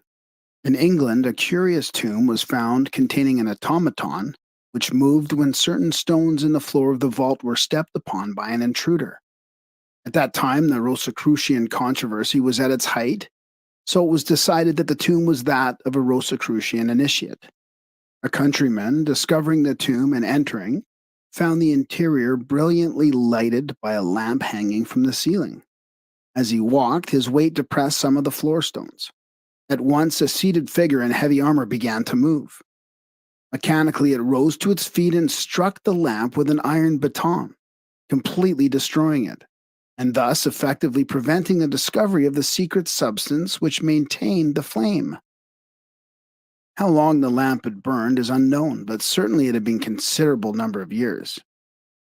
It is related that among the tombs near Memphis and in the Brahmin temples of India, lights have been found in sealed chambers and vessels, but sudden exposure to the air has extinguished them and caused their fuel to evaporate. It is now believed that the wicks of these perpetual lamps were made of braided or woven asbestos, called by the alchemists salamander's wool, and that the fuel was one of the products of alchemical research. Kircher attempted to extract oil from asbestos, being convinced that as the substance itself was indestructible by fire, an oil extracted from it would supply the lamp with a fuel likewise indestructible. After spending 2 years in fruitless experimental work, he concluded that the task was impossible of accomplishment. Several formulae for the making of the fuel for the lamps have been preserved. In Isis Unveiled, H.P. Blavatsky reprints 2 of these formulae from early authors, Tritonheim and Bartolomeo Korndorff. One will suffice to give a general understanding of the process. Sulfur, alum, sublime them into flowers, of which add crystalline Venetian borax, powdered. Upon these, effuse high rectified spirit of wine and digest it. Then abstract it and pour on fresh. Repeat this so often till the sulfur melts like wax without any smoke upon a hot plate of brass. This is for the pabulum, but the wick is to be prepared after this manner. Gather the threads or thrums of the lapis asbestos to the thickness of your middle and the length of your little finger, and then put them into a Venetian glass, and covering them over with the aforesaid depurated sulfur or ailment, set in the glass in sand for the space of 24 hours, so hot that the sulfur may bubble all the while. The wick being thus besmeared and anointed is to be put into the glass like a scallop shell, in such manner that some part of it may lie above the mass of prepared sulfur. Then, setting this glass upon hot sand, you must melt the sulfur so that it may lay hold of the wick, and when it is lighted, it will burn with perpetual flame, and you may set this lamp in any place where you please. Greek oracles. The worship of Apollo included the establishment and maintenance of places of prophecy, by means of which the gods could communicate with mankind and reveal futurity to such as deserve the boon. The early history of Greece abounds with accounts of talking trees, rivers, statues, and caves in which nymphs, dryads, and daemons had taken up their abodes and from which they delivered oracles. While Christian authors have tried to prove that oracular revelations were delivered by the devil for the purpose of misleading humanity, they have not dared to attack the theory of oracles because of the repeated reference to it in their own sacred writings. If the onyx stones on the shoulders of Israel's high priest made known by their flashings the will of Jehovah, then a black dove, temporarily endowed with the faculty of speech, could indeed pronounce oracles in the temple of Jupiter Ammon. If the witch of Endor could invoke the shade of Samuel, who in turn gave prophecies to Saul, could not a priestess of Apollo call up the spectre of her liege to foretell the destiny of Greece? The most famous oracles of antiquity were those of Delphi, Dodona, Trophonius, and Latona, of which the talking oak trees of Dodona were the oldest. Though it is impossible to trace back to the genesis of the theory of oracular prophecy, it is known that many of the caves and fissures set aside by the Greeks as oracles were sacred long before the rise of Greek culture. The oracle of Apollo at Delphi remains one of the unsolved mysteries of the ancients. Alexander Wilder derives the name Delphi from Delphos, the womb.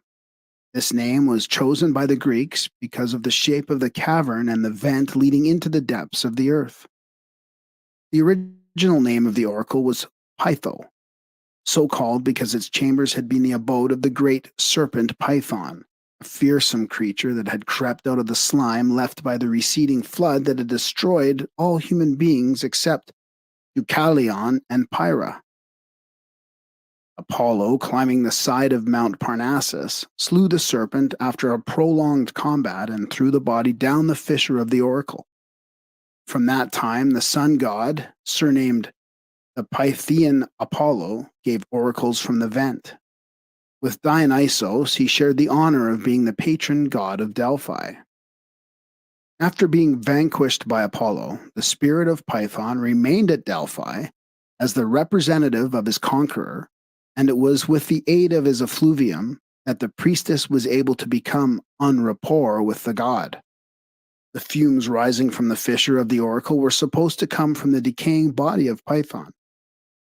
The name Pythoness, or Pythia, given to the female hierophant of the oracle, means literally one who has been thrown into a religious frenzy by inhaling fumes rising from decomposing matter. It is of further interest to note that the Greeks believed the oracle of Delphi to be the umbilicus of the earth, thus proving that they considered the planet an immense human being. The connection between the principle of oracular revelation and the occult significance of the navel is an important secret belonging to the ancient mysteries.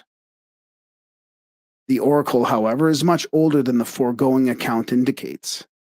A story of this kind was probably invented by the priests to explain the phenomenon to those inquisitive persons whom they did not consider worthy of enlightenment regarding the true esoteric nature of the oracle. Some believe that the Delphic fissure was discovered by a Hyperborean priest, but as far back as recorded history goes, the cave was sacred, and persons came from all parts of Greece and the surrounding countries to question the daemon who dwelt in its chimney-like vent. Priests and priestesses guarded it closely and served the spirit who dwelt therein, and who enlightened humanity through the gift of prophecy. The story of the original discovery of the oracle is somewhat as follows. Shepherds tending their flocks on the side of Mount Parnassus were amazed at the peculiar antics of the goats that wandered close to a great chasm on its southwestern spur. The animals jumped about as though trying to dance, and emitted strange cries unlike anything heard before. At last, one of the shepherds, curious to learn the cause of the phenomenon, approached the vent, from which were rising noxious fumes. Immediately he was seized with a prophetic ecstasy. He danced with wild abandon, sang, jabbered inarticulate sounds, and foretold future events. Others went close to the fissure with the same result. The fame of the place spread, and many came to learn of the future by inhaling the mephitic fumes, which exhilarated to the verge of delirium. Some of those who came, being unable to control themselves and having temporarily the strength of madmen, tore themselves from those seeking to restrain them, and jumping into the vent, perished. In order to prevent others from doing likewise, a wall was erected around the fissure, and a prophetess was appointed to act as mediator between the oracle and those who came to question it. According to later authorities, a tripod of gold, ornamented with carvings of Apollo in the form of a python, the great serpent, was placed over the cleft, and on this was arranged a specially prepared seat, so constructed that a person would have difficulty in falling off while under the influence of the oracular fumes. Just before this time, a story had been circulated that the fumes of the oracle rose from the decaying body of Python. It is possible that the oracle revealed its own origin. For many centuries during its early history, virgin maidens were consecrated to the service of the oracle. They were called the Phoebades, or Pythio, and constituted that famous order now known as the Pythian priesthood. It is probable that women were chosen to receive the oracles because their sensitive and emotional nature responded more quickly and completely to the fumes of enthusiasm. 3 days before the time set to receive the communications from Apollo, the virgin priestess began the ceremony of purification. She bathed in the Castilian well, abstained from all food, drank only from the fountain of Cassotis, which was brought into the temple through concealed pipes, and just before mounting the tripod, she chewed a few leaves of the sacred bay tree. It has been said that the water was drugged to bring on distorted visions, or the priests of Delphi were able to manufacture an exhilarating and intoxicating gas, which they conducted by subterranean ducts and released into the shaft of the oracle several feet below the surface. Neither of these theories has been proved, however, nor does either in any way explain the accuracy of the predictions. When the young prophetess had completed the process of purification, she was clothed in sanctified raiment and led to the tripod, upon which she seated herself, surrounded by the noxious vapors rising from the yawning fissure. Gradually, she inhaled the fumes. A change came over her. It was as if a different spirit had entered her body. She struggled, tore her clothing, and uttered inarticulate cries. After a time, her struggle ceased. Upon becoming calm, a great majesty seemed to possess her, and with eyes fixed on space and body rigid, she uttered the prophetic words. The predictions were usually in the form of hexameter verse, but the words were often ambiguous and sometimes unintelligible. Every sound that she made, every motion of her body, was carefully recorded by the 5 Hosai, or holy men, who were appointed as scribes to preserve the minutest details of each divination. The Hosai were appointed for life and were chosen from the direct descendants of Deucalion. After the oracle was delivered, the Pythia began to struggle again, and the spirit released her. She was then carried or supported to a chamber of rest, where she remained till the nervous ecstasy had passed away. Iamblichus, in his dissertation on the mysteries, described how the spirit of the oracle, a fiery daemon, even Apollo himself, took control of the Pythoness and manifested through her. But the prophetess in Delphi, whether she gives oracles to mankind through an attenuated and fiery spirit bursting from the mouth of the cavern, or whether being seated in the adytum on a brazen tripod, or on a stool with 4 feet, she becomes sacred to the god. Whichsoever of these is the case, she entirely gives herself up to a divine spirit, and is illuminated with a ray of divine fire. And when, indeed, fire ascending from the mouth of the cavern circularly invests her in collective abundance, she becomes filled from it with a divine splendor. But when she places herself on the seat of the god, she becomes co-adapted to his stable prophetic power. And from both of these preparatory operations, she becomes wholly possessed by the god. And then, indeed, he is present with and illuminates her in a separate manner, and is different from the fire, the spirit, the proper seat, and in short, from all the visible apparatus of the place, whether physical or sacred. Among the celebrities who visited the Oracle of Delphi were the immortal Apollonius of Tyana and his disciple Damis. He made his offerings, and after being crowned with a laurel wreath and given a branch of the same plant to carry in his hand, he passed behind the statue of Apollo, which stood before the entrance to the cave, and descended into the sacred place of the oracle. The priestess was also crowned with laurel and her head bound with a band of white wool. Apollonius asked the oracle if his name would be remembered by future generations. The Pythoness answered in the affirmative, but declared that it would always be calumniated. Apollonius left the cavern in anger, but time has proved the accuracy of the prediction, for the early church fathers perpetuated the name of Apollonius as the Antichrist. For details of the story, see Histoire de la Magie. The messages given by the Virgin Prophetess were turned over to the philosophers of the oracle, whose duty it was to interpret and apply them. The communications were then delivered to the poets, who immediately translated them into odes and lyrics, setting forth in exquisite form the statements supposedly made by Apollo and making them available for the populace. Serpents were much in evidence at the Oracle of Delphi. The base of the tripod upon which the Pythia sat was formed of the twisted bodies of 3 gigantic snakes. According to some authorities, one of the processes used to produce the prophetic ecstasy was to force the young princess to gaze into the eyes of a serpent. Fascinated and hypnotized, she then spoke with the voice of the god. Although the early Pythian priestesses were always maidens, some still in their teens, a law was later enacted that only women past 50 years of age should be at the mouthpiece of the oracle. These older women dressed as young girls and went through the same ceremonial as the first Pythie. The change was probably the indirect result of a series of assaults made upon the persons of the priestesses by the profane. During the early history of the Delphinian oracle, the god spoke only at each 7th birthday of Apollo. As time went on, however, the demand became so great that the Pythia was forced to seat herself upon the tripod every month.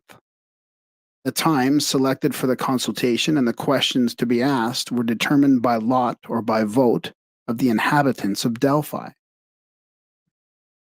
It is generally admitted that the effect of the Delphinian oracle upon Greek culture was profoundly constructive. James Gardner sums up its influence in the following words. Its responses revealed many a tyrant and foretold his fate. Through its means, many an unhappy being was saved from destruction, and many a perplexed mortal guided in the right way. It encouraged useful institutions and promoted the progress of useful discoveries. Its moral influence was on the side of virtue, and its political influence in the favor of the advancement of civil liberty. See the faiths of the world. The oracle of Dodona was presided over by Jupiter, who uttered prophecies through oak trees, birds, and vases of brass. Many writers have noted the similarities between the rituals of Dodona and those of the Druid priests of Britain and Gaul. The famous oracular dove of Dodona, alighting upon the branches of the sacred oaks, not only discoursed at length in the Greek tongue upon philosophy and religion, but also answered the queries of those who came from distant places to consult it. The talking trees stood together, forming a sacred grove.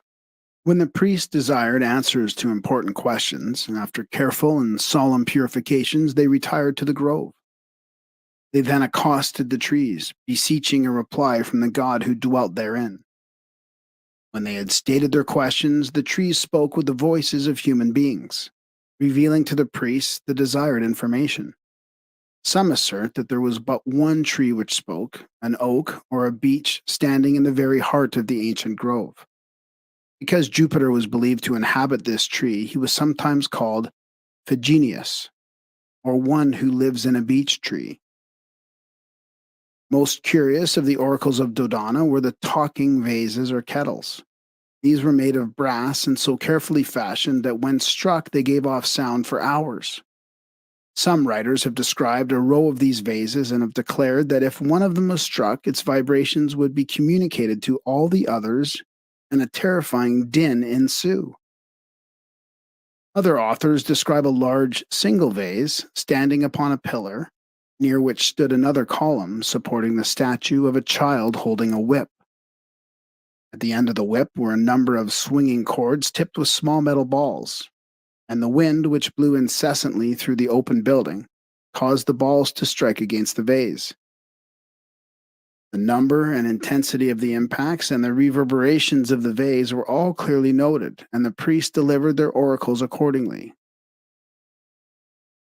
When the original priests of Dodona, the Seloi, mysteriously vanished, the oracle was served for many centuries by 3 priestesses who interpreted the vases and at midnight interrogated the sacred trees.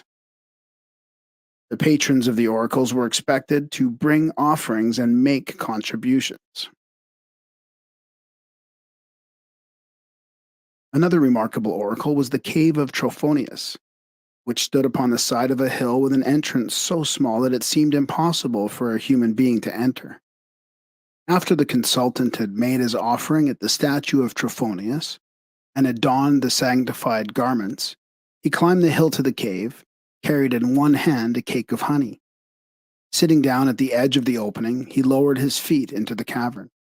Thereupon his entire body was precipitately drawn into the cave, which was described by those who had entered it as having only the dimensions of a fair-sized oven.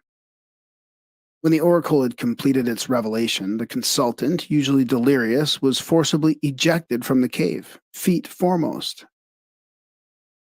Near the cave of the oracle, 2 fountains bubbled out of the earth within a few feet of each other.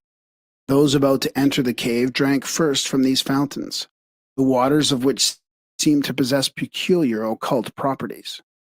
The first contained the water of forgetfulness, and all who drank thereof forgot their earthly sorrows. From the second fountain flowed the sacred water of Mnemosyne, or remembrance, for later it enabled those who partook of it to recall their experiences while in the cave. Though its entrance was marked by 2 brass obelisks, the cave, surrounded by a wall of white stones and concealed in the heart of a grove of sacred trees, did not present an imposing appearance. There is no doubt that those entering it passed through strange experiences, for they were obliged to leave at the adjacent temple a complete account of what they saw and heard while in the oracle. The prophecies were given in the form of dreams and visions and were accompanied by severe pains in the head. Some never completely recovered from the after effects of their delirium. The confused recital of their experiences was interpreted by the priests according to the question to be answered. While the priests probably used some unknown herb to produce the dreams or visions of the cavern, their skill in interpreting them bordered upon the supernatural. Before consulting the oracle, it was necessary to offer a ram to the daemon of the cave, and the priest decided by hieromancy whether the time chosen was propitious and the sacrifice was satisfactory. The 7 wonders of the world. Many of the sculptors and architects of the ancient world were initiates of the mysteries, particularly the Eleusinian rites. Since the dawn of time, the truers of stone and the hewers of wood have constituted a divinely overshadowed caste. As civilization spread slowly over the earth, cities were built and deserted. Monuments were erected to heroes, at present unknown. Temples were built to gods who lie broken in the dust of the nations they inspired. Research has proved not only that the builders of these cities and monuments and the sculptors who chiseled out the inscrutable faces of the gods were masters of their own crafts, but that in the world today there are none equal to them. The profound knowledge of mathematics and astronomy embodied in ancient architecture, and the equally profound knowledge of anatomy revealed in Greek statuary, proved that the fashioners of both were masterminds, deeply cultured in the wisdom which constituted the arcana of the mysteries. Thus was established the Guild of the Builders, progenitors of modern Freemasons. when employed to build palaces, temples, or tombs, or to carve statues for the wealthy, those initiated architects and artists concealed in their works the secret doctrine, so that now, long after their bones have returned to dust, the world realizes that those first artisans were indeed dully initiated and worthy to receive the wages of master masons. The 7 wonders of the world, while apparently designed for divers reasons, were really monuments erected to perpetuate the arcana of the mysteries. They were symbolic structures placed in peculiar spots, and the real purpose of their erection can be sensed only by the initiated. Eliphas Levi has noted the marked correspondence between these 7 wonders and the 7 planets. The 7 wonders of the world were built by widows' sons in honor of the 7 planetary genii. Their secret symbolism is identical with that of the 7 seals of Revelation and the 7 churches of Asia. Number 1, the Colossus of Rhodes. A gigantic brass statue, about 109 feet in height and requiring over 12 years to build, was the work of an initiated artist, Charles of Lindus. The popular theory, accepted for several hundred years, that the figure stood with 1 foot on each side of the entrance of the harbor of Rhodes, and that full-rigged ships passed beneath its feet, has never been substantiated. Unfortunately, the figure remained standing but 56 years, being thrown down by an earthquake in 224 BC. The shattered parts of the Colossus lay scattered about the ground for more than 900 years, when they were finally sold to a Jewish merchant who carried the metal away on the backs of 700 camels. Some believe that the brass was converted into munitions, and others that it was made into drainage pipes. This gigantic gilded figure, with its crown of solar rays and its upraised torch, signified Occulti, the glorious Son Man of the mysteries, the universal Savior. Number 2, the architect Ctesiphon. In the 5th century BC, submitted to the Ionian cities a plan for erecting a joint monument to their patron goddess Diana. The place chosen was Ephesus, a city south of Smyrna. The building was constructed of marble. The roof was supported by 127 columns, each 60 feet high and weighing over 150 tons. The temple was destroyed by black magic about 356 BC.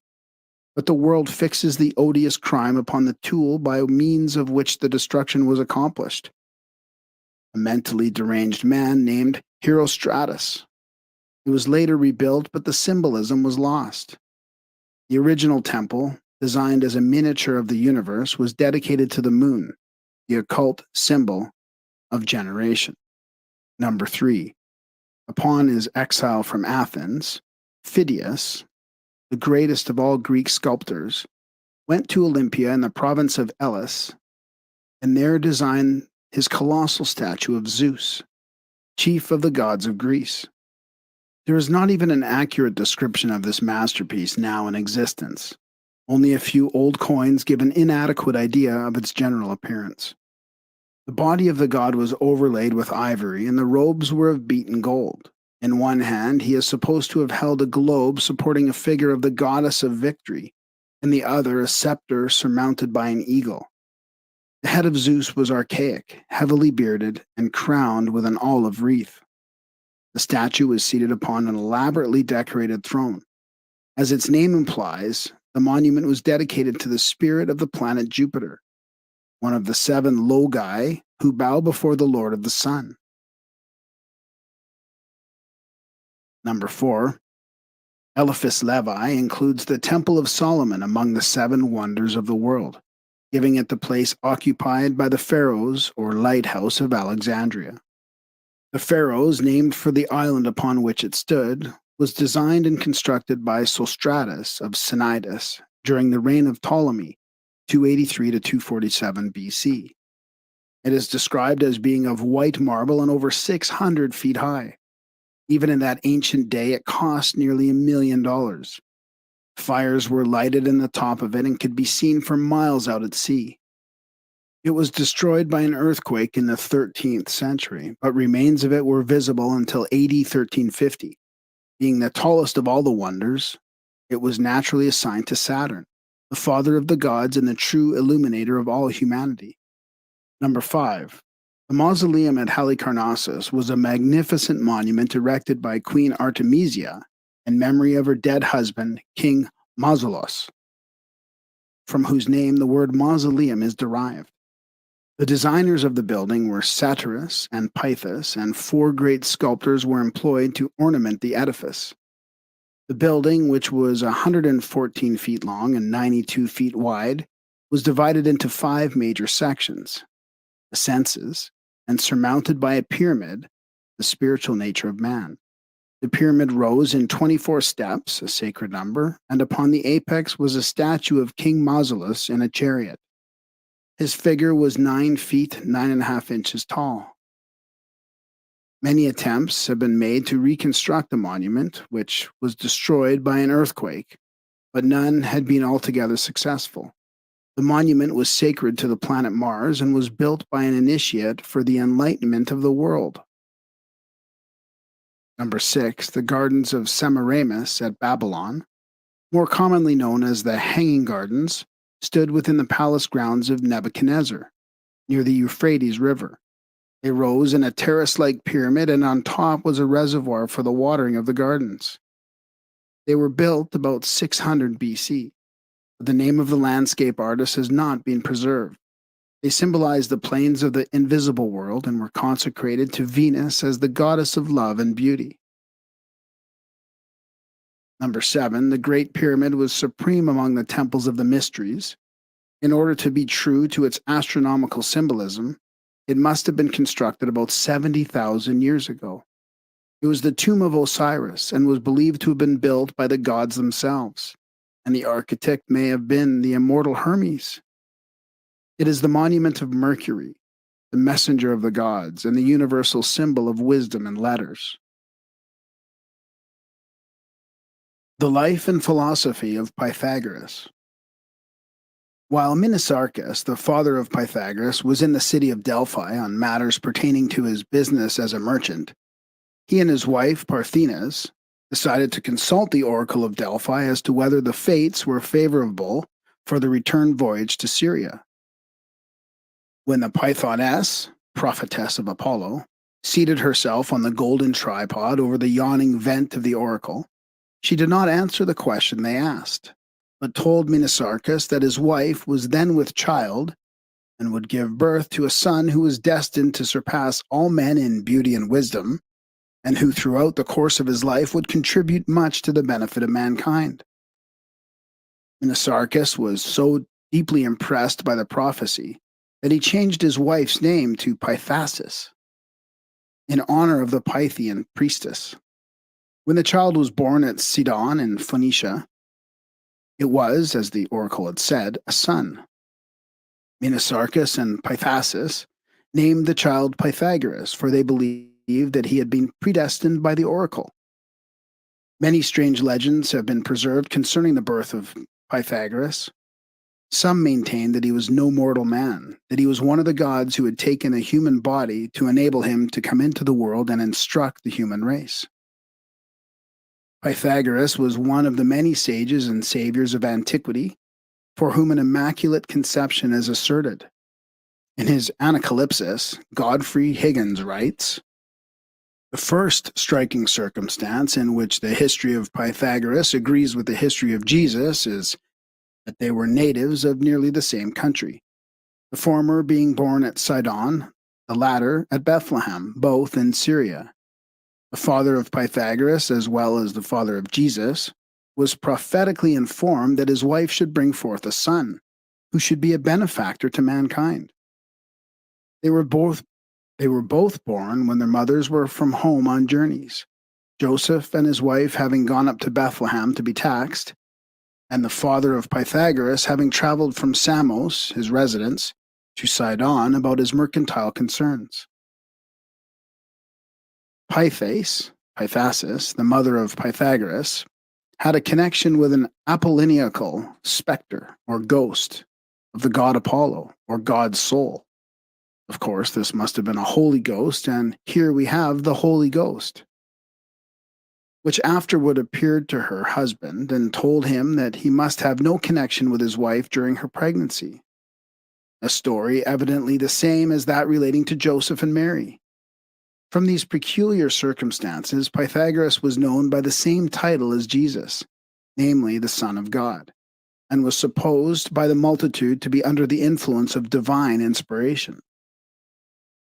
This most famous philosopher was born sometime between 600 and 590 BC, and the length of his life has been estimated at nearly 100 years.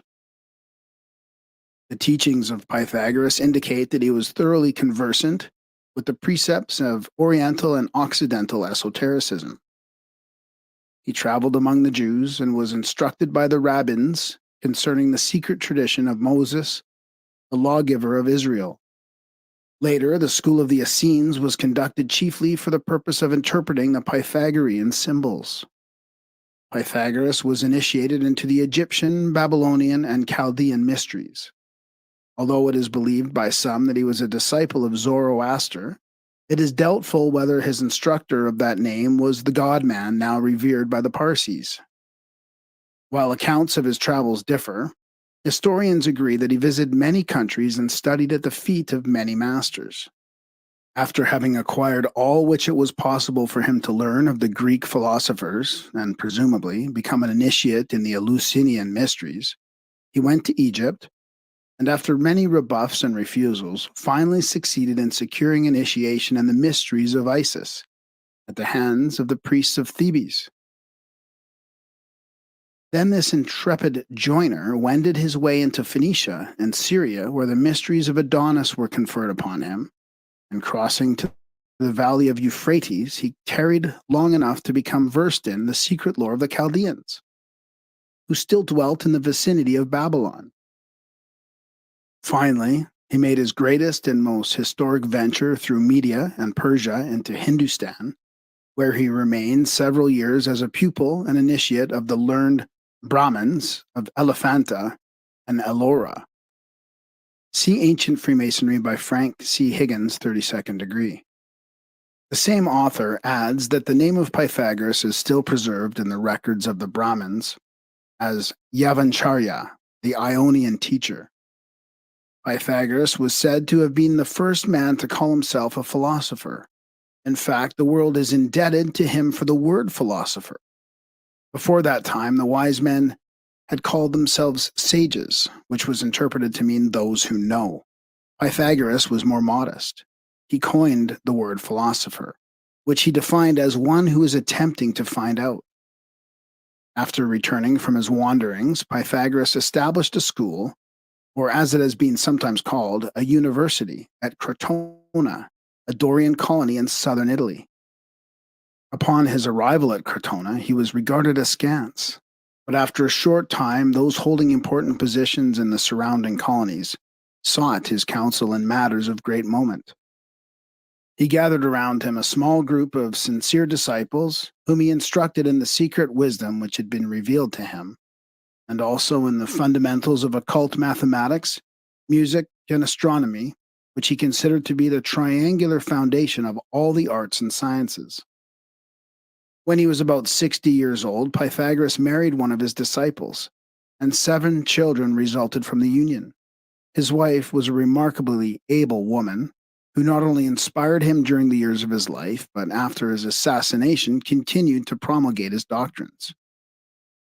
As is so often the case with genius, Pythagoras, by his outspokenness, incurred both political and personal enmity.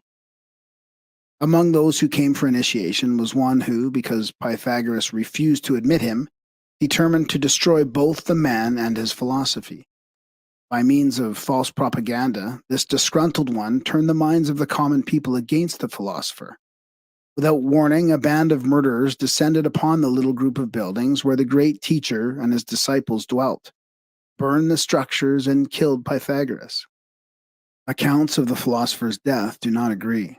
Some say that he was murdered with his disciples, others that, on escaping from Crotona, With a small band of followers, he was trapped and burned alive by his enemies in a little house where the band had decided to rest for the night.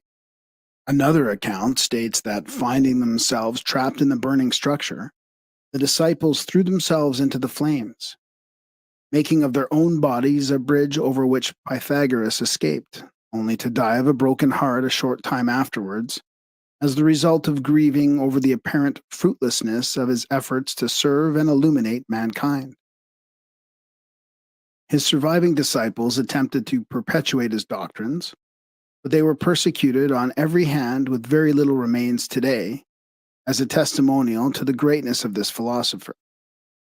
It is said that the disciples of Pythagoras never addressed him or referred to him by his own name, but always as the master or that man.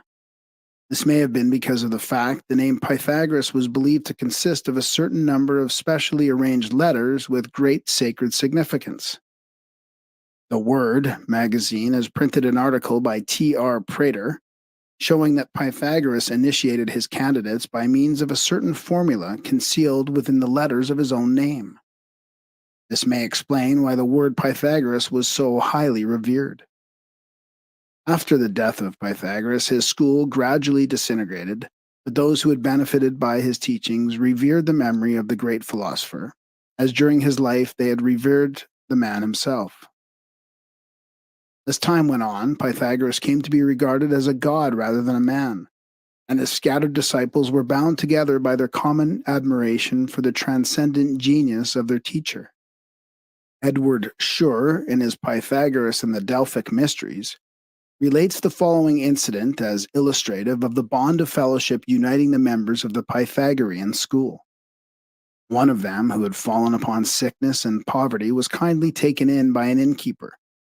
Before dying, he traced a few mysterious signs, a pentagram no doubt, on the door of the inn and said to the host, "Do not be uneasy, one of my brothers will pay my debts." A year afterwards, as a stranger was passing by this inn and saw the signs, he said to the host, "I am a Pythagorean. One of my brothers died here. Tell me what I owe you on his account." Frank C. Higgins, 32nd degree, gives an excellent compendium of the Pythagorean tenets in the following outline. Pythagoras' teachings are of the most transcendental importance to Masons, inasmuch as they are the necessary fruit of his contact with the leading philosophers of the whole civilized world of his own day, and must represent that in which all were agreed, shorn of all weeds of controversy. Thus, the determined stand made by Pythagoras in defense of pure monotheism is sufficient evidence that the tradition to the effect that the unity of God was the supreme secret of all the ancient initiations is substantially correct. The philosophical school of Pythagoras was, in a measure, also a series of initiations, for he caused his pupils to pass through a series of degrees and never permitted them personal contact with himself until they had reached the higher grades. According to his biographers, his degrees were numbers in three.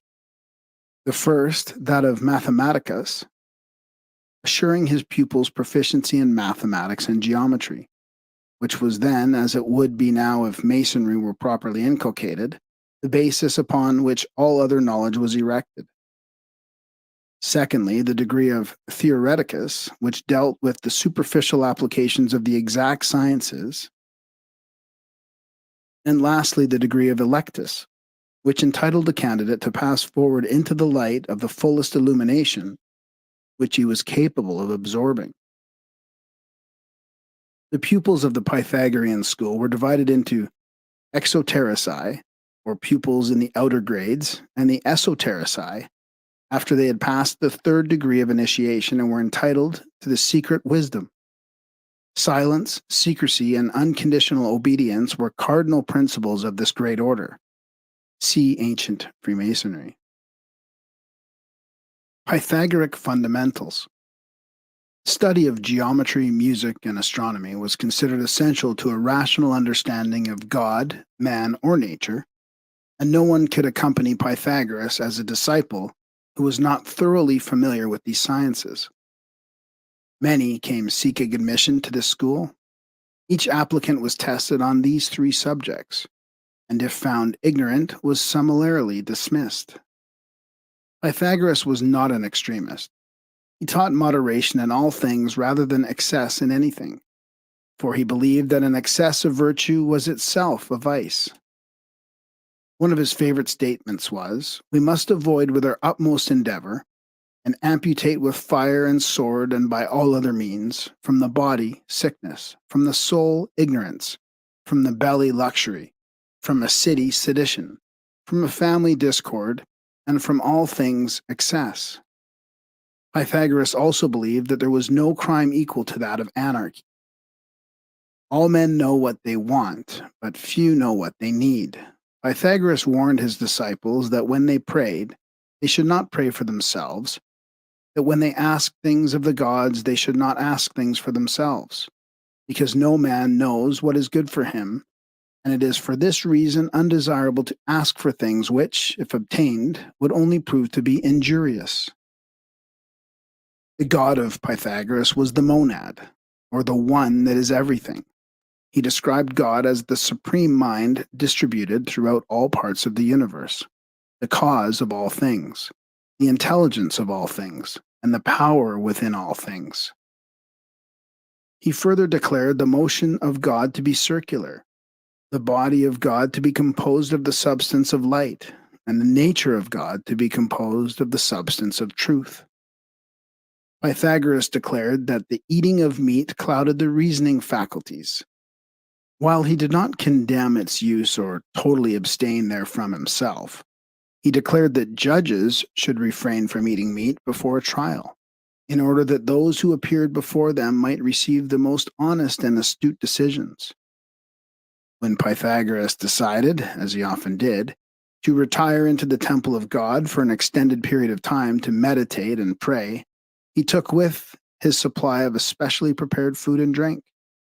The food consisted of equal parts of the seeds of poppy and sesame, the skin of the sea onion, from which the juice had been thoroughly extracted, the flower of daffodil, the leaves of mallows, and a paste of barley and peas. These he compounded together with the addition of wild honey. For a beverage, he took the seeds of cucumbers, dried raisins, with seeds removed, the flowers of coriander, the seeds of mallows and purslane, scraped cheese, meal, and cream, mixed together and sweetened with wild honey. Pythagoras claimed that this was the diet of Hercules while wandering in the Libyan desert, and was according to the formula given to that hero by the goddess Ceres herself. The favorite method of healing among the Pythagoreans was by the aid of poultices. These people also knew the magic properties of a vast number of plants.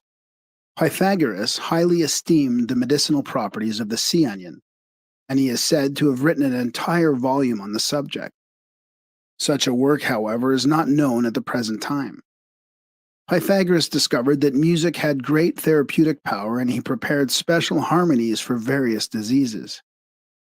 He apparently experimented also with color, attaining considerable success. One of his unique curative processes resulted from his discovery of the healing value of certain verses from the Odyssey and the Iliad of Homer. These he caused to be read to persons suffering from certain ailments. He was opposed to surgery in all its forms and also objected to cauterizing. He would not permit the disfigurement of the human body, for such, in his estimation, was a sacrilege against the dwelling place of the gods. Pythagoras taught that friendship was the truest and nearest perfect of all relationships. He declared that in nature there was a friendship of all for all, of gods for men, of doctrines one for another, of the soul for the body, of the rational part for the irrational part, of philosophy for its theory, of men for one another, of countrymen for one another, that friendship also existed between strangers, between a man and his wife, his children, and his servants. All bonds without friendship were shackles, and there was no virtue in their maintenance. Pythagoras believed that relationships were essentially mental rather than physical, and that a stranger of sympathetic intellect was closer to him than a blood relation whose viewpoint was at variance with his own. Pythagoras defined knowledge as the fruitage of mental accumulation. He believed that it would be obtained in many ways, but principally through observation. Wisdom was the understanding of the source or cause of all things, and this could be secured only by raising the intellect to a point where intuitively cognized the invisible manifesting outwardly through the visible, and thus became capable of bringing itself en rapport with the spirit of things rather than with their forms. The ultimate source that wisdom could cognize was the monad, the mysterious permanent atom of the Pythagoreans. Pythagoras taught that both man and the universe were made in the image of God, that both being made in the same image, the understanding of one predicted the knowledge of the other. He further taught that there was a constant interplay between the grand man, the universe, and man, the little universe. Pythagoras believed that all the sidereal bodies were alive and that the forms of the planets and stars were merely bodies encasing souls, minds, and spirits in the same manner that the visible human form is but the casing vehicle for an invisible spiritual organism, which is in reality the conscious individual. Pythagoras regarded the planets as magnificent deities worthy of the adoration and respect of man. All these deities, however, he considered subservient to the one first cause within whom they all existed temporarily, as mortality exists in the midst of immortality. The famous Pythagorean Y signified the power of choice and was used in the mysteries as emblematic of the forking of the ways. The central stem separated into two parts, one branching to the right and the other to the left. The branch to the right was called divine wisdom, and the one to the left earthly wisdom. Youth, personified by the candidate walking the path of life, symbolized by the central stem of the Y, reaches the point where the path divides. The neophyte must then choose whether he will take the left-hand path and, following the dictates of his lower nature, enter upon a span of folly and thoughtlessness, which will inevitably result in his undoing, or whether he will take the right-hand road and through integrity, industry, and sincerity ultimately regain union with the immortals in the superior spheres. It is probable that Pythagoras obtained his concept of the Y from the Egyptians, who included in certain of their initiatory rituals a scene in which the candidate was confronted by two female figures. One of them, veiled with the white robes of the temple, urged the neophyte to enter the halls of learning. The other, bedecked with jewels symbolizing earthly treasures and bearing in her hands a tray loaded with grapes, emblematic of false light, sought to lure him into the chambers of dissipation. This symbol is still preserved among the tarot cards, where it is called the forking of the ways. The forked stick has been the symbol of life among many nations, and it was placed in the desert to indicate the presence of water.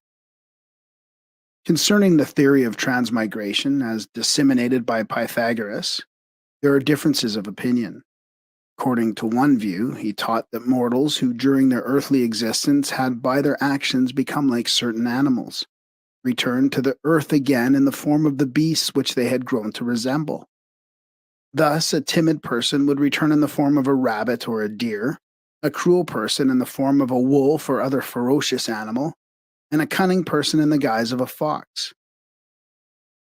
This concept, however, does not fit into the general Pythagorean scheme, and it is far more likely that it was given in an allegorical rather than a literal sense.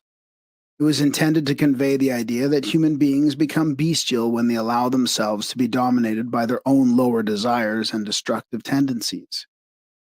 It is probable that the term transmigration is to be understood as what is more commonly called reincarnation, a doctrine which Pythagoras must have contacted directly or indirectly in India and Egypt. The fact that Pythagoras accepted the theory of successive reappearances of the spiritual nature in human form is found in a footnote to Levi's History of Magic. He was an important champion of what used to be called the doctrine of metempsychosis, understood as the soul's transmigration into successive bodies. He himself had been A. Athalides, son of Mercury, B. Euphoribus, son of Panthus, who perished at the hands of Menelaus in the Trojan War. C. Hermotimus, a prophet of Clazomene, a city of Ionia. And D. A humble fisherman. And finally E. The philosopher of Samos. Pythagoras also taught that each species of creatures had what he termed a seal, given to it by God, and that the physical form of each was the impression of this seal upon the wax of physical substance. Thus, each body was stamped with the dignity of its divinely given pattern. Pythagoras believed that ultimately man would reach a state where he would cast off his gross nature and function in a body of spiritualized ether, which would be a juxtaposition to his physical form at all times, and which might be the eighth sphere of or Antichthon. From this he would ascend into the realm of the immortals, where by divine birthright he belonged. Pythagoras taught that everything in nature was divisible into three parts, and that no one could become truly wise who did not view every problem as being diagrammically triangular.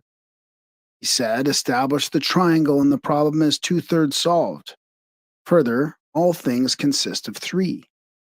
In conformity with this viewpoint, Pythagoras divided the universe into three parts, which he called the supreme world, the superior world, and the inferior world.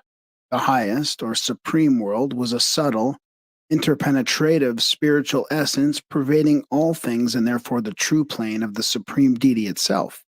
The deity being in every sense omnipresent, omniactive, omnipotent, and omniscient. Both of the lower worlds existed within the nature of the supreme sphere. The superior world was the home of the immortals.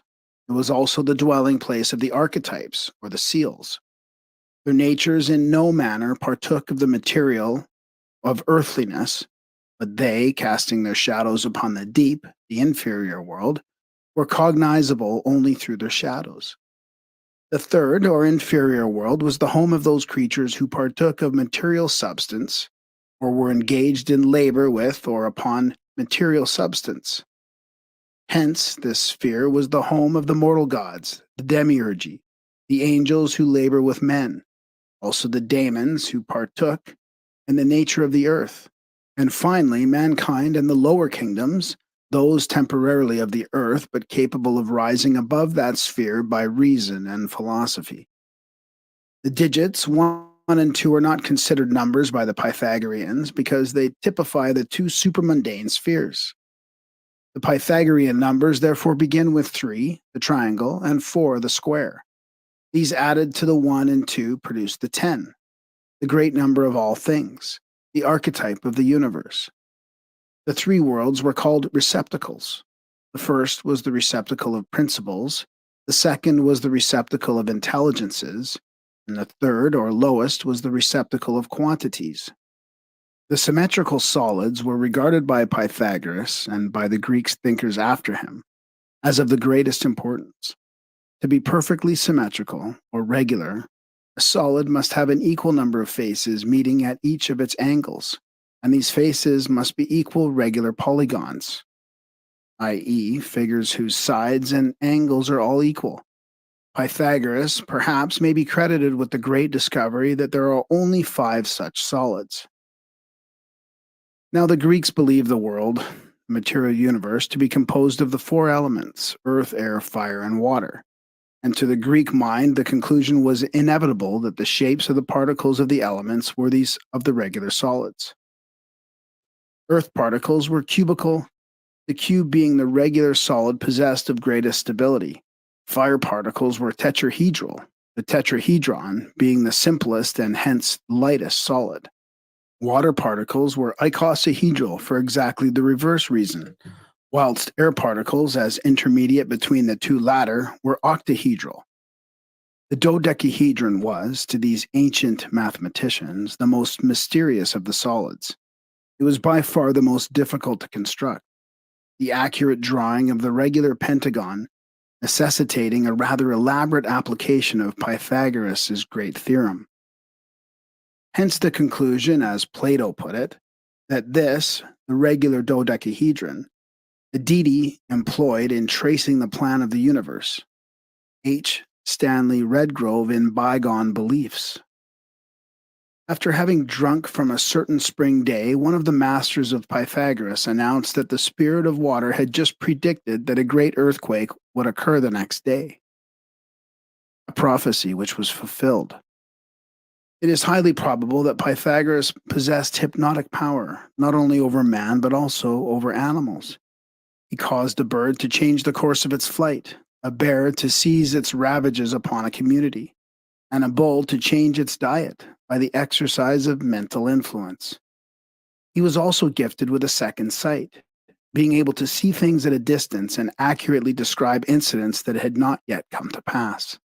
While Pythagoras, in accordance with others of his day, practiced divination, possibly arithmomancy, there is no accurate information concerning the methods which he used.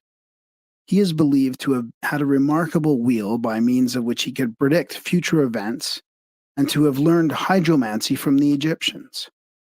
He believed that brass had oracular powers, because even when everything was perfectly still, there was always a rumbling sound in brass bowls. He once addressed a prayer to the spirit of a river, and out of the water arose a voice. Pythagoras, I greet thee. It is claimed for him that he was able to cause daemons to enter into water and disturb its surface, and by means of the agitations, certain things were predicted. The symbolic aphorisms of Pythagoras. Iamblichus gathered 39 of the symbolic sayings of Pythagoras and interpreted them. These have been translated from the Greek by Thomas Taylor. Aphorismic statement was one of the favorite methods of instruction used in the Pythagorean University of Crotona. 10 of the most representative of these aphorisms are reproduced below with a brief elucidation of their concealed meanings. 1. Declining from the public ways, walk in unfrequented paths. By this it is to be understood that those who desire wisdom must seek it in solitude. Number 2. Govern your tongue before all other things, following the gods. This aphorism warns man that his words, instead of representing him, misrepresent him, and that when in doubt as to what he should say, he should always be silent. Number 3. The wind blowing, adore the sound. Pythagoras here reminds his disciples that the fiat of God is heard in the voice of the elements, and that all things in nature manifest through harmony, rhythm, order, or procedure the attributes of the deity. 4. Assist a man in raising a burden, but do not assist him in laying it down.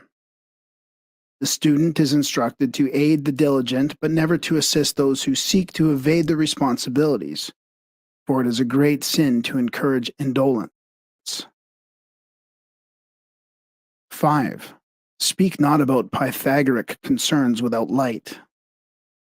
The world is herein warned that it should not attempt to interpret the mysteries of God and the secrets of the sciences without spiritual and intellectual illumination.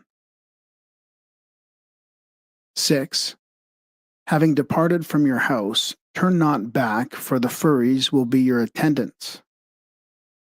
Pythagoras here warns his followers that any who begin the search for truth, and having after learned part of the mystery, become discouraged and attempt to return again to their former ways of vice and ignorance, will suffer exceedingly, for it is better to know nothing about divinity than to learn a little and then stop without learning all.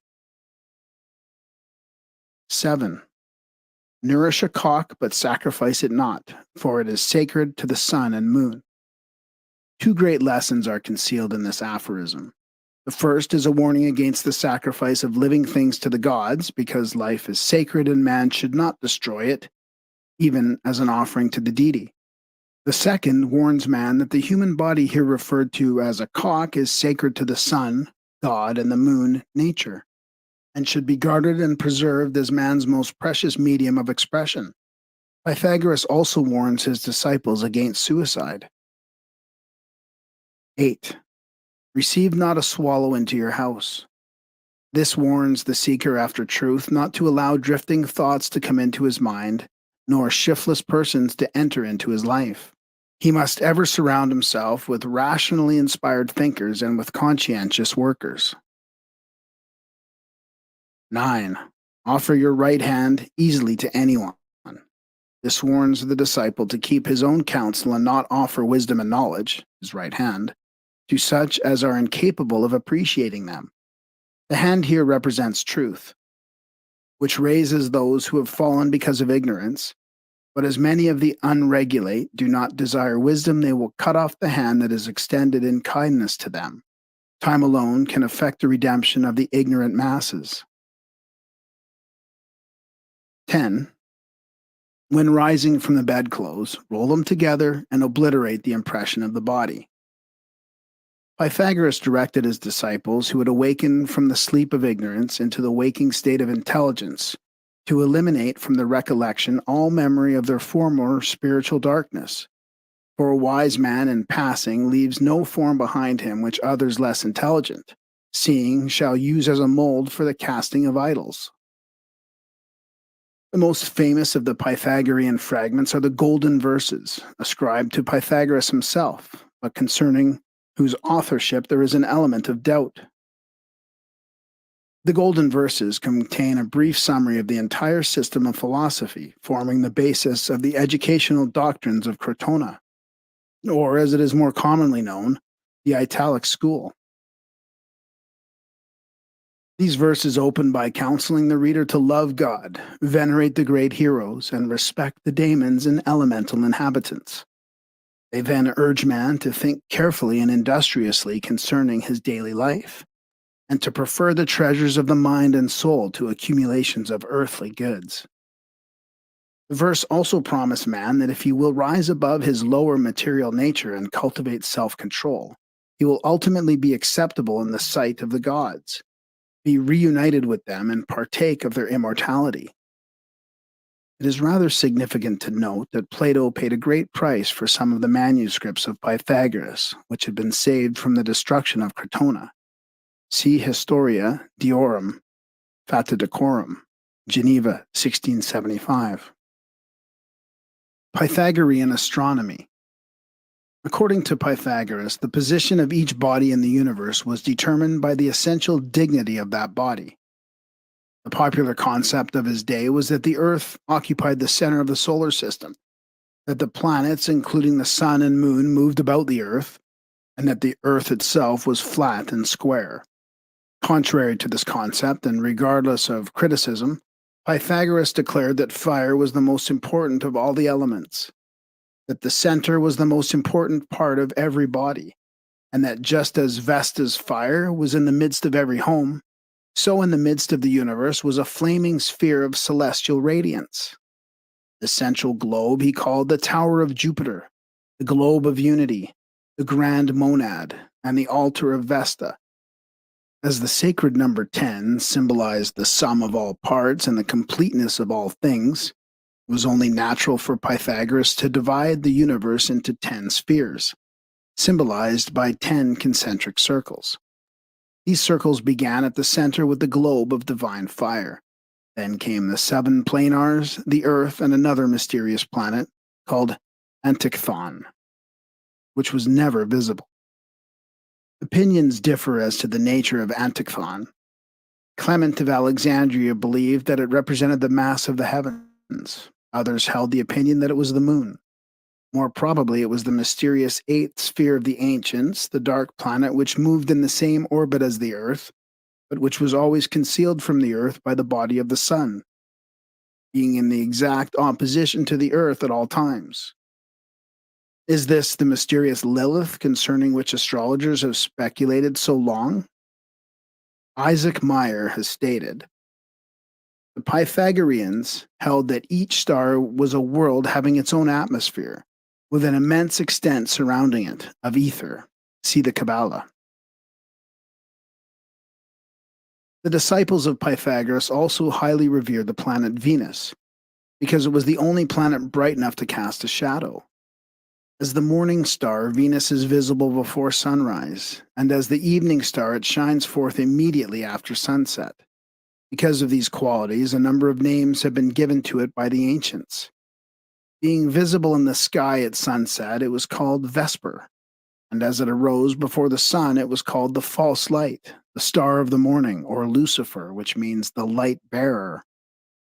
Because of this relation to the sun, the planet was also referred to as Venus, Astarte, Aphrodite, Isis, and the mother of the gods.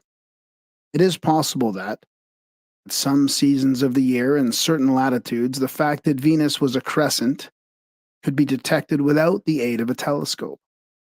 This would account for the crescent which is often seen in connection with the goddesses of antiquity, the stories of which do not agree with the phases of the moon. The accurate knowledge which Pythagoras possessed concerning astronomy, he undoubtedly secured in the Egyptian temples, for their priests understood the true relationship of the heavenly bodies many thousands of years before that knowledge was revealed to the uninitiated world. The fact that the knowledge he acquired in the temples enabled him to make assertions regarding 2,000 years to check proves why Plato and Aristotle so highly esteemed the profundity of the ancient mysteries.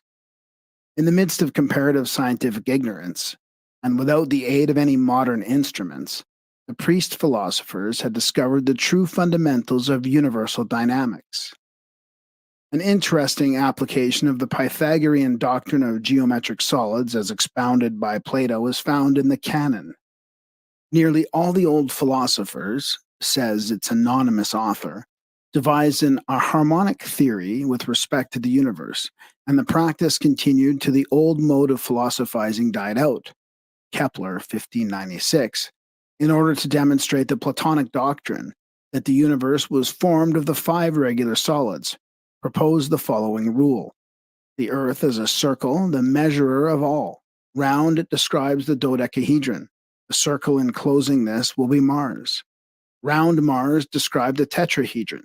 The sphere enclosing this will be Jupiter. Described a cube round Jupiter. The sphere containing this will be Saturn. Now inscribed in the earth an icosahedron. The circle inscribed in it will be Venus. Inscribed an octahedron in Venus. The circle inscribed in it will be Mercury. Mysterium Cosmographicum, 1596. This rule cannot be taken seriously as a real statement of the proportions of the cosmos. It bears no real resemblance to the ratios published by Copernicus in the beginning of the 16th century.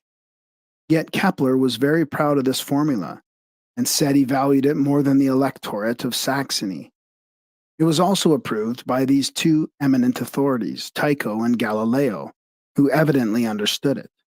Kepler himself never gives the least hint of how his precious rule is to be interpreted. Platonic astronomy was not concerned with the material constitution or arrangement of the heavenly bodies, but considered the stars and planars primarily as focal points of divine intelligence. Physical astronomy was regarded as the science of shadows, philosophical astronomy the science of realities. Pythagorean mathematics. Concerning the secret significance of numbers, there has been much speculation. Though many interesting discoveries have been made, it may safely be said, with the death of Pythagoras, the great key to this science was lost. For nearly 2,500 years, philosophers of all nations have attempted to unravel the Pythagorean scheme, but apparently none has been successful. Notwithstanding attempts made to obliterate all records of the teachings of Pythagoras, fragments have survived which gives clues to some of the simpler parts of his philosophy. The major secrets were never committed to writing, but were communicated orally to a few chosen disciples. These apparently dared not divulge their secrets to the profane, the result being that when death sealed their lips, the arcana died with them. Certain of these secret schools in the world today are perpetuations of the ancient mysteries, and although it is quite possible that they may possess some of the original numerical formulae, there is no evidence of it in the voluminous writings which have issued from these groups during the last 500 years. These writings, while frequently discussing Pythagoras, shows no indication of a more complete knowledge of his intricate doctrines than the post-Pythagorean Greek speculators had, who talked too much, wrote little, knew less, and concealed their ignorance under a series of mysterious hints and promises. Here and there among the literary products of early writers are found enigmatic statements which they made no effort to interpret. The following example is quoted from Plutarch. The Pythagoreans indeed go further than this, and honor even numbers and geometrical diagrams with the names and titles of the gods. Thus they call the equilateral triangle head-born Minerva and Tritogenia, because it may be equally divided by 3 perpendiculars drawn from each of the angles. So the unit they term Apollo, as to the number 2 they have affixed the name of strife and audaciousness, and to that of 3, justice. For as doing an injury is an extreme on the one side, and suffering one is an extreme on the other side, and suffering in the middle between them. In like manner, the number 36, their tetractes, or sacred quaternion, being composed of the first 4 odd numbers added to the first 4 even ones, as is commonly reported, is looked upon by them as the most solemn oath they can take, and called Cosmos, Isis and Osiris.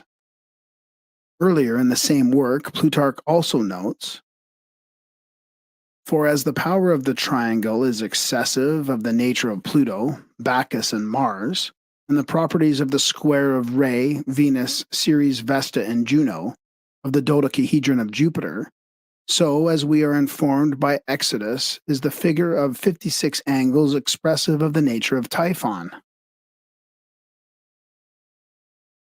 Plutarch did not pretend to explain the inner significance of the symbols, but believed that the relationship with Pythagoras established between the geometric solids and the gods was the result of images the great sage had seen in the Egyptian temples. Albert Pike, the great Masonic symbolist, admitted that there were many points concerning which he could secure no reliable information. In his Symbolism for the 32nd degree and 33rd degree, he wrote, I do not understand why the 7 should be called Minerva, or the cube Neptune. Further on, he added, undoubtedly the names given by the Pythagoreans to the different numbers were themselves enigmatical and symbolic, and there is little doubt that in the time of Plutarch the meanings these names concealed were lost. Pythagoras had succeeded too well in concealing his symbols with a veil that was from the first impenetrable without his oral explanation. This uncertainty, shared by all the true students of the subject, proves conclusively that it was unwise to make definite statements founded on the indefinite and fragmentary information available concerning the Pythagorean system of mathematical philosophy. The material which follows represents an effort to collect a few salient points from the scattered records preserved by disciples of Pythagoras and others who have since contacted his philosophy. Method of securing the numerical power of words. The first step in obtaining the numerical value of a word is to resolve it back into its original tongue. Only words of Greek or Hebrew derivation can be successfully analyzed by this method, and all words must be spelled in their most ancient and complete forms. Old Testament words and names, therefore, must be translated back into the early Hebrew characters and New Testament words into the Greek. 2 examples will help to clarify this principle. The demiurgus of the Jews is called in English Jehovah, but when seeking the numerical value of the name Jehovah, it is necessary to resolve the name into its Hebrew letters. It becomes and is read from right to left. Hebrew letters are he, Vav, he, Yod, and when reversed into the English order from left to right, read Yah, he, Vav, he. By consulting the foregoing table of letter values, it is found that the 4 characters of the sacred name have the following numerical significance. Yod equals 10, he equals 5, Vav equals 6, and the second he equals 5. Therefore, 10 plus 5 plus 6 plus 5 equals 26, a synonym of Jehovah. If the English letters were used, the answer obviously would not be correct. The second example is the mysterious Gnostic pantheos Abraxas. For this name, the Greek table is used. Abraxas in Greek is A equals 1, B equals 2, P equals 100, A equals 1, x equals 60, a equals 1, and x equals 200, the sum being 365, the number of days in the year. This number furnishes the key to the mystery of Abraxas, who is symbolic of the 365 aeons, or spirits of the days, gathered together in one composite personality. Abraxas is symbolic of 5 creatures, and as the circle of the year actually consists of 360 degrees, each of the emanating deities is 1/5 of this power, or 72, one of the most sacred numbers in the Old Testament of the Jews and in their Kabbalistic system. The same method is used in finding the numerical value of the names of the gods and goddesses of the Greeks and Jews. All higher numbers can be reduced to one of the original 10 numerals, and the 10 itself to 1. Therefore, all groups of numbers resulting from the translation of names of their deities into the numerical equivalents have a basis in one of the first 10 numbers. By this system, in which the digits are added together, 666 becomes 6 plus 6 plus 6, or 18, and this in turn becomes 1 plus 8, or 9. According to Revelation, 144,000 are to be saved. This number becomes 1 plus 4 plus 4 plus 0 plus 0 plus 0, which equals 9, thus proving that both the beast of Babylon and the number of the saved refer to man himself, whose symbol is the number 9. The system can be used successfully with both Greek and Hebrew letter values. The original Pythagorean system of numerical philosophy contains nothing to justify the practice now in vogue of changing the given name or surname in the hope of improving the temperament or financial condition by altering the name vibrations. There is also a system of calculation in vogue for the English language, but its accuracy is a matter of legitimate dispute. It is comparatively modern and has no relationship either to the Hebrew Kabbalistic system or to the Greek procedure. The claim made by some that is Pythagorean is not supported by any tangible evidence, and there are many reasons why such a contention is untenable. The fact that Pythagoras used 10 as the basis of his calculation, while this system uses 9, an imperfect number, is in itself almost conclusive. Furthermore, the arrangement of the Greek and Hebrew letters does not agree closely enough with the English to permit the application of the number sequences of one language to the number sequences of the others. Further experimentation with the system may prove profitable, but it is without basis in antiquity. The arrangement of the letters and numbers is as follows. The letters under each of the numbers have the value of the figure at the top of the column. Thus, in the word man, M equals 4, A equals 1, N equals 5, a total of 10. The values of the numbers are practically the same as those given by the Pythagorean system. An introduction to the Pythagorean theory of numbers. The following outline of Pythagorean mathematics is a paraphrase of the opening chapters of Thomas Taylor's Theoretic Arithmetic, the rarest and most important compilation of Pythagorean mathematical fragments extant. The Pythagoreans declared arithmetic to be the mother of the mathematical sciences. This is proved by the fact that geometry, music, and astronomy are dependent upon it, but it is not dependent upon them. Thus, geometry may be removed, but arithmetic will remain. But if arithmetic be removed, geometry is eliminated. In the same manner, music depends upon arithmetic, but the elimination of music affects arithmetic only by limiting one of its expressions. The Pythagoreans also demonstrated arithmetic to be prior to astronomy, for the latter is dependent upon both geometry and music.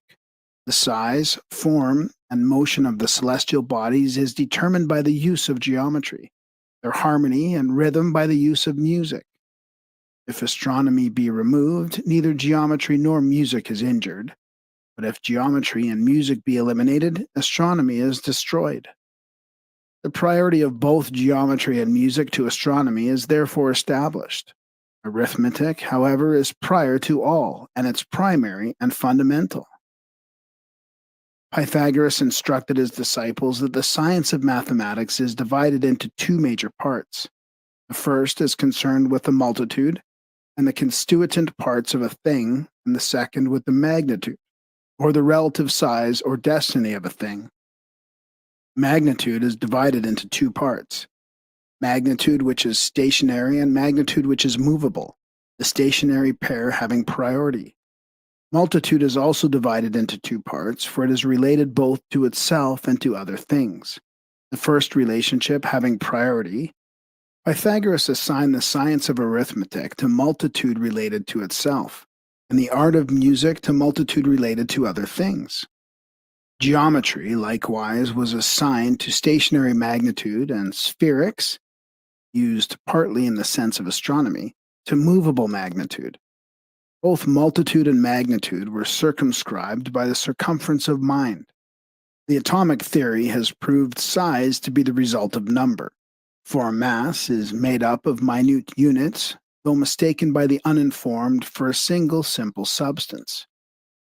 Owing to the fragmentary condition of existing Pythagorean records, it is difficult to arrive at exact definitions of terms.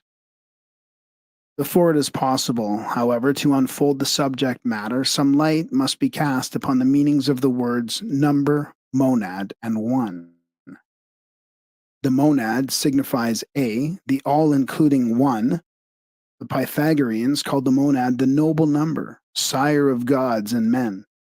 The monad also signifies B, the sum of any combination of numbers considered as a whole. Thus, the universe is considered as a monad, but the individual parts of the universe, such as the planets and elements, are monads in relation to the parts of which they themselves are composed, though they, in turn, are parts of the greater monad formed of their sum. The monad may also be likened C to the seed of a tree, which, when it is grown, has many branches, the numbers. In other words, the numbers are to the monad what the branches of a tree are to the seed of the tree. From the study of the mysterious Pythagorean monad, Leibniz evolved his magnificent theory of the world atoms, a theory in perfect accord with the ancient teachings of the mysteries, for Leibniz himself was an initiate of a secret school. By some Pythagoreans, the monad is also considered D, synonymous with the one. Number is the term applied to all numerals and their combinations. A strict interpretation of the term number by certain of the Pythagoreans excludes 1 and 2. Pythagoras defines number to be the extension of energy of the spermatic reasons contained in the monad. The followers of Hippasus declared number to be the first pattern used by the demiurges in the formation of the universe. The one was defined by the Platonists as the summit of the many. The one differs from the monad in that term monad is used to designate the sum of the parts considered as a unit, whereas the one is the term applied to each of its integral parts. There are two orders of number, odd and even. Because unity, or one, always remains indivisible, the odd number cannot be divided equally. Thus 9 is 4 plus 1 plus 4. The unity and the center being indivisible. Furthermore, if any odd number can be divided into two parts, one part will always be odd and the other even. Thus 9 may be 5 plus 4, 3 plus 6, 7 plus 2, or 8 plus 1. The Pythagoreans considered the odd number, of which the monad was the prototype, to be definite and masculine. They were not all agreed, however, as to the nature of unity, or one. Some declared it to be positive because if added to an even, negative number, it produces an odd, positive number. Others demonstrated that if unity be added to an odd number, the latter becomes even, thereby making the masculine to be feminine. Unity, or one, therefore, was considered an androgynous number, partaking of both the masculine and the feminine attributes, consequently both odd and even. For this reason, the Pythagoreans called it evenly odd. It was customary for the Pythagoreans to offer sacrifices of an uneven number of objects to the superior gods, while to the goddesses, the subterranean spirits, an even number was offered. Any even number may be divided into two equal parts, which are always either both odd or both even. Thus, 10 by equal division gives 5 plus 5, both odd numbers. The same principle holds true if the 10 be unequally divided. For example, in 6 plus 4, both parts are even. In 7 plus 3, both parts are odd. In 8 plus 2, both parts are even again. And in 9 plus 1, both parts are again odd. Thus, in the even number, however it may be divided, the parts will always be both odd or both even. The Pythagoreans consider the even number, of which the duad was the prototype, to be indefinite and feminine. The odd numbers are divided by a mathematical contrivance, called the sieve of Eratosthenes, into 3 general classes: incomposite, composite, and incomposite composite.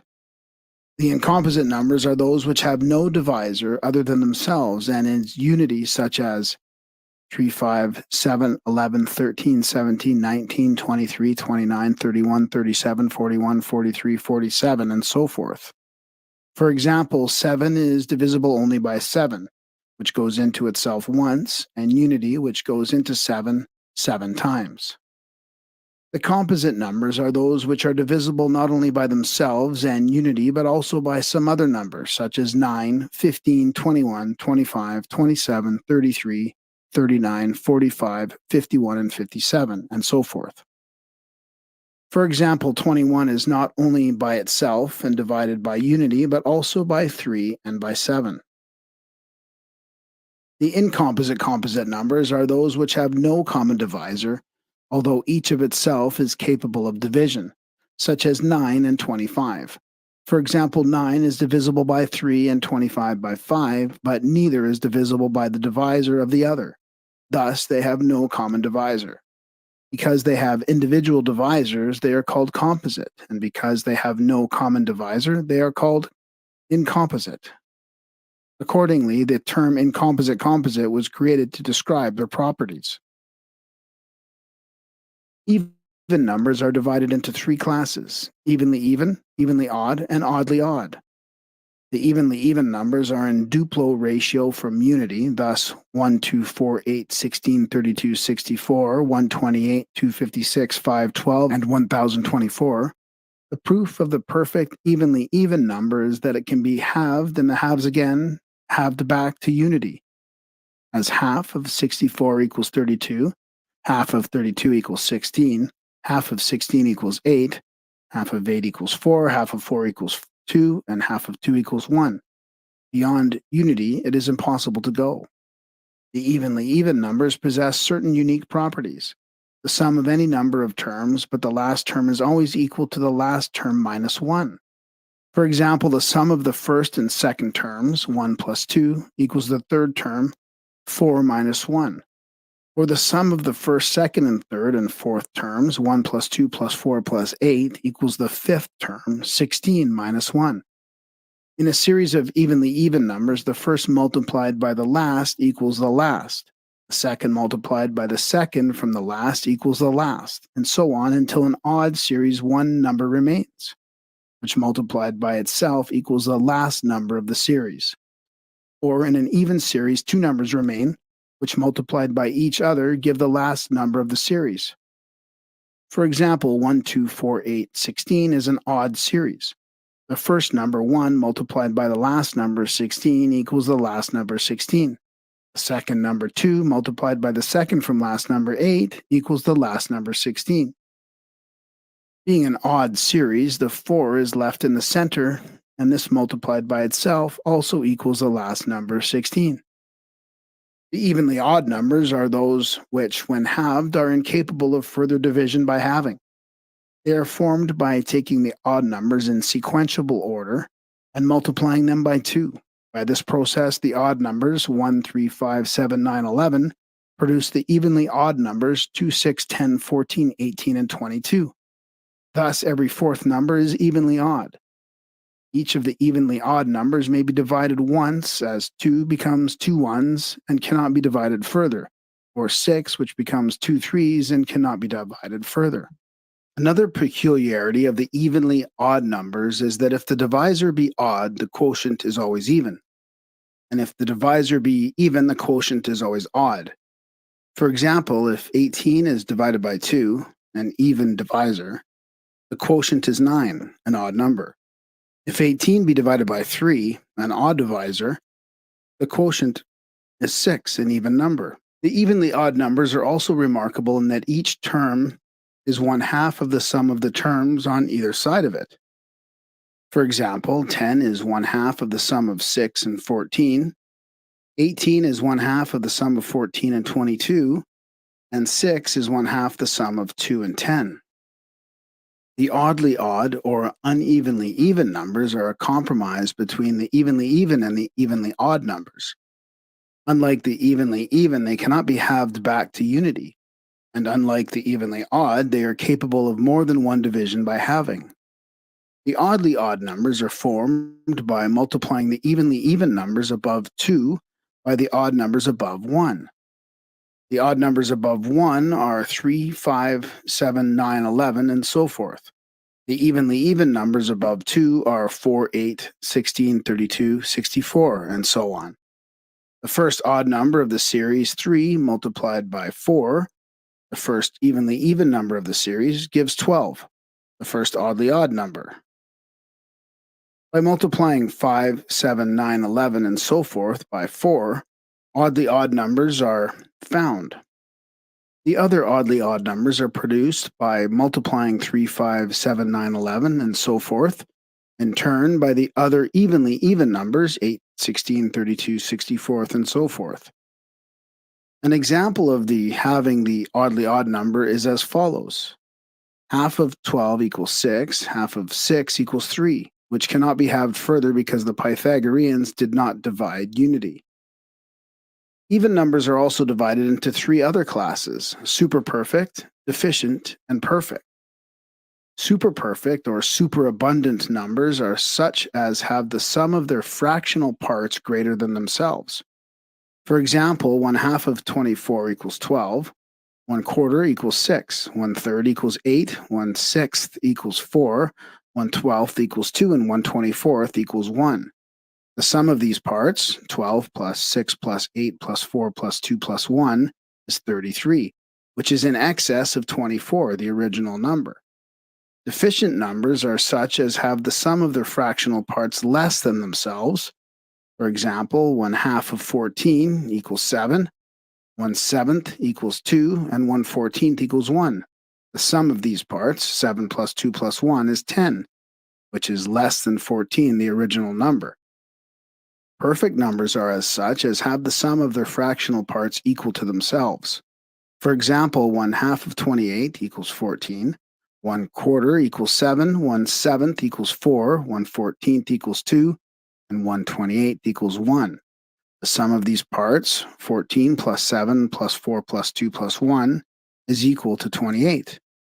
The perfect numbers are extremely rare. There is only one between 1 and 10, namely 6, one between 10 and 100, namely 28, one between 100 and 1,000, namely 496, and one between 1,000 and 10,000, namely 8,128. The perfect numbers are found by the following rule. The first number of the evenly even series of numbers, 1, 2, 4, 8, 16, 32, and so forth, is added to the second number of the series, and if an incomposite number results, it is multiplied by the last number of the series of the evenly even numbers whose sum produced it. The product is the first perfect number. For example, the first and second evenly even numbers are 1 and 2. Their sum is 3, an incomposite number. If 3 be multiplied by 2, the last number of the series of the evenly even numbers used to produce it, the product is 6, the first perfect number. If the addition of the evenly even numbers does not result in an incomposite number, the next evenly even number of the series must be added until an incomposite number results. The second perfect number is found in the following manner. The sum of the evenly even numbers, 1, 2, and 4, is 7, an incomposite number, and if 7 be multiplied by 4, the last of the series of evenly even numbers to use to produce it, the product is 28, the second perfect number. This method of calculation may be continued to infinity. Perfect numbers, when multiplied by 2, produce superabundant numbers, and when divided by 2, produce deficient numbers. The Pythagoreans evolved their philosophy from the science of numbers. The following quotation from Theoretic Arithmetic is an excellent example of this practice. Perfect numbers, therefore, are beautiful images of the virtues which are certain media between excess and defect, and are not summits, as by some of the ancients they were supposed to be. And evil indeed is opposed to evil, but both are opposed to one good. Good, however, is never opposed to good, but to two evils at one and the same time. Thus, timidity is opposed to audacity, to both of which the want of true courage is common, but both timidity and audacity are opposed to fortitude. Craft also is opposed to fatuity, to both of which the want of intellect is common, and both these are opposed to prudence. Thus, too, profusion is opposed to avarice, to both of which illiberality is common, and both these are opposed to liberality. And in a similar manner of the other virtues, by all of which it is evident that perfect numbers have a great similitude to the virtues, but they also resemble the virtues on another account, for they are rarely found as being few, and they are generated in a very constant order. On the contrary, an infinite multitude of superabundant and diminished numbers may be found, nor are they disposed in any orderly series, nor generated from any certain end. And hence they have a great similitude to the vices, which are numerous, inordinate, and indefinite. The table of the 10 numbers. The following outline of the Pythagorean numbers is a paraphrase of the writings of Nicomachus, Theon of Smyrna, Proclus, Porphyry, Plutarch, Clement of Alexandria, Aristotle, and other early authorities.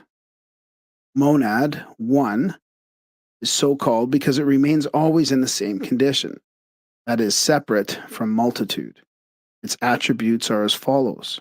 It is called mind because the mind is stable and has preeminence, hermaphrodism because it is both male and female, odd and even, for being added to the even makes it odd, and to the odd even, God because it is the beginning and end of all, but itself has neither beginning nor end, good for such is the nature of God, the receptacle of matter because it produces the duad, which is essentially material.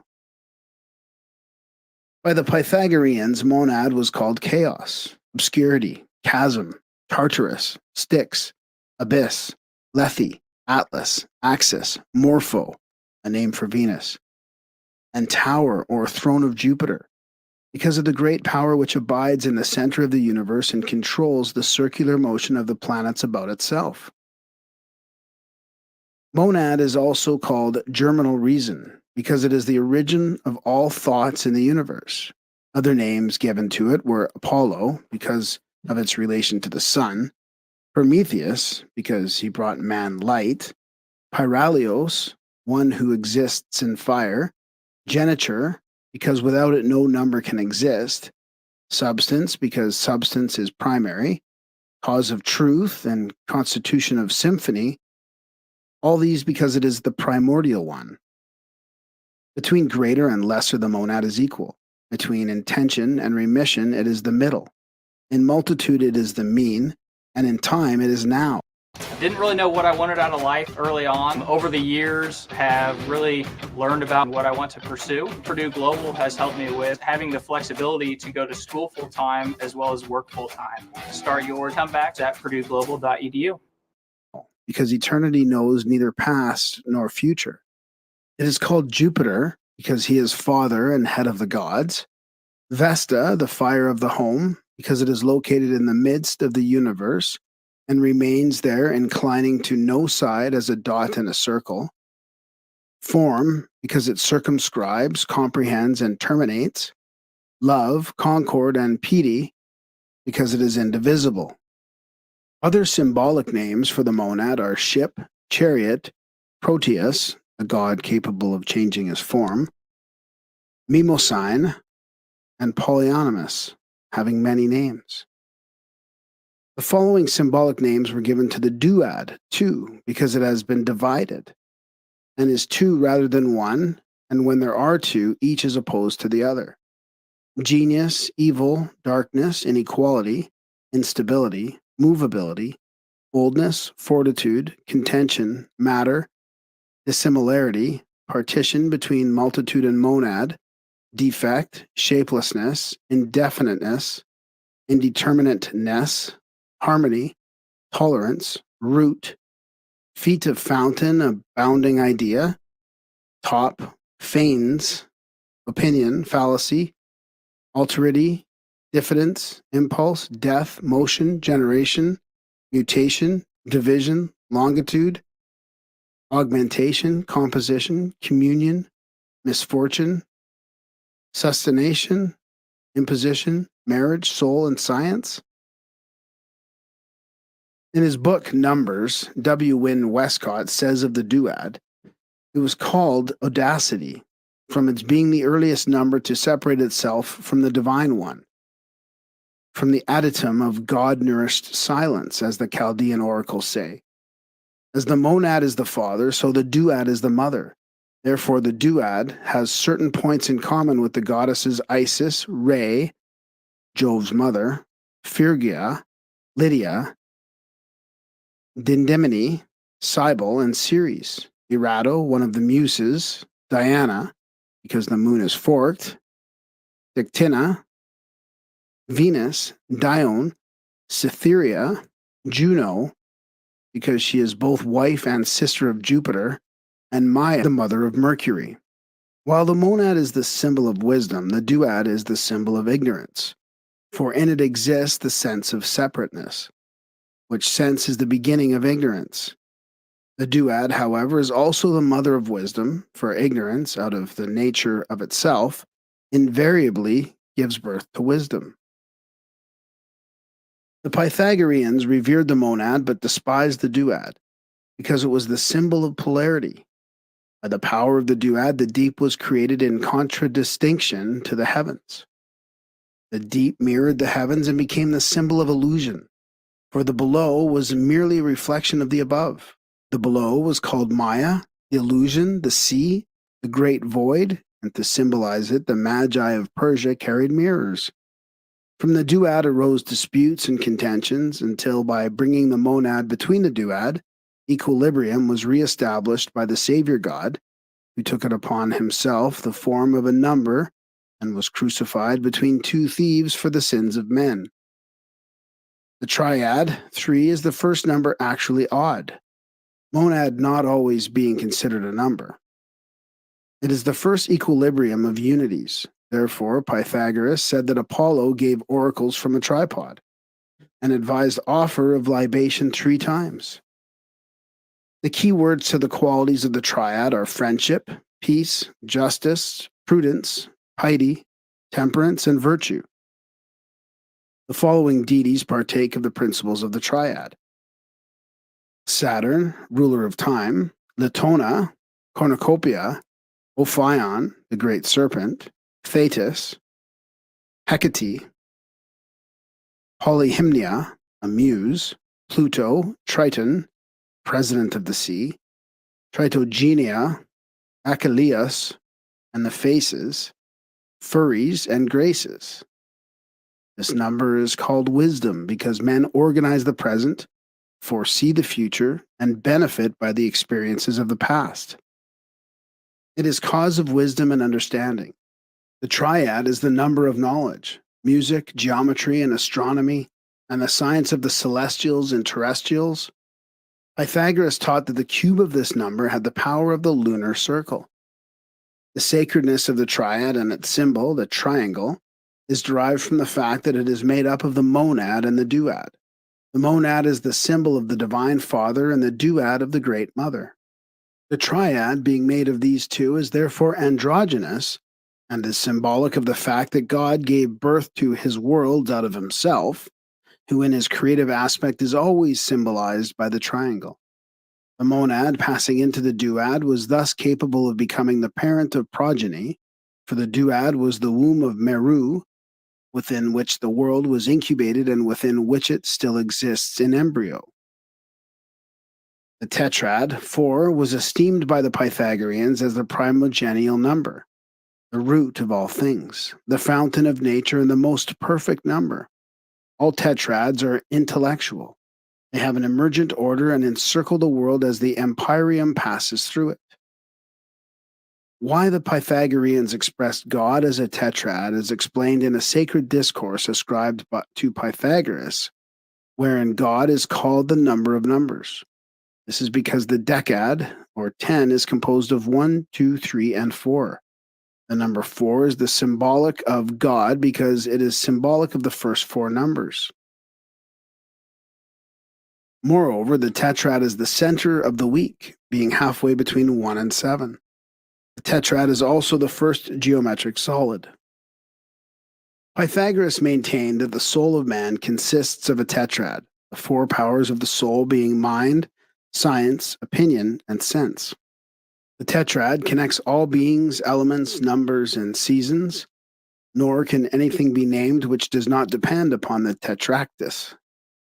It is the cause and maker of all things, the intelligible God, author of celestial and sensible good. Plutarch interprets this tetractys, which he said was also called the world, to be 36, consisting of the first 4 numbers added to the first 4 even numbers, thus 1 plus 3 plus 5 plus 7 equals 16, 2 plus 4 plus 6 plus 8 equals 20, 16 plus 20 equals 36. Keywords given to the tetrad are impetuosity, strength, virility, two-mothered, and the key keeper of nature, because the universal constitution cannot be without it. It is also called harmony and the first profundity. The following deities partook of the nature of the tetrad: Hercules, Mercury, Vulcan, Bacchus, and Urania, one of the muses. The triad represents the primary colors in the major planets, while the tetrad represents the secondary colors in the minor planets. From the first triangle comes forth the 7 spirits, symbolized by a triangle and a square. These together form the Masonic apron. The pentad, 5, is the union of an odd and even number, 3 and 2. Among the Greeks, the pentagram was a sacred symbol of light, health, and vitality. It is symbolized by the 5th element, ether, because it is free from the disturbances of the 4 lower elements. It is called equilibrium because it divides the perfect number 10 into 2 equal parts. The pentad is symbolic of nature, for when multiplied by itself, it returns into itself. Just as grains of wheat, starting in the form of seed, pass through nature's processes and reproduce the seed of the wheat as the ultimate form of their own growth. Other numbers multiplied by themselves produce other numbers, but only 5 and 6 multiplied by themselves represent and retain their original number as the last figure in their products. The pentad represents all the superior and inferior beings. It is sometimes referred to as the Hierophant, or the priest of the mysteries, because of its connection with the spiritual ethers by means of which mystic development is attained. Keywords of the pentad are reconciliation, alternation, marriage, immortality, cordiality, providence, and sound. Among the deities who partook of the nature of the pentad were Pallas, Nemesis, Ubastia, Bast, Venus, Androgynia, Cytherea, and the messengers of Jupiter. The tetrad, the elements, plus the monads equal the pentad. The Pythagoreans taught that the elements of earth, fire, air, and water were permeated by a substance called ether, the basis of vitality and life. Therefore, they chose the 5-pointed star, or pentagram, as the symbol of vitality, health, and interpenetration. It was customary for the philosophers to conceal the element of earth under the symbol of a dragon. Many of the heroes of antiquity were told to go forth and slay the dragon. Hence, they drove their sword, the monad, into the body of the dragon, the tetrad. This resulted in the formation of the pentad, a symbol of the victory of the spiritual nature over the material nature. The 4 elements are symbolized in the early biblical writings as the 4 rivers that poured out of the Garden of Eden. The elements themselves are under the control of the composite cherubim of Ezekiel. The Pythagoreans held the hexad, 6, to represent the Clement of Alexandria conceived, the creation of the world according to both the prophets and the ancient mysteries. It was called by the Pythagoreans the perfection of all the parts. This number was particularly sacred to Orpheus and also to the Fate, Lachesis, and the Muse Thalia. It was called the form of forms, the articulation of the universe, and the maker of the soul. Among the Greeks, harmony and the soul were considered to be similar in nature because all souls are harmonic. The hexad is also the symbol of marriage because it is formed by the union of two triangles, one masculine and the other feminine. Among the key words given to the hexad are time, for it is the measure of duration, panacea, because health is equilibrium, and the hexad is a balance number, the world, because the world, like the hexad, is often seen to consist of contraries by harmony, omnisufficient, because its parts are sufficient for totality, 3 plus 1 plus 2 equals 6, unwearied, because it contains the elements of immortality. By the Pythagoreans, the heptad, 7, was called worthy of veneration. It was held to be the number of religion, because man is controlled by 7 celestial spirits to whom it is proper for him to make offerings. It was called the number of life, because it was believed that human creatures born in the 7th month of embryonic life usually lived, but those born in the 8th month often died. One author called it the motherless virgin, Minerva, because it was nor born of a mother, but out of the crown, or the head of the father, the monad. Keywords of the heptad are fortune, occasion, custody, control, government, judgment, dreams, voices, sounds, and that which leads all things to their end. Deities whose attributes were expressed by the heptad were Aegis, Osiris, Mars, and Clio, one of the muses. Among many ancient nations, the heptad is a sacred number. The Elohim of the Jews were supposedly 7 in number. There were the spirits of the dawn, more commonly known as the archangels controlling the planets. The 7 archangels, with the 3 spirits controlling the sun in its threefold aspect, constitute the 10, the sacred Pythagorean decad. The mysterious Pythagorean tetractys of 4 rows of dots, increasing from 1 to 4, was symbolic of the stages of creation. The great Pythagorean truth that all things in nature are regenerated through the decad, or 10, is subtly preserved in Freemasonry, though these grips being affected by the uniting of 10 fingers, 5 on the hand of each person. The 3, spirit, mind, and soul, descend into the 4, the world, the sum being the 7, or the mystic nature of man, consisting of a 3-fold spiritual body and a 4-fold material form. These are symbolized by the cube, which has 6 surfaces and a mysterious 7th point within. The 6 surfaces are the directions, north, east, south, west, up, and down, or front, back, right, left, above, and below, or again, earth, fire, air, water, spirit, and matter.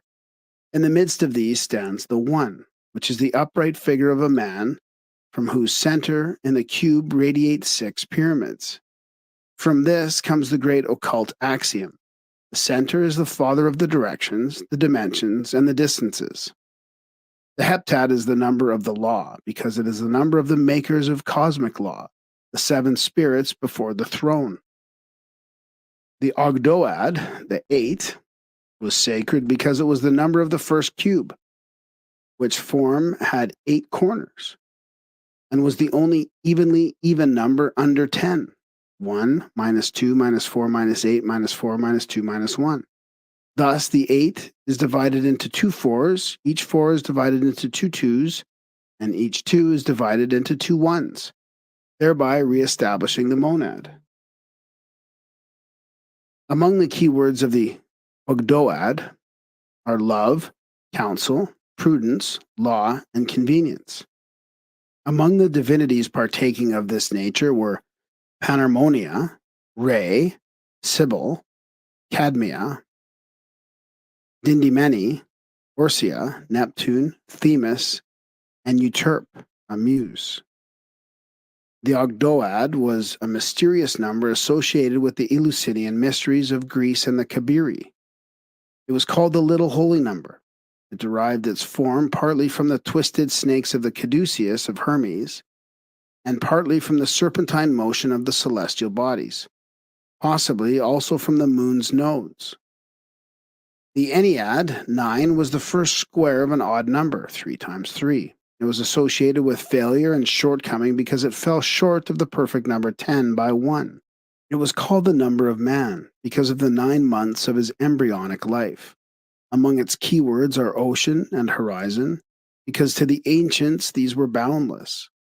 The Ennead is the limitless number because there is nothing beyond it but the infinite 10. It was called boundary and limitation because it gathered all numbers within itself. It was called the sphere of the air because it surrounded the numbers as air surrounds the earth.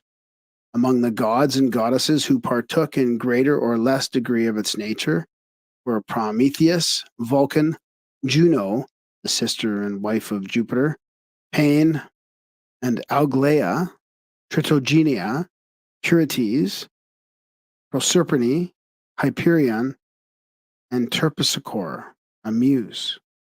The 9 was looked upon as evil because it was an inverted 6. According to the Eleusinian mysteries, it was the number of the spheres which the consciousness passed on its way to birth. Because of its close resemblance to the spermatozoon, the 9 has been associated with germinal life. The decad, 10, according to the Pythagoreans, is the greatest of numbers, not only because it is the tetractys, the 10 dots, but because it comprehends all arithmetic and harmonic proportions. Pythagoras said that 10 is the nature of number because all nations reckon to it when they arrive at it when they return to the monad. The decad was called both heaven and the world because the former includes the latter. Being a perfect number, the decad was applied by the Pythagoreans to those things relating to age, power, faith, necessity, and the power of memory. It was also called unwearied because, like God, it was tireless. The Pythagoreans divided the heavenly bodies into 10 orders. They also stated that the decad perfected all numbers and comprehended within itself the nature of odd and even, moved and unmoved, good and ill. They associated its power with the following deities: Atlas, for it carried the numbers on its shoulders; Urania, Mnemosyne, the sun; Phanes, and the one God. The decimal system can probably be traced back to the time when it was customary to reckon on the fingers, these being among the most primitive of calculating devices and still in use among many Aboriginal peoples. The human body in symbolism. The oldest, most profound, the most universal of all symbols is the human body. The Greeks, Persians, Egyptians, and Hindus considered a philosophical analysis of a man's triune nature to be an indispensable part of ethical and religious training. The mysteries of every nation taught that the laws, elements, and the powers of the universe were epitomized in the human constitution, that everything which existed outside of man had its analog within man. The universe, being immeasurable in its immensity and inconceivable in its profundity, was beyond mortal estimation.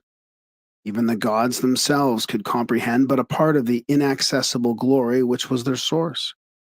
When temporarily permeated with divine enthusiasm, man may transcend for a brief moment the limitations of his own personality and behold in part that celestial effulgence in which all creation is bathed. But even in his periods of greatest illumination, man is incapable of imprinting upon the substance of his rational soul a perfect image of the multiform expression of celestial activity. Recognizing the futility of attempting to cope intellectually with that which transcends the comprehension of the rational faculties, the early philosophers turned their attention from the inconceivable divinity to man himself, within the narrow confines of whose nature they found manifested in all the mysteries of the external spheres. As the natural outgrowth of this practice, there was fabricated a secret theological system in which God was considered as the grand man, and conversely, man as the little God. Continuing this analogy, the universe was regarded as a man, and conversely, man as a miniature universe. The greater universe was termed the macrocosm, the great world or body, and the divine life or spiritual entity controlling its functions was called the macroprosophos. Man's body, or the individual human universe, was termed the microcosm, and the divine life or spiritual entity controlling its functions was called the microprosophos. The pagan mysteries were primarily concerned with instructing neophytes in the true relationship existing between the macrocosm and the microcosm, in other words, between God and man. Accordingly, the key to these analogies between the organs and functions of the microcosmic man and those of the macrocosmic man constituted the most prized possession of the early initiates. In Isis Unveiled, H.P. Blavatsky summarizes the pagan concept of man as follows. Man is a little world, a microcosm inside the great universe. Like a fetus, he is suspended by all his three spirits in the matrix of the macrocosmos. And while his terrestrial body is in constant sympathy with its parent Earth, his astral soul lives in unison with the sidereal anima mundi. He is in it as it is in him.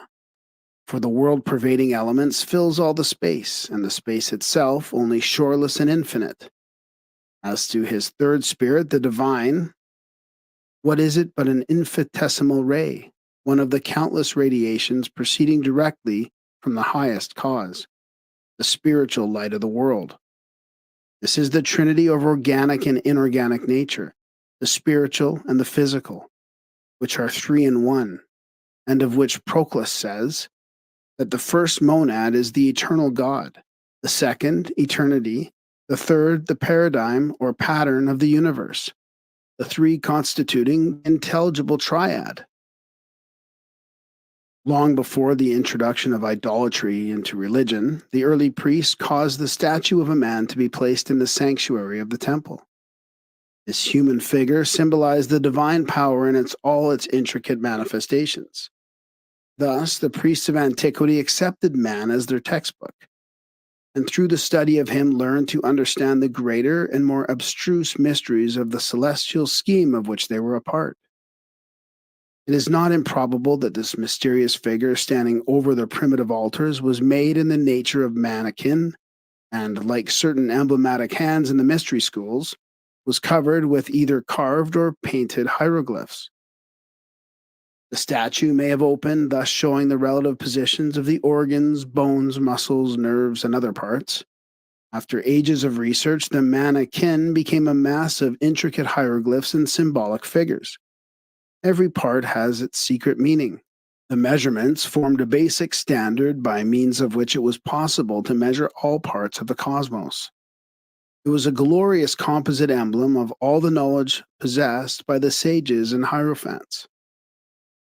Then came the age of idolatry. The mysteries decayed from within. The secrets were lost, and none knew the identity of the mysterious man who stood over the altar. It was remembered only that the figure was a sacred and glorious symbol of the universal power, and it finally came to be looked upon as a god, the one in whose image man was made. Having lost the knowledge of the purpose for which the mannequin was originally constructed, the priests worshipped this effigy until at last their lack of spiritual understanding brought the temple down in ruins about their heads, and the statue crumbled with the civilization that had forgotten its meaning. Proceeding from this assumption that the first theologians, that man is actually fashioned in the image of God, the initiated minds of the past ages erected the stupendous structure of theology upon the foundation of the human body. The religious world of today is almost totally ignorant of the fact that the science of biology is the fountainhead of its doctrines and tenets. Many of the codes and laws believed by modern divines to have been direct revelations from divinity are in reality the fruitage of ages of patient delving into the intricacies of the human constitution and the infinite wonders revealed by such a study. In nearly all the sacred books of the world can be traced an anatomical analogy. This is most evident in their creation myths. Anyone familiar with embryology and obstetrics will have no difficulty in recognizing the basis of the allegory concerning Adam and Eve and the Garden of Eden, the 9 degrees of the Eleusinian mysteries, and the Brahmanic legend of Vishnu's incarnations. The story of the universal egg, the Scandinavian myth of Ginnungagap, the dark cleft in space in which the seed of the world is sown, and the use of the fish as the emblem of the paternal generative power, all show the true origin of theological speculation. The philosophers of antiquity realized that man himself was the key to the riddle of life, for he was the living image of the divine plan. And in future ages, humanity also will come to realize more fully the solemn import of those ancient words. The proper study of mankind is man. Both God and man have a twofold constitution, of which the superior part is invisible and the inferior visible. In both, there is also an intermediary sphere, marking the point where these visible and invisible natures meet. As the spiritual nature of God controls his objective universal form, which is actually a crystallized idea, so the spiritual nature of man is the invisible cause and controlling power of his visible material personality. Thus, it is evident that the spirit of man bears the same relationship to his material body that God bears to the objective universe. The mysteries taught that spirit, or life, was anterior to form, and that what is anterior includes all that is posterior to itself. Spirit being anterior to form, form is therefore included within the realm of spirit. It is also a popular statement or belief that man's spirit is within his body. According to the conclusions of philosophy and theology, however, this belief is erroneous, for spirit first circumscribes an area and then manifests within it. Philosophically speaking, form, being a part of spirit, is within spirit, but spirit is more than the sum of form. As the material nature of man is therefore within the sum of spirit, so the universal nature, including the entire sidereal system, is within the all-pervading essence of God, the universal spirit. According to another concept of the ancient wisdom, all bodies, whether spiritual or material, have 3 centers, called by the Greeks the upper center, the middle center, and the lower center. An apparent ambiguity here will be noted. To diagram or symbolize adequately abstract mental verities is impossible, for the diagrammatic representation of one aspect of metaphysical relationships may be an actual contradiction of some other aspect. While that which is above is generally considered superior in dignity and power, in reality that which is in the center is superior and anterior to both that which is said to be above and that which is said to be below. Therefore, it must be said that the first, which is considered as being above, is actually in the center, while both of the others, which are said to be either above or below, are actually beneath. This point can be further simplified if the reader will consider above as indicating degree of proximity to source and below as indicating degree of distance from source. Source being posited in the actual center and relative distance being the various points along the radii from the center toward the circumference. In matters pertaining to philosophy and theology, up may be considered as toward the center and down as toward the circumference. Center is spirit, circumference is matter. Therefore, up is toward spirit along an ascending scale of spirituality, down is toward matter along an ascending scale of materiality. The latter concept is partly expressed by the apex of a cone, which, when viewed from above, is seen as a point in the exact center of the circumference formed by the base of the cone. These three universal centers, the one above, the one below, and the link uniting them, represents three suns or three aspects of one sun, center of effulgence. These also have their analogues in the three grand centers of the human body, which, like the physical universe, is the demiurgic fabrication. The first of these suns, says Thomas Taylor, is analogous to light when viewed subsisting in its fountain, the sun, the second to the light immediately proceeding from the sun, and the third to the splendor communicated to other natures by this light. Since the superior, or spiritual center, is in the midst of the other two, its analog in the physical body is the heart, the most spiritual and mysterious organ in the human body. The second center, or the link between the superior and inferior worlds, is elevated to the position of the greatest physical dignity, the brain. The third, or lower center, is relegated to the position of least physical dignity but greatest physical importance, the generative system. Thus, the heart is symbolically the source of life, the brain the link by which, through rational intelligence, life and form are united, and the generative system, or infernal creator, the source of that power by which physical organisms are produced. The ideals and aspirations of the individual depend largely upon which of these three centers of power predominates in scope and activity of expression. In the materialist, lower center is the strongest, in the intellectualist, the higher center, but in the initiate, the middle center, by bathing the two extremes in a flood of spiritual effulgence, controls wholesomely both the mind and the body. As light bears witness of life, which is its source, so the mind bears witness of the spirit, and activity in a still lower plane bears witness of intelligence. Thus, the mind bears witness of the heart, while the generative system, in turn, bears witness of the mind. Accordingly, the spiritual nature is most commonly symbolized by a heart, the intellectual power by an opened eye, symbolizing the pineal gland or cyclopean eye, which is the two-faced Janus of the pagan mysteries, and the generative system by a flower, a staff, a cup, or a hand.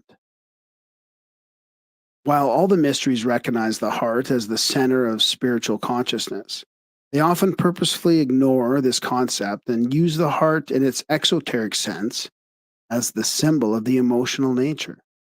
In this arrangement, the generative center represented the physical body, the heart the emotional body, and the brain the mental body.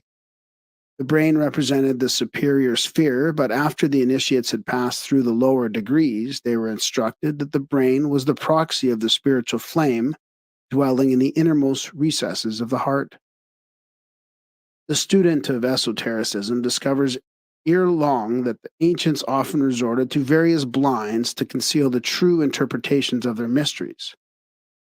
The substitution of the brain for the heart was one of these blinds. The 3 degrees of the ancient mysteries were, with few exceptions, given in chambers which represented the 3 great centers of the human and universal bodies. If possible, the temple itself was constructed in the form of the human body. The candidate entered between the feet and received the highest degree in the point corresponding to the brain. Thus, the first degree was the material mystery, and its symbol was the generative system. It raised the candidate through the various degrees of concrete thought. The second degree was given in the chamber corresponding to the heart, but represented the middle power, which was the mental link. Here, the candidate was initiated into the mysteries of abstract thought and lifted as high as the mind was capable of penetrating. He then passed into the third chamber, which, analogous to the brain, occupied the highest position in the temple, but analogous to the heart, was of the greatest dignity. In the brain chamber, the heart mystery was given. Here, the initiate, for the first time, truly comprehended the meaning of those immortal words. As a man thinketh in his heart, so is he. As there are 7 hearts in the brain, so there are 7 brains in the heart. But this is a matter of superphysics of which little can be said at the present time. Proclus writes on this subject in his first book, On the theology of Plato. Indeed, Socrates in the first, Alcibiades, rightly observes that the soul entering into herself will behold all other things, and deity itself. For verging to her own union and to the center of all life, laying aside multitude and the variety of all manifold powers which she contains, she ascends to the highest watchtower of Pharynx. And is in the most holy of the mysteries, they say, that the mystics at first meet with the multiform and many-shaped genera, which are hurled forth before the gods. But on entering the temple, unmoved and guarded by the mystic rites, they genuinely receive in their bosom, heart, divine illumination, and divested of their garments, as they would say, participate of a divine nature. The same mode, as it appears to me, takes place in the speculation of wholes. For the soul, when looking at things posterior to herself, beholds the shadows and images of beings. But when she converts herself to herself, she evolves in her own essence and the reason which she contains. And at first, indeed, she only as it were beholds herself, but when she penetrates more profoundly into the knowledge of herself, she finds in herself both intellect and the order of beings. When, however, she proceeds into her interior recesses and into the editum, as it were, of the soul, she perceives with her eyes closed, without the aid of her lower mind, the genus of the gods and the unities of beings. For all things are in us physically, and through this we are all naturally capable of knowing all things, by exciting the powers and the images of the wholes which we contain. The initiates of old warned their disciples that an image is not a reality, but merely the objectification of a subjective idea. The image of the gods were nor designed to be objects of worship, but were to be regarded merely as emblems or reminders of the invisible powers and principles. Similarly, the body of man must not be considered as the individual, but only as the house of the individual, in the same manner that the temple was the house of God. In a state of grossness and perversion, man's body is the tomb or prison of a divine principle. In a state of unfoldment and regeneration, it is the house or sanctuary of the deity by whose creative powers it was fashioned. Personality is suspended upon a thread from the nature of being, declares the secret work. Man is essentially a permanent and immortal principle. Only his bodies pass through the cycle of birth and death. The immortal is the reality, the mortal is the unreality. During each period of earth life, reality thus dwells in unreality, to be liberated from it temporarily by death and permanently by illumination. While generally regarded as polytheists, the pagans gained the reputation not because they worshipped more than one god, but rather because they personified the attributes of this god, thereby creating a pantheon of posterior deities, each manifesting a part of what the one god manifested as a whole. The various pantheons of ancient religions therefore actually represent the cataloged and personified attributes of deity.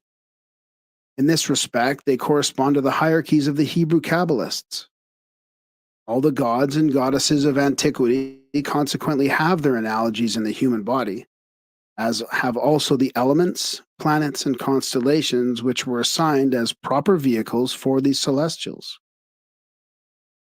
4 body centers are assigned to the elements, the 7 vital organs to the planets, the 12 principal parts and members to the zodiac, the invisible parts of a man's divine nature to various supermundane deities, while the hidden God was declared to manifest through the marrow in his bones. It is difficult for many to realize that they are actual universes, that their physical bodies are of visible nature through the structure of which countless waves of evolving life are unfolding their latent potentialities. Yet, through man's physical body, not only are a mineral, a plant, and an animal kingdom evolving, but also unknown classifications and divisions of invisible spiritual life. Just as cells are infinitesimal units of the structure of man, so man is an infinitesimal unit in the structure of the universe. A theology based upon the knowledge and appreciation of these relationships is as profoundly just as it is profoundly true. As man's physical body has 5 distinct and important extremities, 2 legs, 2 arms, and a head, of which the last governs the first 4, the number 5 has been accepted as the symbol of man. By its 4 corners, the pyramid symbolizes the arms and legs, and by its apex, the head, thus indicating that one rational power controls 4 irrational corners. The hands and feet are used to represent the 4 elements, of which the 2 feet are earth and water, and the 2 hands are fire and air. The brain then symbolizes the sacred 5th element, ether, which controls and unites the other 4. If the feet are placed together and the arms outspread, man then symbolizes the cross with the rational intellect as the head or upper limb. The fingers and toes also have special significance. The toes represent the 10 commandments of the physical law, and the fingers the 10 commandments of the spiritual law.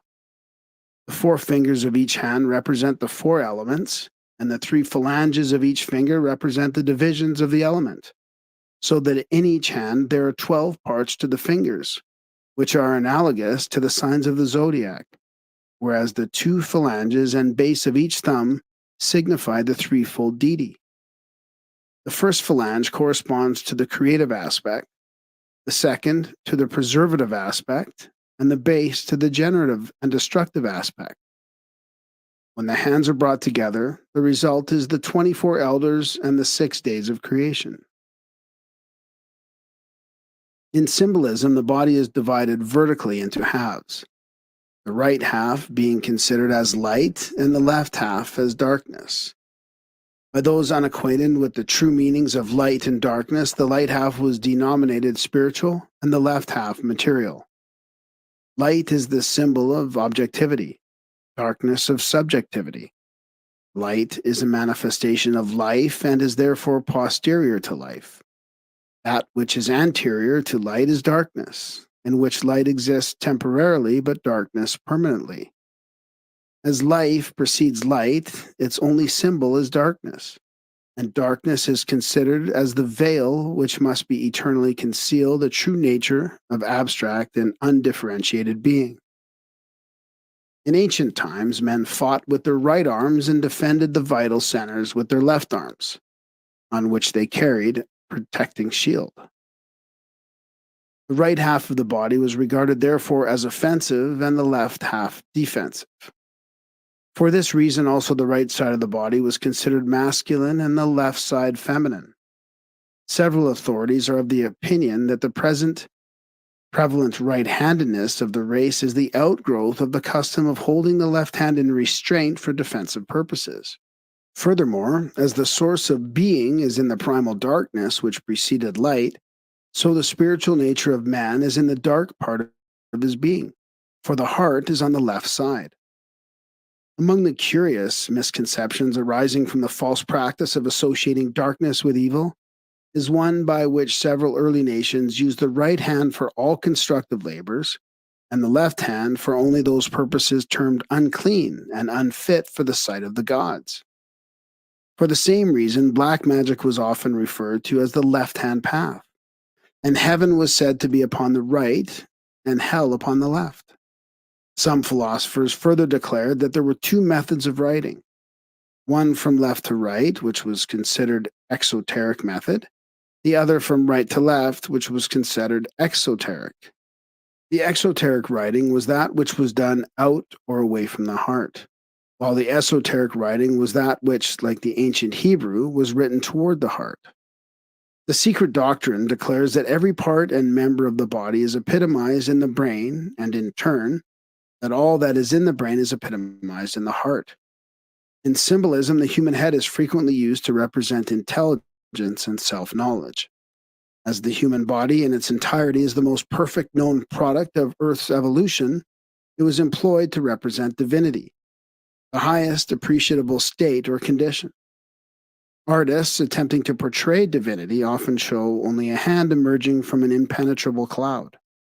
The cloud signifies unknowable divinity concealed from man by human limitation. The hand signifies the divine activity, the only part of God which is cognizable to the lower senses. The face consists of a natural trinity, the eyes representing the spiritual power which comprehends, the nostrils representing the preservative and vivifying power, and the mouth and ears representing the material, demiurgic power of the lower world. The first sphere is eternally existent and is creative. The second sphere pertains to the mystery of the creative breath, and the third sphere to the creative world. By the word of God, the material universe was fabricated, and the 7 creative powers, or vowel sounds, which had been brought into existence by speaking of the word, became the 7 Elohim, or deities, by whose power and ministration the lower world was organized. Occasionally, the deity is symbolized by an eye, an ear, a nose, or a mouth. By the first, divine awareness is signified. By the second, divine interest. By the third, divine vitality. And by the fourth, divine command. The ancients did not believe that spirituality made man either righteous or rational, but rather that righteousness or rationality made men spiritual. The mysteries taught that spiritual illumination was attained only by bringing the lower nature up to a certain standard of efficiency and purity. The mysteries were therefore established for the purpose of unfolding the nature of man according to certain fixed rules which, when faithfully followed, elevated the human consciousness to a point where it was capable of cognizing its own constitution and the true purpose of existence. This knowledge of how man's manifold constitution could be most quickly and most completely regenerated to the point of spiritual illumination constituted the secret or esoteric doctrine of antiquity. Certain apparently physical organs and centers are in reality the veils or sheaths of spiritual centers. What these were and how they could be unfolded was never revealed to the unregenerate, for the philosophers realized that once he understands the complete working of any system, a man may accomplish a prescribed end without being qualified to manipulate and control the effects which he has produced. For this reason, long periods of probation were imposed, so that the knowledge of how to become as the gods might remain the sole possession of the worthy. Lest that knowledge be lost, however, it was concealed in allegories and myths which were meaningless to the profane, but self-evident to those acquainted with that theory of personal redemption, which was the foundation of philosophical theology. Christianity itself may be cited as an example. The entire New Testament is in fact an ingeniously concealed exposition of the secret processes of human regeneration. The characters so long considered as historical men and women are really the personification of certain processes which take place in the human body when man begins the task of consciously liberating himself from the bondage of ignorance and death. The garments and ornamentation supposedly worn by the gods are also keys, for in the mysteries, clothing was considered as synonymous with form. The degree of spiritual or materiality of the organisms was signified by the quality, beauty, and value of the garments worn. Man's physical body was looked upon as the robe of his spiritual nature. Consequently, the more developed were his supersubstantial powers, the more glorious his apparel. Of course, clothing was originally worn for ornamentation rather than protection, and such practice still prevails among many primitive peoples. The mysteries caught that man's only lasting adornments were his virtues and worthy characteristics, that he was clothed in his own accomplishments and adorned by his attainments. Thus, the white robe was symbolic of purity, the red robe of sacrifice and love, and the blue robe of altruism and integrity. Since the body was said to be the robe of the spirit, mental or moral deformities were depicted as deformities of the body. Considering man's body as the measuring rule of the universe, the philosophers declared that all things resemble in constitution, if not in form, the human body. The Greeks, for example, declared Delphi to be the navel of the earth, for the physical planet was looked upon as a gigantic human being twisted into the form of a ball. In contradistinction to the belief of Christendom that the earth was an inanimate thing, the pagans considered not only the earth, but also all the sidereal bodies as individual creatures possessing individual intelligences. They even went so far as to view the various kingdoms of nature as individual entities. The animal kingdom, for example, was looked upon as one being, a composite of all the creatures composing that kingdom. This prototypic beast was a mosaic embodiment of all animal propensities, and within its nature, the entire animal world existed as the human species exists within the constitution of the prototypic atom. In the same manner, races, nations, tribes, religions, states, communities, and cities were viewed as composite entities, each made up of varying members of individual units. Every community has an individuality which is the sum of the individual attitudes of its inhabitants. Every religion is an individual whose body is made up of a hierarchy of vast host of individual worshippers. The organization of any religion represents its physical body and its individual members, the cell life making up his organism. Accordingly, religions, races, and communities, like individuals, pass through Shakespeare's 7 ages, for the life of a man is a standard by which the perpetuity of all things is estimated. According to the secret doctrine, man, through the gradual refinement of his vehicles and the ever-increasing sensitiveness resulting from that refinement, is gradually overcoming the limitations of matter and is disentangling himself from his mortal coil. When humanity has completed its physical evolution, the empty shell of materiality left behind will be used by other life waves as stepping stones to their own liberation. The trend of man's evolutionary growth is ever toward his own essential selfhood. At the point of deepest materialism, therefore, man is at the greatest distance from himself. According to the mystery teachings, not all the spiritual nature of man incarnates in matter. The spirit of man is diagrammatically shown as an equilateral triangle with one point downward. This lower point, which is 1/3 of the spiritual nature, but in comparison to the dignity of the other two, is much less than 1/3, descends into the illusion of material existence for a brief space of time. That which never clothes itself in the sheath of matter is the hermetic anthropos, the overman, analogous to the Cyclops or guardian demon of the Greeks, the angel of Jacob Boehme, and the oversoul of Emerson. That unity, that oversoul, within which every man's particular being is contained and made one with all other. At birth, only a third part of the divine nature of man temporarily disassociates itself from its own immortality and takes upon itself the dream of physical birth and existence, animating with its own celestial enthusiasm a vehicle composed of material elements, part of and bound to the material sphere. At death, this incarnated part awakens from the dream of physical existence and reunites itself once more with its eternal condition. This periodical descent of spirit into matter is termed the wheel of life and death, and the principles involved are treated at length by the philosophers under the subject of metempsychosis.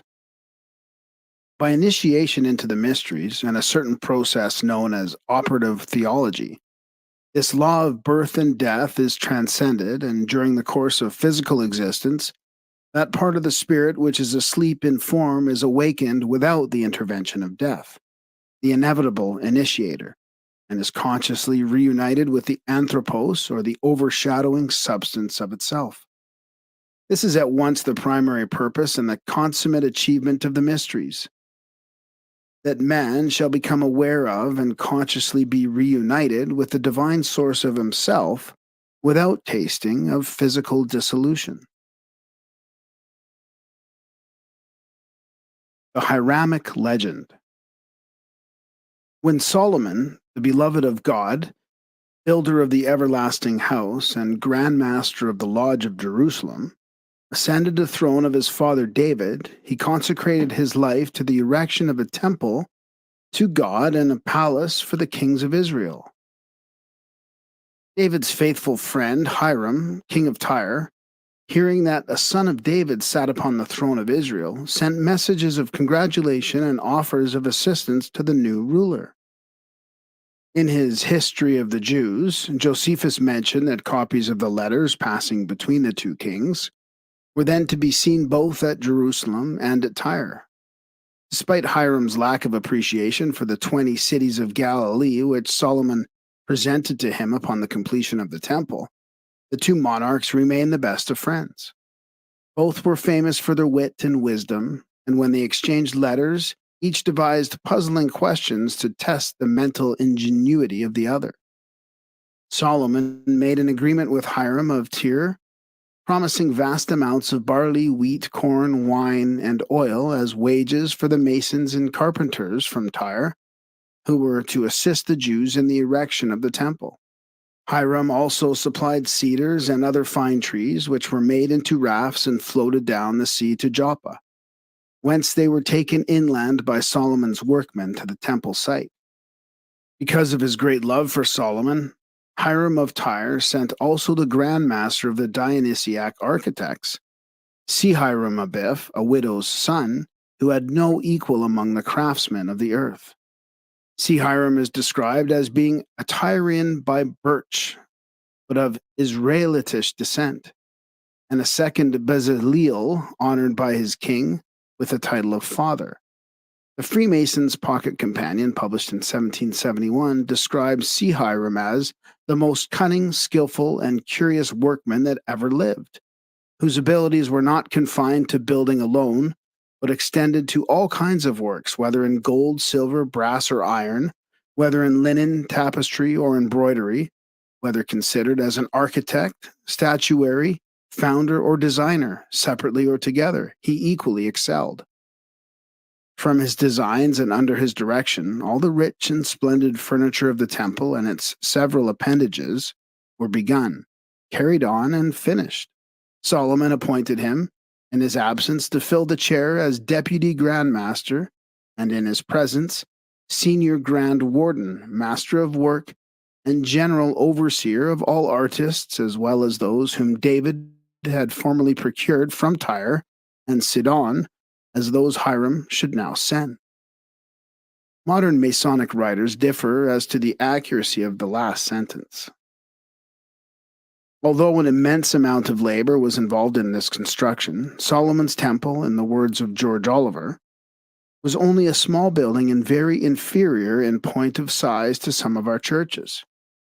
The number of buildings contiguous to it and the vast treasure of gold and precious stones used in its construction concentrated a great amount of wealth within the temple area. In the midst of the temple stood the Holy of Holies, sometimes called the Oracle. It was an exact cube, each dimension being 20 cubits, and exemplified the influence of Egyptian symbolism. The buildings of the temple group were ornamented with 1,453 columns of Parian marble, magnificently sculptured, and 2,906 pilasters decorated with capitals. There was a broad porch facing the east, and the Sanctum Sanctorum was upon the west. According to tradition, the various buildings and courtyards could hold in all 300,000 persons. Both the sanctuary and the Holy of Holies were entirely lined with solid gold plates encrusted with jewels. King Solomon began the building of the temple in the 4th year of his reign, on what would be, according to modern calculation, the 21st day of April, and finished it in the 11th year of his reign on the 23rd day of October. The temple was begun in the 480th year after the children of Israel had passed the Red Sea. Part of the labor of construction included the building of an artificial foundation on the brow of Mount Moriah. The stones for the temple were hoisted from quarries directly beneath Mount Moriah and were trued before being brought to the surface. The brass and golden ornaments for the temple were cast in molds in the clay ground between Succoth and Zeradatha, and the wooden parts were all finished before they reached the temple site. The building was put together, consequently, without sound and without instruments. All its parts fitting exactly without the hammer of contention, the axe of division, or any tool of mischief. Anderson's much discussed Constitutions of the Freemasons, published in London in 1723 and reprinted by Benjamin Franklin in Philadelphia in 1734, thus describes the division of the laborers engaged in the building of the everlasting house. But Dagon's temple and the finest structures of Tyre and Sidon could not be compared with the eternal God's temple at Jerusalem.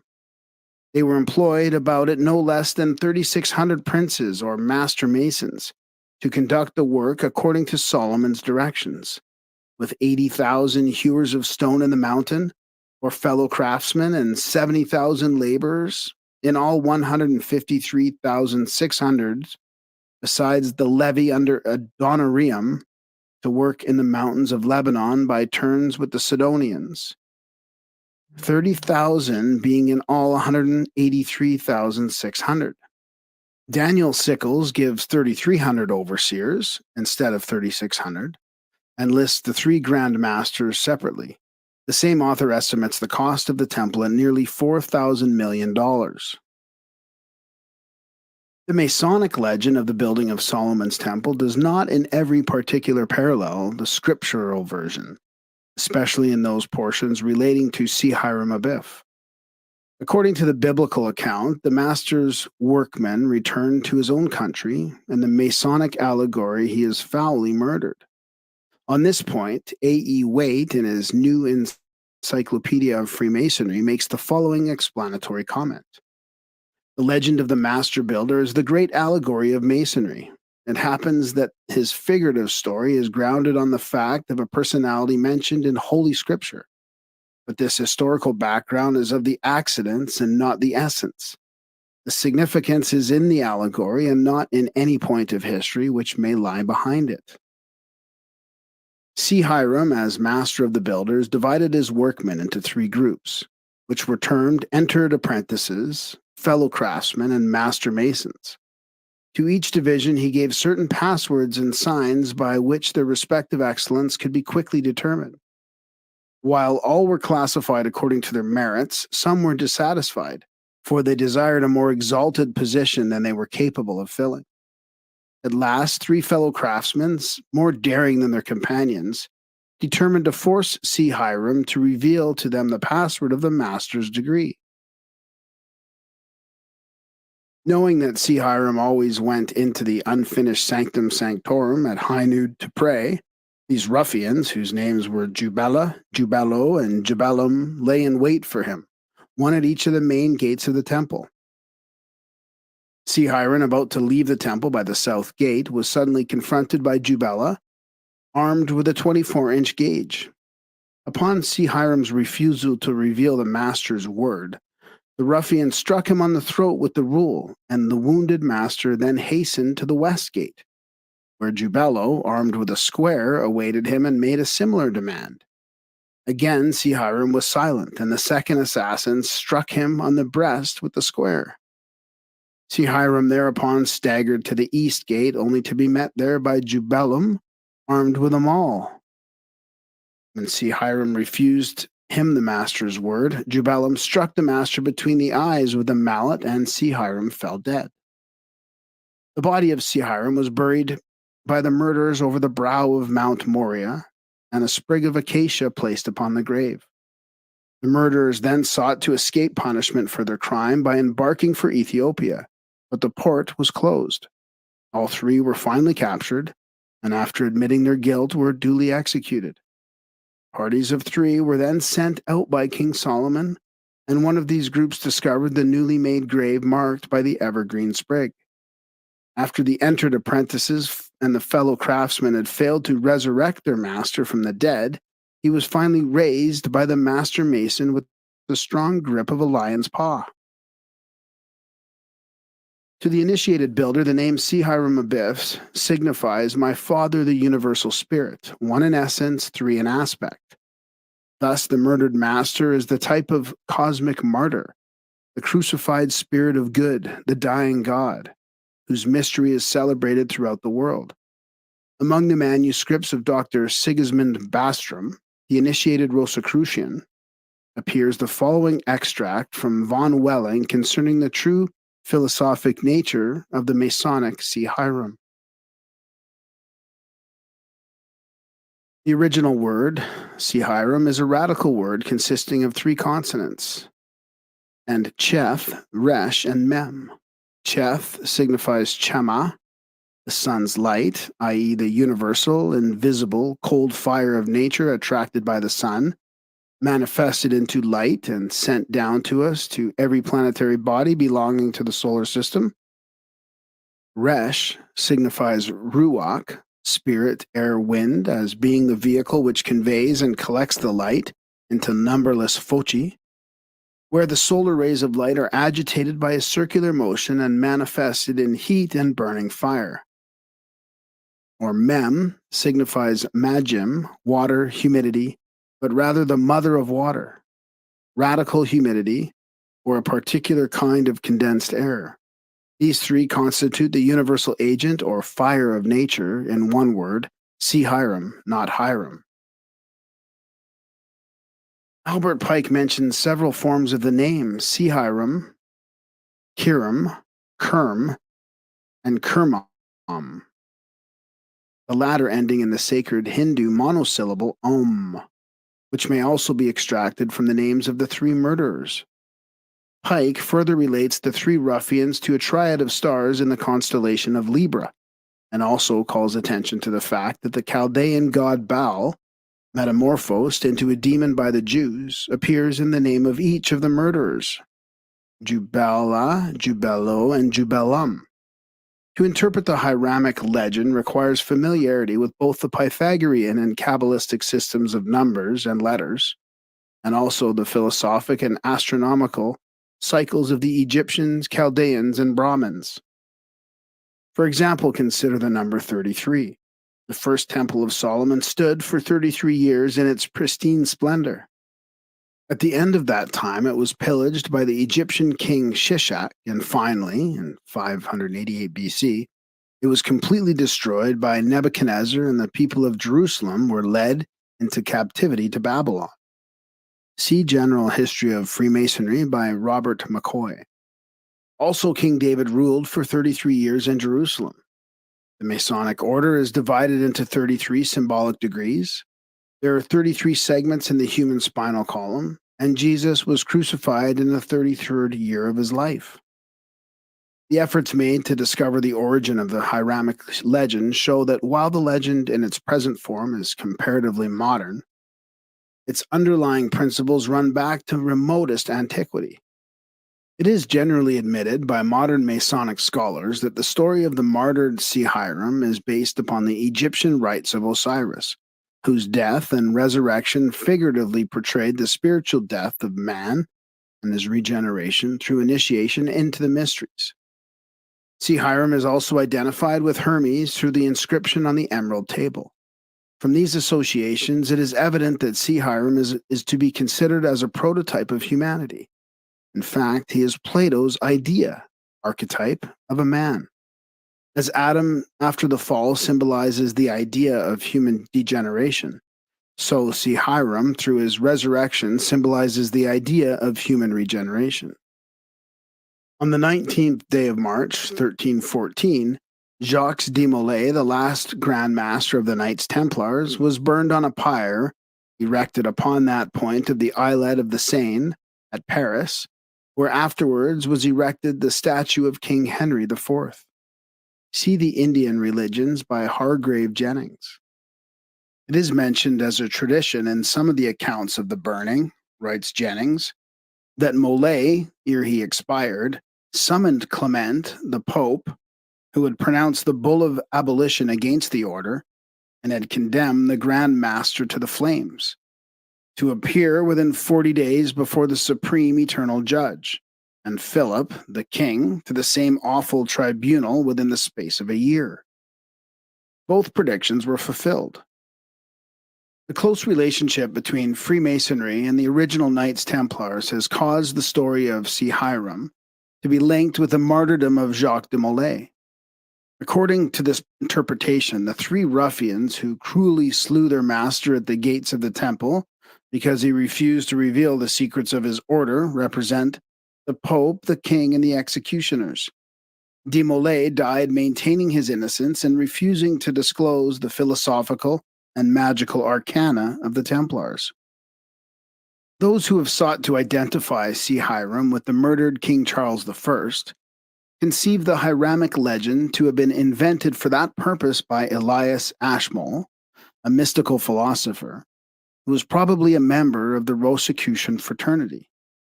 Charles was dethroned in 1647 and died on the block in 1649, leaving the Royalist party leaderless. An attempt had been made to relate the term the Sons of the Widow, an appellation frequently applied to members of the Masonic order, to this incident in English history. For by the murder of her King England became a widow and all Englishmen widows' sons. To the mystic Christian Mason, C. Hiram represents the Christ who in 3 days degrees raised the temple of his body from his early sepulture. His three murderers were Caesar's agent, the state, the Sanhedrin, the church, and the incited populace, the mob. Thus considered, C. Hiram becomes the higher nature of man, and the murderers are ignorance, superstition, and fear. The indwelling Christ can give expression to himself in this world only through man's thoughts, feelings, and actions. Right thinking, right feeling, and right action. These are the three gates through which the Christ power passes into the material world, there to labor in the erection of the temple of the universal brotherhood. Ignorance, superstition, and fear are the three ruffians through whose agencies the spirit of good is murdered and a false kingdom, controlled by wrong thinking, wrong feeling, and wrong action, established in its stead. In the material universe, evil appears ever victorious. In this sense, writes Daniel Sickles, the myth of the Tyrian is perpetually repeated in the history of human affairs. Orpheus was murdered and his body thrown into the Hebrews. Socrates was made to drink the hemlock. And in all ages we have seen evil temporarily triumphant and virtue and truth calumniated, persecuted, crucified, and slain. But eternal justice marches surely and swiftly through the world. The Typhons, the children of darkness, the plotters of crime, and the infinite varied form of evil are swept into oblivion, and truth and virtue, for a time laid low, come forth clothed with diviner majesty and crowned with everlasting glory. See General Ahiman Rezan. If, as there is ample reason to suspect, the modern Freemasonic order was profoundly influenced by, if it is not an actual outgrowth of, Francis Bacon's secret society, its symbolism is undoubtedly permeated with Bacon's two great ideals: universal education and universal democracy. The deadly enemies of universal education are ignorance, superstition, and fear, by which the human soul is held in bondage to the lowest part of its own constitution. The errant enemies of universal democracy have ever been the crown, the tiara, and the torch. Thus, C. Hiram symbolizes the ideal state of spiritual, intellectual, and physical emancipation, which has ever been sacrificed upon the altar of human selfishness. C. Hiram is the beautifier of the eternal house. Modern utilitarianism, however, sacrifices the beautiful for the practical, in the same breath declaring the obvious lie that selfishness, hatred, and discord are practical. Dr. Orville Ward Owen found a considerable part of the first 32 degrees of Freemasonic ritualism hidden in the text of the first Shakespeare folio. Masonic emblems are to be observed also upon the title pages of nearly every book published by Bacon. Sir Francis Bacon considered himself as a living sacrifice upon the altar of human need. He was obviously cut down in the midst of his labors, and no student of his New Atlantis can fail to recognize the Masonic symbolism contained therein. According to the observations of Joseph Fort Newton, the Temple of Solomon described by Bacon in that utopian romance was not a house at all, but the name of an ideal state. It is not true that the Temple of Freemasonry is also emblematic of a condition of society. While, as stated before, the principles of the Hiramic legend are of the greatest antiquity, it is not impossible that its present form may be based upon incidents in the life of Lord Bacon, who passed through the philosophic death and was raised in Germany. In an old manuscript appears the statement that the Freemasonic order was formed by alchemists and Hermetic philosophers who had banded themselves together to protect their secrets against the infamous methods used by the avaricious person to wring from the secret of gold making. The fact that the Hiramic legends contained an alchemical formula gives credence to this story. Thus, the building of Solomon's Temple represents the consummation of the Magnus Opus, which cannot be realized without the assistance of Si Hiram, the universal agent. The Masonic mysteries teach the initiate how to prepare within his own soul a miraculous powder of projection, by which it is impossible for him to transmute the base lump of human ignorance, perversion, and discord into an ingot of spiritual and philosophical gold. Sufficient similarity exists between the Masonic Si Hiram and the Kundalini of Hindu mysticism to warrant the assumption that Si Hiram may be considered a symbol also of the spirit fire moving through the sixth ventricle of the spinal column. The exact science of human regeneration is the lost key of Masonry, for when the spirit fire is lifted up through the 33 degrees, or segments of the spinal column, and enters into the domed chamber of the human skull, it finally passes into the pituitary body, Isis, where it invokes Ra, the pineal gland, and demands the sacred name. Operative Masonry, in the fullest meaning of that term, signifies the process by which the eye of Horus is open. E. A. Wallace Budge has noted that in some of the papyri illustrating the entrance of the souls of the dead into the judgment hall of Osiris, the deceased person has a pine cone attached to the crown of his head. The Greek mystics also carried a symbolic staff, the upper end being in the form of a pine cone, which was called the thyrsus of Bacchus. In the human brain, there is a tiny gland called the pineal body, which is the sacred eye of the ancients and corresponds to the third eye of the Cyclops. Little is known concerning the function of the pineal body, which Descartes suggested, more wisely than he knew, might be the one abode of the spirit of man. As its name signifies, the pineal gland is the sacred pine cone in man. The single eye, which cannot be opened until Si Hiram, the spirit fire, is raised through the sacred seals, which are called the seven churches in Asia. There is an oriental painting which shows the three sunbursts. One sunburst covers the head, in the midst of which sits Brahma with four heads, his body a mysterious dark color. The second sunburst, which covers the heart, solar plexus, and upper abdominal region, shows Vishnu sitting in the blossom of the lotus on a couch formed of the coils of the serpent of cosmic motion, its seven-hooded head forming a canopy over the god. The third sunburst is over the generative system, in the midst of which sits Shiva, his body a grayish-white and the Ganges River flowing out of the crown of his head. This painting was the work of a Hindu mystic who spent many years subtly concealing great philosophical principles within these figures. The Christian legends could be related also to the human body by the same name as the Oriental, for the arcane meanings hidden in the teachings of both schools are identical. As applied to Masonry, the three sunbursts represent the gates of the temple at which Si Hiram was struck, there being no gate in the north because the sun never shines from the northern angle of the heavens. The north is the symbol of the physical because of the relation to ice, crystallized water, and to the body, crystallized spirit. In man, the light shines toward the river but never from it, because the body has no light of its own but shines with the reflected glory of the divine life particles concealed within the physical substance. For this reason, the moon is accepted as the symbol of man's physical nature.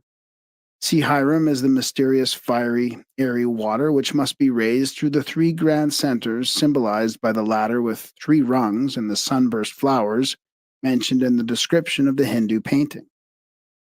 It must also pass upward by means of the ladder of the seven rungs, the seven plexuses proximate to the spine. The 9 segments of the sacrum and coccyx are pierced by 10 foramina, through which pass the roots of the tree of life. 9 is the sacred number of man, and in the symbolism of the sacrum and coccyx, a great mystery is concealed. That part of the body from the kidneys downward was termed by the early Kabbalists the land of Egypt, into which the children of Israel were taken during the captivity. Out of Egypt, Moses, the illuminated mind as his name applies, led the tribes of Israel, the 12 faculties, by raising the brazen serpent in the wilderness upon the symbol of the Tau cross. Not only see Hiram, but the god-men of nearly every pagan mystery ritual are personifications of the spirit fire in the human spinal cord. The astronomical aspect of the Hiramic legend must not be overlooked. The tragedy of see Hiram is enacted annually by the sun during its passage through the signs of the zodiac. From the journey of the sun through the 12 signs, writes Albert Pike, come the legend of the 12 labors of Hercules, and the incarnations of Vishnu and Buddha. Hence came the legend of the murder of Kurum, representative of the sun, by the 3 fellow crafts, symbols of the winter signs: Capricornus, Aquarius, and Pisces, who assailed him at the 3 gates of heaven and slew him at the winter solstice. Hence the search for him by the 9 fellow crafts, the other 9 signs, his finding, burial, and resurrection. See Morals and Dogma. Other authors consider Libra, Scorpio, and Sagittarius as the 3 murderers of the sun, inasmuch as Osiris was murdered by Typhon, to whom were assigned the 30 degrees of the constellation of Scorpio. In the Christian mysteries, also Judah signifies the scorpion, and the 30 pieces of silver for which he betrayed his Lord represent the number of degrees in that sign. Having been struck by Libra, the state, Scorpio, the church, and Sagittarius, the mob, the sun, see Hiram, is secretly home through the darkness by the signs of Capricorn, Aquarius, and Pisces, and buried over the brow of a hill, the vernal equinox. Capricorn, for its symbol, an old man with a scythe in its hand. This is Father Time, a wayfarer, who was symbolized in Masonry as straightening out the ringlets of a young girl's hair. If the weeping virgin be considered a symbol of Virgo, the Father Time with his scythe a symbol of Capricorn. Then the interval of 90 degrees between these 2 signs will be found to correspond to that occupied by the 3 murderers. Esoterically, the urn containing the ashes of see Hiram represents the human heart. Saturn, the old man who lives at the North Pole and brings with him the children of men of sprig of evergreen, Christmas tree, is familiar to the little folks under the name of Santa Claus, for he brings each winter the gift of a new year. The martyred sun is discovered by Aries, a fellow craftsman, and at the vernal equinox, the process of raising him begins. This is finally accomplished by the Lion of Judah, who in ancient times occupied the position of the keystone of the royal arch of heaven. The precession of the equinoxes causes various signs to play the role of the murderers of the sun during the different ages of the world, but the principle involved remains unchanged. Such is the cosmic story of see Hiram, the universal benefactor, the fiery architect, of the divine house who carries with him to the grave that lost word which, when spoken, raises all life to power and glory. According to Christian mysticism, when the lost word is found, it is discovered in a stable, surrounded by beasts and marked by a star. After the sun leaves Leo, writes Robert Hewitt Brown, the days begin to grow unequivocally shorter as the sun declines toward the autumnal equinox, to be again slain by the 3 autumnal months, lie dead through the 3 winter ones, and be raised again by the 3 vernal ones. Each year the great tragedy is repeated and the glorious resurrection takes place. See Stellar Theology and Masonic Astronomy. See, Hiram is termed dead because in the average individual, the cosmic creative forces are limited in their manifestation to purely physical and correspondingly materialistic expression. Obsessed by his belief in the reality and permanence of physical existence, man does not correlate the material universe with the blank north wall of the temple. As the solar light symbolically is said to die as it approaches the winter solstice, so the physical world may be termed the winter solstice of the spirit. Reaching the winter solstice, the sun apparently stands for 3 days and then, rolling away to the stone of winter, begins its triumphal march toward the summer solstice. The condition of ignorance may be likened to the winter solstice of philosophy, spiritual understanding to the summer solstice. From this point of view, initiation into the mysteries becomes the vernal equinox of the spirit, at which time Hiram in man crosses from the realm of mortality into that of eternal life. The autumnal equinox is analogous to the mythological fall of man, at which time the human spirit descended into the realms of Hades by being immersed in the illusion of terrestrial existence. In an essay on the beautiful, Plotinus describes the refining effect of beauty upon the unfolding consciousness of man. Commissioned to decorate the everlasting house, Hiram Abiff is the embodiment of the beautifying principle. Beauty is essential to the nature unfoldment of the soul. The mysteries held that man, in part at least, was the product of his environment. Therefore, they considered it imperative that every person be surrounded by objects that would evoke the highest and noblest sentiments. They proved that it was possible to produce beauty in life by surrounding life with beauty. They discovered that symmetrical bodies were built by souls continuously in the presence of symmetrical bodies. That noble thoughts were produced by minds surrounded by examples of mental nobility. Conversely, if a man were forced to look upon an ignoble or asymmetrical structure, it would arouse within him a sense of ignobility, which would provoke him to commit ignoble deeds. If an ill-proportioned building were erected in the midst of a city, there would be ill-proportioned children born in that community, and men and women gazing upon the asymmetrical structure would live inharmonious lives. Thoughtful men of antiquity realized that their great philosophers were the natural products of the aesthetic ideals of architecture, music, and art established as the standards of the cultural systems of the time. The substitution of the discord of the fantastic for the harmony of the beautiful constitutes one of the great tragedies of every civilization. Not only were the savior gods of the ancient world beautiful, but each performed a ministry of beauty, seeking to effect man's regeneration by arousing him with the love of the beautiful. The renaissance of the golden age of fable can be made possible only by the elevation of beauty to its rightful dignity as the all-pervading, idealizing quality in the religious, ethical, sociological, scientific, and political departments of life.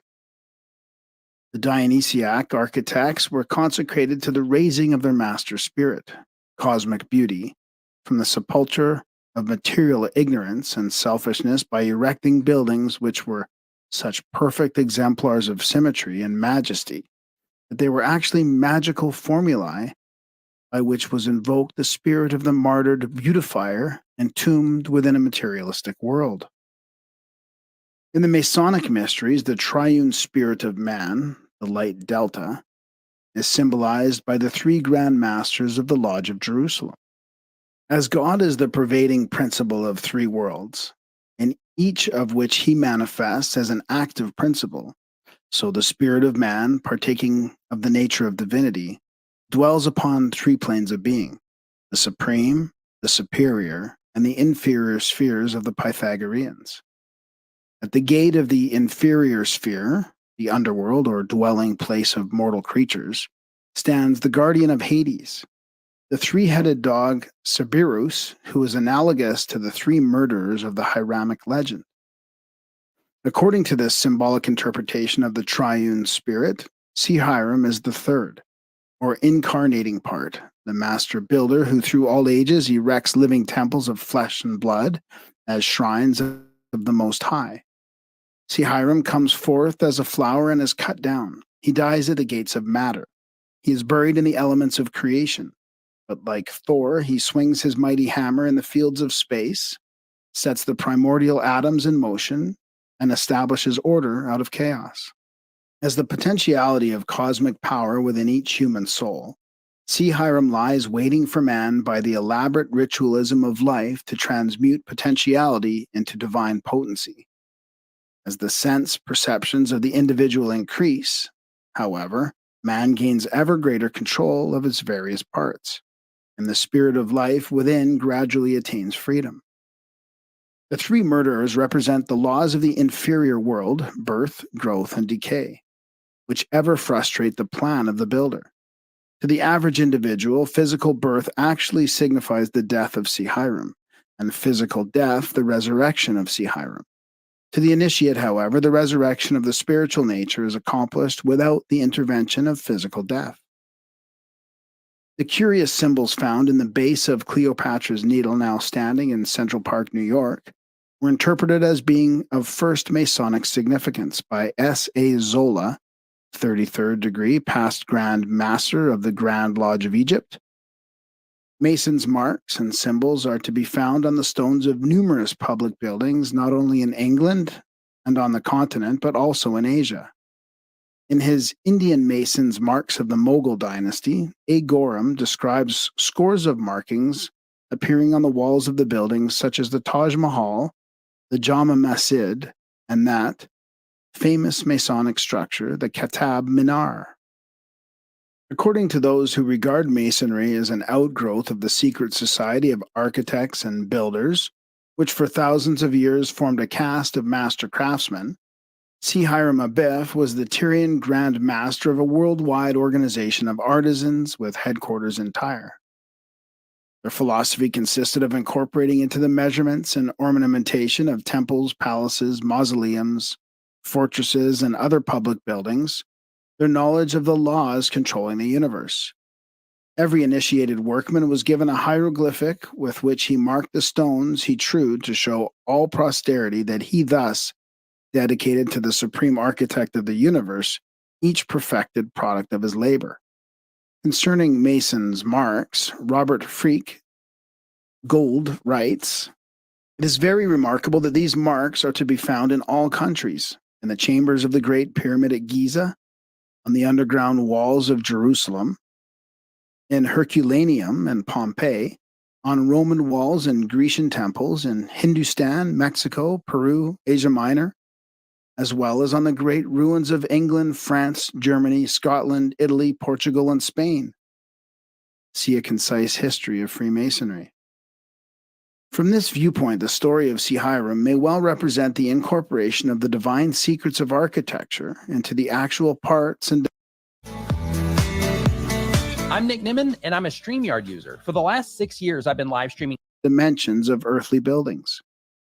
The 3 degrees of the craft bury the Grand Master, the Great Arcanum, in the actual structure they erect, after first having killed him with the builder's tools, by reducing the dimensionless spirit of cosmic beauty to the limitations of concrete form.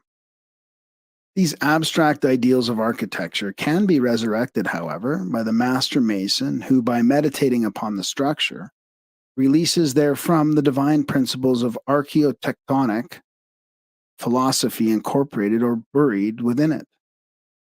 Thus, the physical building is actually the tomb or embodiment of the creative ideal of which its material dimensions are but the shadow. Moreover, the Hiramic legend may be considered to embody the vicissitudes of philosophy itself. As institutions for the dissemination of ethical culture, the pagan mysteries were the architects of civilization.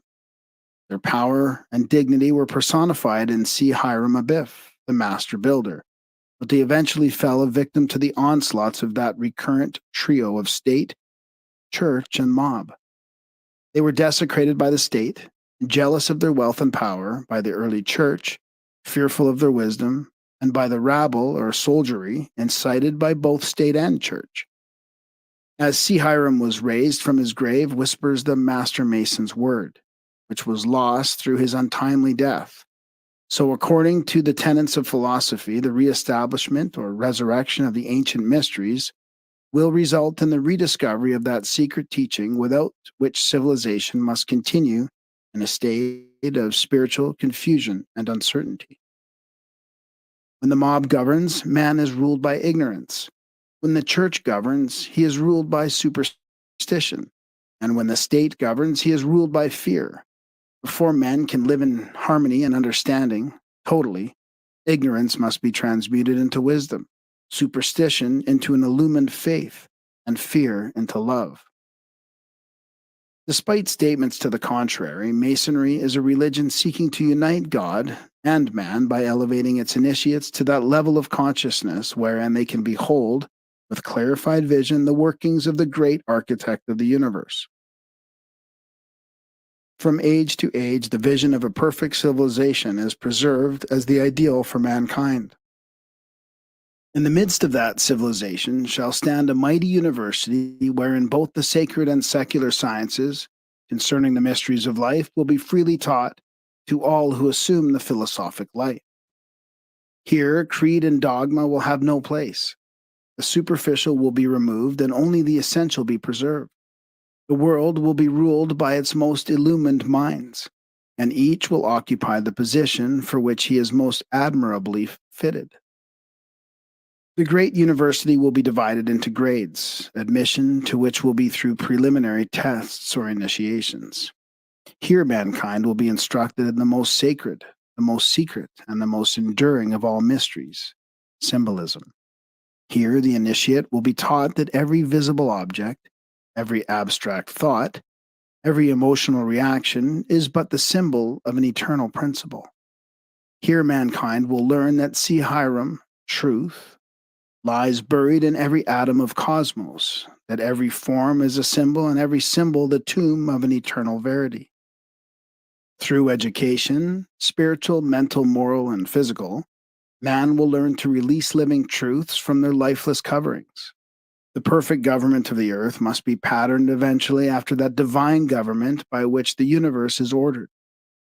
In that day when perfect order is reestablished, with peace universal and good triumphant, men will no longer seek for happiness, for they shall find it welling up within themselves. Dead hopes, dead aspirations, dead virtues shall rise from their graves, and the spirit of beauty and goodness, repeatedly slain by ignorant men, shall again be the master of work. Then shall sages sit upon the seats of the mighty, and the gods walk with men. Supercharge your business with the all-new Shopify Point of Sale, the all-in-one POS solution. She my little dog, she my best friend, and I got big shoes. This ain't no size 10. The way I'm rocking, the way I'm walking in, the way I'm walking in. Cause she my little dog, she my best friend, and I got big shoes. This ain't no size 10. The way I'm rocking, the way I'm walking in, the way I'm walking in.